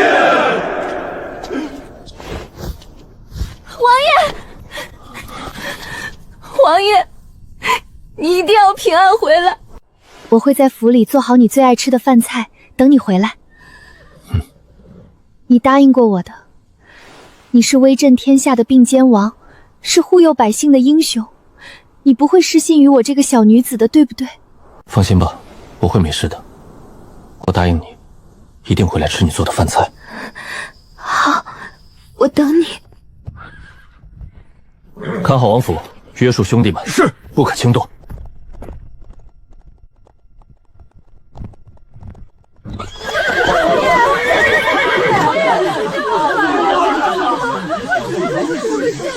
大胆，竟敢拦阻王驾，你们可知罪？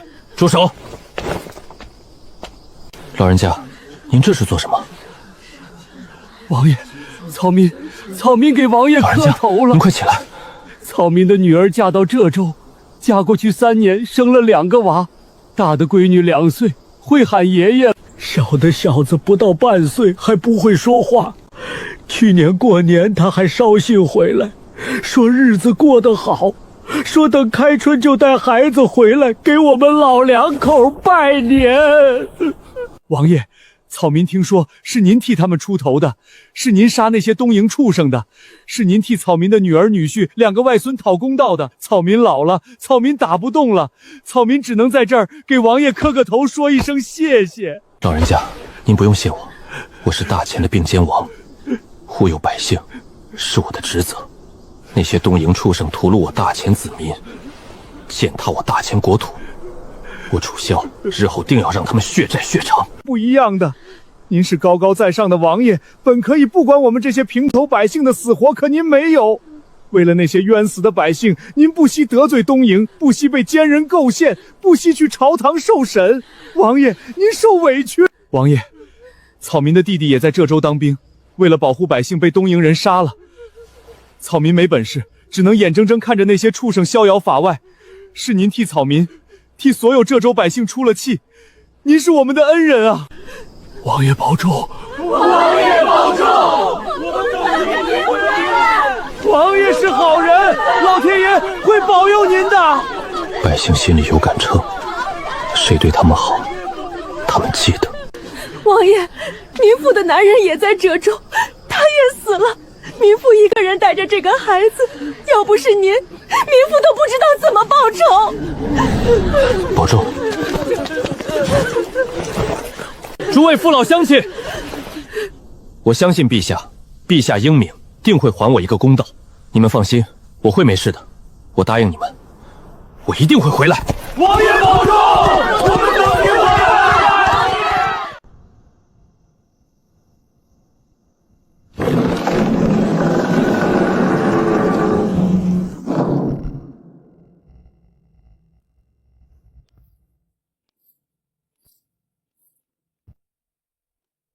陛下，臣李真奉圣旨，已将并监王楚萧安全。起来吧，一旁待命。臣楚萧参见陛下。起来吧。今日朝会其他诸事暂且搁置，并监王楚萧擅闯四方馆，杀伤东瀛使团一案，朕要与众卿议个明白，定个是非。陛下，楚萧目无朝廷，擅闯四方局，不分青红皂白杀害东瀛使团，藐视法度，破坏邦交，按我大前律例，当以谋逆乱处。东瀛王子亲至京城，递上国书，言辞强硬。一旦两国开战，生灵涂炭，这滔天责任谁担得起？臣弟恳请陛下严惩楚萧，安抚东瀛。两国交兵尚且不斩来使，使团是奉其国主之命前来通好，并非来犯之敌。并监王此举有辱国体，必当严惩。臣附议。擅杀使节，目无朝廷。陛下，若不处置，恐引东瀛大军来犯。必成山呼海啸。一家都死了，我们等您回来。陛下，周卿请讲。殿下口口声声说并监王有罪，老臣斗胆问一句：为何殿下只谈他擅杀使团，却闭口不谈那些东瀛人在这州做了什么？东瀛人即便有错，自有朝廷处置。楚萧擅自动手，便是藐视朝廷，这是两码事，岂能混为一谈？东瀛贼寇突袭这州两郡，烧杀抢掠，两郡20万人，老人、女人、孩子手无寸铁，尸积如山，血流成河。那些屠我百姓、毁我家园的东瀛人，该当何罪？朝廷为何不严惩他们？反要严惩替百姓报仇的并监王，大胆！周伯庸，你放肆！你这是在与朝廷作对。若你的家人被东瀛贼寇残忍杀害，你还能如此冷静地谈邦交、谈法度吗？说啊，殿下！并监王为百姓出头，何罪之有？邦交大于一切，他这是祸国殃民！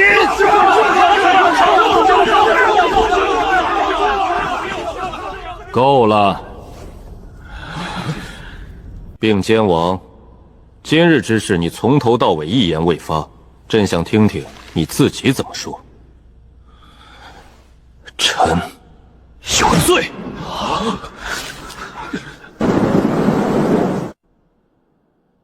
臣有罪。臣是大前并监王，臣明明知道朝廷与东瀛谈判不顺，明明知道他们的狼子野心，却没能阻止他们屠我这州两郡，让我们死了20多万人。臣当初杀尽四方鬼，却没杀了他们的正使。臣让他活着走出那扇门，让他有机会站在这里，颠倒黑白，指鹿为马。臣被人称为大前战神，却什么都做不了。眼睁睁看着百姓在外面哭，看着他们跪，看着他们一家老小死在异乡，臣什么都做不了。臣有罪，请陛下责罚。楚州王世无双，圣山一战震百方，救姑娘闯四方。百姓夸万人仰，英雄从来不省床。真金不怕火来炼，并肩王是咱的郎。陛下，末将斗胆，并肩王无罪，请陛下明察。并肩王无罪，请陛下明察。陛下，老臣追随先帝40年，从未求过什么，今日只求一件：并肩王无罪。若他有罪，老臣愿与他同罪。并肩王无罪，臣等愿与他同罪。陛下，臣弟也以为并肩王无罪，请陛下明察。草原使臣并肩王下属苍狼部公主阿如难拜见陛下。陛下，并肩王不只是楚州的王，还是我草原的王。他是数十万草原儿郎誓死效忠的主公。若他有罪，整个草原愿与他同罪，请陛下明察。那是当年的吏部尚书张阁老，那个是礼部王侍郎，他不是瘫在床上了吗？先帝的帝师陈老太傅，他老人家今年90多了吧？老臣苏玉携先帝旧臣113人，叩请陛下圣安。老臣等人早已不在朝堂，本不该过问朝政，今日老臣不得不来。老臣斗胆问陛下一句：并肩王何罪之有？并肩王无罪，请陛下明察。陛下，先帝临终前拉着老臣的手说，朕这一辈子最放心不下的就是这大前的江山。你替朕看着那些忠臣良将，别让他们受委屈。老臣老了，活不了几年了，可老臣还想亲眼看着那些为国为民的忠臣能不能有个好下场。老臣等求陛下明察。楚州王世无双，楚州5万铁骑已集结于楚淮边界，日夜操练，喊杀声震天。怀州守将急报，隔着几十里都能听见，将士们日夜难安，不知楚州要做什么。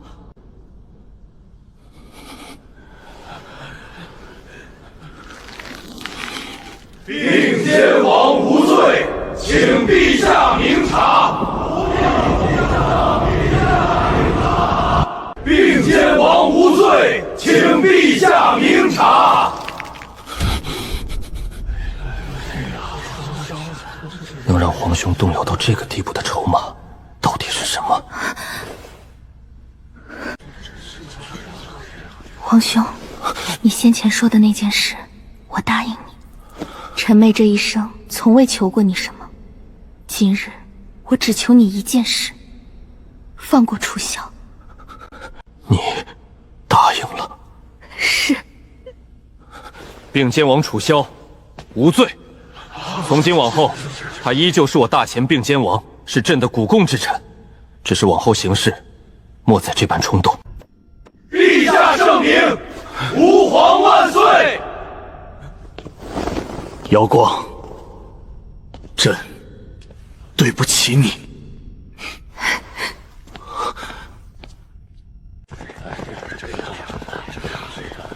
七弟，你说瑶光究竟跟皇兄说了什么？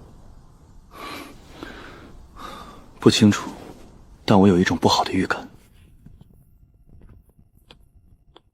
恭喜并肩王，王爷吉人天相，必有后福。楚萧却身遂冰冷。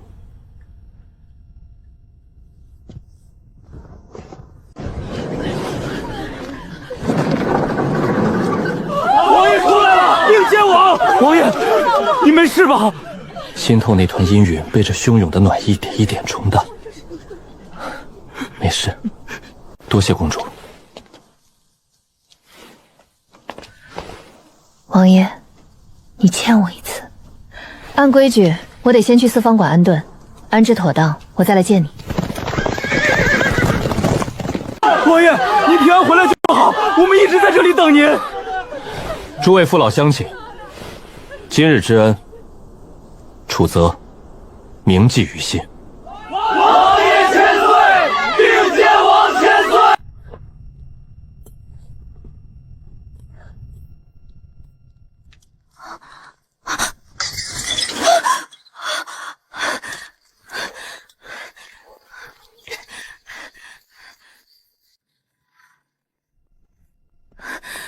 王爷，你果然回来了。我答应过你，定会回来。你说我是大英雄，英雄岂能对你言而无信？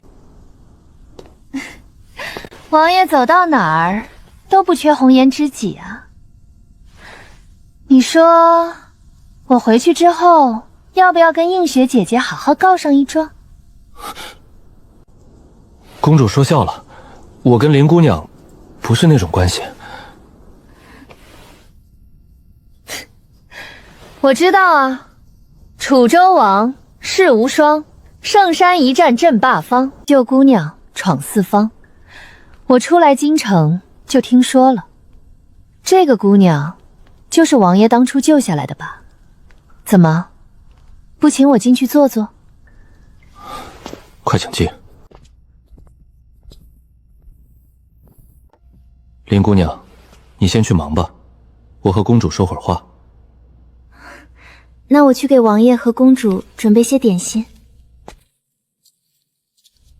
这姑娘恐怕今后心中再也容不得其他人。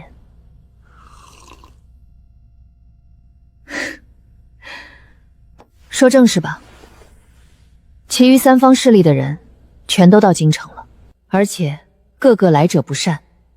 我在四方馆已经见过他们。东营那边是王子元赖昌亲自带队，一身月白和服，看似温文人雅，眼底却藏着狼子野心。他身边4个护卫是东营剑圣宫本的亲传弟子，号称4兄刃，从小以杀利剑，在东营境内未尝一败。我让人暗中观察过，那4人气息阴冷，绝非一缕之辈。西番吐蕃来的是吐蕃王的小儿子赤桑灿，这人武功平平无奇，可他带来的12个护卫是密宗最顶尖的护法僧，修的是禁术秘法，出手狠辣，悍不畏死。不久前，这12人在吐蕃边境，仅凭12人之身，硬生生击溃了我大前500边军，寻常高手根本近不了身。最后是北境黑水部来的是首领长子耶律烈，30出头，身形魁梧如熊，满脸揪髯，在北境号称神射手，传闻一箭射穿1里外的狼头。他带来20个亲卫，都是黑水部千挑万选的顶尖猎人。这些人擅长潜伏狙击，能在冰天雪地里潜伏数日，出手即必杀，从来没有活口留下。这3方看似是来给瑶光公主贺寿，实则各怀鬼胎，说不定早已暗中联络了朝廷里的异己势力，就等着找准时机给大前致命一击。东营4兄刃、密宗护法僧、黑水神射手亲卫，倒是齐全。还有什么消息吗？4方势力相隔甚远，平日里极难通信，彼此之间也多有猜忌。他们知道草原已经归顺楚州，就更不与我们往来了。我费尽心思，也只打听到这些。真是多事之秋，外有强敌环伺，朝廷内部却还这般不团结。光是御林军与禁军就分属陛下、安王、端王3方，各自为政。中州的部队更是派系林立，可外族大军早就陈兵边界，等着我们内斗消耗，好坐收渔翁之利。对了，说起这个，我得抓紧送外公他们走了，都怪东营这档子事耽搁了这么多天。他们留在京城，我心里总不踏实。苏震，王爷，你备些礼物，一会儿送到外公府上，给外公那些老友每人备一份。周伯王、周大人他们也都送一份。礼物不要太贵重，他们本就不是贪图财货的人，但要用心，要能代表心意。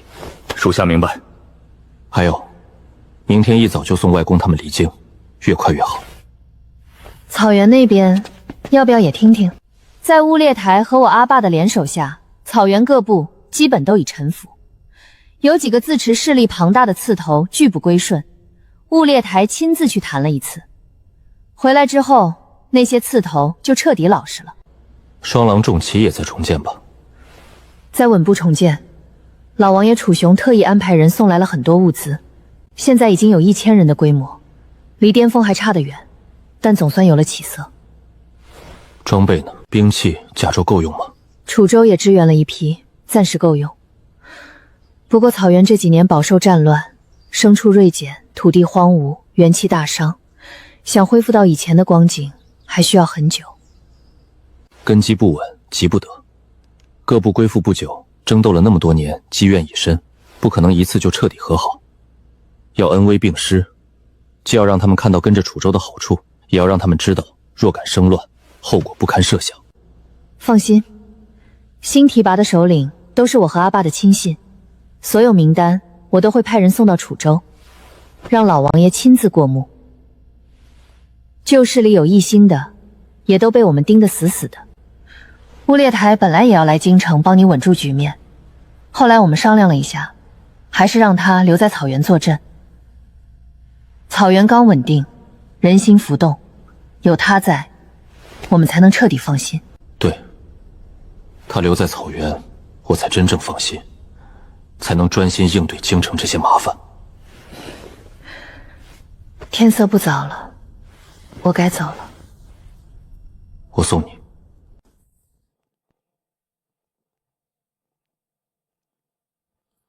阿如娜，哪儿不舒服？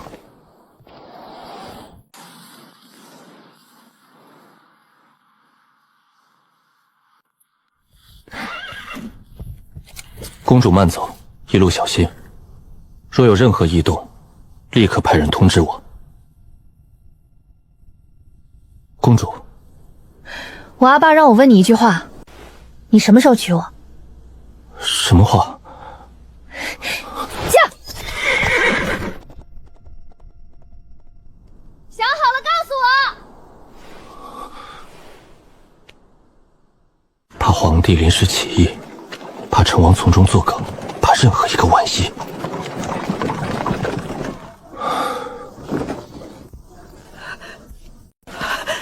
小儿，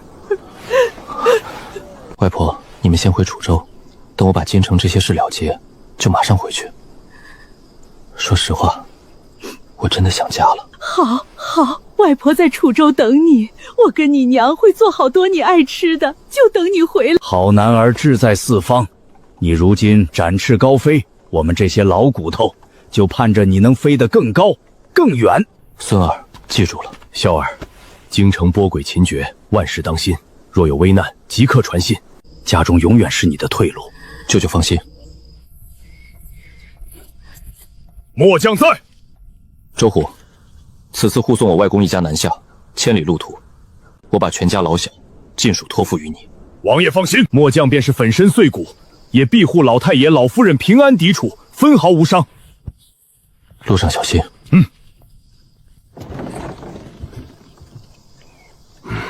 行了，查了3遍了，丢不了。孩子，别送了，再送天都亮了。外公保重，外婆保重，舅舅保重。王爷，该回了。王爷，楚州家书。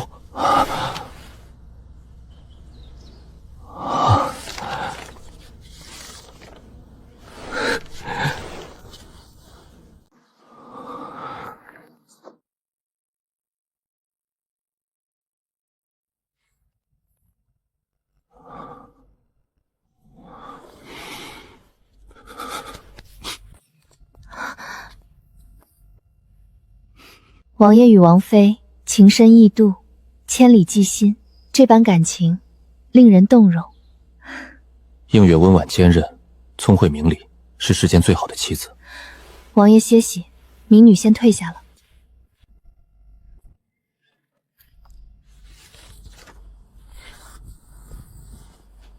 东营寺雄刃，吐蕃密宗护法僧，北境黑水神射手，我等这一天太久了。王爷，今日公主寿宴，您会见到很多人。那些外族使臣都不是善者，您要小心。放心，王爷保重。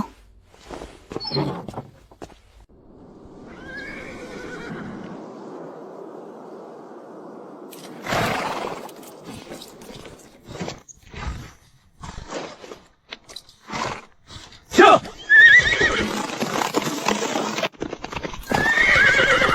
王爷，出事了！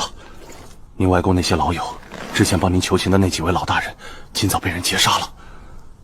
谁的人？成王的人。成王今日称病没进宫，他的人一早埋伏在城外，硬是恨那几位老大人替您求情，荒唐！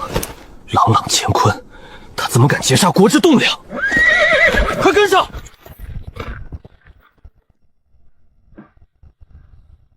大前地大物博，物阜民丰，紫宸殿金碧辉煌，比我东瀛皇宫雄伟不知多少倍。小王敬陛下一杯，愿大前江山永固。这瓷器薄如蝉翼，白如凝脂，我西佛再过1满也做不出来。丝绸1匹，在西佛可换100头牛羊。俺是粗人，俺听说大前城墙高如山岳，千军万马撼不动。陛下若不嫌弃，俺敬您1碗酒。公主乃大前4大美人之一，天上仙子未必有公主这样风姿。诸位满饮此杯，不醉不归。陛下且慢。我东瀛弹丸小国，土地狭小，百姓困苦。小王斗胆，恳请陛下割让浙州5郡于我东瀛。我东瀛愿出重金购买，年年纳贡，永为大前藩属。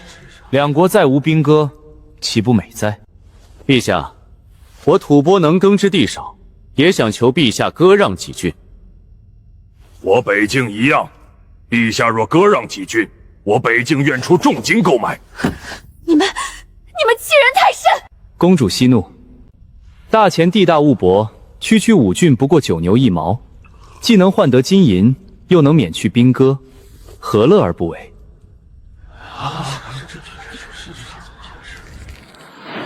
楚相，你为什么还不来？这浙州5郡，陛下是割还是不割？陛下沉默不言是几个意思？还是说陛下看不起我东瀛？阳光，你……公主殿下，您若愿意，也可以随那5郡一同来我东瀛。我东瀛虽小，却绝不会亏待您这样的美人。陛下如何？不能有事，你们绝对不能有事！乳房再快！王爷，等等我们！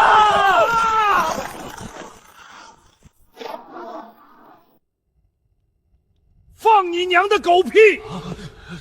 你们东瀛是什么东西？弹丸小国，蛮夷之地，也敢觊觎我大前的领土，也敢在我大前的皇宫里耀武扬威。浙州5郡是我大前百姓血汗浇灌的土地，是祖宗一刀一掌打下来的江山。你们说要就要，痴心妄想！想要浙州5郡，除非我周伯兄死，除非我们这些老臣都死。这位老大人何必这么动怒？气坏了身子多不值当。我们不是要抢，只是借，可没说不还啊。借多久？你们借了还会还吗？借多久嘛？这个好商量。先借10年，两国交好，亲如一家，何必分得那么清楚？对，先借10年，10年之后再商量，说不定到时候你们大前直接就把这5郡送给我们了。大前地大物博，区5州不过9牛1毛，切给我们用用怎么了？这么小气，还怎么跟我们3方交好？既然陛下觉得割让领土不妥，那咱们换个法子，如何？赌什么？我东瀛久闻中原武功佛大精深，这次来京城，特意带了4个不成器的武士，想向大前的高手讨教讨教。咱们打个赌，我们输了，今日便不再提浙州5郡之事；我们赢了，那浙州5郡就归我们东瀛所有。陛下，你看如何？放屁！你们输了什么都不损失，赢了就要拿走我们大前的5郡。陛下，如何？你若是不敢赌，那就是默认了这州5郡，就当是你们大钱送给我们东营的礼物。陛下，臣愿出战。臣愿与东营武士切磋，定要让他们知道，我大钱武功绝非蛮夷所能企及，定要守住我大钱的尊严。准，李爱卿，朕命你出战，一定要小心谨慎，莫要轻敌。臣遵旨。没想到大钱还有这般有骨气的人，就是不知道身手是不是和口气一样硬。佐藤，你去，好好陪这位大钱的将军切磋切磋，记住，别下手太狠，免得说我们东营欺负人。是。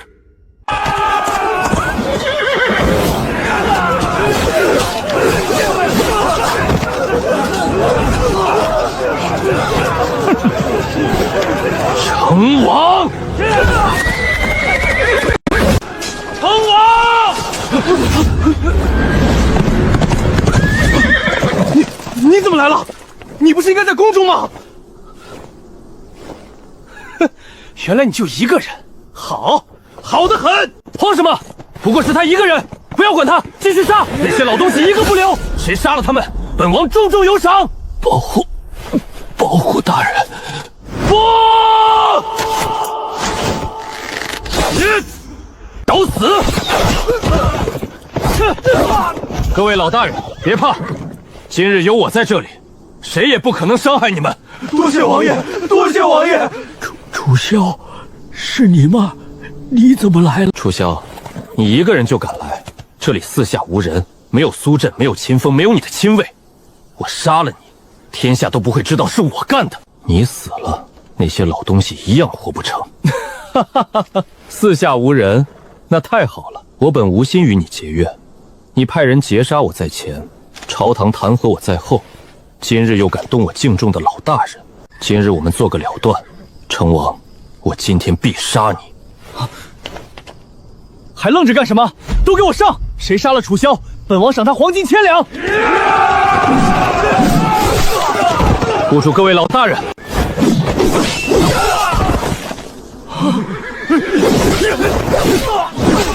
快看他！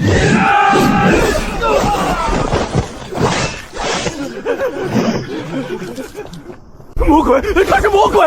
跑啊，快跑！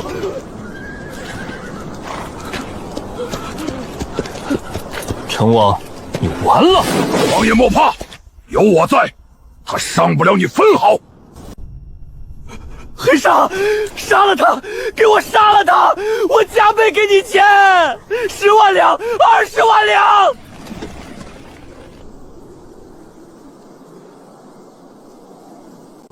你就是传闻中打遍天下无敌手的并肩王，听说你枪法无双，我倒要试试究竟有多厉害。滚开！我只要成王。哼哼，我黑煞接了买卖，从无半途而废的道理。那就死！再来！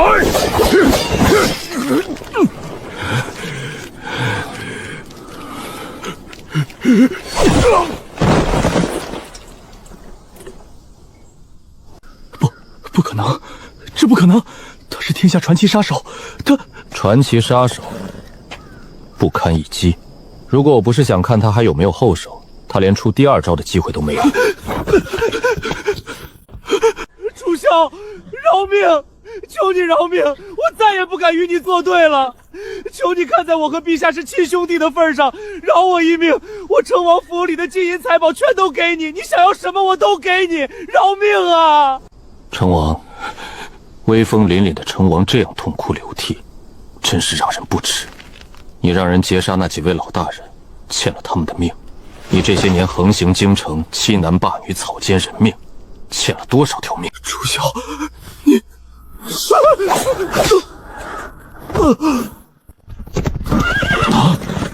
老爷，快看看几位老大人，都在马车上，受了些惊吓，但没有大碍。并肩王，各位老大人受惊了，是楚萧来迟，让老大人受苦。苏震、秦风，救治受伤的护卫，护送几位老大人回家。今天的事不能泄露出去，逃走的杀手尽数斩杀，仔细排查，不能有一个漏网之鱼。是。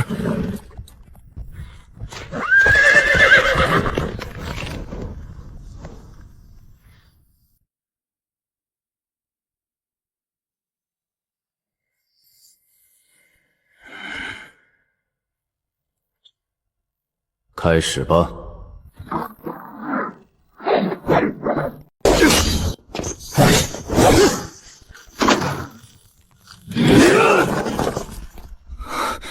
劈山断岳，好，打得好！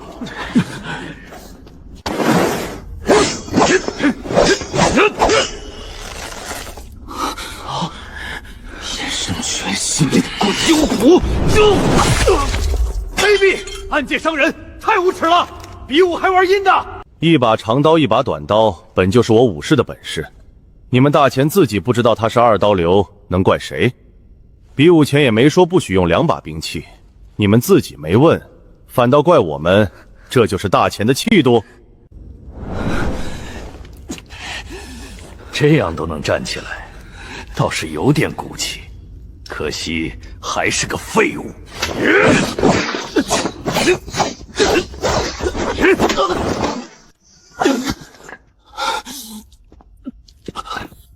不过如此。呸！中原武功也只是些花架子，不堪一击。我东营胜了，我东营武功比你们中原强。什么中原武功博大精深，全是吹的，全僧战的。我看剩下2家也别打了。陛下，按照之前的赌约，那5郡，咱们是不是该谈谈了？对了，你们大前不是有个并肩王吗？还自封天下第一，今天怎么没来？是怕了，还是躲起来了？哼，怕是知道打不过东营武士，躲起来不敢见人了。什么天下第一，缩头第一还差不多。陛下，怎么样？那5郡……放你娘的狗屁！今日是你们东营和大前比武，我本不该插手，可你们敢辱我草原认定的王爷，敢辱我阿如那的未婚夫，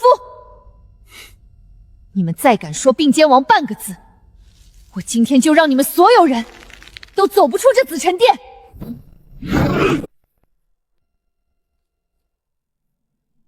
你们不是要比武吗？好，我南疆草原跟你们比。公主殿下息怒，息怒，我们就是随口说说。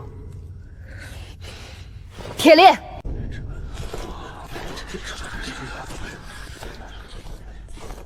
草原苍狼部铁烈替我家并肩王领教你们东营高招。不，今天是我们大前和东营的比武。你们草原名不正言不顺啊！什么叫名不正言不顺？我和并肩王是未婚夫妻，他不在，我替他出战，有什么问题？您和并肩王祝究还没成婚，您代表的是草原，不是大前。今天这场赌约是我们和大前之间的事，你们草原掺和进来，不合适吧？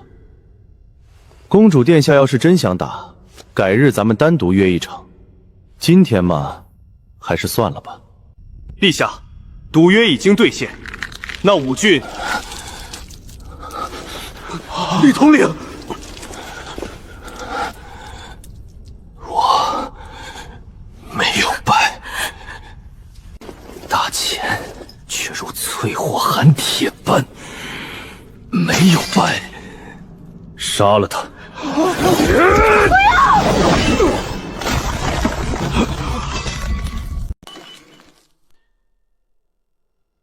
楚州枪是并肩王的楚州枪！真的是你吗？楚萧来了，我们大前战神终于来了，终于来了。冷得像九幽寒冰。参见并肩王。杂碎，萤火微光，也敢与我中原日月争辉？听不懂，杂碎。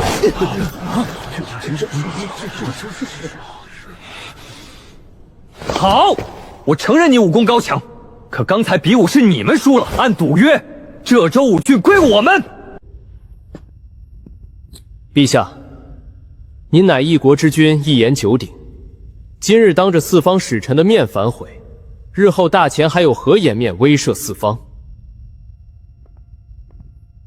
你们大前若想耍无赖，一个个轮流上阵，我们东瀛武士再厉害也耗不起。今日胜负已定，那5郡就该够了。你们不是要赌吗？好，我陪你加赌一场。什么意思？你想赌什么？再加一局，若是我输了，我楚萧以并肩王的名义拿出楚州全部财产，黄金1000万两，良田万顷，悉数赠予你们东瀛。王爷，不可呀！王爷，知道你们不敢跟我单打独斗，你们4个一起上吧。哪敢！并肩王，你确定以1敌4？若是输了，不仅楚州财产归我们，你还要自废武功，向我东瀛赔罪。我以为你被我一枪震得躺下动不了呢。废话少说，来吧。并肩王既然自己找死，那就别怪我们心狠手辣。好，一起上，杀了他，提着他的头颅回东瀛复命。百鸟朝凤，就这，全力出手，不死不休！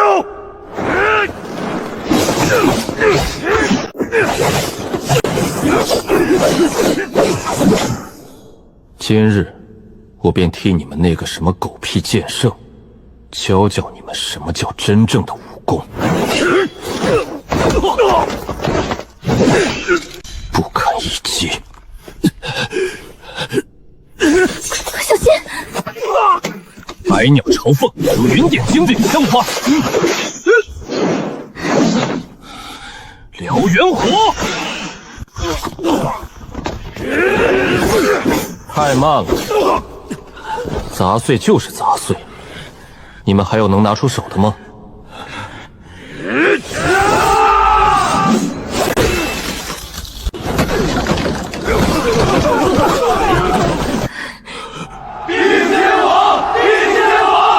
好一个并肩王！大前战神，我大前战神啊！下一场该谁了？我东瀛今日再也不谈浙州5郡之事。西番，并肩王果然名不虚传，今日一见才知何谓天下无双。只是单打独斗，我西波自然不是王爷对手。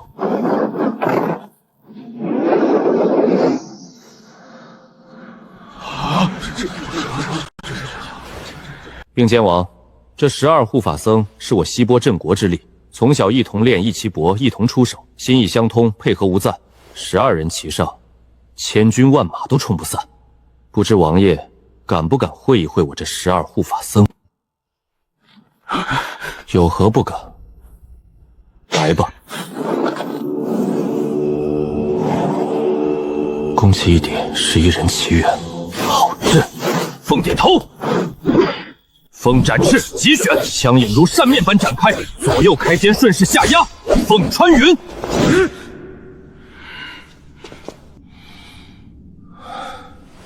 灵动飘逸气息转为锋猛霸道，星火燎原。结阵，12人瞬间连成一体。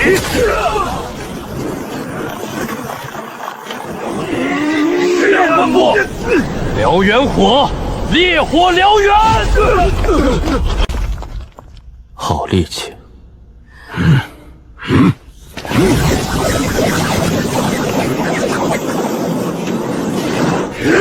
百鸟归林，心间闪烁着寒光，摇风火中取烈。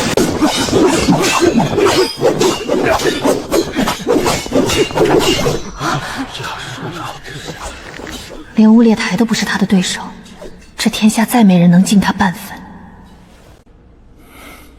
阵法再巧，终究不是一人。真正的武功是自己练出来、悟出来、融会贯通的。人再多，力再合，心再通，也必有破绽。我今日就破给你们看。破绽就在最后一人。你们顾不上他了。此刻你孤身一人，拿什么挡我？哼！来得好！我倒要看看你们顾头还是顾尾。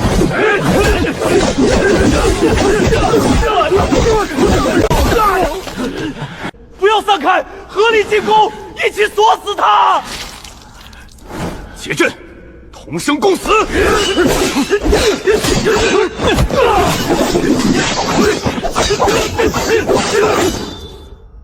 变阵，非认阵。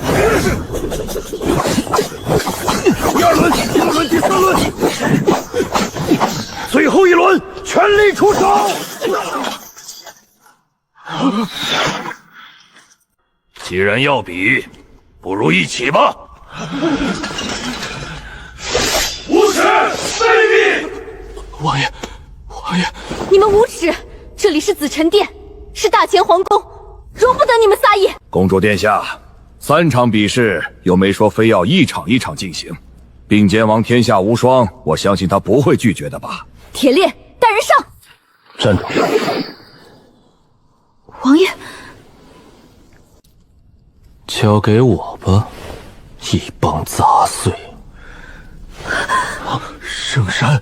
难道圣山那一战？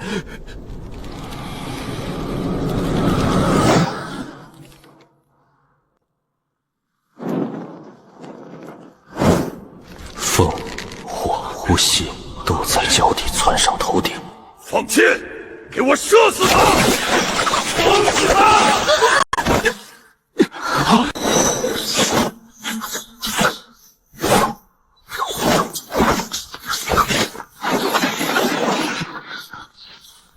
不可能，这绝对不可能！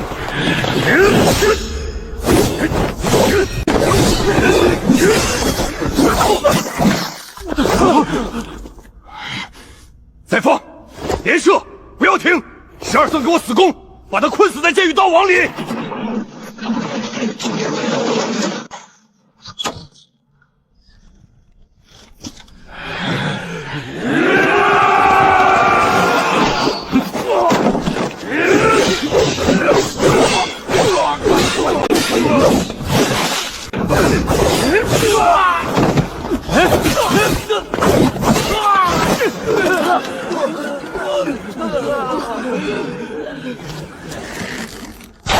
王爷，接着！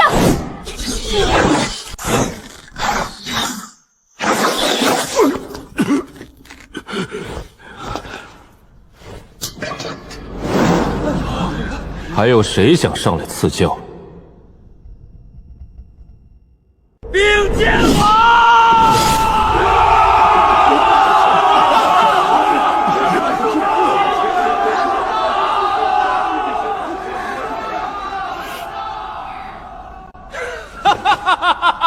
怎么样，诸位使臣，我中原武功可还入得了你们的眼？陛下，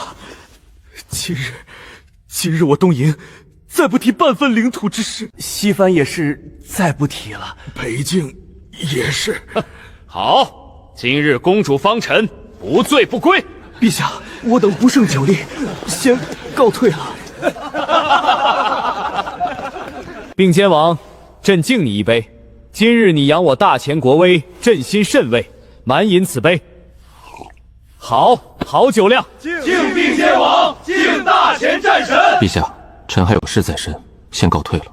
好，并肩王辛苦了一天，去吧。王爷留步。王爷，今日是我生辰，谢谢你今天能来，更谢谢你扬了我大乾国威。公主客气了，臣是大乾的臣子，这都是臣该做的。王爷累了，该回去休息了。好，王爷好好休息，改日本宫再登门道谢。王爷，你受伤了，你怎么不早说？没事，一点内息震荡，休息一下就好。什么叫一点内息震荡？你都咳血了，你！阿如那公主，别声张。铁链，带人护着王爷回府。是，王爷。回府。是他们那帮畜生敢伤王爷，我杀了他们！弟兄们，跟我杀过去，把那帮蛮夷全宰了！站住！你们想要全京城的人都知道我受伤了吗？王爷，他们伤了你，你吐血了。我小伤，没事。回府。护着王爷，回府。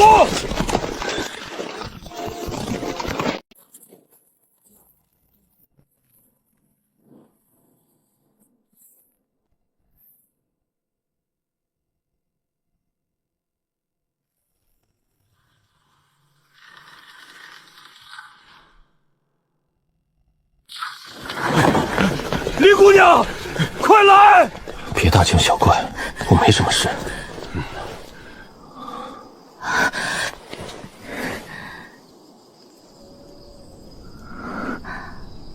快把楚州带来的大夫都叫来，给王爷诊治。苏统领，咱们带来的都是楚州最好的大夫，可林姑娘来了之后，那些大夫都说林姑娘的医术在他们之上，实在不好意思出手。是啊，统领，林姑娘说过，三西看不出的病，再诊多久也无用。可这次没什么大事，只是内息震荡，气血翻涌，好好休息几日，便能恢复如初。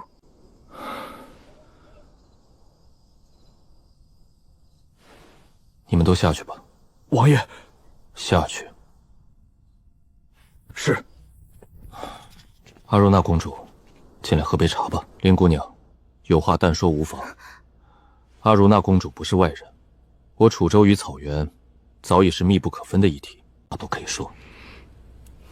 王爷，您身体的伤确实不严重，休息几日便能恢复。只是什么？林姑娘，到底怎么了？我身为女子，也知道王爷自我真意的威名，只是……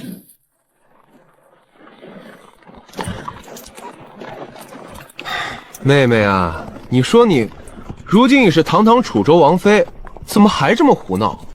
你平日帮柳家打理生意，从楚州到青州，从青州到徐州，再到草原，这些我们都看在眼里。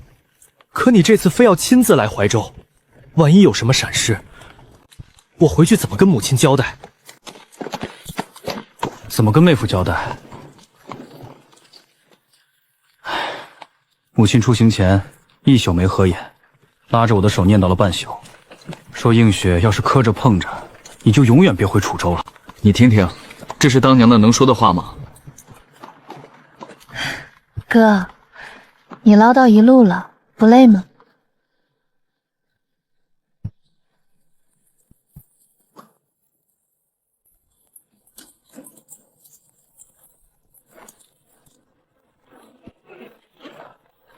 累，我能不累吗？一边是母亲的嘱托，一边是你的安危，我能不操心吗？你是王妃，是我那个威震天下妹夫放在心尖上疼的人。你要是有半点闪失，整个楚州都得翻天。母亲还是放心不下我。能不放心吗？你自小就倔，认定的事10头牛都拉不回来。可你是女子，又是王妃，何必这么拼？柳家的生意有我，有父亲，有底下的人在，哪里用得着你亲自跑这么远的路？哥，我不是拼，我是想帮他。我答应过他，要做他最坚实的后盾，帮他扩充军备。我不想一直被他保护在身后，我要站在他身边，和他一起面对。就算要帮他，也不用你亲自来啊。我们护着货来交割，不也一样吗？这批货的利润够柳家吃3年，更够楚州添一批军备。我不亲眼看着交割清楚，不亲眼确认万无一失，我睡不着觉。其实我知道，你来怀州，不只是为了生意，你是想离他近一点，对不对？这批货再重要，也不值得我亲自送，更何况是你。怀州离京城近，办完事你就想去看他，对不对？我知道，你们刚成亲没多久，他就被召去了京城，这一去就是这么久，你天天盼，夜夜盼，连做梦都在念着他，我都看在眼里。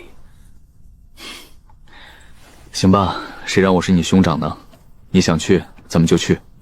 不过说好了，就一眼，看完咱们就得往回走。谢谢兄长。柳大公子放心，我带出来的这几百人，都是楚州军中百里挑一的勇士，个个以一当十。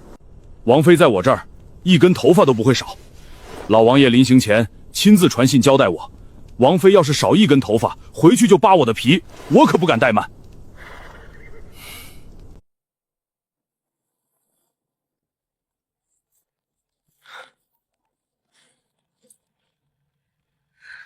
临行前，正堂里，我求了母妃整整1个时辰。映雪，柳家做生意是好事，我也支持。可你是王妃，早就不是寻常商贾，路途遥远，万一磕着碰着，那个臭小子从京城回来，娘怎么跟他交代？母妃，打通这条商路，我们的货以后就能直达京城，就能帮夫君多添些军备。那也不行，你的安危比什么都重要。你实在不放心，不是还有你兄长吗？母妃，我想去，不只是为了生意。怀州离京城近，办完事，我想去看看他，见一面我就立刻回楚州，不耽误他的事，不给他添麻烦。王爷，你说这孩子怎么就这么倔呢？让他去吧，那丫头心里苦，刚成亲没多久就分开，她天天盼，夜夜盼，心里的牵挂藏不住。你说什么？你同意他去？我传令孙猛带几百名精锐跟着，扮成商队护卫。我亲自安排，绝不会让他有半点闪失。一定要多带些人，一定要护好他。儿媳不孝，让父王母妃担心了。去吧，万事小心，好好照顾自己。那小子要是敢欺负你，回来告诉我，姐姐抽他。记住了，我一定早日回来。夫君，我来了，你有没有在想我？王爷，我不懂武功，可方才诊脉时，我分明察觉到，您的神消耗得太过厉害，几乎快到透支的边缘了。神？什么神？这和王爷的伤有什么关系？王爷，我早听说您的自我真意天下无敌，可所谓自我真意到底是什么？今日您是否与高手对战？是不是动用了他？是。若不是动用了他，我未必能轻易打败那些人。动用他的时候，对外界的感知会变得极致敏锐，风的流动，光的明暗，周遭所有的气息都清晰得像刻在眼前，仿佛与天地消融，每一个破绽都在掌中。这就对了。我们大夫诊病讲的是神形合一，形伤易治，看得见摸得着，几副汤药便能调养。可神伤藏在肌理深处，隐而不发，最是凶险，也最不易察觉。没有一件器物，只凭3根指肘。您的外伤、内息震荡都不算重，可您的神耗得太狠了。再加上什么？林姑娘，你倒是痛痛快快说啊，急死我了！再加上您运功之后，似乎饮用过一种烈性药酒。酒？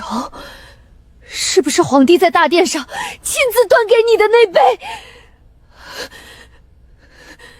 那杯酒本身或许是百年难遇的滋补佳药，寻常人饮用大有裨益。可它里面含着一味药材，与您此刻耗损过度的神相悖，非但不能滋补，反而会加重心神的耗损，如同在燃尽的炭火上再添一勺烈酒，看着炽烈，实则耗得更快，伤的是根本。依我推断，自我真意本质上就是在透支自身的神，换取短时间内的巅峰战力与极致感知。动用一次，事后好好调养，尚可恢复。可若长时间动用，或短时间内多次透支，便会伤及心神根本，日后怕是会留下难以逆转的隐患。王爷，您早就知道这些，对不对？我知道。你知道？你既然知道他伤神，为什么还要用？今日殿上那场碾压，是他用自己的心神硬生生扛下来的。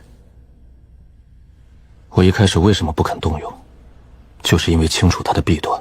上次圣山一战，我已经尝过这种滋味，只是今日我没有退路。能领悟此道的，都是每个时代的绝对王者，可他们一生动用的次数屈指可数。王爷这次的心神耗损比我预想的还要严重，再加上那杯酒的反噬，情况远比表面看起来复杂。我先去开几副汤药，帮您调养气血，稳固心神，暂且压住耗损的势头。可想要彻底恢复，不留隐患，还需要一味关键药材。什么药材？你尽管说。凭我草原的势力，再加上楚州的人手，就算上天入地，我也一定给你寻来。是九月青莲。九月青莲，那是什么？我从未听过。它的莲心是恢复心神耗丧的至宝，除此之外，再无其他药材可以替代。我现在就派人去寻，就算翻遍所有极寒之地，也要把这九月青莲找出来。公主不必白费力气，这九青叶莲可遇不可求。我也只是在古籍上见过记载，从未有人真正见过它的踪迹，就连这世上是否真的存在，都尚未可知。王爷，您现在最要紧的是安心静养，千万不能再动用那种功法，不能再损耗心神，否则心神耗损殆尽，就算有九月青莲，也回天乏术了。好，我知道了，你去开药吧。王爷保重，民女这就去煎药。王爷，你说皇帝那杯酒是无心之举，还是故意为之？我不知道。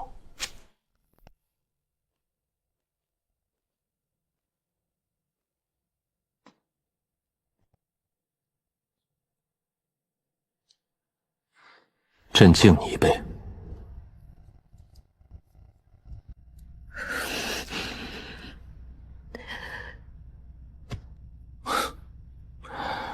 别想太多，也许是我们想多了。皇帝未必有这般心思。还有，今日之事，无论是我心神耗损的隐患，还是那杯酒的蹊跷，千万不要说出去。传出去只会徒增风波，于我与楚州都无益处。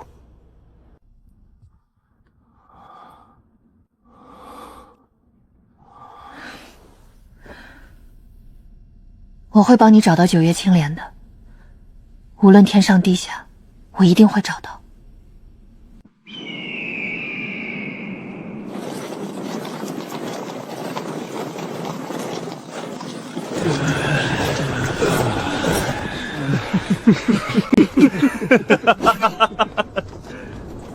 东营四凶刃，西番12僧，北境神射手，30余人围上来，咱们并肩王一人一剑，全给收拾干净了。好，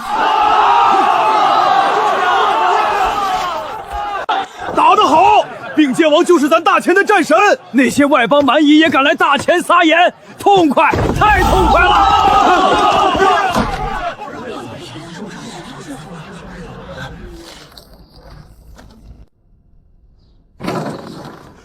陛下，慌慌张张的，成何体统？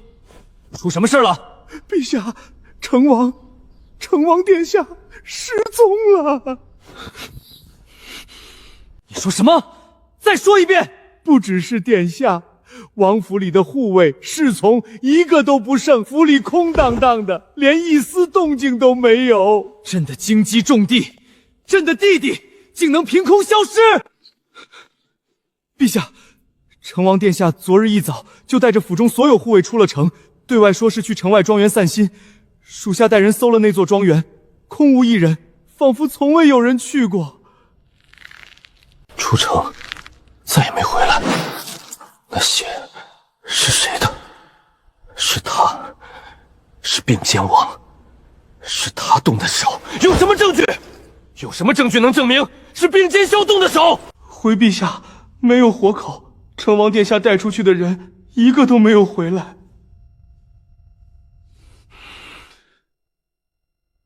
从来没有信任过朕，从来都没有真正臣服。朕本想让你做朕最锋利的那把剑，替朕镇守大前，可你偏偏要跳出朕的棋盘，自作主张。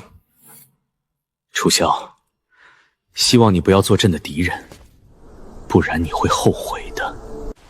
成王的事，你应该已经知道了吧？刚收到消息。这位并肩王胆子可真够大的，竟敢在京城腹地对一个王爷下手。看来我们想法一样，这京城只有他敢。你说，陛下会怎么做？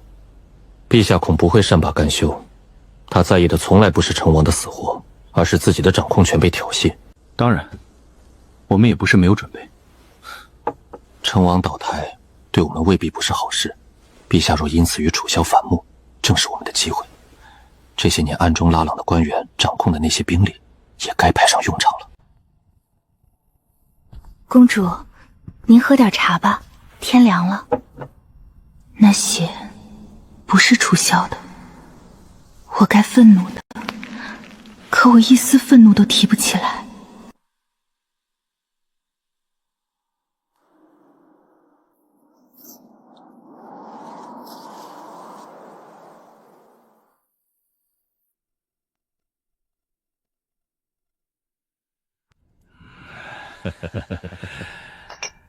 成王那个祸害终于失踪了，这下我们再也不用受他欺压了。阳奉阴违，害了那么多人，终于遭报应，多亏了并肩王。成王没了，那个抢了我家铺子、害我儿子病死的狗东西，终于没了。姑娘，成王没了，苍天有眼，你可以安息了。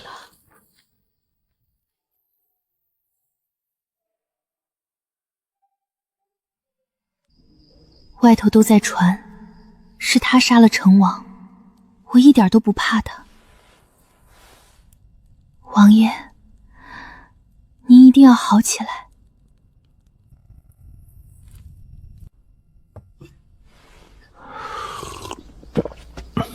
王爷，现下感觉怎么样？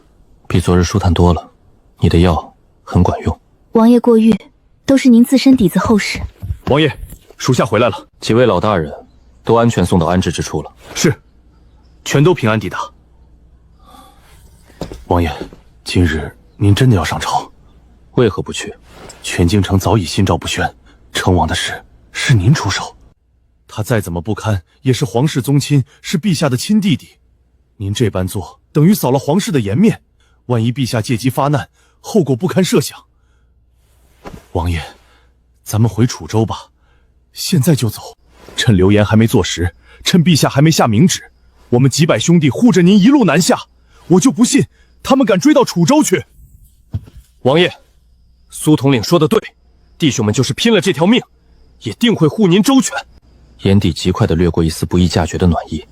我们只有数百人。中州有近10万驻军，京城的禁军、御林军加起来也有2、3万。我们数百人，就算个个以一当十，能杀出重围吗？王爷，我们就是拼死也要……我知道，我从不怀疑兄弟们的忠诚，也不怀疑你们愿意与我同生共死，但是还没到那一步。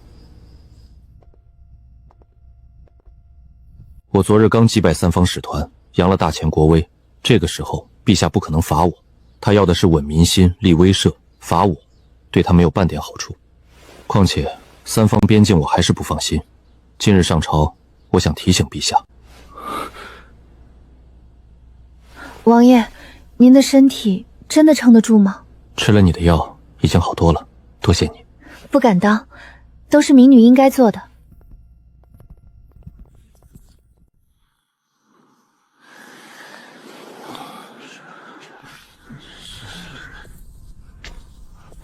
并肩王，昨日一战真是惊世骇俗，那枪法，那身法，本王这辈子都未曾见过。何止未曾见过，简直是闻所未闻。并肩王天下第一，名副其实。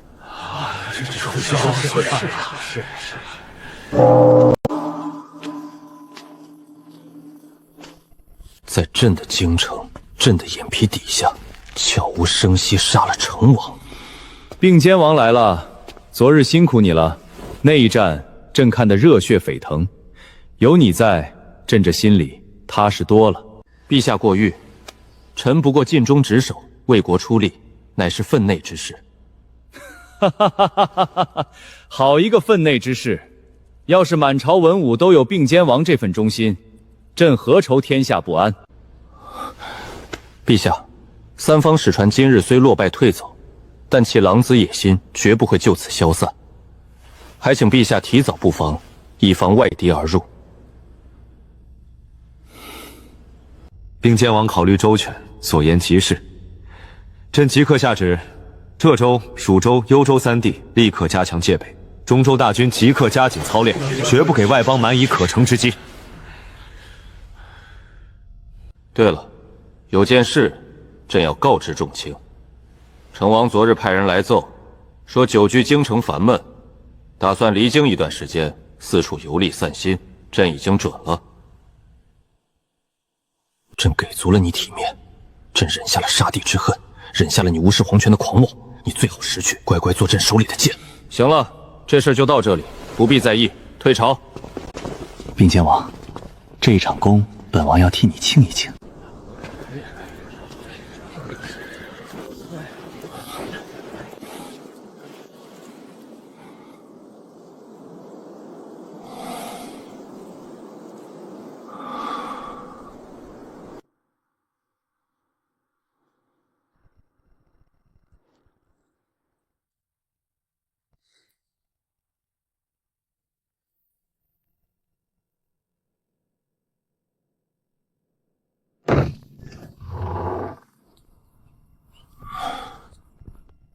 王爷，今日朝堂之上，陛下并未对您责罚发难吧？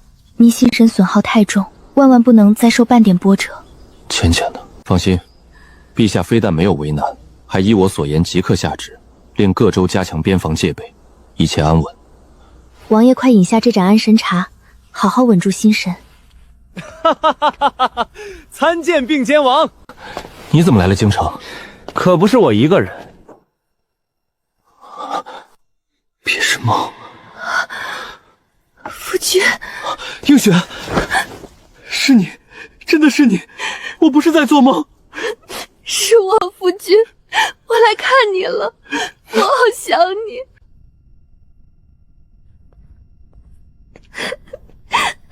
夫君，别抱了，这么多人看着呢。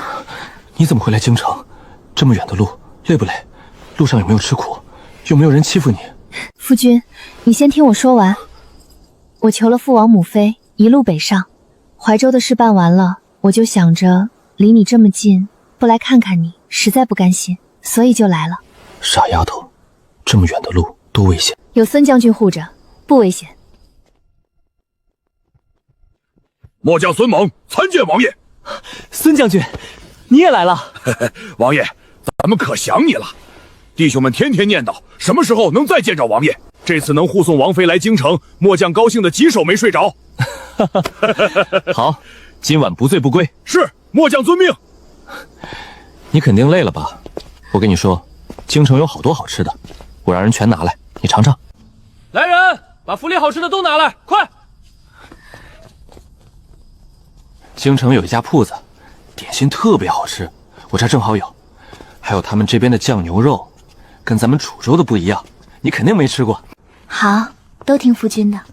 刘公子，那个秦将军，我呢？我什么我？您我大老远从楚州来，一路护送我妹妹鞍前马后，累死累活，现在没人管我了。笑什么笑？没笑没笑。柳公子您里面请。哼，记得给我也拿点好吃的，我也饿了。柳公子，王妃既来了，那她身边的婢女绿萝姑娘是不是也一同来了？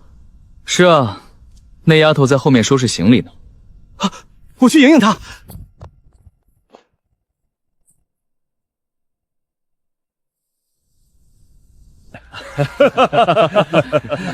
都坐，都坐。今日咱们高兴，一醉方休。王爷，末将敬您。一路听闻您扬威京城，末将心里痛快。王爷，属下也敬您，护您平安是属下的本分。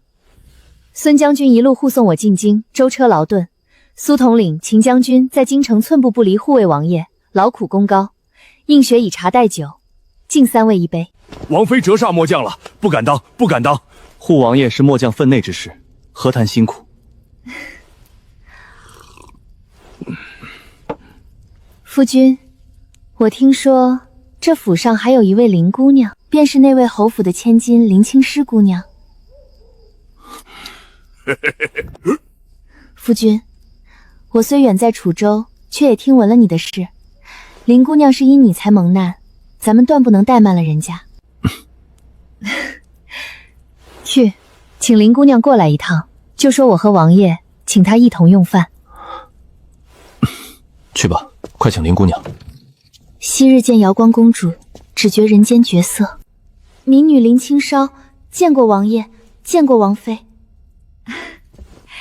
林姑娘，快别多礼，快请坐。不敢，不敢，民女只是叨扰，怎敢与王爷王妃同席？林姑娘，你的事我都听说了，你本无错，错的是成王那个恶人。说起来，这座宅子本是你们侯府的，真论起来，我们才是客人，你才是主人，哪有主人坐着，客人站着的道理？王妃言重了，民女不敢当。夫君，尝尝这个清蒸鱼，鲜嫩得很。这个时蔬新鲜，你多吃点。林姑娘，别光坐着，多吃点，看你瘦的。夫君，你没有欺负过林姑娘吧？当然没有，映雪你别瞎想。王妃，王爷对我很好，从未欺负过我。是吗？夫君英雄救美，本就是大丈夫所为呢。明风，来喝酒，别光顾着吃菜。喝，王爷我陪你。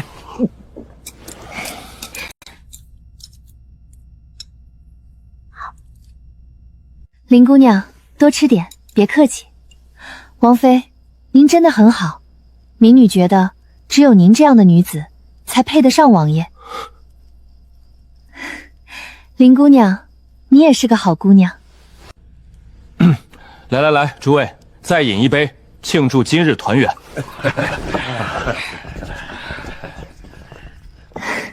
夫君，我累了。走，我带你去歇歇。夫君，最近咱们的生意做得很顺利呢。哦，说来听听。楚州的粮食今年大丰收了，父王听你的意见，各州县开荒种田，又修了水利，收成比往年多了30%，军粮库都快装不下。父王说得盖新粮仓了。还有通商，楚州、青州、徐州的商路彻底打通了。草原那边阿如南公主帮了大忙，羊毛、皮货、马匹一批接一批往回运。怀州这次也谈成了几笔大买卖，以后咱们的货能直接从怀州到中州。还有外公留给你的那些地契、房契，都换成了粮草和军饷，1文钱都没浪费，全用在了咱们的士兵、咱们的百姓身上。映雪，夫君，你听我说完。如今粮草充足，军饷充沛，你想做什么就大胆去做，不用顾及家里，不用顾及银钱，有我们在，你尽管放手去闯。我不想你威震天下，可我还是骄傲。我的夫君是威震天下的并肩王，我的夫君是大钱的屏障，我为你骄傲，比什么都骄傲。你真好。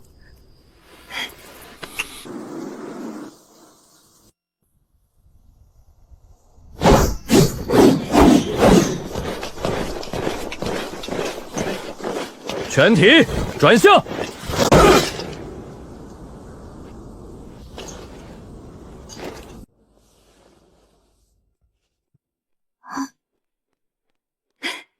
映雪姐姐，阿如那公主，好久不见。我今日来拜访王爷，听下人说姐姐也在。姐姐你又标致了，比在草原时还要温婉动人。公主才是英姿飒爽，风采更胜往昔。姐姐来京城怎么不提前知会我？我好亲自去城外接你。在怀州处置了几笔生意，顺道来看看夫君。走得仓促，就没打扰公主。想必生意做得极红破吧？多亏公主从中周旋，草原的皮毛、良马在楚州、青州、徐州乃至怀州都供不应求。那是自然，你们中原的茶叶、丝绸在草原上更是抢着要。我阿爸天天念叨，说这笔通商让草原百姓的日子好过了10倍。听闻王爷昨日与三国使团一战，惊震京城。我刚入京，便听得满城议论，公主当时定在现场吧？他刻意瞒着她，心神耗损，引伤未愈。草原各部、楚州两地内卫要才必须寻到，绝不能出半分差池。王爷自是天下无双，东瀛4兄刃，西番12僧，北境神射手，尽数败在他枪下，半分还手之力都没有。姐姐这次来京，打算住多久？全看夫君安排。他公务繁忙，我便陪他几日；他若得空，我便多守着他些。对了，王爷此刻正在演武场看亲卫操练，咱们一同去看看。好。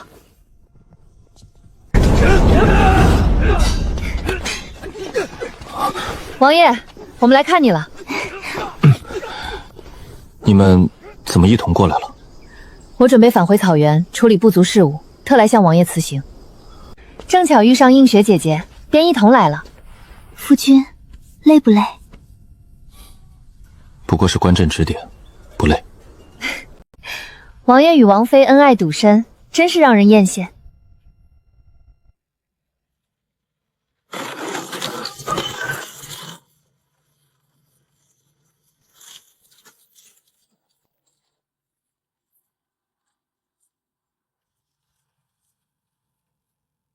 殿下，咱们就这般回东营了？回去，自然要回去，但楚萧这笔账没完。回东营后，我立刻去求父亲，请宫本剑圣出山。宫本剑圣，楚萧一人击溃4兄刃，扫尽东营武者颜面。剑圣一生好胜，怎容得下中原有人压过东营武道？王子，咱们尽数败在并剑王手中，回去该如何向王交代？如实回禀，打不过，便是打不过。可我们打不过，不代表西番无人能敌的。你忘了洛桑吞珠？您是说那位天生痴傻的大力尊者？他生来痴傻，不通人事，却天生神力。我幼时见过他一次，10几岁年纪，单手举起千斤大鼎，徒手猎食。他心智如幼童，却只听我父王一人号令。若父王肯让他出手，那位真能打得过并剑王？我不知道，但这世间若还有一人能败楚萧，必是洛桑顿珠。楚萧，此次大败，回去如何向首领交代？如实交代，1五1十，告诉父王楚萧有多狂，有多强。唯有如此，父王才会下定决心，下一次，我北境铁骑必踏平中原，取楚萧首级。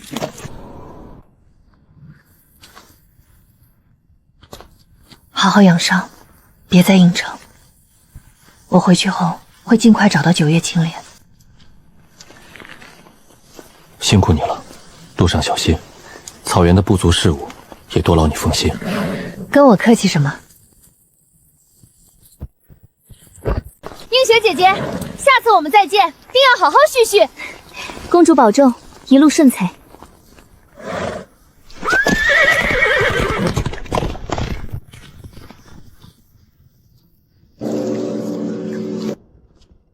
陛下，臣离楚州已久，挂念楚州百姓与军政要务，恳请陛下恩准，让臣返回楚州料理各项事宜。并监王为何不多住些时日？如今边疆未稳，有你在京城，朕也能安心几分。楚州那边确有诸多亟待处理的事务，臣不敢耽误，恐误了大事。陛下放心，若陛下有任何需要，只需一道旨意，臣必星夜兼程，第一时间赶回京城。等东瀛许诺的钱财到账，先收拾安王、端王。好吧，既然并肩王执意要走，朕也不强留。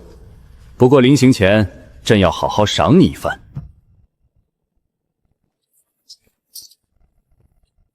臣谢陛下隆恩。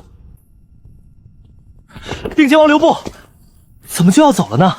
京城好玩的地方你都没去过，本王还想带你逛遍市井，尝遍中州美食，尽尽地主之谊。这些日子你一直忙着对付那些使团，咱们几人都没好好聚过。这一走，不知何时才能再见。多谢两位王爷盛情，只是臣离家太久，急于回去，只能辜负两位王爷好意。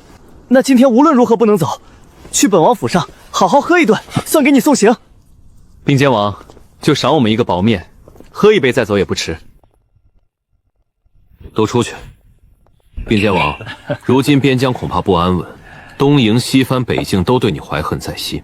日后若是陛下找你借兵镇压边疆，稳固朝局，你会怎么做？臣是大前的臣子，识君之路，担君之忧。朝廷真的需要，臣自然义不容辞。只是楚州兵马离京城甚远，若是事发紧急，怕是有心无力，难以及时赶到。如今朝廷软弱，陛下耳根子软，恐难成大事。我们兄弟俩上次跟你谈的，咱们三人共同上奏，请陛下立我们三人为摄政王，辅佐朝政，你可有决断？该来的，终究还是来了。此事事关重大，臣不敢贸然决断。臣先回楚州与父王商议一番，再给两位王爷答复。等收拾了重合地，他要么站队，要么铲除。不谈这个了，喝酒，喝酒。并肩王乃国之栋梁，功不可没。日后若有难处，尽管开口，咱们兄弟定当鼎力相助。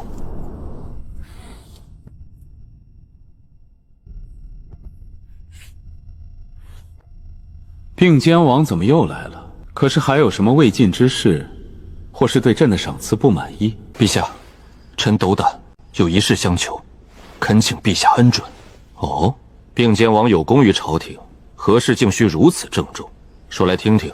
臣求陛下一道旨意，为怀远侯府平反昭雪，洗去谋逆污名，还林青书一家清白，归还侯府旧宅，恢复其族人身份。准了，谢陛下隆恩。臣替怀远侯府族人，替林青书，谢陛下仁慈。行了，起来吧。你为朝廷出生入死，立下赫赫大功，这点小事，朕还能不答应？莫要在这般多礼。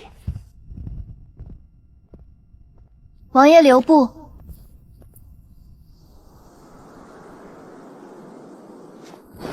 见过公主。听说王爷今日便要离京回楚州了，能不能请王爷陪本宫喝一杯茶？好。时间过得好快啊！第一次见王爷的时候，仿佛还在昨日；第一次与王爷一起吃饭、一起说话，也好像就在昨日。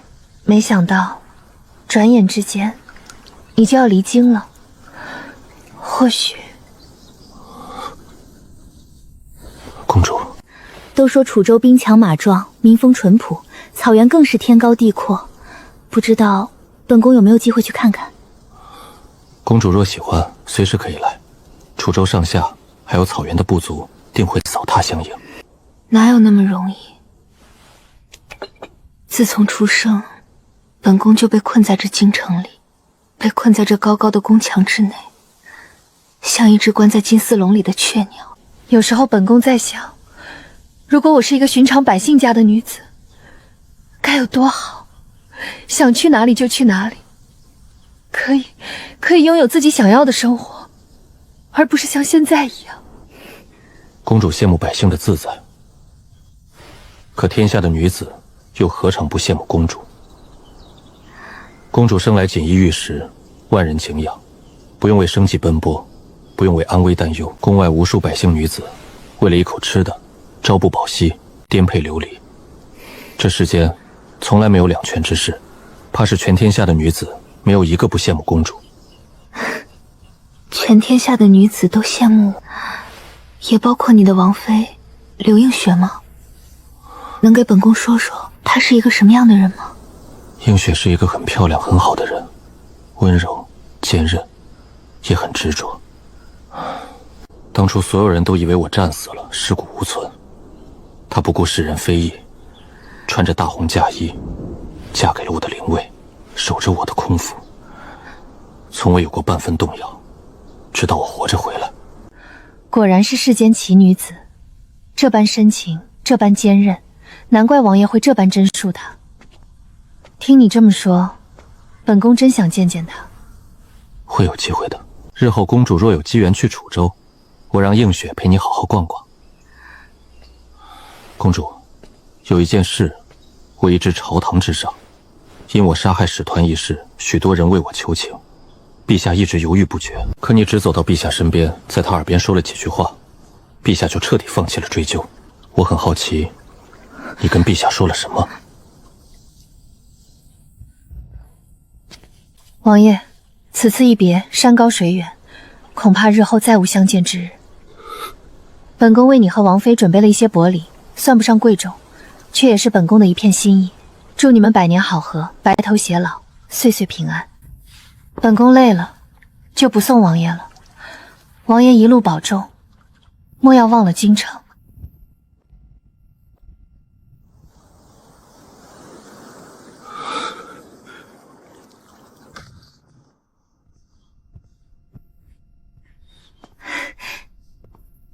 怎么了？陛下没有答应你的请求吗？还是出了什么事？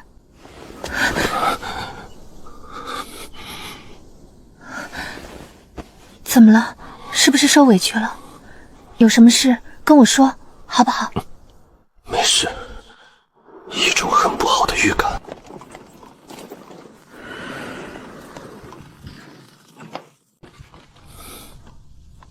映雪，这次来京城，那些有名的绸铺、胭脂铺，你念叨过的名胜古境，一个都没带你去，委屈你了。京城虽繁华，我还是最喜欢楚州。那里是我们出狱的地方，是我们拜堂成亲、许下一生诺言的地方。那里有我们的父母，有姐姐，有跟你出生入死的兄弟，还有我们的王府，院外那棵老槐树，我们一起走过的每一条青石板路。有你的地方，才是最好的地方。楚州才是我们真正的家。好，咱们回家，回楚州。王爷，那个药方我已经亲手交给苏统领了，您一定要按时喝，千万不能间断，最好也不要再饮酒操劳。会的，我都记在心里了。这些日子辛苦你了，林姑娘。林姑娘，以后若有机会，一定要来楚州做客。我们楚州虽比不上京城繁华，却也山清水秀，有辽阔的田野，有清澈的河水，还有我和王爷，定会好好招待你。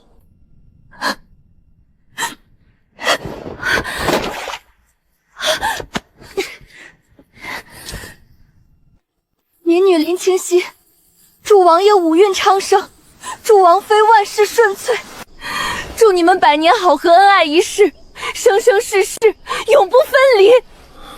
林姑娘，起来吧，照顾好自己。往后若是有任何难处，就派人传信。京城这边有苏镇的人，他们会尽全力帮你。忘了过去的委屈，好好跟你母亲和弟弟过日子。对不起，王爷，对不起。恭送王爷，恭送王爷，王爷走好，王爷一路平安。一定要给王爷尝尝。楚州王世无双，圣山一战震四方，救姑娘闯四方，护百姓守家堂，大贤战神美名扬。王爷走好。臣何德何能，劳陛下亲自相送，臣惶恐。并肩王护大前百姓安宁，扬大前国威，朕亲自相送，理所应当。朕盼着你早日打理好楚州事务，若朝廷有需，你定要及时回京，为朕分忧啊！多谢两位王爷这些日子的照拂，王爷保重。并肩王客气了，日后若有难处，尽管开口。一路顺风，盼着日后再见。周大人，保重身体。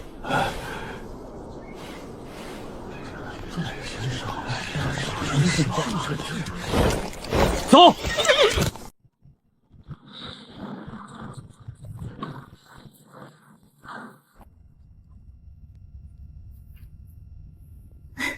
夫君，你编的这是什么呀？歪歪扭扭的，分明是四不像呢。四不像也是蚱蜢，是我给你编的蚱蜢。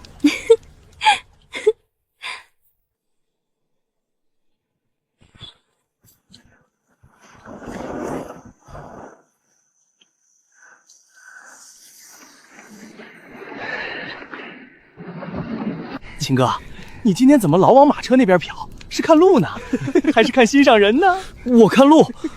绿萝，你觉得秦风这人怎么样？他挺好的。妹妹，草原那条皮货线，明年能再扩3场。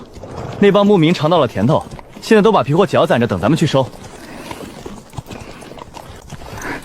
怀州这边我也谈了几家商行，以后咱们的货不用绕远路，直接走怀州往北。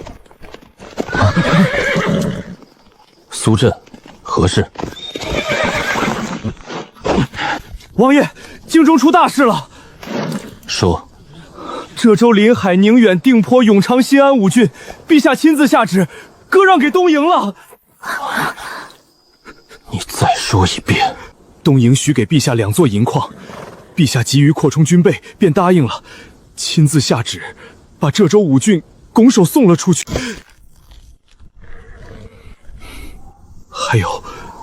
还有一件事。说，瑶光公主在我们离开京城的第2天就离京了。离京？去哪儿？东营。她答应嫁给东营大王子，那个号称东营未来继承人的大王子。她说，本宫累了，就不送王爷了。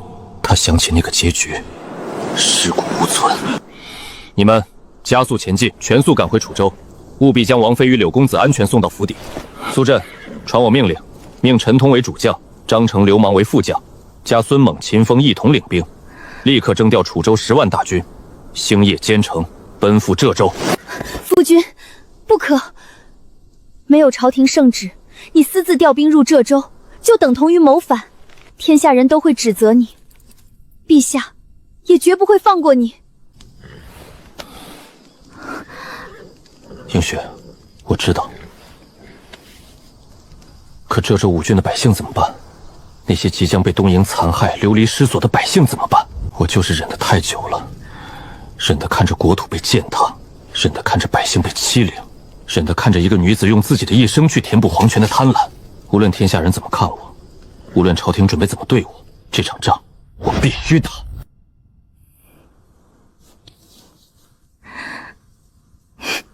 末将遵命。王爷，您说你们，那您呢？您要去哪里？公主嫁去东营，就是前不久被并肩王打得屁滚尿流的那帮蛮夷。10天前，瑶光公主远嫁东营，浙州5郡割让。浙州5郡说割就割。当年东营人屠了浙州2城，是并肩王提着脑袋替百姓报的血海深仇。现在朝廷反手把地送给仇人。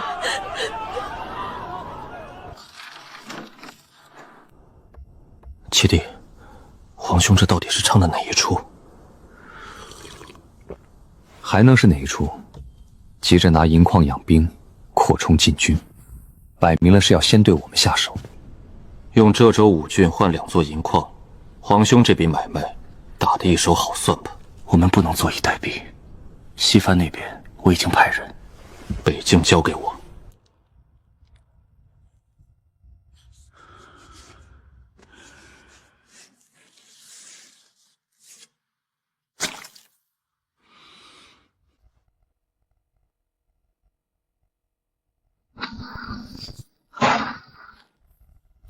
廷朝，陛下，周大人他们说您不见，他们就长跪不起。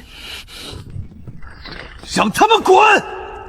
周大人他们年事已高，90多岁的老太夫也在，若是动出意外，陛下，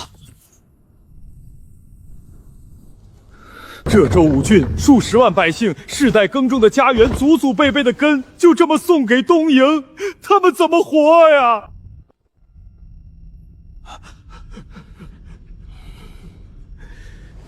是楚伯勋是用命换的疆土，哪有拿祖宗基业、百姓家园做买卖换银子的道理？够了！你们只看得见眼前这几寸土地，看不见国库空虚，看不见禁军连军饷都发不出来。朕先用东营的银子扩军固防，等朕大权在握，连本带利再拿回来便是。假公主割疆土，这是千古奇耻啊！周伯兄，你真以为朕不敢杀你？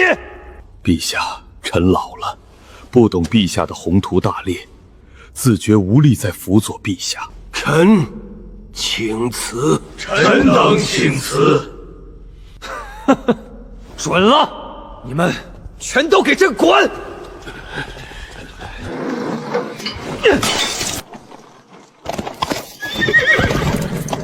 公主殿下，过了前面这道山口，便出中州，进入浙州地界了。公主，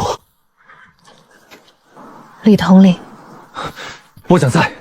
让我再看一眼中州吧。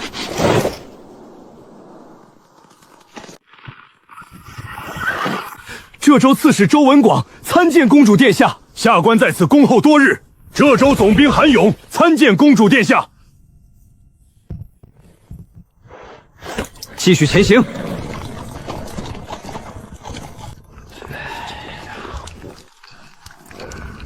包子好喽！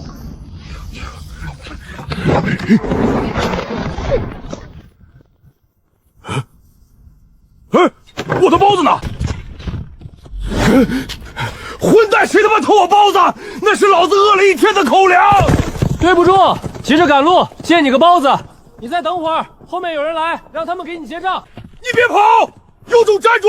老子揍死你这个偷包子的贼！行了行了，一个包子而已，犯得着气成这样？怎么不知道？老子饿了一天了，穿得倒像个样子，居然偷包子，就是个骗子！再给我来一笼。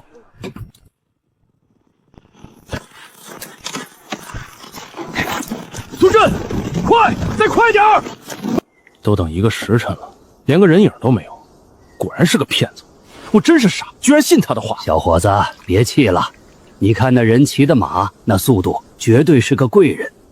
贵人哪能欠你一个包子钱？什么贵人？贵人会偷包子？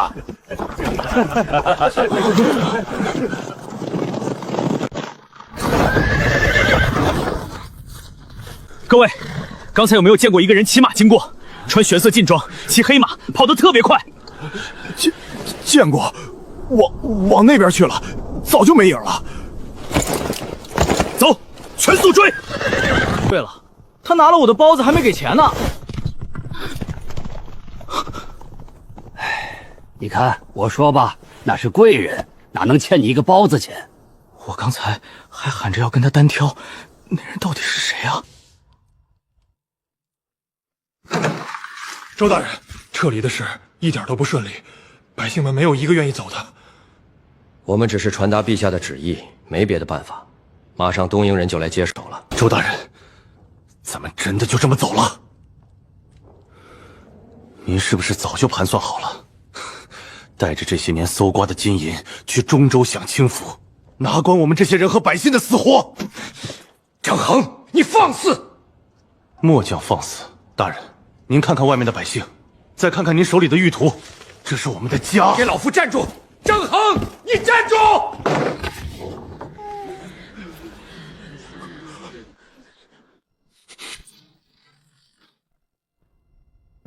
让他们让开，别挡着路，耽误了行程，谁也担待不起。诸位父老乡亲，朝廷有令，临海、宁远、定波、永昌、新安5郡要割让给东营人了。3日内，所有人必须撤离，可以撤到浙州剩下的4个郡，也可以去中州，朝廷会安排接应。大人，老汉我今年73了，从爷爷那辈起就住在这儿。老汉的爹、老汉的爷爷都埋在后山的坟地里，老汉活不了几年了，死了也想埋在那儿陪着他们。可现在，老汉连埋的地方都没了。娘，咱们去哪儿啊？这不是咱们的家吗？大人，咱们浙州2郡的仇还没报呢。当初东瀛人屠了咱们2郡，杀了咱们20万乡亲，那些血还没干啊！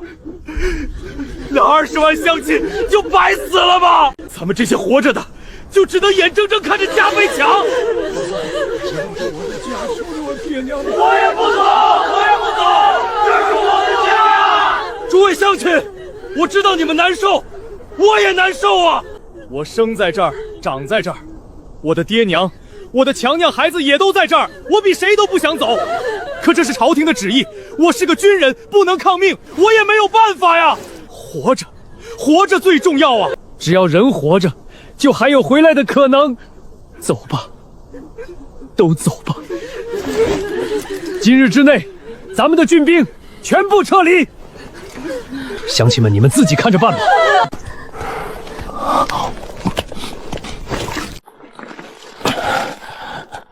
主峰，快些！主峰，再快些！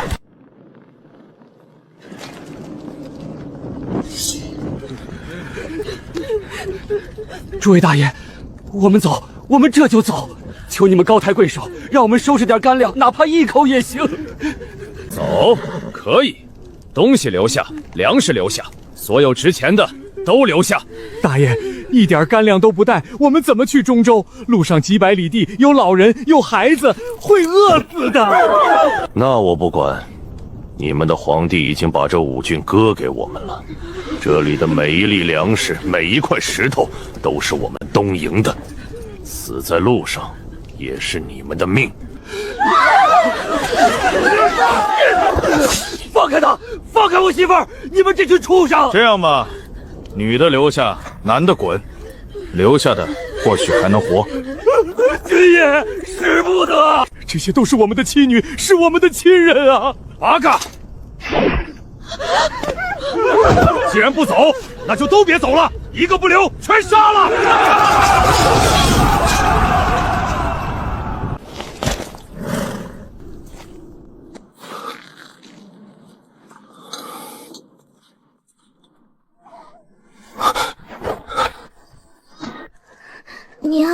娘，你醒醒，娘！别怕，孩子，我来了。别怕，我不是坏人，我是来帮你的。娘，我娘他不说话了，娘告诉我，来了说话我能听懂的人，我就得救了。可是娘不陪我了，刚才我可乖了，受伤了都没有叫出声。乖，别哭，有我在，我不会再让任何人伤害你了。什么人？在这里干什么？喂，你是中原人？不要，我不要！别怕，现在我们就送这帮杂碎下去，给你娘道歉。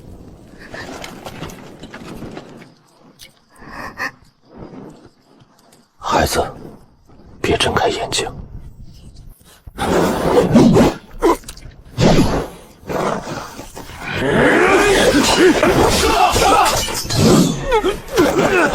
来人！快来人！有强盗！你是谁？就凭你，不配知道。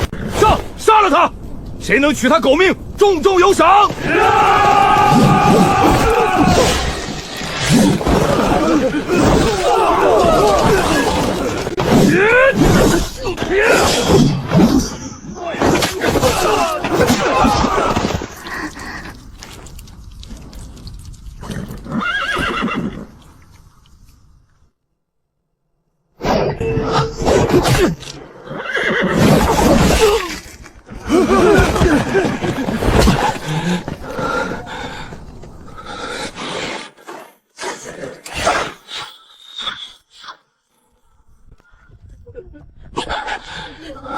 大哥哥，可以睁开眼睛了吗？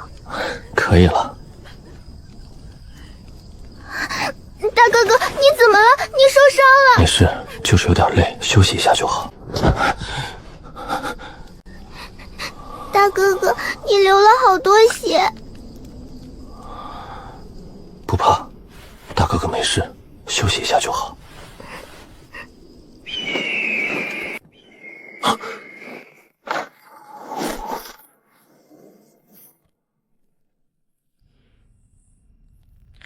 来人，末将在，速传李牧、陈寅、张成、刘莽军中诸将，即刻来见本王。王爷醒了，快！王爷醒了！你昏了整整1天1夜，下次属下就算跑死马，也绝不再跟丢您。我没事，头晕了一阵，不碍事。幸亏带着林姑娘给的药方和药材，才勉强稳住伤势。您千万别动。大哥哥，你终于醒了，我一直守着你呢。没事了，大哥哥没事了。柘州公主的车驾到哪儿了？已经全部撤光了。王爷，东瀛人在5郡境内如入无人之境，连半分抵抗都没有。混账！公主的车驾按行程算，再过1日就到临海郡，东瀛的接亲使者也快到了。好，还好赶得上。可那些太守县令，全是贪生怕死之徒。旨意一到，先搜刮完百姓的金银衣染，带着家眷眷款就跑，守军跟着一块撤了，留下来走不掉的，全是手无寸铁的老百姓。他们正往中州和剩下4郡逃窜，有的已经跑出上百里。派人去追。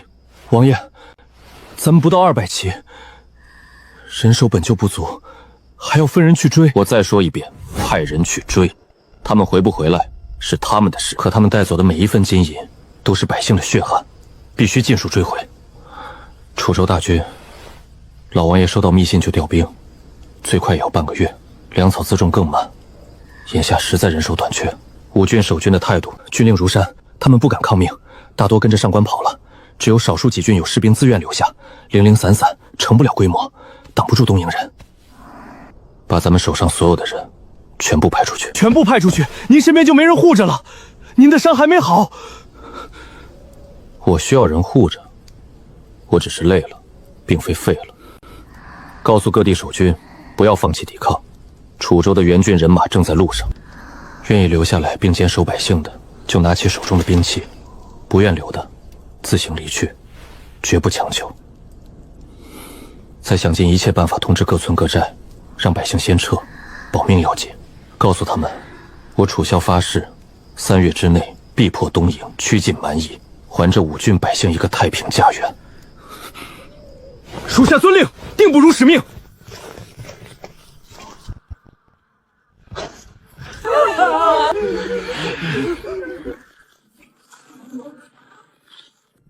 大前御林军副统领李真奉旨护送瑶光公主和亲，敢问阁下是？在下山田一郎，东瀛大皇子殿下心腹，奉命前来迎接瑶光公主。辛苦李统领一路奔波，既然大人已到，便请随我同行，抵达驿馆再行交接。按我东瀛婚俗，新娘须着我方服饰前往王都，以示对王室的敬重。还请公主换装。公主乃大前金枝玉叶，奉旨和亲，自当遵我大前礼事。如今尚未到达东瀛地界，便要公主换着贵方服饰，有损我大前颜面。柘州5郡已归东瀛管辖，此处就是我东瀛地界，客随主便，请李统领勿要为难在下。李统领，宣圣旨吧。奉天承运，皇帝诏曰：自有朕之胞妹瑶光公主，温婉贤淑，德容兼备，今与东瀛大王子结为秦晋之好，特赐和亲东瀛，永固邦交。钦此。圣旨已宣，前路尚远，请公主移驾我方车驾。大王子已在王都备妥婚事，莫要耽搁了时辰。按我东夷习俗，送亲接亲双方需共同见证公主签下婚书，方可启程。请公主移步。公主殿下签完婚书，咱们便可启程。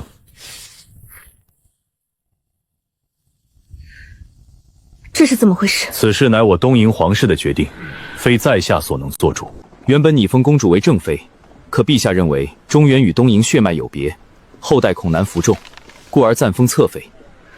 大王子对公主心意深重，公主贵为大前公主，日后在王室之中依然享有尊贵待遇。心意深重，尊贵待遇。山田大人，你欺人太甚！我大前公主奉旨和亲，岂能屈居侧妃之位？公主既然奉旨和亲，便须遵守我东瀛礼制。李统领莫要多言，免得自讨没趣。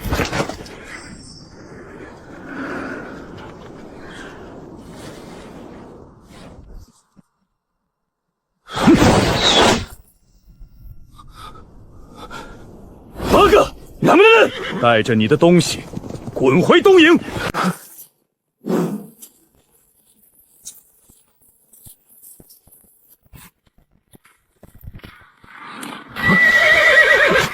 我说，滚回东瓮！再敢多待一刻，今日你们一个都别想活着离开。你怎么来了？你是何人？敢杀我东瀛武士，还敢破坏我们和亲？瞎了你的狗眼！这位便是威震天下的并肩王。并肩王，纵你是并肩王又如何？杀我族人，毁我和亲，是要挑起两国刀兵吗？杀了，便杀了，你能奈我何？回去告知你家王子，还有你那肉蒙天皇，人是我楚萧杀的，这事远未了结。昔日欠我大钱的，我必一一讨回。公主殿下，这究竟是你大前朝廷之意，还是他并肩王一人的意思？并肩王，万万不可！我等奉旨和亲，您这般行事是要陷公主于不忠，陷大钱于不义啊！你算什么东西，也配质疑我家王爷？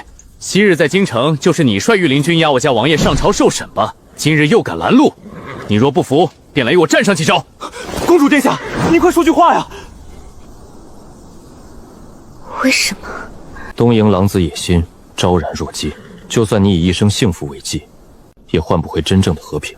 还有，昔日公主殿下曾言想去楚州看看，你尚未踏足楚州地界，怎能远赴东瀛，入那虎狼之地？那日凉亭里的一句话，他还记着。这是皇兄的意思，你要抗旨吗？如果陛下认为保家卫国是错，那就是错吧。不管陛下意下如何，不管天下之人如何看待我楚萧，今天本王在这里，你便去不了东瀛。并肩王的好意，本宫心领了，可本宫的决心已经下了，你退下吧。好。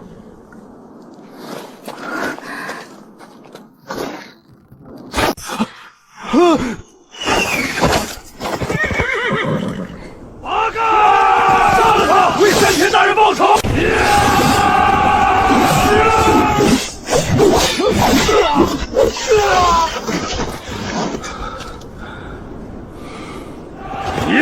起风！住手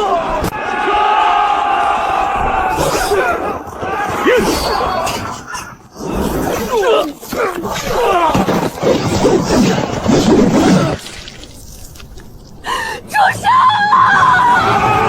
公主，眼下该如何是好？帮并肩王。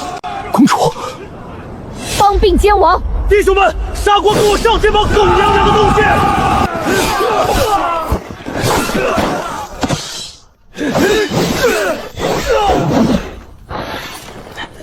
并肩王，末将之前多有得罪，今日跟你并肩杀敌，算是赔罪了。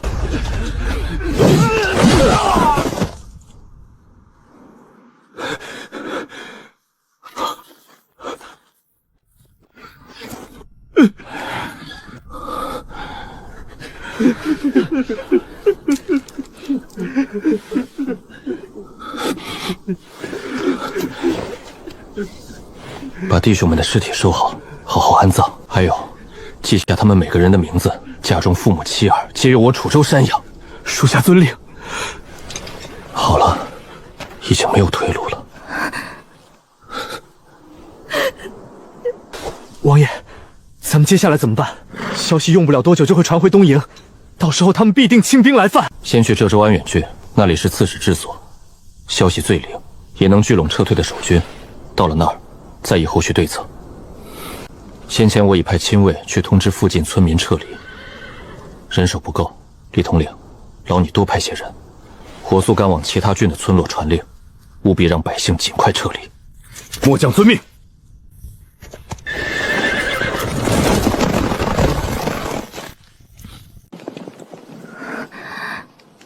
公主，你回京城去吧。这周的事是我挑起来的，理应由我来收场。这里刀枪无眼，你留在这儿太危险。这个消息瞒不住的，东营接亲队伍全军覆没，用不了多久，必定会传到京城，传到皇兄耳朵里。我知道。那你真的不怕？皇兄最看重皇权，你抗旨不遵，斩杀东营接亲使者，如今还要私自插手浙州战事。公主，这天下从来不是一个人的天下，这天下是天下百姓的天下。陛下或许会怪罪我，恼我抗旨私自动兵，可浙州百姓绝技不会。他们要的从来不是什么皇望威严，只是能安稳活下去，不受蛮夷欺凌，这就够了。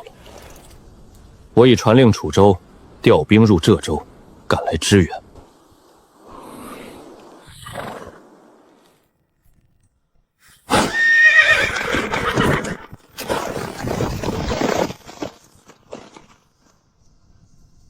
公主，咱们怎么办？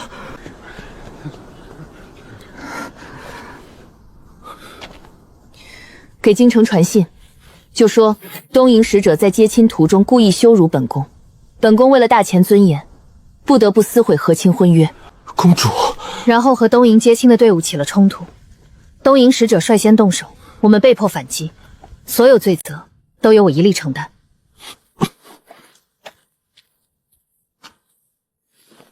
李统领，本宫不回京城了。您不回京城，要去哪儿？浙州战事一触即发，太过危险。这里是浙州，不是楚州。他身边只有10几骑亲卫，前路凶险，我怕他出事。无论公主想去哪儿，末将都一定护您周全。走，跟上并肩王，护好公主。遵令。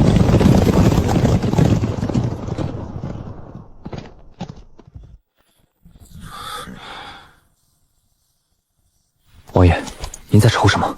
楚州大军一到，这仗我有把握赢，可调兵运粮草整针备，哪一样不需要时间？父王那边赶不赶得及，我不知道。还有浙州守军，这些年被东营压着打，上次2军遭偷袭被屠，他们连一次像样的反击都没打出来，战力如何，我心里没底。再者，我这个并肩王在楚州说一不二，可在浙州，当地文武认不认我，难说。王爷，您在浙州的名声谁不知道？您替2郡百姓报了血仇。百姓认我，当官的未必认。刺史总兵手握兵权，凭什么听我一个外藩王调遣？中州军本该是最强的，可那是朝廷之下，没有圣旨调不动。我刚抗旨毁了和亲，陛下怎么可能下旨让中州驰援？王爷，您是担心浙州刺史和总兵不配合？没有他们修筑，这仗难打。要不咱们到了之后，直接拿下这2人，兵权攥在手里，谁不服就杀谁。要是这么容易，青州、徐州早就被楚风握在手心了。人心不是靠刀架在脖子上换来的，先到了再说。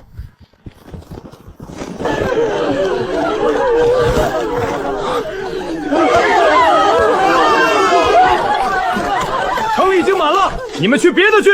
军爷，其他郡也这么说，你们让我们去哪儿？我管不着，再闹就放箭了。军爷行行好，孩子还小，走不了远路，求您让我们进去吧。中州那么远，我们怎么走得到？这把老骨头肯定要死在路上了。这帮混账，百姓都到这份上了，他们居然闭门不纳。别动，王爷。现在不能跟守军起冲突，这里有没有东营探子，我们不知道。你忘了我说的，最重要的就是时间吗？叫你们主事的出来说话。你是什么人？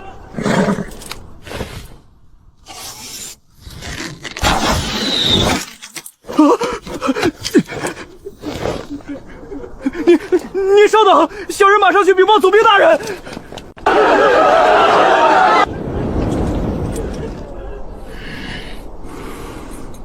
开城门！啊，大人，这开！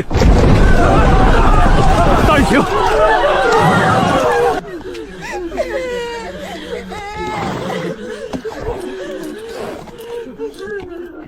凭什么他们能进，我们不能？让我们进去啊！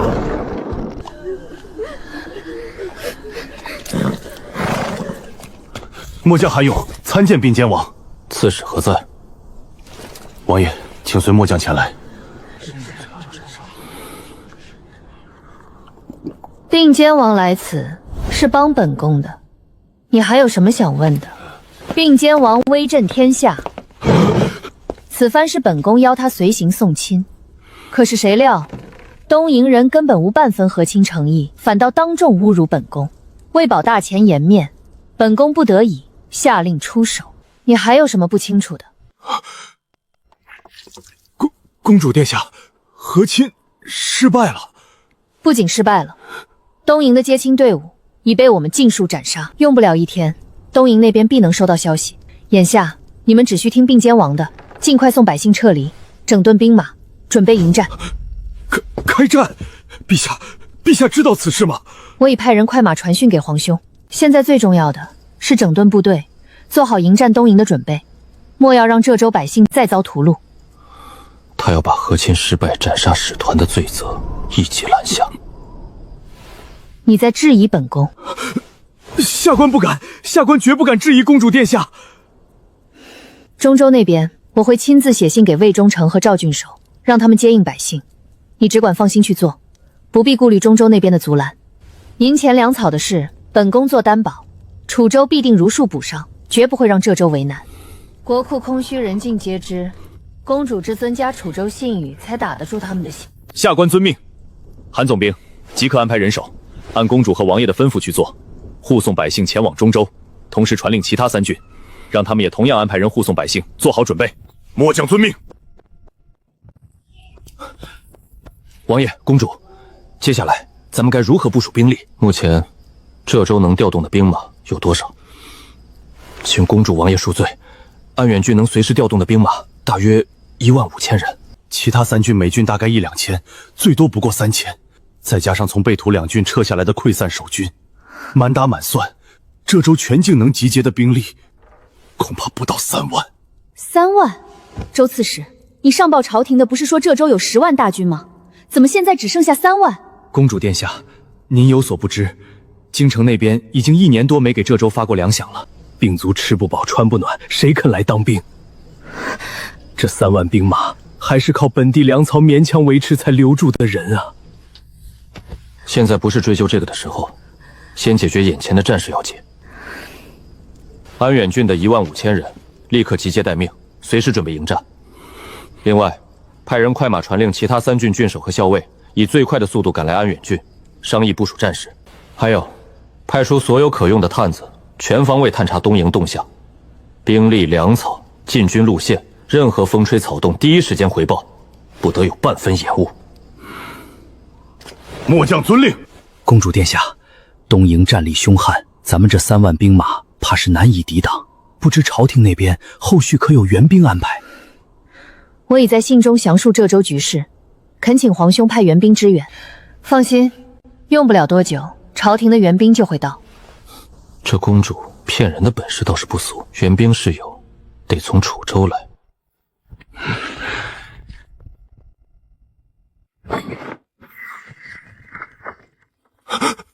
你再说一遍，山田的接亲队伍怎么了？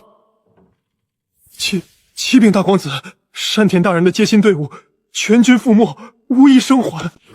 4、500精锐武士，你告诉我，一个都没回来！是，现场只留下我东瀛武士的尸首，还有并肩王的枪法痕迹。是那个打败4兄人，让我东瀛颜面尽损的楚萧。死者伤口枪法凌冽，和4人描述的一模一样，动手的必定是楚萧本人。浙州的内应也证实了，并肩王确实到了浙州。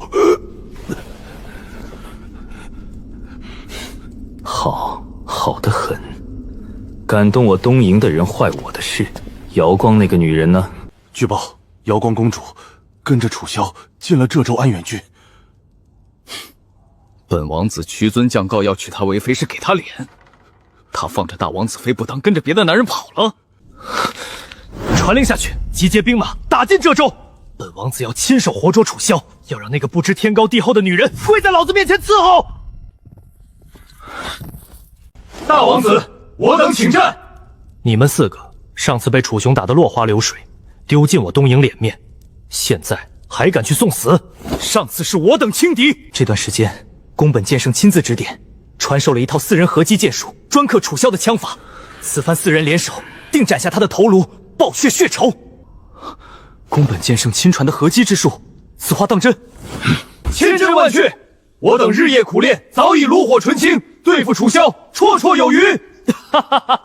好，有你们4人相助，楚侠必死无疑。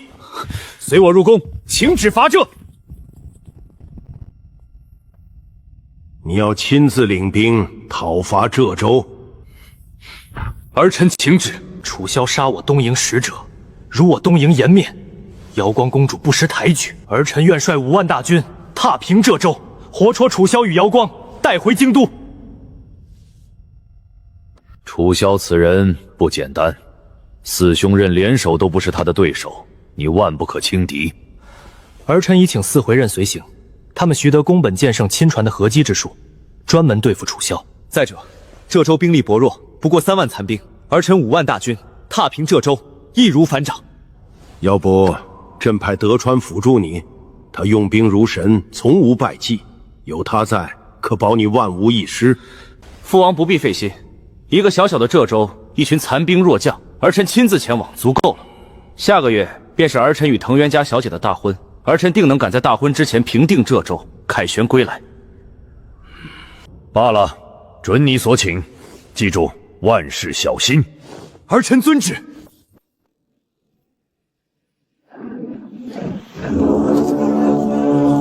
楚萧、瑶光，本王子来了。这一次，定要让你们血债血偿。出发，踏平浙州！踏平浙州！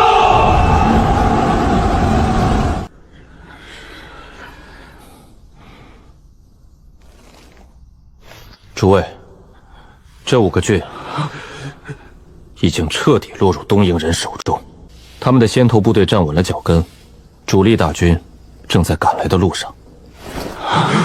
但我们并非没有机会，东瀛主力尚未抵达，他们的先头部队孤军深入，现在主动出击，打他们一个措手不及，不仅能收复部分失地，更能提振士气。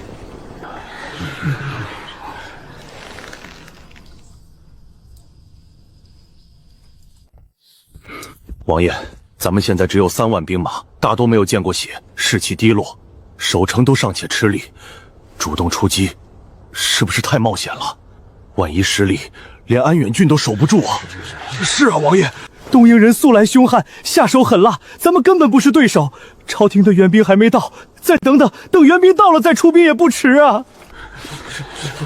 万一打输了，咱们所有人都得死在这里。王爷，末将愿当先锋。张衡，你疯了？你麾下有多少兵马？恐怕不足3000吧？王爷，末将张衡原是临海郡守将，当初朝廷下令撤离临海郡时，末将就憋着一口气，那是我们的家，是我们祖祖辈辈生活的地方，凭什么要让给那些东瀛蛮夷？凭什么要让我们的百姓被他们屠戮？这些年被东瀛人压着打，丢城失地，死伤无数，早就该反击了。如今并肩王来了，给了我们反击的机会，我们还有什么理由退缩？末将愿率本部2000兵马，担任先锋，打头阵，哪怕拼尽最后一滴血，也要杀退东瀛人，收复失地。好，有志气，不愧是我大前的武将。末将愿往。王爷，末将也请战，愿随王爷出征，杀退东瀛蛮夷。王爷，末将愿率安远郡兵马随您出战，与东瀛人决一死战，护我浙州百姓。末将也愿随王爷出战。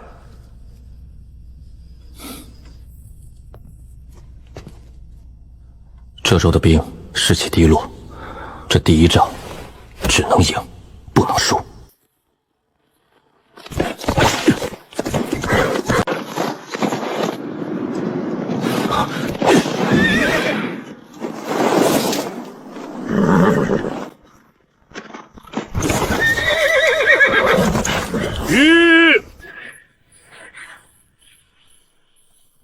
魏总兵，在下楚州张成，奉镇南王之命，率轻骑前往浙州公干。事出紧急，还请魏总兵速速让路。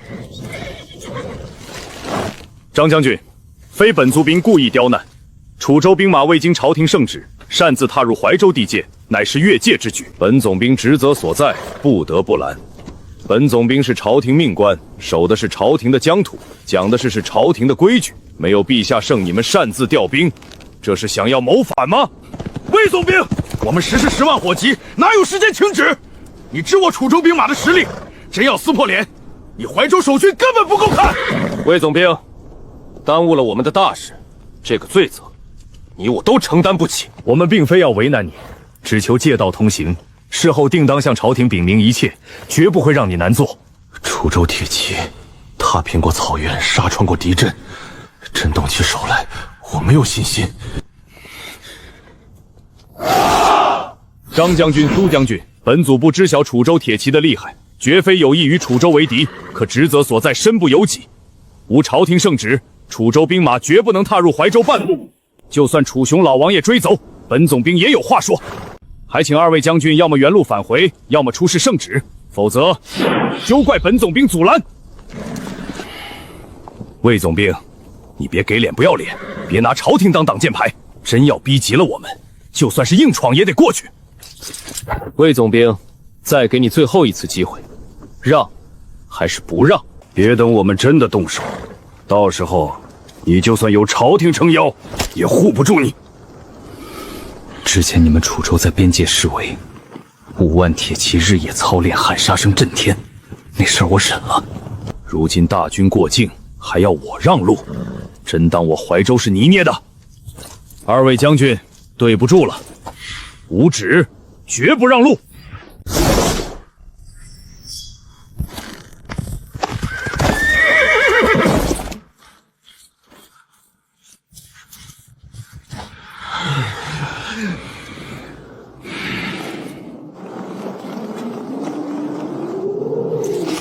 程元刚，你给老子滚出来！你是什么东西，也配叫本将军的名讳？老子是你爷爷临海军张衡，有胆子就出来，跟你爷爷拼个你死我活！听见没有？这群连兵士都配不起的懦夫，居然还敢出来叫阵！本将军倒要看看你有什么本事，敢在城下撒野！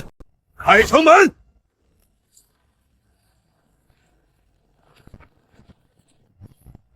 正好，大王子不日便到，拿下你献给大王子，讨个赏钱。少废话，来战！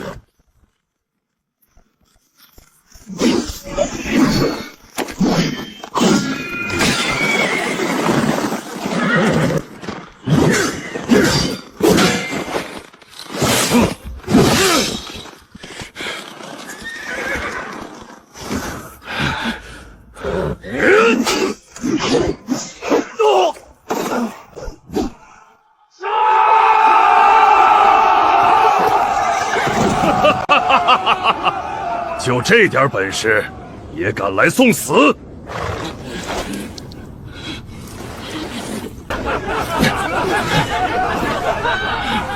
全军出发！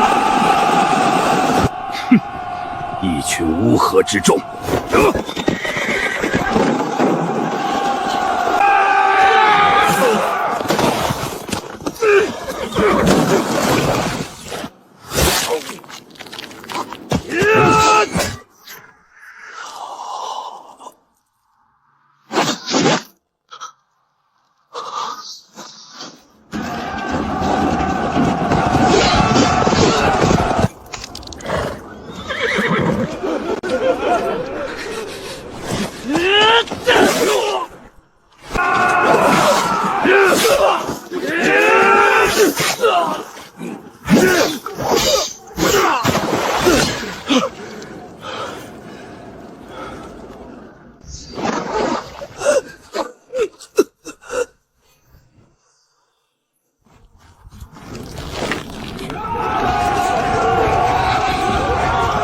撤退，快撤退！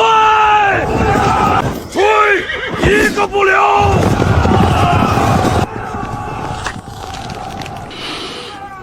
秦大人，不能再看了，我们去帮他们。别去，不能破坏王爷的计策。若是换我楚州兵马在此，装备精良，训练有素，又何至于打成这般场面？王爷，你怎么了？快坐下歇息。王爷，连日来你废寝忘食，一顿饭没好好吃，药也从未按时服，再这样下去，身体迟早要垮。无妨，眼下战事吃紧，哪有功夫歇息？秦风，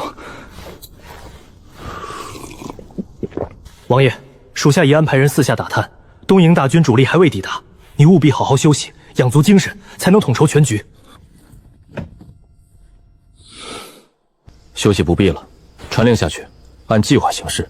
除留守部队外，剩余军士整装待命，随我前往临海郡郡附近，密切盯着另外4郡的动向，万万不可大意，绝不能让东营人有机可乘。王爷，你一定不能有事啊！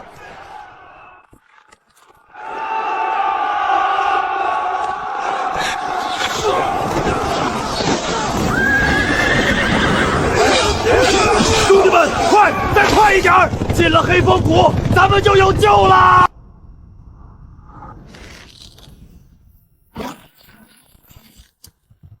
再近一点，再近一点。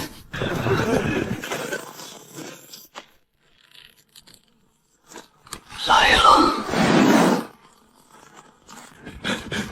兄弟们，冲进谷！全军停止前进！将军，他们已经走投无路了，再追一步就能全歼。等大王子抵达，咱们定能立大功了。刚才那一仗，咱们杀了他们好几百人，他们连还手的力气都没有，没必要在这里停下。撤！全军撤回临海郡。将军，煮熟的鸭子怎么能让它飞了？我说撤！今日已重创敌军，功劳足够，这地形绝不能进。若因贪功中了埋伏，谁也担不起后果。不，怎么能撤？再进一步就差一步啊！功亏一篑，就差一点儿。妈的！我拼了命把他们引过来，射了近1000个兄弟，到头来一无所获吗？兄弟们，对不起。张将军，别自责，不是你的错，是藤原刚他谨慎了。可兄弟们白死了。不，他们没有白死。藤原刚不敢进谷，就说明他怕了，怕王爷的计谋。我相信王爷未必没有留后手。兄弟们，东营人还踩在我们的土地上，还在残害我们的百姓，我们不能就这么认输。张将军，立刻收拢残部，清点人数，救治伤员，补充体力，告诉所有兄弟，养精蓄锐，明天再找机会，一定要为死去的兄弟报仇，一定要把东营人赶出这州。好，报仇，把东营人赶出去。将军，或许真的是您多虑了。不知道，但我总觉得那个谷里绝不会这么简单。回去之后立刻加强城防，派人日夜巡查，不准任何人擅自出城。不管黑风谷里有没有埋伏，守住临海郡就绝不会出错。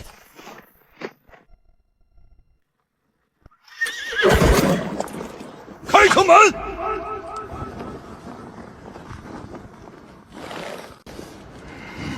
瞎了眼不成，没见本将军凯旋而归。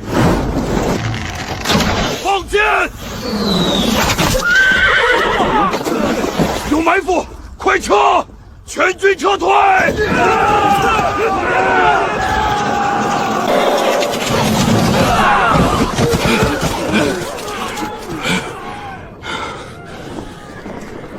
八个卑鄙小人！趁我率主力出城追杀，偷袭城池，无耻之极！这狗东西在吠什么？将军，他在骂您。放你娘的屁！中了我家王爷的连环计，还有脸叫嚣？有本事你就攻城，没本事就夹着尾巴滚！将军，不可冲动，我们没有攻城器械，赤手空拳根本攻不下城池，再耗下去，损失只会更大。撤！将军，咱们乘胜追击，定能再杀他们个片甲不留。追不得。为啥啊，将军？咱们现在占着城池，占尽优势。你看清楚，他们主力尚存，阵型不乱。那个藤原刚能忍住不进黑风谷，就足够谨慎。咱们兵力少，浙州兵战力弱，反倒可能中了他的回马枪。幸亏王爷早有两手准备，明着让张衡诱敌设伏，按着派咱们奇袭夺城，一环扣一环，步步算死。王爷这智谋，当真无人能及。将军，那咱们接下来该怎么做？加固城防，收拢张衡的溃兵，养精蓄锐，等候王爷下一步命令。那个藤原刚跑得了一时，跑不了一世。楚萧，并肩王。将军，我们现在该去往何处？去宁远郡，找佐佐木。我以飞鸽传书通知周边守军，等我们合兵一处，再一鼓作气夺回临海郡。今日之辱，今日之仇，我藤原刚必定加倍奉还。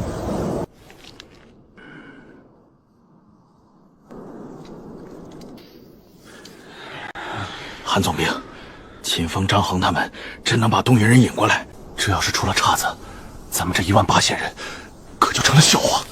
不知道，但并肩王是镇南王亲手教出来的，当年在京城孤身挑了4兄刃，从无败绩。他的计策应该不会有错。那一战我听说了，王爷一枪破了佐藤一郎的快刀，反手就制住山本一雄，4回刃联手都进不了他的身，跟戏耍小坛一样。王爷算准了，东瀛人丢了临海郡，撤得急，没带粮草，四周村落早被咱们清空。他们除了直奔最近的宁远郡求粮会合，别无二路。断魂坡是必经之路，咱们就在这儿以逸待劳，一口把他们吃了。那要是宁远郡派了援军过来，咱们腹背受敌怎么办？临海郡一失，他们指挥更谨慎，不敢派出全部兵马，最多1000人。再说了，援军的事王爷说过不用咱们管，他自有安排。咱们只要死死咬住藤原刚这一支残兵，打赢这一仗就是大功一件。闭嘴！来了。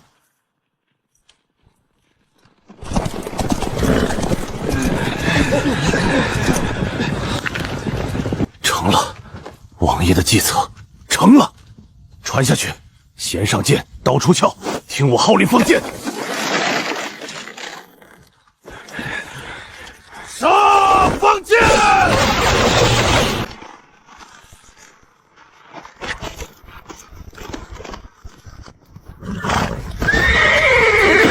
你是何人？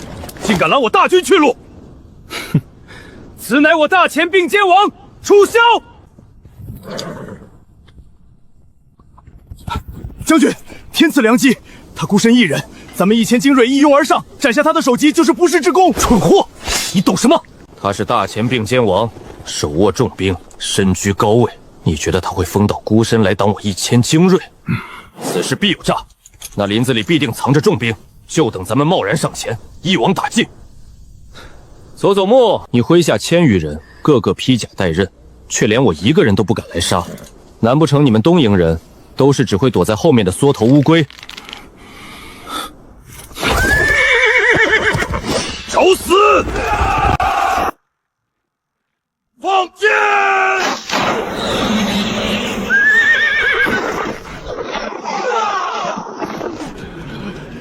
有埋伏！是埋伏！快撤！跟我冲！杀光他们！冲锋！杀！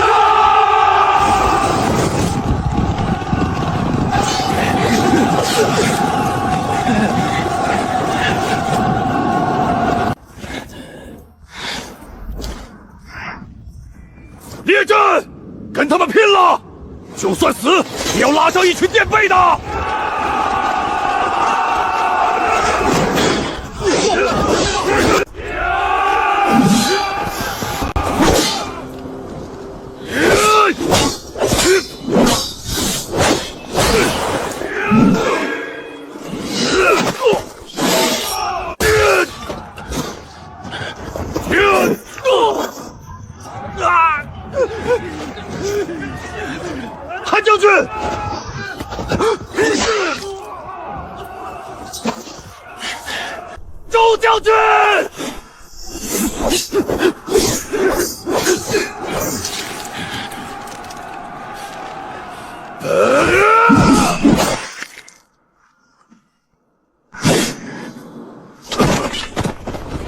兄弟们，不要一个想祖，全部杀光，为死去的兄弟报仇，为浙州百姓报仇！杀光他们！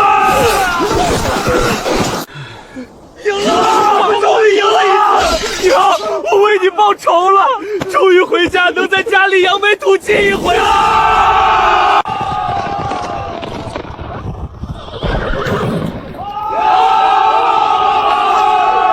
好，打得好！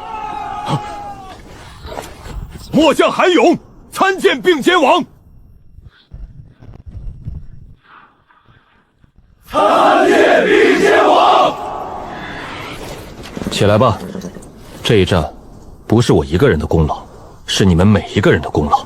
你们用手中的刀守住了浙州的土地，为死去的兄弟、百姓报了仇。你们都是大前的英雄。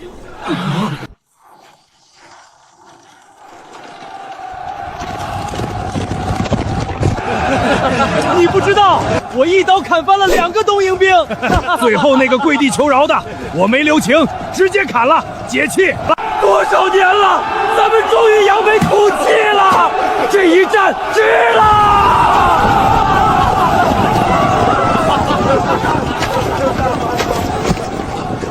张衡、李真，你们2个怎么闷闷不乐的？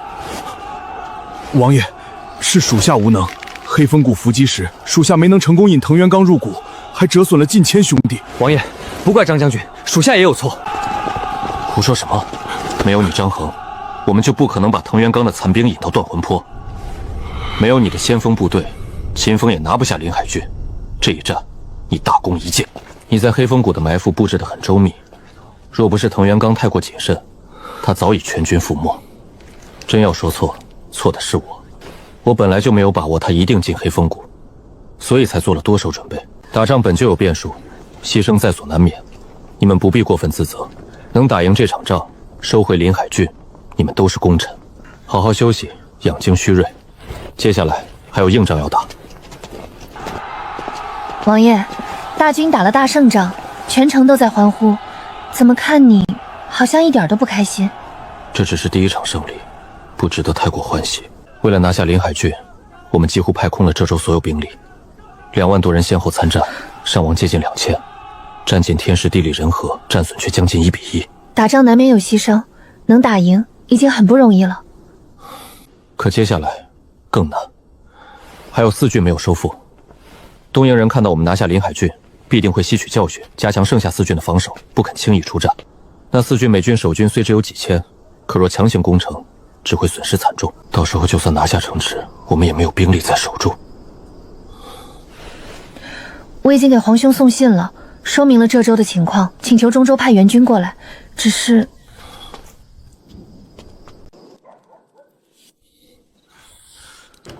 王爷，夜深了，您喝了药，早些歇息吧。您已经1天1夜没合眼了，再这样下去，身体会吃不消的。我睡不着。你看，宁远、定波、永昌、新安，各个地势险要，东王人必定严阵以待，死守城池，强攻，伤亡只会比断魂坡更大。围而不攻，我们没有足够粮草和兵力支撑，而东营的大军肯定也在赶来的途中，我们耗不起。他们现在肯定像乌龟一样缩在城里不肯出战，接下来到底该怎么打？王爷，不如我们再等等，等楚州的大军赶来，援军一到，兵力充足，再攻剩下4郡就会轻松很多。我也想等，可我们等不起，东营人却等得起。他们的大军一旦赶到，立刻就会支援剩下4郡，到时候想收复城池只会更难。我想尽可能快地拿回剩下4郡，让东营人在浙州没有落脚点。只有这样，接下来的仗我们才能占据主动。王爷，您先喝药，身体是根本，不管接下来怎么打，属下都跟着您，赴汤蹈火，在所不辞。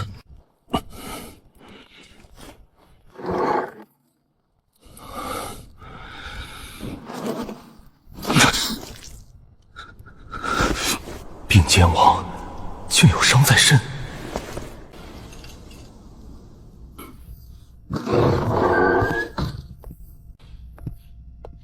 诸位，断魂坡一战，我们虽胜，但这只是开始。剩下的4郡，东瀛人必定严阵以待。接下来的仗只会更狠，伤亡也可能更大。都给我打起精神，莫要因一时的胜利懈怠。属下谨记王爷吩咐。这是什么？打仗有时候拼的不只是兵力，是粮草和装备。说白了，也是打钱。还有这些财产，全交由你处置。能买军械、粮草的，抓紧联络渠道，全力采购，留下一部分，足额发给死伤兄弟的家属，让兄弟们没有后顾之忧。所有钱财全部用在战事上，半点不许私用。末将遵令，每一分钱财都用在该用的地方，绝不敢有半点懈怠。还有一件事，传令下去，所有受伤的士兵，无论轻重，全部送往后方安远郡养伤。接下来的仗更激烈，让受伤的兄弟们赶紧回腹地，安心养。属下遵令。王爷，你怎么了？是不是哪里不舒服？王爷，你脸色怎么这么差？是不是受伤了？我没事，无妨，可能是昨夜思虑过度，有点乏了。什么无妨？你看看你脸色白成这样，肯定是旧伤复发了。这里缺医少药，根本无法诊治，必须立刻送你去安远郡，那里有军医。这不是商议，是命令。你是此次战事的核心，若是你倒下了，这州的将士们怎么办？剩下的4郡怎么收复？上次林姑娘提的后遗症。王爷，公主说的对，安远郡路途不远，属下立刻安排护卫送您过去。王爷，王爷，您醒醒啊！秦风，王爷怎么了？怎么突然晕过去了？不能再耽搁了，马上送王爷返回安远州治病。王爷是这州全军的指挥官，韩强，你腿也受了伤，正好跟着一起去，路上能帮着照应。多谢韩庄兵体恤，属下遵命。李真，你带100御林军一同护送王爷前往安远郡，务必确保王爷安全，半点差错都不能有。属下遵令。只是公主，您留在前线，身边兵力担保，属下放心不下。前线将士需要稳定军心，我必须留在这里。王爷是重中重，只要他安全，我们就有胜算。到了安远郡，有任何情况立刻派人传信给我。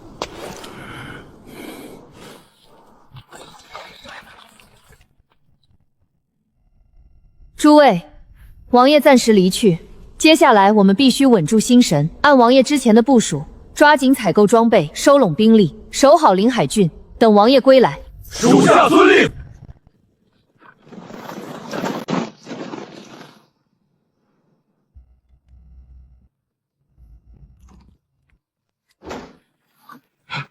将军，临海郡内线急报，并肩王受伤了。并肩王受伤了。昨日议事时突然晕倒，已被紧急送回安远郡。楚州护卫、御林军、浙州兵几百人护送，走得很快。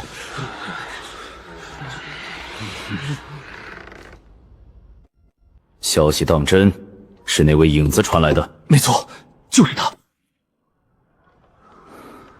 将军放心，属下亲自核对了影子的暗号，分毫不差。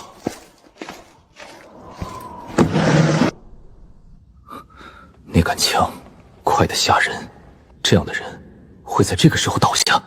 将军，并肩王一倒，临海郡那群人群龙无首，咱们正好杀过去，机不可失啊！富贵险中求。传我命令，飞鸽通知定波、永昌、新安3郡守将，并肩王楚萧突发政病，晕厥不起，这州军心浮动，请他们即刻出兵，合力围攻临海郡。告诉他们，这是夺回这州的绝佳机会，错过今日，再无来日。是，属下这就去传令。那我们呢？何时出发？拿下临海郡固然是功，可杀了楚骚或是生擒他才是头等大功。你可知大王子对楚萧恨之入东瀛颜面？大王子已经放话，谁能杀了楚萧，或将他生擒回去，封侯赏地，高官厚禄，应有尽有。上次在官道上被他3招逼退，让他侥幸脱身。这次我定要他好看。楚萧一死，浙州兵必乱，别说临海郡，整个浙州都是我们的天下。将军高见。事不宜迟，集结3000精锐，随我连夜出发，直奔安远郡方向，务必在楚萧抵达安远郡之前截住他。属下遵令。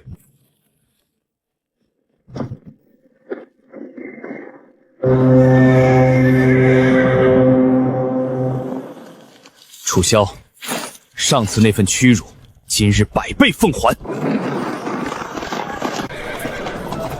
快，都动作麻利点儿，速去收根干粮肉食，不必生火做饭，所有迟迟都在马上解决，1分1秒都不能耽搁。各司其职，加快速度，耽误了王爷的安危，军法处置。是。至今想来，那道指令也蹊跷得很。边境上守兵拦路，剑拔弩张，偏偏那时候兵部传令兵到了。不是圣旨，只是兵部一道令，既给了他们台阶，也解了我们的围。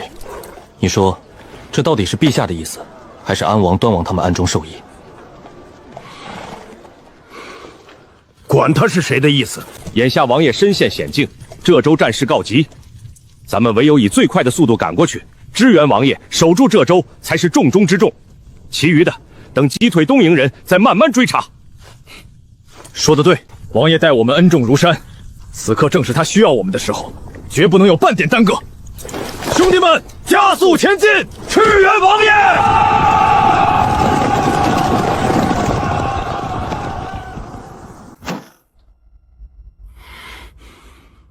这个佐佐木真把自己当回事了。同是天皇派过来的郡守平级相称，如今倒好，竟敢直接发号施令，安排起我来了。将军，佐佐臣大人说了什么？说什么？说并肩王重伤，让我们3郡合兵拿下临海。这不是好事吗？好事？你看清楚，信上让我们合围临海，可他自己要干什么？上面一个字都没提。那佐佐木大人他……如果我所料不错，他是要去结并肩王。信上说他重伤，被送回安远郡了。佐佐木那个老狐狸盯的不是临海，是并肩王本人。您的意思是，他要去抢生擒楚萧的功劳？不然呢？一座临海郡，怎比得上生擒并肩王的功劳？大王子恨楚萧入骨，谁能拿下楚萧，谁就是大王子面前的红人。佐佐木打的就是这个主意，那我们也立刻出发去追佐佐木，不能让他独吞功劳。晚了，他最先得到消息，必定早已出发。我们现在动身根本赶不上，一步慢，步步慢，这辈子怕是都赶不上他的脚步了。那岂不是所有好处都让他一个人占了？我们辛辛苦苦出兵，最后只能捡他剩下的。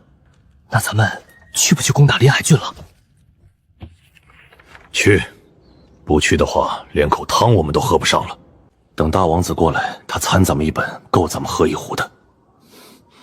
那城池呢？咱们带多少人去？带2000，留1000多守城。别学藤原刚那个蠢货，把家底都带出去，让人抄了老窝。探子派出去没有？已经派了。临海那边咱们的人一直在盯着，安远那边也有人。这次一定要问藤原刚怎么死的，就是太急，让人钓鱼钓走了。咱们不能再犯他的错。将军放心，据探子回报，临海大军都在城内，安远那边也没有动静。准备吧，拿下临海，这也是一份功劳。慢着，到了临海，先不要急着进攻，等其他郡的人到了，一起打，别到时候成功下来了，功劳3个人平分，咱们死最多。将军英明。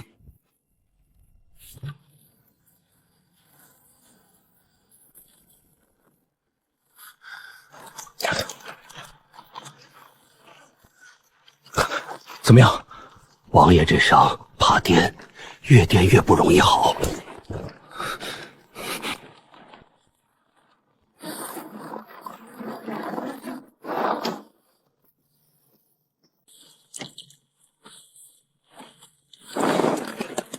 秦将军，王爷怎么样了？劳韩将军挂心，御医刚诊过脉，说王爷只是操劳过度，加上旧伤未患，暂无大碍，只是需要静养，经不起颠簸。旧伤，我早前在军中听人提过，王爷当年在南境征战，单骑冲阵，曾受过重伤，难不成是那旧伤犯了？些许救急，军医自有处置，韩当军不必太过担心。怎么能不担心呢？王爷是咱们这州战事的支柱，万万不能有事。路上需要格外留意什么，秦将军尽管吩咐，我麾下的人也能搭把手照料。多谢韩将军好意，王爷这边有我和军医盯着，足够了。你腿伤未愈，专心赶路，照顾好自己，便是帮了我们大忙。也好，那便有劳秦将军多费心。王爷若有任何动静，还请及时告知一声，我也好放心。一个时辰来了好几次。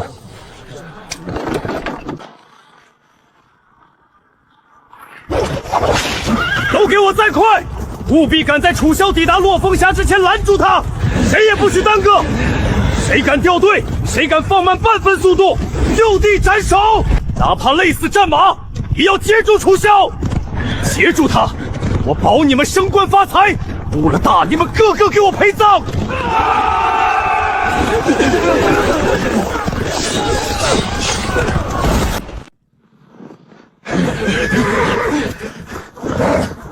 楚萧，上次让你侥幸获胜，坏我大事，这次落风峡便是你的葬身之地。报，公主，韩将军，大事不好！城外发现山东、西东大军全都带着云梯、壮木投石器，正朝临海军疯狂疾驰而来。看旗帜，是定波、永昌、新安三郡的人手，三郡同时出兵。咱们刚打完断魂坡，军事疲惫，还没来得及休整。东瀛人刚吃大败仗，理应固守休养，为何突然倾三郡之力来攻？这里面必然有缘由。来就来了，怕什么？紧闭城门，死守不出。城墙高，粮草足，耗也能把他们耗死。对方带着工程器械，长期围困，还是死路一条。慌什么？你们忘了断魂坡一战，我们是怎么凭一股士气杀得东瀛人丢盔弃甲的吗？难不成王爷一走，你们就不会打仗了？都给我住口！我临海郡城墙高耸，粮草充足，弓箭、滚石、火油一应俱全，平城而守，何惧他们三郡东瀛兵？你再仔细说，对方每郡出兵多少？行进到何处了？定波郡约2000，永昌郡1500，新安郡2000，三路长军6000兵马，如今已距城不足30里。不对，本宫感觉此事有蹊跷。公主，赤溪探查的清清楚楚，三郡人马皆朝临海而来，并无异常。异常就异常在，只有3郡。东瀛人在这州有宁远、定波、永昌、新安4郡驻军，如今3郡都动了，那宁远郡的佐佐木呢？他的人马呢？回公主，属下特意探查过宁远郡方向，没有查到他们出兵临海的迹象。3路大军来攻临海，是虚晃一枪。佐佐木的目标是并肩王。不可能！王爷晕厥受伤的消息，我随后就下了严令，封锁的极严。只有几个高级将领知晓，东瀛人怎么可能探得到？我也希望是我多虑，可4郡缺一路，佐佐木手握重兵，他不去攻临海，还能去做什么？现在这州境内，比临海郡更能让他立头功的，就是王爷。韩将军，立刻点齐2000精锐，沿安远郡方向追赶王爷车将，护住王爷周全。公主，山东东吴大军顷刻急搬，主力必须留下守城，再分兵2000，城空空虚，一旦城门被破，临海郡就彻底完了。王爷身边有秦风、李真2位顶尖高手，还有韩强将军的几百精锐，定然能保住王爷。韩将军，公主所言极是，若不是王爷神机妙算，我们怎能大败东瀛？如今王爷可能身陷险境，末将愿带本部人马前去支援。末将同意，城池得守，王爷也不能有失。末将愿往，拼死护卫王爷。韩勇，我告诉你，楚州的大军不日便要进入这州了。公主，您说的是真的？千真万确。楚萧是楚州的支柱，是楚州军心之魂。他若出事，楚州上下必将发疯。若王爷死在我们眼皮子底下，你觉得楚州那数万精锐会善罢甘休？他们不会先去找东瀛人，只会先找我们清算护主不利。外有东瀛围城，内有楚州追责，这州就真的万劫不复了。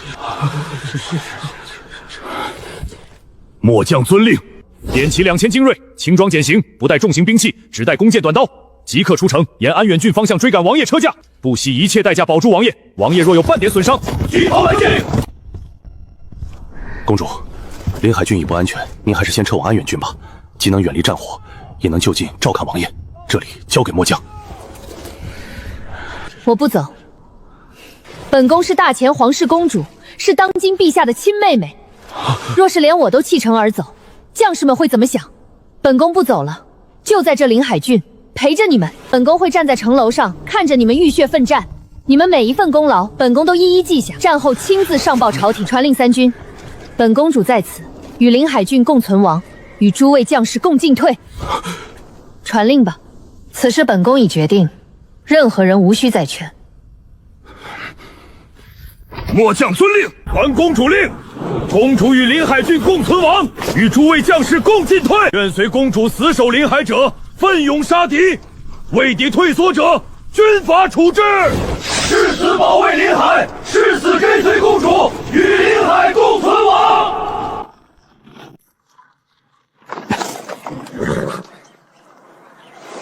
小心前进，注意警戒。秦将军，我觉得不对劲，路两边太静了，静得不正常，连鸟叫都没有。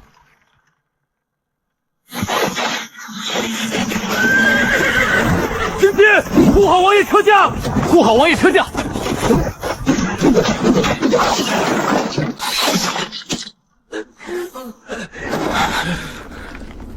谁在暗处装神弄鬼？出来！我是东营上将军佐佐木。你们已经中了我的埋伏，把并肩王楚萧交出来，本将军饶你们不死，放你们一条生路。我要的只有楚萧一人。佐久木，就凭你也敢拦王爷的车驾，我看你是嫌自己命太长了。还有，你为何会在这里？你怎么知道我们的路线？你们还是等到了下面再慢慢问问吧。今日楚萧必死无疑，你们既然不想活，那就跟着楚萧一起死吧！所有人立刻警戒，护好王爷！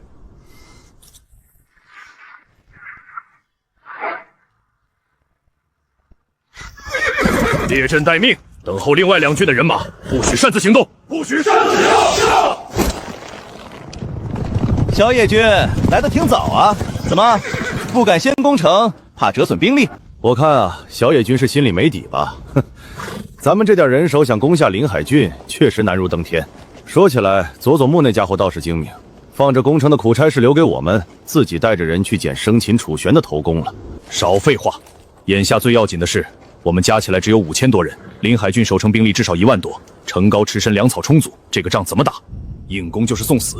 难道我们就在这里耗着？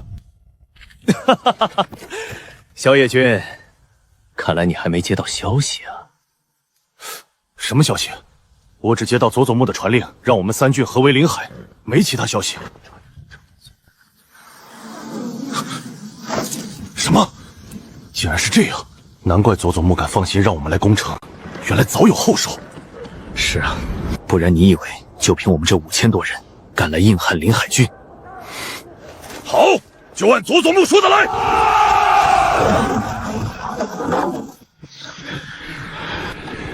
不对劲，太不对劲了！他们明明准备好了攻城装备，却迟迟不进攻，到底在耍什么花样？韩将军，他们肯定有阴谋。难道是佐佐木那边得手了？他们在等佐佐木的消息，还是说他们有后援，在等后援到来？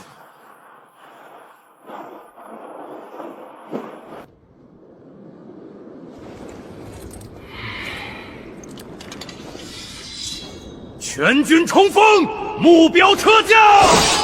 是。楚州护卫听令，死死护住车驾，就算拼尽性命，也绝不能让王爷受半点伤害。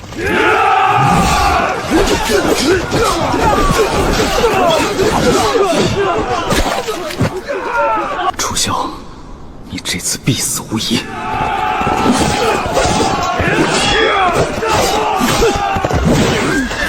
不好！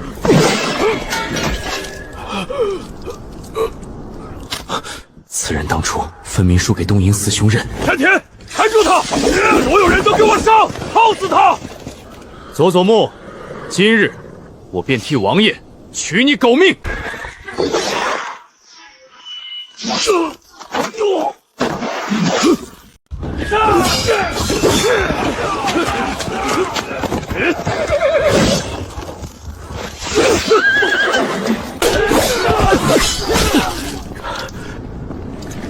好样的！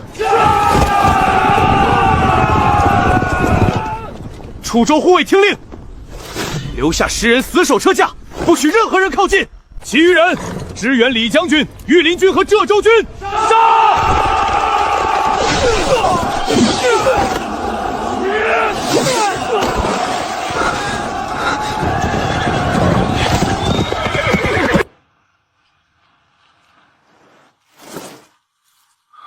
他们到底在等什么？佐佐木那边是不是已经得手？王爷此刻是否平安？韩将军，东瀛人迟迟不攻，反而摆足了架势，恐怕真的有后手啊！我也觉得不对劲，他们越是平静，就越危险。传令下去，所有人提高警惕，不许有丝毫懈怠，密切关注城下动静。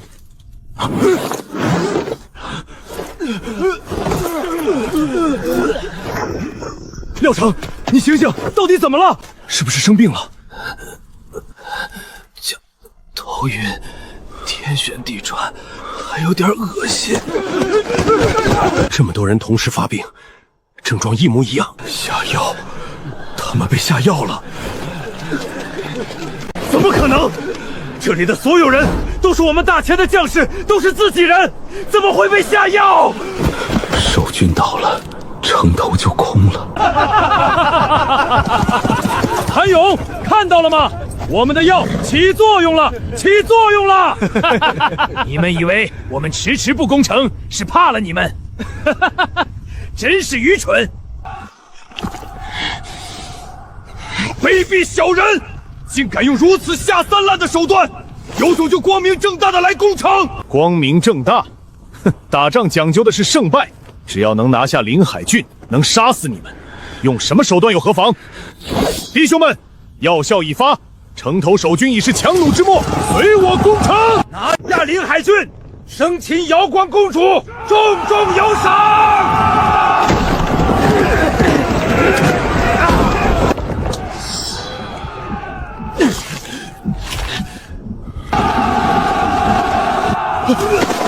韩将军，怎么办？士兵们纷纷中毒，根本无力作战。东瀛人已经开始攻城了，再这样下去，城头迟早会被攻破啊！慌什么？大家听着，我们1万多人吃饭饮水，光是煮饭的大锅就有数十个，饮水更是分批次运送，他们最多只能暗中下手毒害一部分人。而且我们所有将领的饮食都是单独准备，亲自查验，跟士兵的截然不同，绝不会被下毒。传令下去，所有没有出现头晕、恶心症状的士兵，立刻登上城垛；所有中毒的士兵，立刻抬下去，速速诊治。廖成将军，你带500名未中毒的士兵守住东侧城墙，务必挡住东侧的云梯。张衡将军，你带500名士兵守住西侧城墙，其余将领立刻带人下城堵住城门，去城内征召没有中毒的士兵前来守城。司令，跟我杀！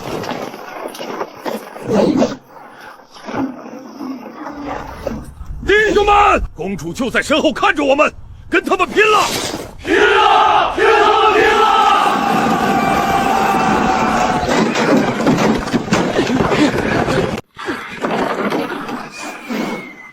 往前，投石手准备，瞄准城下投石机，砸烂他们的家伙！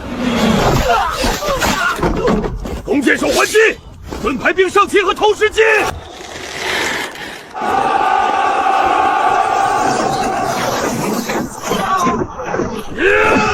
他们的盾牌挡得太严，箭射不进去。西侧的云梯已经有兵快爬上来了，扔重物、滚木、巨石都给我往下扔，砸烂他们的盾牌。投石手加大力度，瞄准盾牌集聚的地方，给我砸！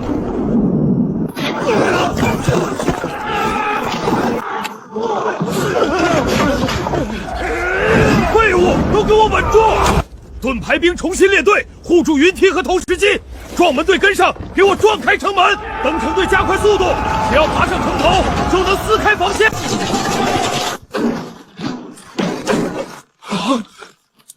拦住撞木队，投石手，瞄准壮木，砸烂他！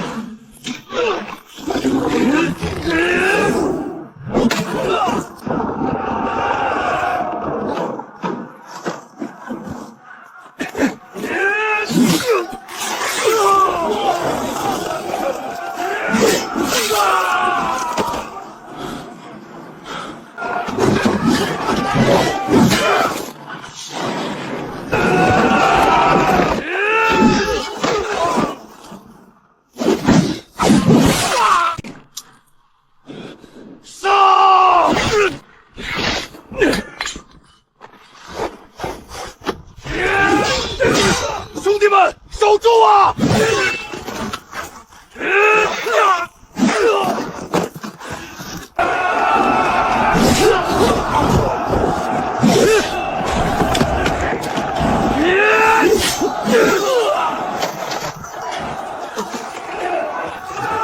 弟兄们，别让他们撞开！城内的兄弟们搬巨石，堵在城门后面，就算撞破城门，也不让他们进来！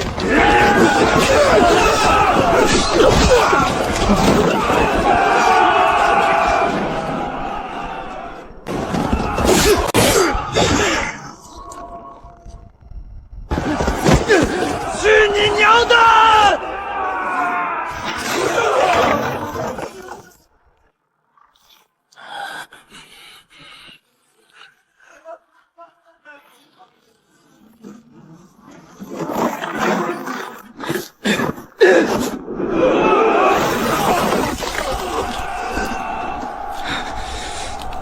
告诉浙州百姓，我们他妈不是孬种！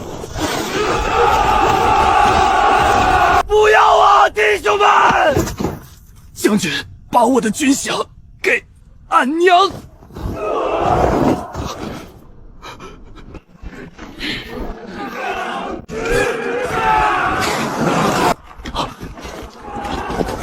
弟兄们，我们来了！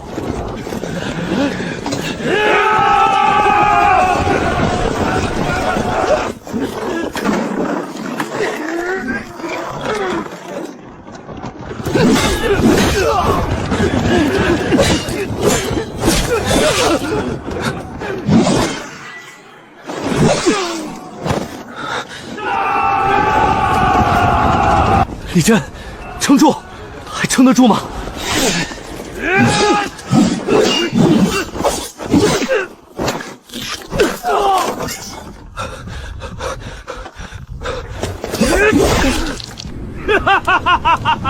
你们挡不住我们的！冲进车架，正擒目标！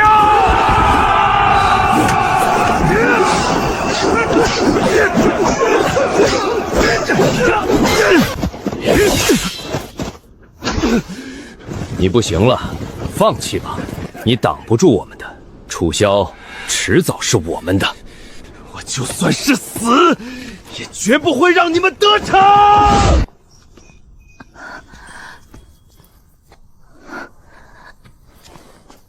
父王，进来吧。父王，咱们派去浙州的援军现在到哪里了？前锋快马加鞭，算算路程，该是已经踏入浙州境内了。你这几日身子重，运途又厉害，就别总往议事厅跑，好好在房里静养。父王还没有夫君的消息吗？还没有消息，但你别太担心，那臭小子自小就皮实，如今又有一身好武艺，一定会平安无事。父王，若是有武夫君的消息，一定要第一时间告诉我。我一有消息，立刻让人去告诉你。快回房休息，别累着自己。王爷，刚才我在院里看见映雪了，她是不是又来问萧儿的消息了？问援军，也问萧儿的下落。这个臭小子，以前整日给我惹事，不学无术，我没少为他头疼。可那时候再怎么惹事，也没让我这么担心过。现在翅膀硬了，什么事儿都不跟我商量，一声不吭就敢单拳匹马去浙州。我这几天根本睡不着，夜里总梦见萧儿浑身是血的站在我面前，每次醒来一身冷汗。更何况映雪还怀着身孕，这本是咱们楚家的大喜事，是楚州后继有人。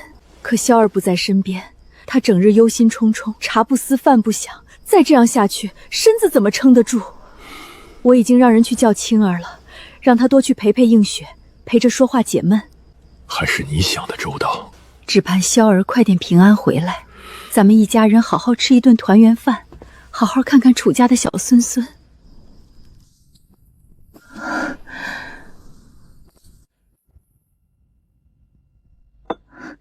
夫君，你看，我们有孩子了。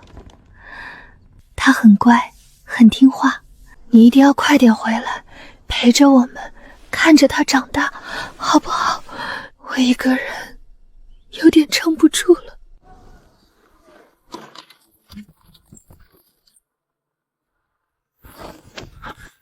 公主，属下已经核实清楚，消息属实，9月青莲确实在京城境内。女儿，你现在代表的是整个草原的利益，是草原上所有族人的希望。9叶青莲，你一定要在楚州军之前找到，无论付出多大的代价，都不能失手。当年柳映雪能在楚萧的灵位前守寡，你身为草原公主，也要用实际行动告诉楚萧，告诉楚州，你也能为他做很多事，也能为楚州做很多事。草原的未来，草原上所有族人的生计，全都在你身上，不能让阿爸失望，不能让族人失望。公主，我们下一步应该怎么做？去找林青树。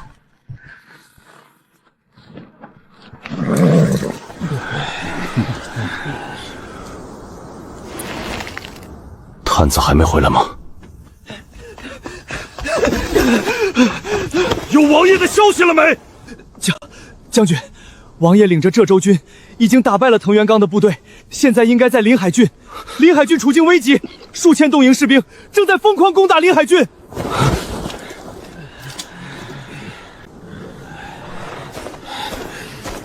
兄弟们，都醒醒！王爷所在的临海郡正被数千东王营兵疯狂围攻。我知道，这些天马跑不动了，兄弟们也快撑不住了。可王爷和临海郡的百姓在等我们，就算牵着马跑，就算是爬，我们也要赶到临海郡。兄弟们，出发！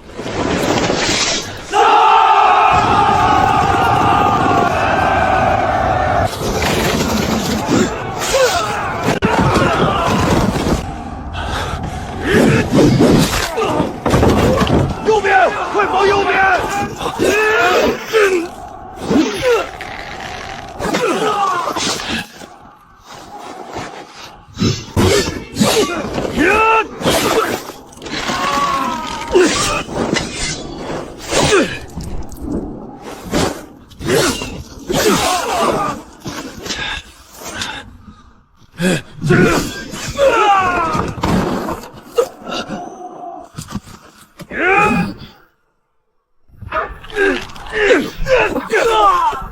廖将军，歇一会儿，让新来的弟兄顶上。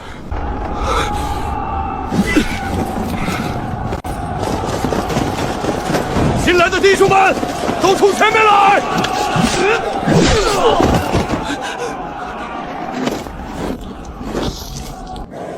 再派人上去，不惜一切代价攻破城头。将军，但我们这一军已经死伤快1000人了。现在就是拼意志的时候，谁先撑不住谁就输。对了，之前死的人就都白死了，继续攻，不许退半步。守军半数以上中了毒，怎么还能这般拼死抵抗？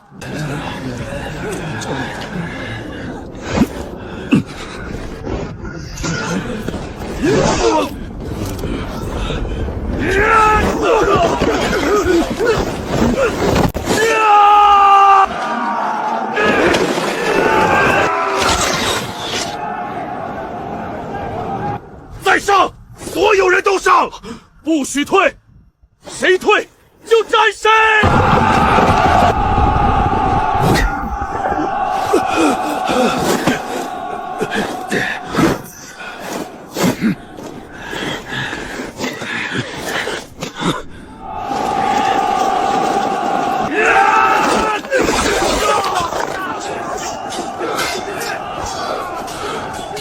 接下来的仗会更难打。守住临海，就是守住这州的门市。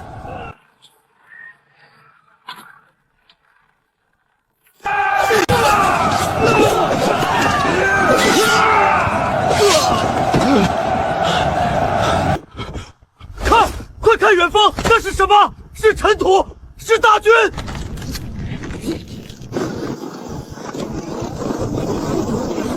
是楚州援军，是并肩王的部队。瑶光公主没有骗我们，楚州的援军真的来了，真的来了！援军来了！杀！把这些东瀛杂碎赶下去，守住城池！不可能，那是楚州的战旗，是并肩王楚萧的部队，怎么会出现在这里？撤！快！立刻传令，全军撤退！立刻撤退！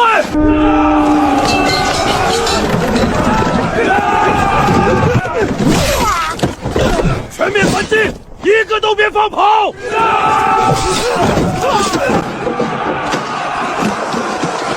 工程器械全都不要了，不要了！快撤，再晚就来不及了！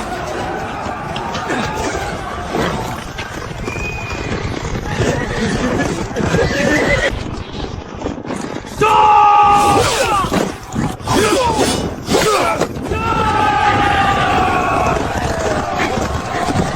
别追！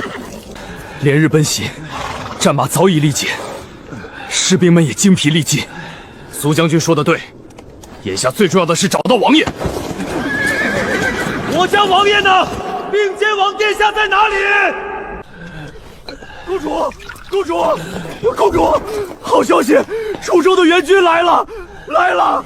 我们的援军到了，我们的援军到了！来了，终于来了！他是不是也回来了？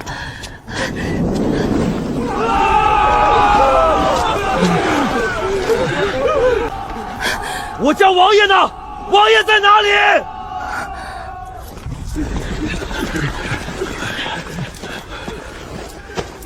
承蒙二位将军领兵驰援，保住了临海郡，大恩不言谢。只是，并肩王殿下并未在临海郡。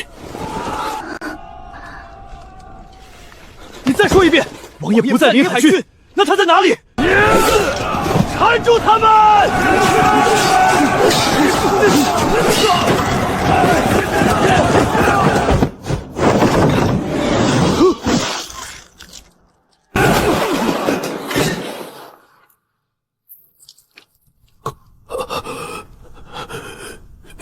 你不是重伤昏迷了吗？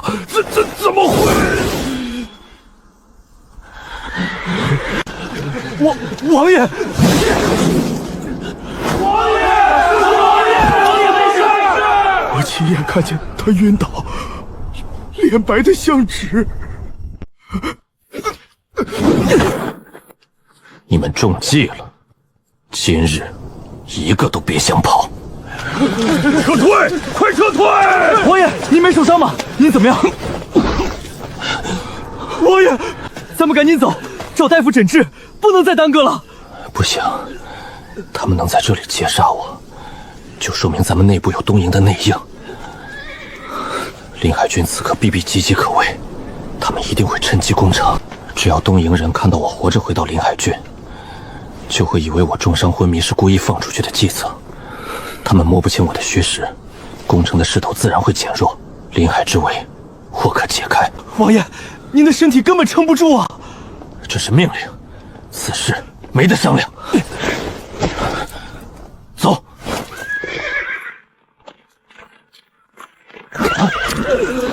所有没有中毒的兄弟，快马加鞭，跟我赶回临海郡。中毒的兄弟留在原地，安排人照料。韩强，你身上也有伤，就留下来照看这些中毒的兄弟，务必确保他们的安全。是王爷。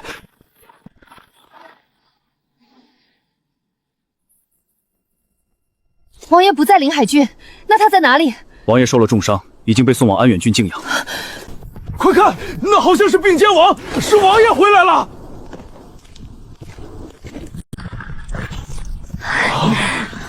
是王爷！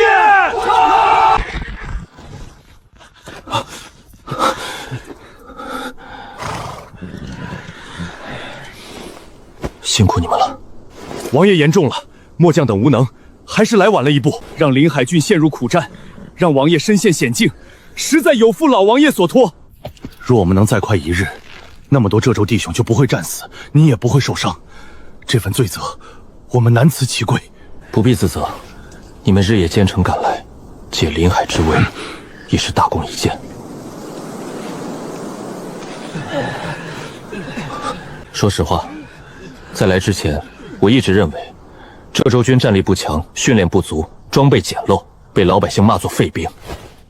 连我也未曾对你们抱有太多期望。王爷，是末将无能，未能带好浙州军，让王爷失望了。但我现在看到的，不是你们的懦弱与无能，是你们的无畏与勇气，是你们的坚守与担当。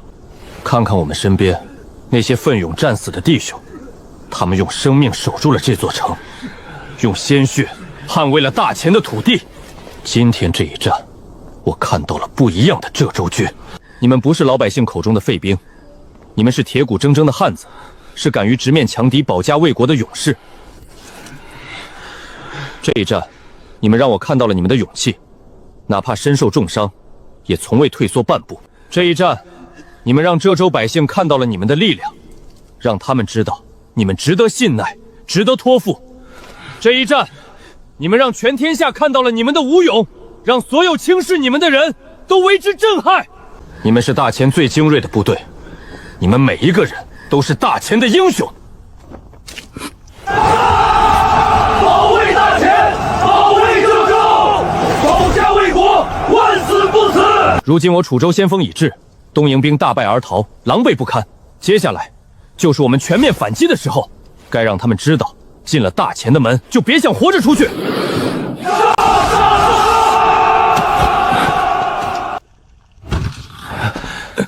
不必多礼，好好养伤。这次东营兵能精准找到攻城时机，还能在城内下毒，一定有内奸。这个内奸不揪出来，后患无穷。我一定要把他查出来，碎尸万段。其实这次的事情，我也有责任。我本是想将计就计，身上有伤是真，也正是借着身受重伤送往安远郡静养的消息，引东营兵出击。只是没想到，伤势比预想中还重，在路上竟真的昏了过去，倒让你们担心了。王爷，先锋已至，临海郡也守住了，您安心休息，后续的事交给我们。无妨，药已经喝了，好了很多。我当初只想到东营人会借我受伤趁机劫杀，却没想到他们竟能在城内下毒。若不是苏震领兵及时赶到，若不是韩勇带将士们拼死抵抗，临海郡恐怕早已连线。守护临海郡是末将职责，末将必彻查全军，挖地3尺也要找出那个内奸，给王爷，给死去的弟兄们一个交代。不必彻查全军，盯好韩强，重点关注他和他身边的人。王爷，您的意思是韩强是内奸？可他跟随末将多年，怎么会？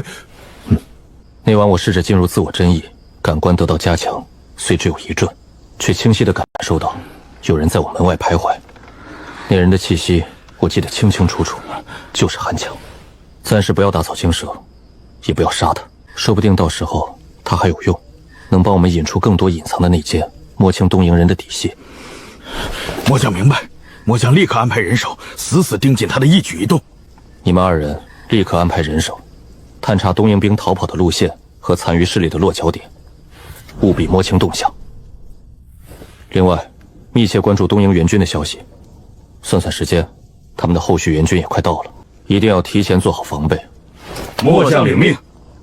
让所有士兵尽快休整，马上就会有新的战斗，万万不能懈怠。末将遵令。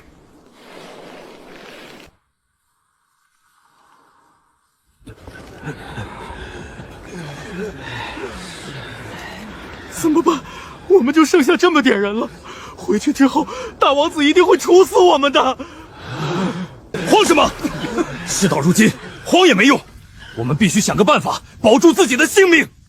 并杰王已经回到临海郡，佐佐木去劫杀他，楚萧却安然归来，佐佐木死了。既然他死了，那就把所有过失都推到他身上，就说是佐佐木贪功冒进，擅自改变攻城计划，又贸然截杀楚萧，导致兵力分散，才会大败亏输。对，佐佐木已死，死无对证。除此之外，还要想好退路。楚州援军已到，楚萧必定乘胜追击，我们只剩几百人，守不住3座城池，只能集中所有精锐守一个郡，死死撑住，等大王子的援军。守哪个郡？新安郡。新安郡紧邻海域，容易接应大皇子。定波、永昌两郡直接放弃。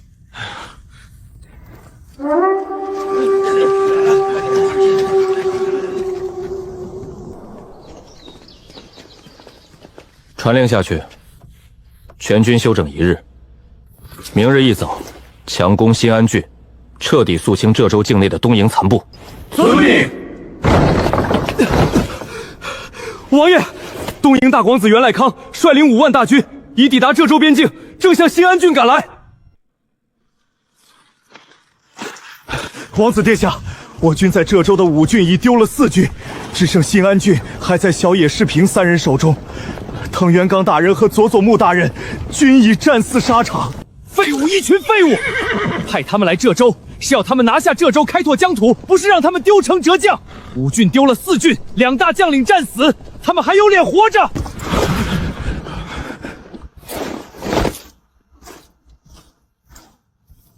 殿下，臣等有罪。此次大败原是佐佐木的过错，他贪功冒进，擅自改变攻城计划，又贸然截杀楚萧，导致兵力分散。臣等拼死战斗，才收拢部队，死守新安郡，恳求殿下恕罪。佐佐木死了，什么错就都是他的，对吧？不是这样的，殿下，臣说的都是实话呀。实话？你们怎么不说自己是废物？我们东瀛天下无敌，你们却在这里损兵折将，我的脸都被你们丢光了。臣等有罪。废物就该有废物的下场，你们不配活着。殿下，手下留情。如今我军刚遭大败，折损惨重，浙州境内仅余新安郡一处据点，正是用人之急。这3人虽无能，却熟悉浙州地形，不如留他们一条性命，让他们戴罪立功。既然佐藤一郎为你们求情，便暂且留你们一条狗命。谢殿下饶命！谢殿下饶命！派人传信给楚萧，就说我没那么多时间跟他耗着，2日后与他决战，一战定胜负。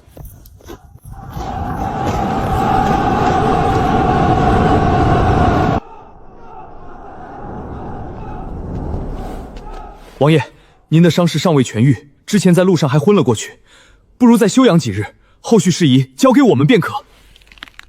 您的身体才是重中之重，若是您再有闪失，我等万死难辞其咎。放心，我没什么大碍，只是前几日劳累，休息不好，药喝完已经好多了。我知道你心系战士，可身体是根本，我不想再看到你受伤，更不想看到你出事。好，我一定保重。王爷，东瀛大王子派人传来消息，2日后新安郡与临海郡交界的望风台决战，一战定浙州胜负。还问王爷敢不敢赴约？传我命令，召集所有将领，立刻到议事厅议事。参见王爷。东瀛大广子约我们2日后在望风台决战，一战定胜负。今日召集各位，就是想听听我们该如何应对。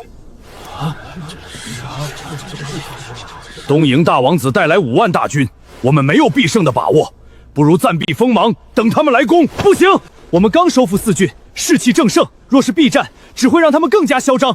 上次是守城，占着地利，平原厮杀，结果未知，不如趁他们长途奔袭，粮草未稳，率先突袭，打他们一个措手不及。新安郡易守难攻，贸然出兵，只会徒增伤亡。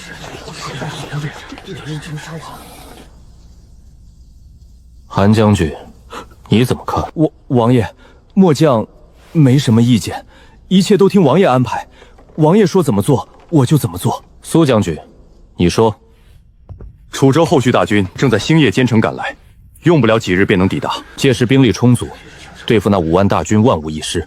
东瀛大王子急于决战，我们偏不遂他的宁，不必理会挑衅，先稳住阵脚。你的意见与我不谋而合。东瀛大军从海上来，长途奔袭，粮草补给困难，孤军深入，不熟地形，是客场。我们地形熟悉，还有浙州百姓支持，是主场。我们耗得起，他们耗不起。耗不起，我们就耗着，等后续大军赶到，一举击溃。王爷，不好了！城下来了东瀛人，约莫几十个，还押着几十个妇女跪在城下，不知道想干什么。走，随本王出去看看。楚萧，我家大王子怕你没胆子跟我们决战，特意让本将带这些人来给你提个醒。从今日起，我们每天杀30个。你要是还不敢来决战，就看着这些汉家子女一个个死在你面前！不要！求求你，不要杀我！小野思平，你敢！看到了吗？这就是你不敢决战的下场。要么2日后乖乖来望风台，要么我们接着杀。军营里还有很多，杀起来也不心疼。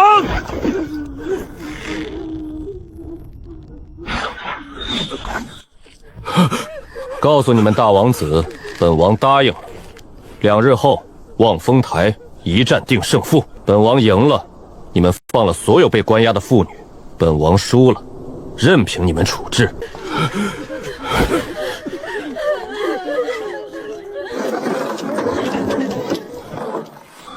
2日后望风台这一战，我必须赢。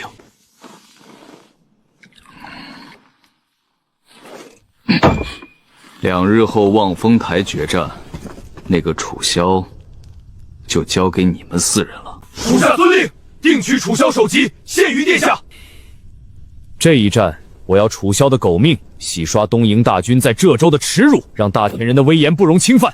楚萧一死，他麾下大军群龙无首，浙州拿下，中州就在眼前。殿下英明，您带那些中原妇女前来，实在是高招。正是抓住了楚萧沽名钓誉的软肋，才逼得他不得不答应决战。若是拖下去，对我们不利呀。你倒有几分眼力。本王早就研究过楚萧，此人看似沉稳果决，实则最重名声，沽名钓誉，不堪一击。这样的人最容易被牵着鼻子走。如今我们孤军深入，附近村落的百姓早被楚萧调走，迟迟只能靠海上运来，路途遥远，补给艰难，耗不起长久之战。快速决战是我们唯一的胜算，也是最好的选择。殿下深谋远虑，属下佩服。少来这些虚的，别拍马屁。带2人去巡视军营，严查军纪，督促操练，务必万无一失。2日后的决战，只许胜，不许败。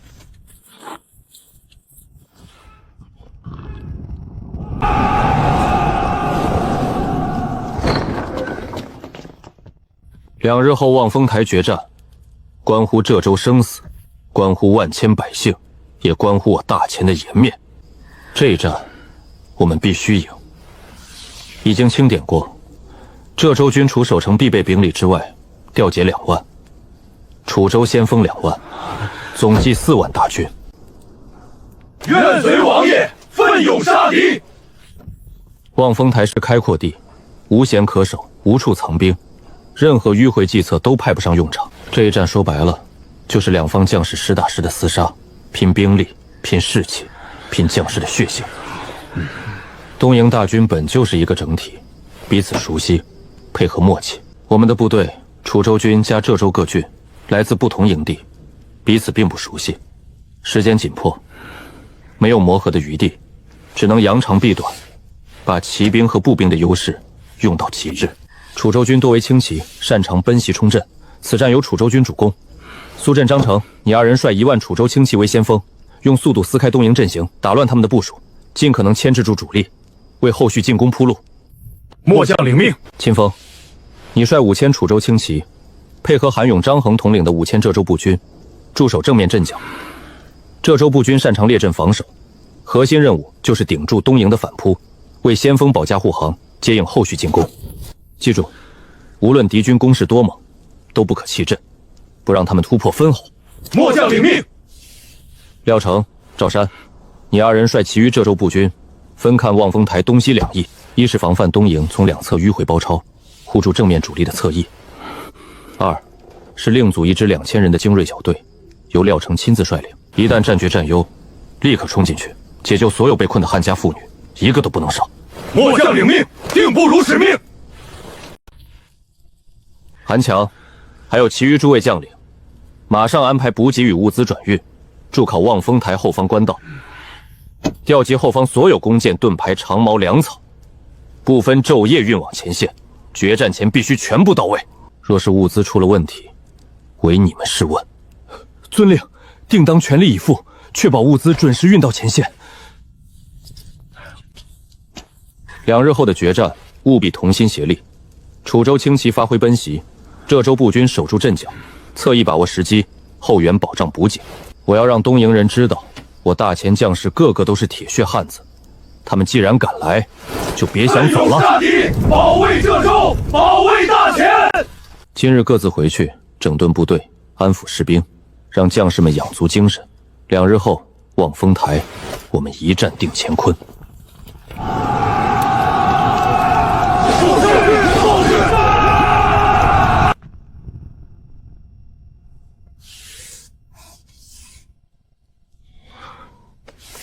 王爷，你身体还没好，不要太累了。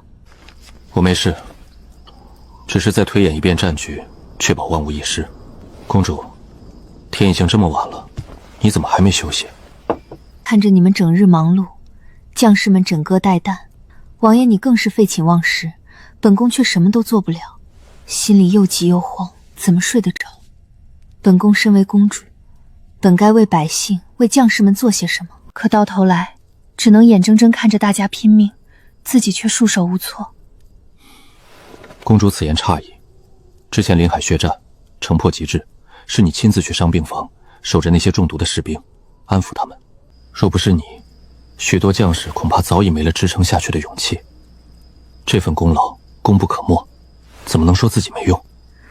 可这些跟将士们在战场上抛头颅洒热血相比，又算得了什么呢？他们赌上性命守城，本宫不过是做了些微不足道的小事。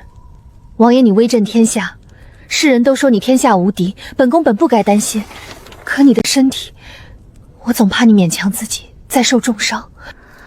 放心吧，我自己心里有数，不会拿自己的性命开玩笑，更不会拿将士们的性命开玩笑。等打完这一战，我自会好休养。王爷，你说这仗打完以后，浙州是不是真的能太平了？那些无辜的百姓是不是再也不用受战乱之苦了？远远不够。东营是主动进攻的一方，我们如今只是被动防守，一味防守永远得不到真正的太平。他们今日能举兵来犯浙州，明日还能再来，只要他们的野心不灭，战乱就不会停止。我早就写了信给皇兄，恳请他派兵支援，恳请他重视浙州的安危，可如今一点消息都传不过来。我不知道皇兄到底在想什么，也不知道他对浙州、对我们到底是什么态度。公主不必忧心，不管陛下是什么态度，不管有没有援军，我们都能守住浙州，守住这里的百姓。而且你放心，这一战之后，你再也不用嫁去东营，再也不用为了所谓的和平牺牲自己的一生。王爷，天下英雄舍你其谁？你一身傲骨，心怀天下，护百姓周全，守家国安宁，这样的你，世间再也找不出第二个。等这仗打完，我一定返回京城，把王爷的事迹，把这里将士们的英勇一一传遍天下，让全天下都知道，大前有你这样一位并肩王，是百姓之幸，是家国之幸。没有必要，这一战的功劳从来都不是我一个人的，是所有将士们用鲜血和生命换来的。一将功成万骨枯，我不希望天下人只看到我，更不希望世人只记得并肩王的名号。我更希望他们记得那些战死沙场、埋骨浙州的将士，记得他们为了家国付出了怎样的牺牲。再说，我从来都不想什么威震天下，也不想什么名垂青史。世人都说我楚萧天下无敌，可这无敌的名声背后藏着多少将士的鲜血，只有我自己清楚。王爷，那你最想要的是什么？我想要的从来都很简单，不过是天下太平，百姓安居乐业。若真能等到那一天，没有战乱，没有厮杀，我便卸甲归田，回到家人一起，日出而作，日落而息。平日里吃吃喝喝，说说笑笑，不用再操心战事，不用再让家人担惊受怕，那样就足够了。卸甲归田，王爷身居高位，手握重兵，竟然愿意放弃这一切，只求一份平淡。这些高位权势，于我而言从来都不是归宿，只是责任。若不是战乱四起，百姓流离失所，我也不愿披甲重阵，更不愿看到将士们战死沙场，妻离子散。就像公主你，本应在京城养尊处优，却也要卷入这战乱之中，被迫承受和亲的命运。这从来都不是你们该有的生活。这样的男人，可他心里早已有了柳映雪。王爷的心太过柔软，也太过珍贵。世间之人皆追名逐利，唯有王爷只求天下太平，家人安康。这样的你，才是真正的英雄，比那些只会争权夺利的官员好上千倍万倍。公主不必伤感，一切都会好起来的。王爷说的是，时辰不早了，你一定要早点休息，不要再熬夜，保重好身体才是最重要的。本宫先走了。好，公主也早些休息。柳映雪，你真是找了一个全天下最好的男人，为什么我没有在你之前认识他呢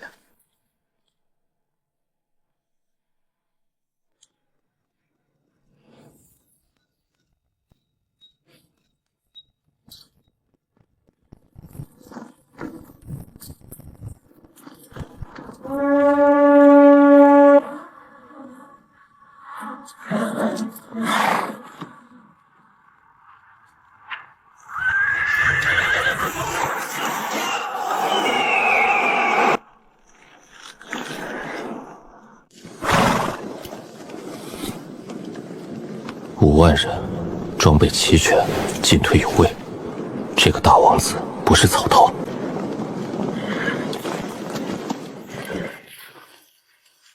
传闻大前并肩王骁勇善战，威震四方。今日一见，果然名不虚张。军阵排布，将士气势，都不是寻常将领比得网的。可短短数日，浙州军再有蜕变，也改不了训练不足、装备简陋。楚州轻骑虽强，只有2万，双绝难敌4手。开战避开楚州主力，集中兵力猛攻浙州步军，先击溃侧翼，再合兵楚州轻骑。不出半日，尽数歼灭。楚萧，你以前在浙州耀武扬威，不过是我东营大军未曾到来。如今5万大军压境，你今日唯有死路一条。识相的，乖乖束手就擒，本王还能留你一个全尸，否则定将你挫骨扬灰。放肆！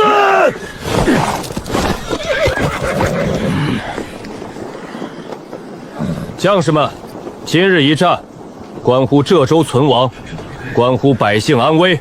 我问你们，你们怕吗？不怕！不怕！不怕！不怕！今日一战，凶险万分。